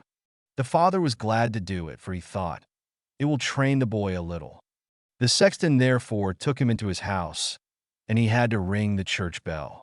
After a day or two, the sexton awoke him at midnight, and bade him arise and go up into the church tower and ring the bell. "You shall soon learn what shuddering is," thought he, and secretly went there before him. And when the boy was at the top of the tower and turned round, and was just going to take hold of the bell rope, he saw a white figure standing on the stairs opposite the sounding hole. "Who is there?" cried he, but the figure made no reply, and did not move or stir. "Give an answer," cried the boy, "or take yourself off. You have no business here at night." The sexton, however, remained standing motionless that the boy might think he was a ghost. The boy cried a second time, "What do you want here? Speak if you are an honest fellow, or I will throw you down the steps."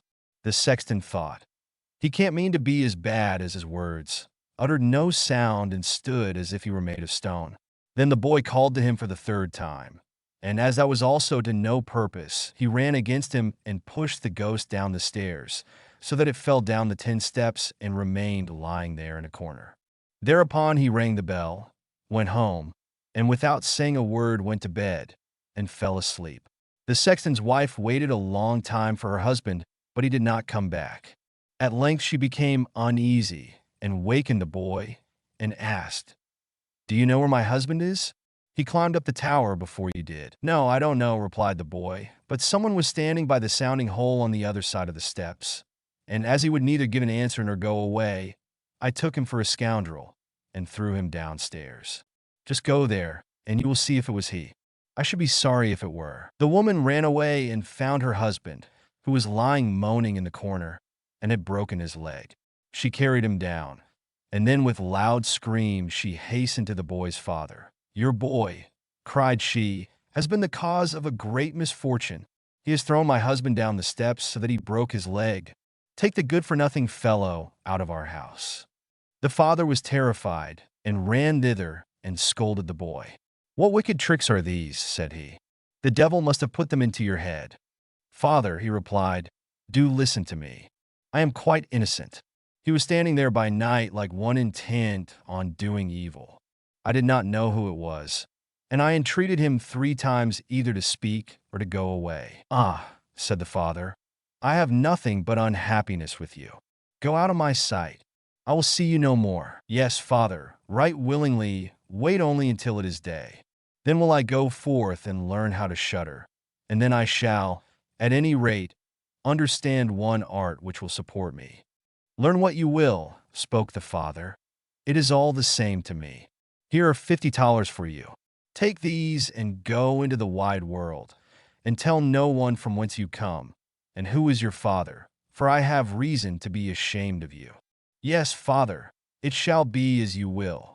If you desire nothing more than that, I can easily keep it in mind. When the day dawned, therefore, the boy put his $50 into his pocket, and went forth on the great highway, and continually said to himself, "If I could but shudder!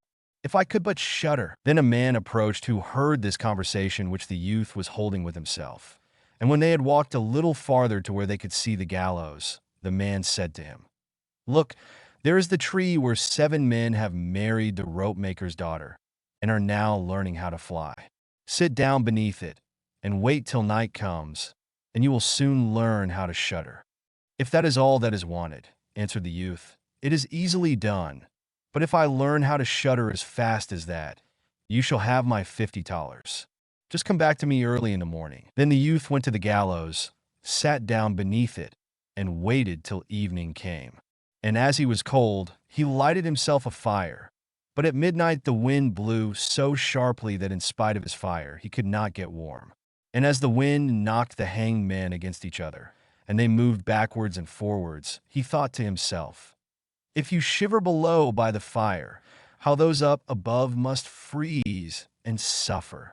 And as he felt pity for them, he raised the ladder and climbed up, unbound one of them after the other, and brought down all 7. Then he stoked the fire, blew it, and set them all round it to warm themselves. But they sat there and did not stir, and the fire caught their clothes. So he said, "Take care, or I will hang you up again." The dead men, however, did not hear, but were quite silent, and let their rags go on burning. At this he grew angry, and said, "If you will not take care, I cannot help you. I will not be burnt with you." And he hung them up again, each in his turn. Then he sat down by his fire and fell asleep. And the next morning the man came to him, and wanted to have the $50, and said, "Well, do you know how to shudder?" "No," answered he. "How should I know? Those fellows up there did not open their mouths, and were so stupid that they let the few old rags which they had on their bodies get burnt."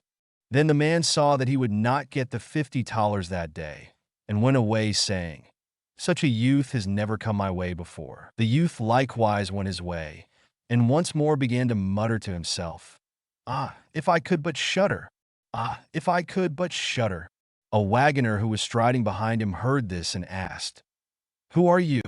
"I don't know," answered the youth. Then the wagoner asked, "From whence do you come?" "I know not." "Who is your father, that I may not tell you? What is it that you are always muttering between your teeth?"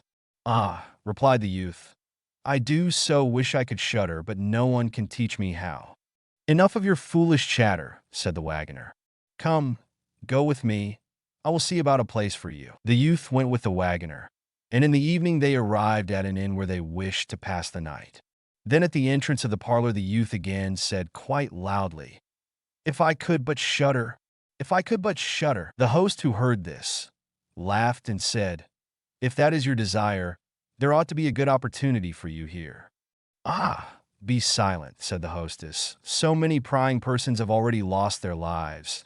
It would be a pity and a shame if such beautiful eyes as these should never see the daylight again." But the youth said, "However difficult it may be, I will learn it.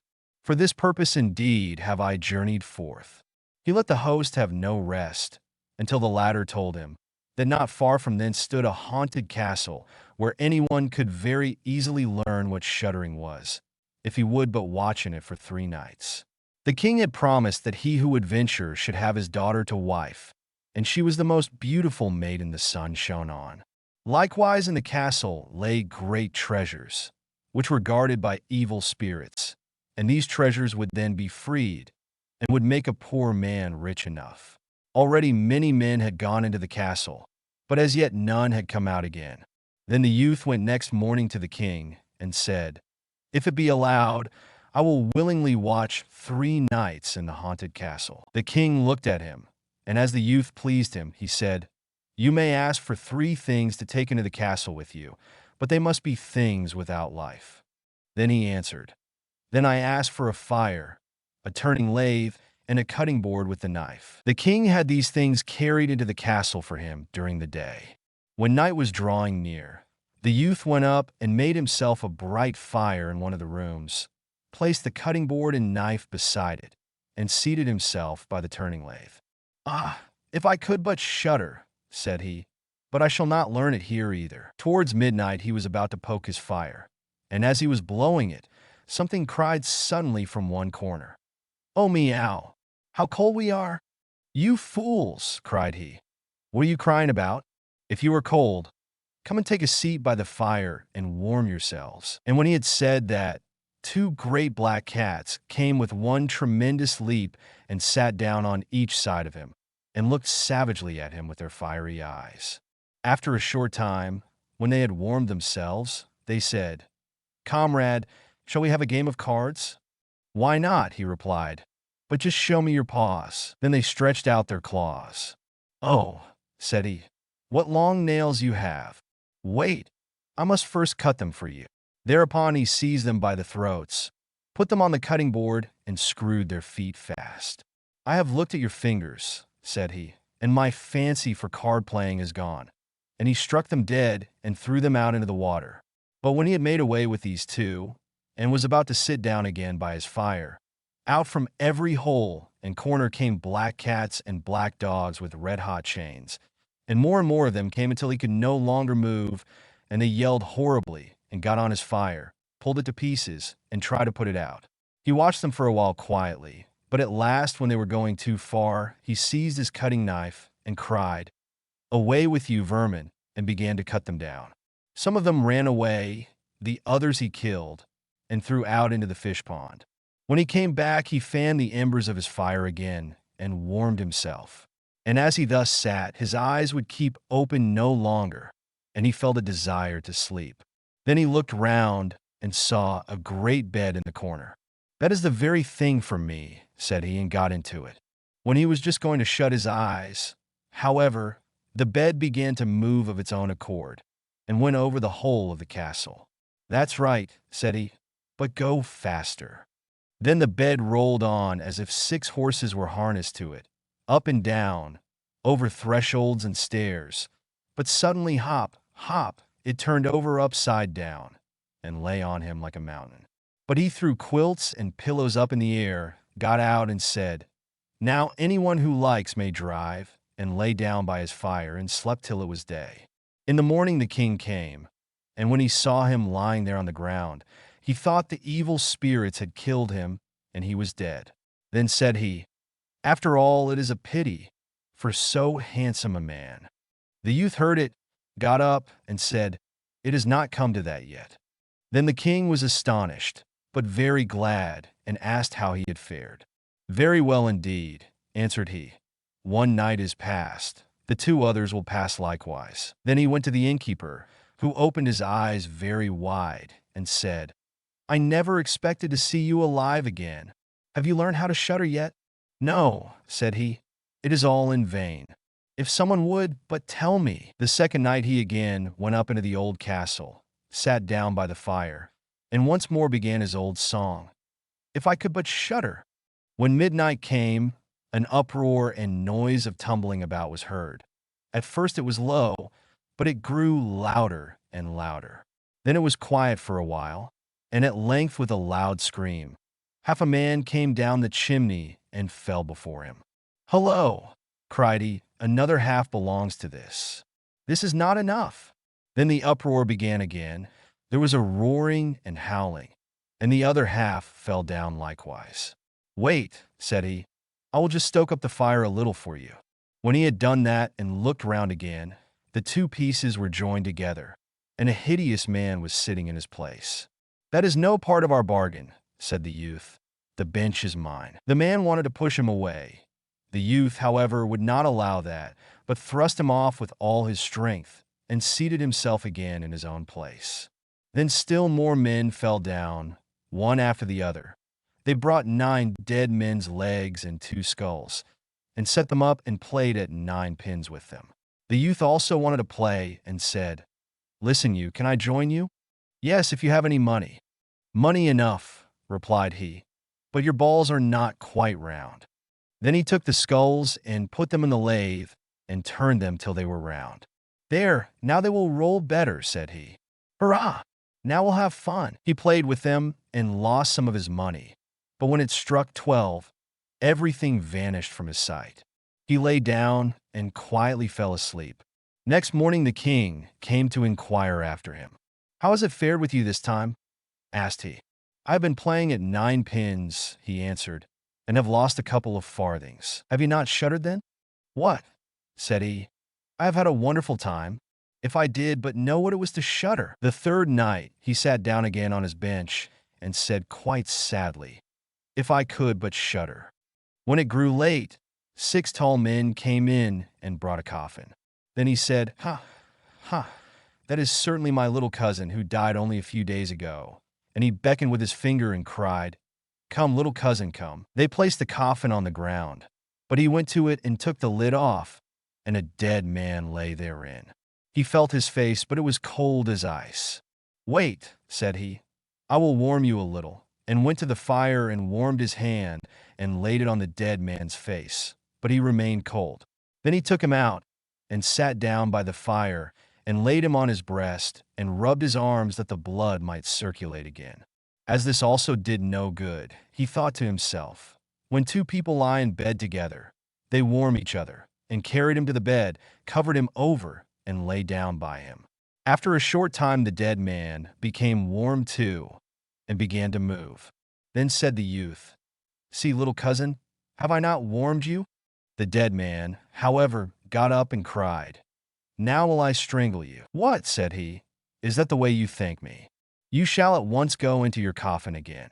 And he took him up, threw him into it, and shut the lid. Then came the 6 men and carried him away again. "I cannot manage to shudder," said he. "I shall never learn it here as long as I live." Then a man entered who was taller than all others and looked terrible. He was old, however, and had a long white beard. "You wretch," cried he, "you shall soon learn what it is to shudder, for you shall die." "Not so fast," replied the youth. "If I am to die, I shall have to have a say in it." "I will soon seize you," said the fiend. "Softly, softly, do not talk so big. I am as strong as you are, and perhaps even stronger." "We shall see," said the old man. "If you are stronger, I will let you go. Come, we will try." Then he led him by dark passages to a smith's forge, took an axe, and with one blow struck an anvil into the ground. "I can do better than that," said the youth, and went to the other anvil. The old man placed himself near and wanted to look on, and his white beard hung down.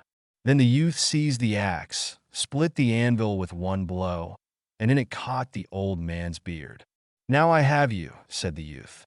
"Now it is your turn to die." Then he seized an iron bar and beat the old man till he moaned and entreated him to stop, when he would give him great riches. The youth drew out the axe and let him go. The old man led him back into the castle, and in a cellar showed him 3 chests full of gold. "Of these," said he, "one part is for the poor, the other for the king, the third yours." In the meantime it struck 12, and the spirit disappeared, so that the youth stood in darkness. "I shall still be able to find my way out," said he, and felt about, found the way into the room, and slept there by his fire. Next morning the king came and said, "Now you must have learnt what shuddering is?" "No," he answered. "What can it be?" "My dead cousin was here, and a bearded man came and showed me a great deal of money down below, but no one told me what it was to shudder."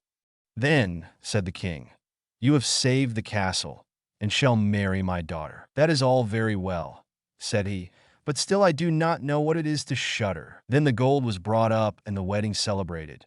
But howsoever much the young king loved his wife, and however happy he was, he still said always, "If I could but shudder, if I could but shudder." And this at last angered her.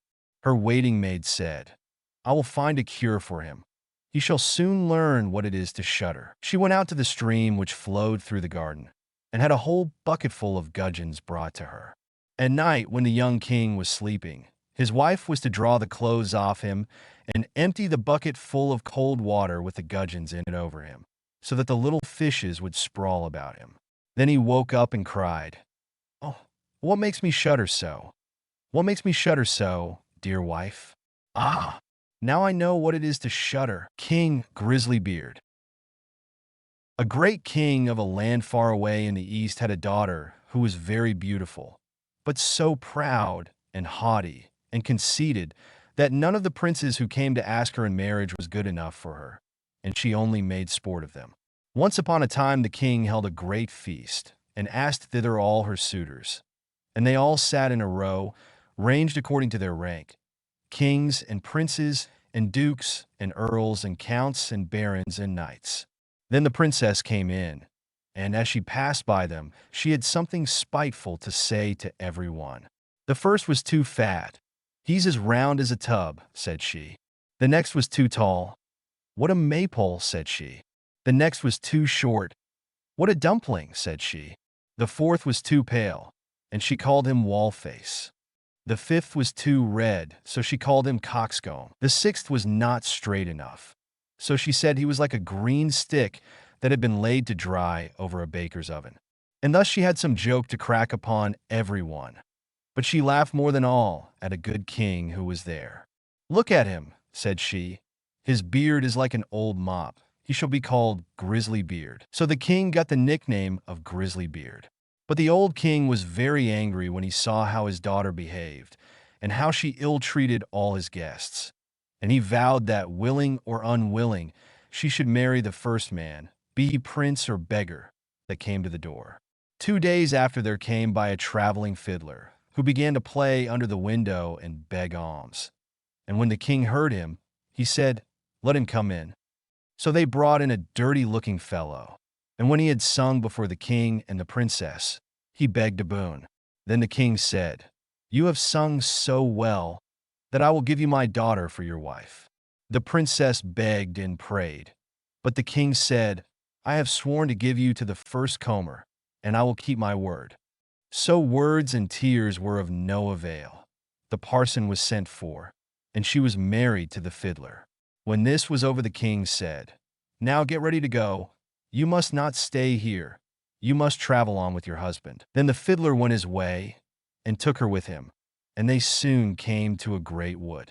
"Pray," said she, "whose is this wood?" "It belongs to King GRISLY-BEARD," answered he. "Hadst thou taken him, all had been thine." "Ah, unlucky wretch that I am," sighed she. "Would that I had married King GRISLY-BEARD." Next they came to some fine meadows. "Whose are these beautiful green meadows?" said she. "They belong to King GRISLY-BEARD. Hadst thou taken him, they had all been thine." "Ah, unlucky wretch that I am," said she. "Would that I had married King GRISLY-BEARD." Then they came to a great city. "Whose is this noble city?" said she. "It belongs to King GRISLY-BEARD. Hadst thou taken him, it had all been thine." "Ah, wretch that I am," sighed she. "Why did I not marry King GRISLY-BEARD?" "That is no business of mine," said the fiddler. "Why should you wish for another husband? Am not I good enough for you?" At last they came to a small cottage. "What a paltry place," said she. "To whom does that little dirty hole belong?" Then the fiddler said, "That is your and my house where we are to live." "Where are your servants?" cried she. "What do we want with servants?" said he. "You must do for yourself whatever is to be done. Now make the fire, and put on water, and cook my supper, for I am very tired." But the princess knew nothing of making fires and cooking, and the fiddler was forced to help her. When they had eaten a very scanty meal, they went to bed, but the fiddler called her up very early in the morning to clean the house. Thus they lived for 2 days.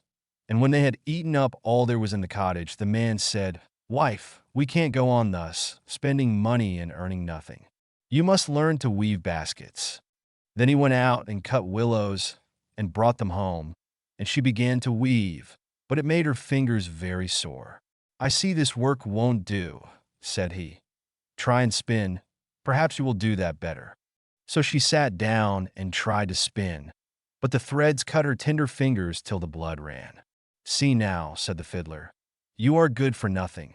You can do no work. What a bargain I have got! However, I'll try and set up a trade in pots and pans, and you shall stand in the market and sell them." "Alas," sighed she, "if any of my father's court should pass by and see me standing in the market, how they will laugh at me." But her husband did not care for that, and said she must work if she did not wish to die of hunger. At first the trade went well, for many people, seeing such a beautiful woman, went to buy her wares and paid their money without thinking of taking away the goods. They lived on this as long as it lasted, and then her husband bought a fresh lot of ware, and she sat herself down with it in the corner of the market. But a drunken soldier soon came by and rode his horse against her stall and broke all her goods into 1,000 pieces. Then she began to cry and knew not what to do. "Ah, what will become of me?" said she. "What will my husband say?" So she ran home and told him all. "Who would have thought you would have been so silly," said he, "as to put an earthenware stall in the corner of the market where everybody passes? But let us have no more crying. I see you are not fit for this sort of work, so I have been to the king's palace and asked if they did not want a kitchen maid, and they say they will take you, and there you will have plenty to eat." Thus the princess became a kitchen maid and helped the cook to do all the dirtiest work. But she was allowed to carry home some of the meat that was left, and on this they lived. She had not been there long before she heard that the king's eldest son was passing by, going to be married, and she went to one of the windows and looked out. Everything was ready, and all the pomp and brightness of the court was there. Then she bitterly grieved for the pride and folly which had brought her so low, and the servants gave her some of the rich meats, which she put into her basket to take home. All on a sudden, as she was going out, in came the king's son in golden clothes. And when he saw a beautiful woman at the door, he took her by the hand and said she should be his partner in the dance. But she trembled for fear, for she saw that it was King GRISLY-BEARD who was making sport of her. However, he kept fast hold and led her in, and the cover of the basket came off, so that the meats in it fell about. Then everybody laughed and jeered at her, and she was so abashed that she wished herself 1,000 feet deep in the earth. She sprang to the door to run away, but on the steps King GRISLY-BEARD overtook her and brought her back and said, "Fear me not. I am the fiddler who has lived with you in the hut. I brought you there because I really loved you. I am also the soldier that overset your stall. I have done all this only to cure you of your silly pride, and to show you the folly of your ill treatment of me. Now all is over. You have learnt wisdom, and it is time to hold our marriage feast." Then the chamberlains came and brought her the most beautiful robes, and her father and his whole court were there already, and welcomed her home on her marriage. Joy was in every face and every heart. The feast was grand. They danced and sang. All were merry, and I only wish that you and I had been of the party. Iron Hans. There was once upon a time a king who had a great forest near his palace, full of all kinds of wild animals. One day he sent out a huntsman to shoot him a roe, but he did not come back. "Perhaps some accident has befallen him," said the king. And the next day he sent out 2 more huntsmen who were to search for him, but they too stayed away. Then on the 3rd day he sent for all his huntsmen and said, "Scour the whole forest through, and do not give up until you have found all 3. But of these also, none came home again, none were seen again. From that time forth, no one would any longer venture into the forest, and it lay there in deep stillness and solitude, and nothing was seen of it, but sometimes an eagle or a hawk flying over it. This lasted for many years, when an unknown huntsman announced himself to the king as seeking a situation, and offered to go into the dangerous forest. The king, however, would not give his consent, and said, "It is not safe in there. I fear it would fare with you no better than with the others, and you would never come out again." The huntsman replied, "Lord, I will venture it at my own risk, of fear I know nothing." The huntsman therefore betook himself with his dog to the forest. It was not long before the dog fell in with some game on the way, and wanted to pursue it. But hardly had the dog run 2 steps when it stood before a deep pool, could go no farther, and a naked arm stretched itself out of the water, seized it, and drew it under. When the huntsman saw that, he went back and fetched 3 men to come with buckets and bail out the water. When they could see to the bottom, there lay a wild man whose body was brown like rusty iron, and whose hair hung over his face down to his knees. They bound him with cords and led him away to the castle. There was great astonishment over the wild man. The king, however, had him put in an iron cage in his courtyard, and forbade the door to be opened on pain of death. And the queen herself was to take the key into her keeping. And from this time forth everyone could again go into the forest with safety.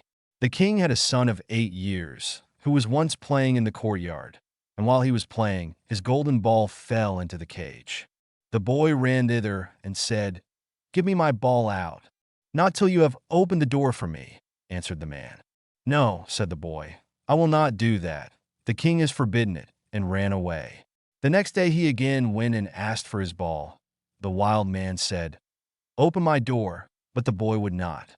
On the 3rd day the king had ridden out hunting, and the boy went once more and said, "I cannot open the door, even if I wished, for I have not the key."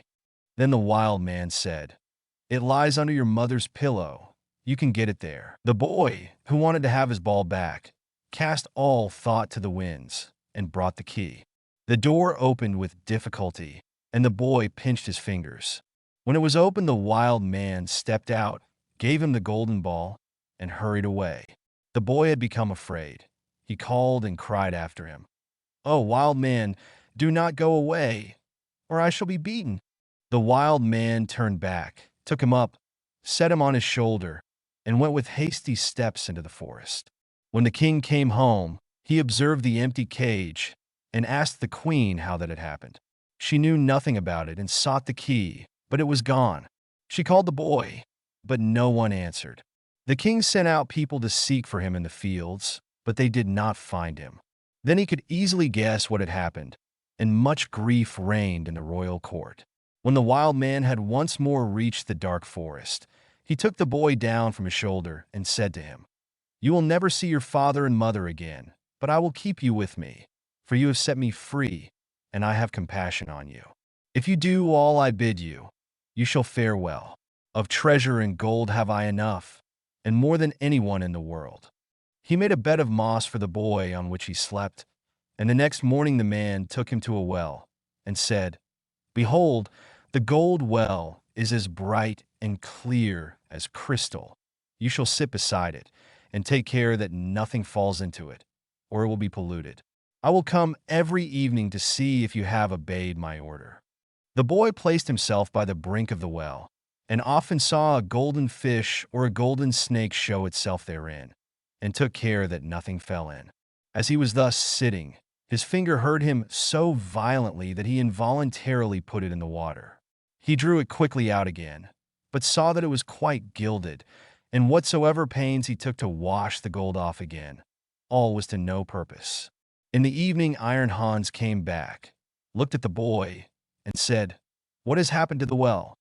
"Nothing, nothing," he answered, and held his finger behind his back, that the man might not see it.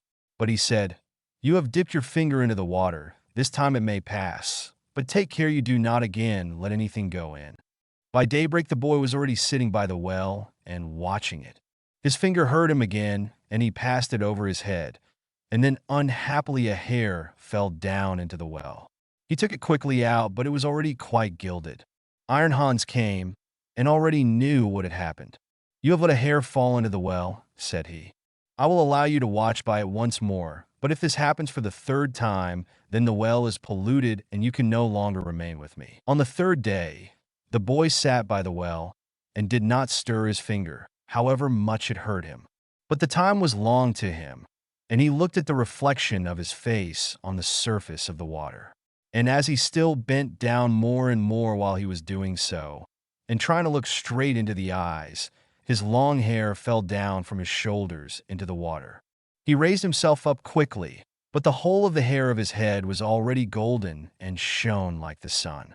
You can imagine how terrified the poor boy was. He took his pocket handkerchief and tied it round his head in order that the man might not see it. When he came, he already knew everything and said, "Take the handkerchief off." Then the golden hair streamed forth, and let the boy excuse himself as he might, it was of no use. You have not stood the trial and can stay here no longer. Go forth into the world. There you will learn what poverty is. But as you have not a bad heart, and as I mean well by you, there is one thing I will grant you. If you fall into any difficulty, come to the forest and cry, "Iron Hans," and then I will come and help you. My power is great, greater than you think, and I have gold and silver in abundance. Then the king's son left the forest and walked by beaten and unbeaten paths ever onwards until at length he reached a great city. There he looked for work, but could find none, and he learnt nothing by which he could help himself. At length he went to the palace and asked if they would take him in. The people about court did not at all know what use they could make of him, but they liked him and told him to stay. At length the cook took him into his service and said he might carry wood and water and rake the cinders together. Once when it so happened that no one else was at hand, the cook ordered him to carry the food to the royal table. But as he did not like to let his golden hair be seen, he kept his little cap on. Such a thing as that had never yet come under the king's notice. And he said, "When you come to the royal table, you must take your hat off." He answered, "Ah, Lord, I cannot. I have a bad surplice on my head." Then the king had the cook called before him and scolded him, and asked how he could take such a boy as that into his service, and that he was to send him away at once. The cook, however, had pity on him, and exchanged him for the gardener's boy. And now the boy had to plant and water the garden, hoe and dig, and bear the wind and bad weather. Once in summer when he was working alone in the garden, the day was so warm he took his little cap off that the air might cool him. As the sun shone on his hair, it glittered and flashed, so that the rays fell into the bedroom of the king's daughter, and up she sprang to see what that could be. Then she saw the boy, and cried to him, "Boy, bring me a wreath of flowers." He put his cap on with all haste, and gathered wild field flowers and bound them together. When he was ascending the stairs with them, the gardener met him, and said, "How can you take the king's daughter a garland of such common flowers? Go quickly, and get another, and seek out the prettiest and rarest." "Oh no," replied the boy, "the wild ones have more scent, and will please her better." When he got into the room, the king's daughter said, "Take your cap off. It is not seemly to keep it on in my presence." He again said, "I may not. I have a sore head." She, however, caught at his cap and pulled it off, and then his golden hair rolled down on his shoulders, and it was splendid to behold. He wanted to run out, but she held him by the arm and gave him a handful of ducats. With these he departed, but he cared nothing for the gold pieces. He took them to the gardener and said, "I present them to your children. They can play with them." The following day the king's daughter again called to him that he was to bring her a wreath of field flowers, and then he went in with it. She instantly snatched at his cap and wanted to take it away from him, but he held it fast with both hands. She again gave him a handful of ducats, but he would not keep them, and gave them to the gardener for playthings for his children. On the third day things went just the same. She could not get his cap away from him, and he would not have her money. Not long afterwards, the country was overrun by war. The king gathered together his people, and did not know whether or not he could offer any opposition to the enemy, who was superior in strength and had a mighty army. Then said the gardener's boy, "I am grown up, and will go to the wars also. Only give me a horse." The others laughed, and said, "Seek one for yourself when we are gone. We will leave one behind us in the stable for you." When they had gone forth, he went into the stable and led the horse out. It was lame of one foot, and limped hobblety-jib, hobblety-jib. Nevertheless he mounted it, and rode away to the dark forest. When he came to the outskirts, he called, "Iron Hans" 3 times so loudly that it echoed through the trees. Thereupon the wild man appeared immediately, and said, "What do you desire?" "I want a strong steed, for I am going to the wars." that you shall have, and still more than you ask for." Then the wild man went back into the forest, and it was not long before a stable boy came out of it, who led a horse that snorted with its nostrils and could hardly be restrained, and behind them followed a great troop of warriors entirely equipped in iron, and their swords flashed in the sun. The youth made over his three-legged horse to the stable boy, mounted the other, and rode at the head of the soldiers. When he got near the battlefield, a great part of the king's men had already fallen, and little was wanting to make the rest give way. Then the youth galloped thither with his iron soldiers, broke like a hurricane over the enemy, and beat down all who opposed him. They began to flee, but the youth pursued and never stopped until there was not a single man left. Instead of returning to the king, however, he conducted his troop by byways back to the forest and called forth Iron Hans. "What do you desire?" asked the wild man. "Take back your horse and your troops, and give me my three-legged horse again." All that he asked was done, and soon he was riding on his three-legged horse. When the king returned to his palace, his daughter went to meet him and wished him joy of his victory. "I am not the one who carried away the victory," said he, "but a strange knight who came to my assistance with his soldiers." The daughter wanted to hear who the strange knight was, but the king did not know, and said, "He followed the enemy, and I did not see him again." She inquired of the gardener where his boy was, but he smiled and said, "He has just come home on his three-legged horse, and the others have been mocking him and crying, 'Here comes our hobblety-jib back again.'" They asked too, "Under what hedge have you been lying sleeping all the time?" So he said, "I did the best of all, and it would have gone badly without me." And then he was still more ridiculed. The king said to his daughter, "I will proclaim a great feast that shall last for 3 days, and you shall throw a golden apple. Perhaps the unknown man will show himself." When the feast was announced, the youth went out to the forest and called Iron Hans. "What do you desire?" asked he. "That I may catch the king's daughter's golden apple." "It is as safe as if you had it already," said Iron Hans.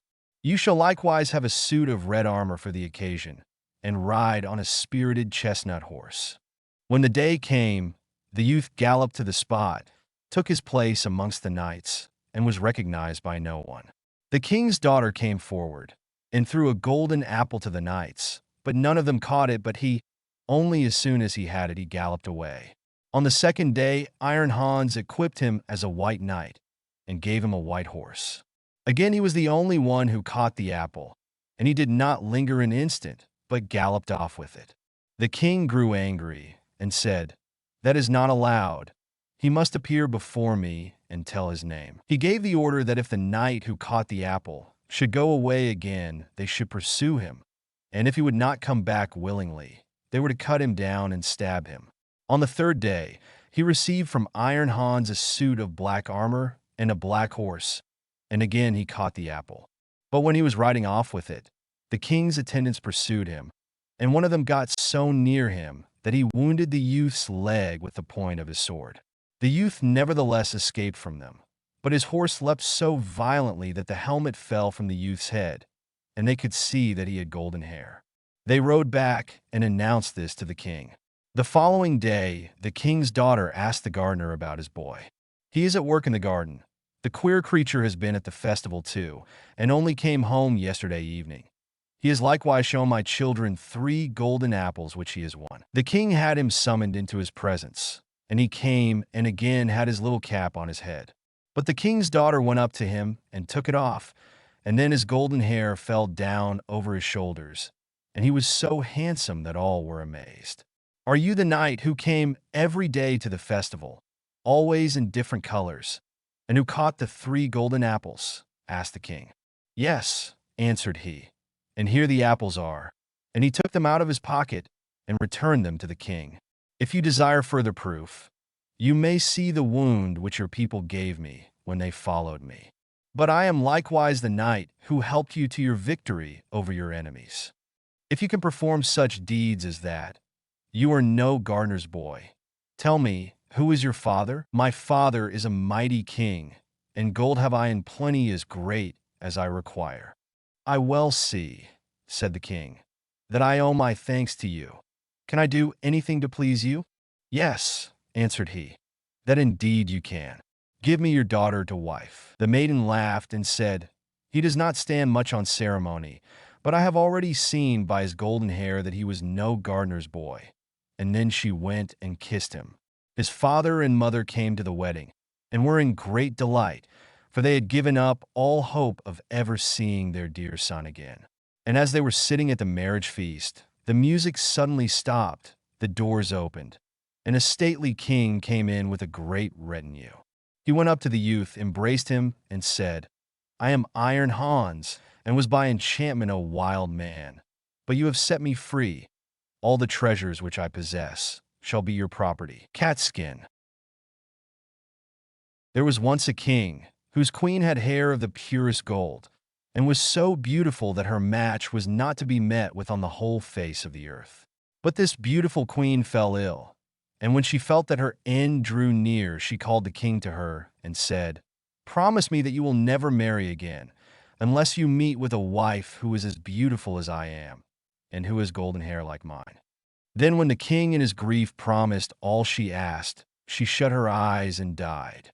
But the king was not to be comforted, and for a long time never thought of taking another wife. At last, however, his wise men said, "This will not do. The king must marry again, that we may have a queen." So messengers were sent far and wide, to seek for a bride as beautiful as the late queen. But there was no princess in the world so beautiful, and if there had been, still there was not one to be found who had golden hair. So the messengers came home, and had all their trouble for nothing. Now the king had a daughter, who was just as beautiful as her mother, and had the same golden hair. And when she was grown up, the king looked at her and saw that she was just like this late queen. Then he said to his courtiers, "May I not marry my daughter? She is the very image of my dead wife. Unless I have her, I shall not find any bride upon the whole earth. And you say there must be a queen." When the courtiers heard this, they were shocked, and said, "Heaven forbid that a father should marry his daughter. Out of so great a sin no good can come." And his daughter was also shocked, but hoped the king would soon give up such thoughts. So she said to him, "Before I marry anyone, I must have 3 dresses. One must be of gold, like the sun. Another must be of shining silver, like the moon, and a third must be dazzling as the stars. Besides this, I want a mantle of 1,000 different kinds of fur put together, to which every beast in the kingdom must give a part of his skin." And thus she thought he would think of the matter no more. But the king made the most skillful workman in his kingdom weave the 3 dresses, one golden like the sun, another silvery like the moon, and a third sparkling like the stars. And his hunters were told to hunt out all the beasts in his kingdom, and to take the finest fur out of their skins. And thus a mantle of 1,000 furs was made. When all were ready, the king sent them to her. But she got up in the night when all were asleep, and took 3 of her trinkets, a golden ring, a golden necklace, and a golden brooch, and packed the 3 dresses of the sun, the moon, and the stars up in a nutshell, and wrapped herself up in the mantle made of all sorts of fur, and besmeared her face and hands with soot. Then she threw herself upon heaven for help in her need, and went away, and journeyed on the whole night, till at last she came to a large wood. As she was very tired, she sat herself down in the hollow of a tree, and soon fell asleep. And there she slept on till it was midday. Now as the king to whom the wood belonged was hunting in it, his dogs came to the tree, and began to snuff about, and run round and round, and bark. "Look sharp," said the king to the huntsman, "and see what sort of game lies there." And the huntsmen went up to the tree, and when they came back again said, "In the hollow tree there lies a most wonderful beast, such as we never saw before. Its skin seems to be of 1,000 kinds of fur, but there it lies fast asleep." "See," said the king, "if you can catch it alive, and we will take it with us." So the huntsman took it up, and the maiden awoke and was greatly frightened, and said, "I am a poor child that has neither father nor mother left. Have pity on me, and take me with you." Then they said, "Yes, Miss Catskin, you will do for the kitchen. You can sweep up the ashes, and do things of that sort. So they put her into the coach and took her home to the king's palace. Then they showed her a little corner under the staircase, where no light of day ever peeped in, and said, "Catskin, you may lie and sleep there." And she was sent into the kitchen, and made to fetch wood and water, to blow the fire, pluck the poultry, pick the herbs, sift the ashes, and do all the dirty work. Thus Catskin lived for a long time, very sorrowfully. "Ah, pretty princess," thought she, "what will now become of thee?" But it happened one day that a feast was to be held in the king's castle. So she said to the cook, "May I go up a little while and see what is going on? I will take care and stand behind the door." And the cook said, "Yes, you may go, but be back again in half an hour's time to rake out the ashes." Then she took her little lamp and went into her cabin and took off the fur skin and washed the soot from off her face and hands, so that her beauty shone forth like the sun from behind the clouds. She next opened her nutshell and brought out of it the dress that shone like the sun, and so went to the feast. Everyone made way for her, for nobody knew her, and they thought she could be no less than a king's daughter. But the king came up to her and held out his hand and danced with her. And he thought in his heart, "I never saw anyone half so beautiful." When the dance was at an end, she curtsied, and when the king looked round for her, she was gone, no one knew whither. The guards that stood at the castle gate were called in, but they had seen no one. The truth was that she had run into her little cabin, pulled off her dress, blackened her face and hands, put on the fur-skin cloak, and was Catskin again. When she went into the kitchen to her work and began to rake the ashes, the cook said, "Let that alone till the morning, and heat the king's soup. I should like to run up now and give a peep, but take care you don't let a hair fall into it, or you will run a chance of never eating again." As soon as the cook went away, Catskin heated the king's soup and toasted a slice of bread first, as nicely as ever she could. And when it was ready, she went and looked in the cabin for her little golden ring and put it into the dish in which the soup was. When the dance was over, the king ordered his soup to be brought in, and it pleased him so well that he thought he had never tasted any so good before. At the bottom, he saw a gold ring lying, and as he could not make out how it had got there, he ordered the cook to be sent for. The cook was frightened when he heard the order, and said to Catskin, "You must have let a hair fall into the soup. If it be so, you will have a good beating." Then he went before the king, and he asked him who had cooked the soup. "I did," answered the cook. But the king said, "That is not true. It was better done than you could do it." Then he answered, "To tell the truth, I did not cook it, but Catskin did." "Then let Catskin come up," said the king. And when she came, he said to her, "Who are you?" "I am a poor child," said she, "that has lost both father and mother." "How came you in my palace?" asked he. "I am good for nothing," said she, "but to be scullion girl, and to have boots and shoes thrown at my head." "But how did you get the ring that was in the soup?" asked the king. Then she would not own that she knew anything about the ring. So the king sent her away again about her business. After a time, there was another feast, and Catskin asked the cook to let her go up and see it as before. "Yes," said he, "but come again in half an hour, and cook the king the soup that he likes so much." Then she ran to her little cabin, washed herself quickly, and took her dress out, which was silvery as the moon, and put it on. And when she went in, looking like a king's daughter, the king went up to her and rejoiced at seeing her again. And when the dance began, he danced with her. After the dance was at an end, she managed to slip out, so slyly that the king did not see where she was gone. But she sprang into her little cabin and made herself into Catskin again, and went into the kitchen to cook the soup. Whilst the cook was above stairs, she got the golden necklace and dropped it into the soup. Then it was brought to the king, who ate it, and it pleased him as well as before. So he sent for the cook, who was again forced to tell him that Catskin had cooked it. Catskin was brought again before the king, but she still told him that she was only fit to have boots and shoes thrown at her head. But when the king had ordered a feast to be got ready for the third time, it happened just the same as before.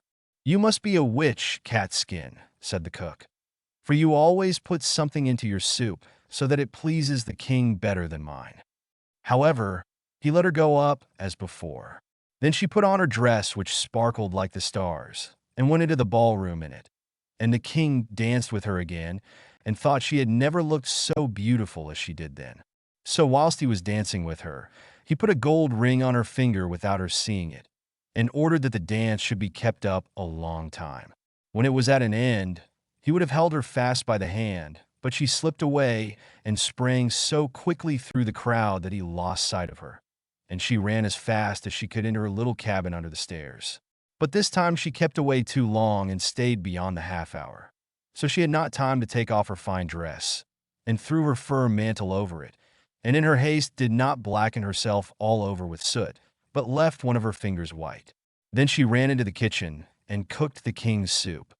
And as soon as the cook was gone, she put the golden brooch into the dish. When the king got to the bottom, he ordered Catskin to be called once more, and soon saw the white finger and the ring that he had put on it whilst they were dancing.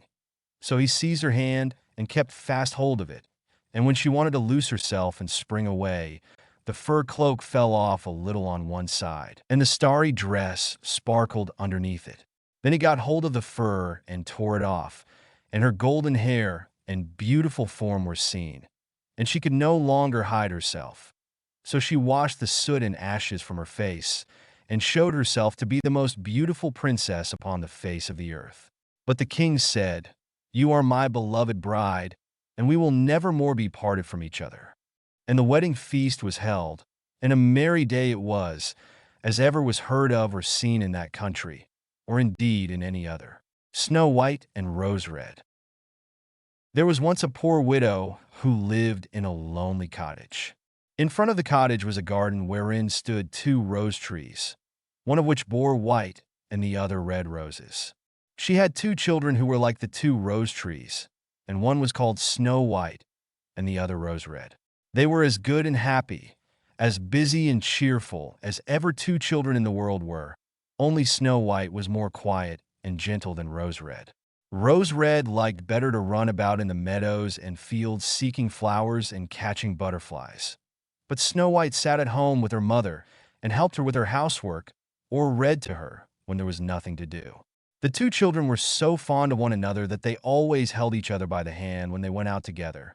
And when Snow White said, "We will not leave each other," Rose Red answered, "Never so long as we live," and their mother would add, "What one has she must share with the other." They often ran about the forest alone and gathered red berries, and no beast did them any harm, but came close to them trustfully. The little hare would eat a cabbage leaf out of their hands, the roe grazed by their side, the stag leapt merrily by them, and the birds sat still upon the boughs and sang whatever they knew. No mishap overtook them. If they had stayed too late in the forest and night came on, they laid themselves down near one another upon the moss, and slept until morning came, and their mother knew this and did not worry on their account. Once when they had spent the night in the wood and the dawn had roused them, they saw a beautiful child in a shining white dress sitting near their bed. He got up and looked quite kindly at them, but said nothing and went into the forest. And when they looked round they found that they had been sleeping quite close to a precipice, and would certainly have fallen into it in the darkness if they had gone only a few paces further. And their mother told them that it must have been the angel who watches over good children. Snow White and Rose Red kept their mother's little cottage so neat that it was a pleasure to look inside it. In the summer, Rose Red took care of the house, and every morning laid a wreath of flowers by her mother's bed before she awoke, in which was a rose from each tree. In the winter, Snow White lit the fire and hung the kettle on the hob. The kettle was of brass and shone like gold, so brightly was it polished. In the evening, when the snowflakes fell, the mother said, "Go, Snow White, and bolt the door." And then they sat round the hearth, and the mother took her spectacles and read aloud out of a large book, and the 2 girls listened as they sat and spun. And close by them lay a lamb upon the floor, and behind them upon a perch sat a white dove with its head hidden beneath its wings. One evening, as they were thus sitting comfortably together, someone knocked at the door as if he wished to be let in. The mother said, "Quick, Rose Red, open the door. It must be a traveler who is seeking shelter." Rose Red went and pushed back the bolt, thinking that it was a poor man, but it was not. It was a bear that stretched his broad, black head within the door. Rose Red screamed and sprang back. The lamb bleated, the dove fluttered, and Snow White hid herself behind her mother's bed. But the bear began to speak and said, "Do not be afraid. I will do you no harm. I am half frozen, and only want to warm myself a little beside you." "Poor bear," said the mother, "lie down by the fire. Only take care that you do not burn your coat." Then she cried, "Snow White, Rose Red, come out. The bear will do you no harm. He means well." So they both came out, and by and by the lamb and dove came nearer and were not afraid of him. The bear said, "Here, children, knock the snow out of my coat a little." So they brought the broom and swept the bear's hide clean, and he stretched himself by the fire and growled contentedly and comfortably. It was not long before they grew quite at home and played tricks with their clumsy guest. They tugged his hair with their hands, put their feet upon his back and rolled him about, or they took a hazel switch and beat him, and when he growled they laughed.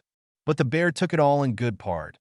Only when they were too rough he called out, "Leave me alive, children. Snow White, Rose Red, will you beat your wooer dead?" When it was bedtime and the others went to bed, the mother said to the bear, "You can lie there by the hearth, and then you will be safe from the cold and the bad weather." As soon as day dawned, the two children let him out, and he trotted across the snow into the forest. Henceforth the bear came every evening at the same time, laid himself down by the hearth, and let the children amuse themselves with him as much as they liked, and they got so used to him that the doors were never fastened until their black friend had arrived. When spring had come and all outside was green, the bear said one morning to Snow White, "Now I must go away and cannot come back for the whole summer." "Where are you going then, dear bear?" asked Snow White. "I must go into the forest and guard my treasures from the wicked dwarfs. In the winter, when the earth is frozen hard, they are obliged to stay below and cannot work their way through. But now, when the sun has thawed and warmed the earth, they break through it and come out to pry and steal, and what once gets into their hands and in their caves does not easily see daylight again." Snow White was quite sorry at his departure, and as she unbolted the door for him, and the bear was hurrying out, he caught against the bolt, and a piece of his hairy coat was torn off, and it seemed to Snow White as if she had seen gold shining through it, but she was not sure about it. The bear ran away quickly and was soon out of sight behind the trees. A short time afterwards the mother sent her children into the forest to get firewood. There they found a big tree which lay felled on the ground, and close by the trunk something was jumping backwards and forwards in the grass, but they could not make out what it was. When they came nearer, they saw a dwarf with an old withered face and a snow-white beard a yard long. The end of the beard was caught in a crevice of a tree, and the little fellow was jumping about like a dog tied to a rope and did not know what to do. He glared at the girls with his fiery red eyes and cried, "Why do you stand there? Can you not come here and help me?" "What are you up to, little man?" asked Rose Red. "You stupid, prying goose," answered the dwarf. "I was going to split the tree to get a little wood for cooking. The little bit of food that we people get is immediately burned up with heavy logs. We do not swallow so much as you coarse, greedy folk." I had just driven the wedge safely in, and everything was going as I wished, but the cursed wedge was too smooth and suddenly sprang out, and the tree closed so quickly that I could not pull out my beautiful white beard. So now it is tight, and I cannot get away, and the silly, sleek, milk-faced things laugh. Ugh, how odious you are! The children tried very hard, but they could not pull the beard out. It was caught too fast. "I will run and fetch someone," said Rose Red. "You senseless goose," snarled the dwarf. "Why should you fetch someone? You are already too many for me. Can you not think of something better?" "Don't be impatient," said Snow White. "I will help you," and she pulled her scissors out of her pocket and cut off the end of the beard. As soon as the dwarf felt himself free, he laid hold of a bag which lay amongst the roots of the tree, and which was full of gold, and lifted it up, grumbling to himself, "Uncouth people, to cut off a piece of my fine beard. Bad luck to you." And then he swung the bag upon his back and went off without even once looking at the children. Some time afterwards Snow White and Rose Red went to catch a dish of fish. As they came near the brook, they saw something like a large grasshopper jumping towards the water, as if it were going to leap in. They ran to it and found it was the dwarf.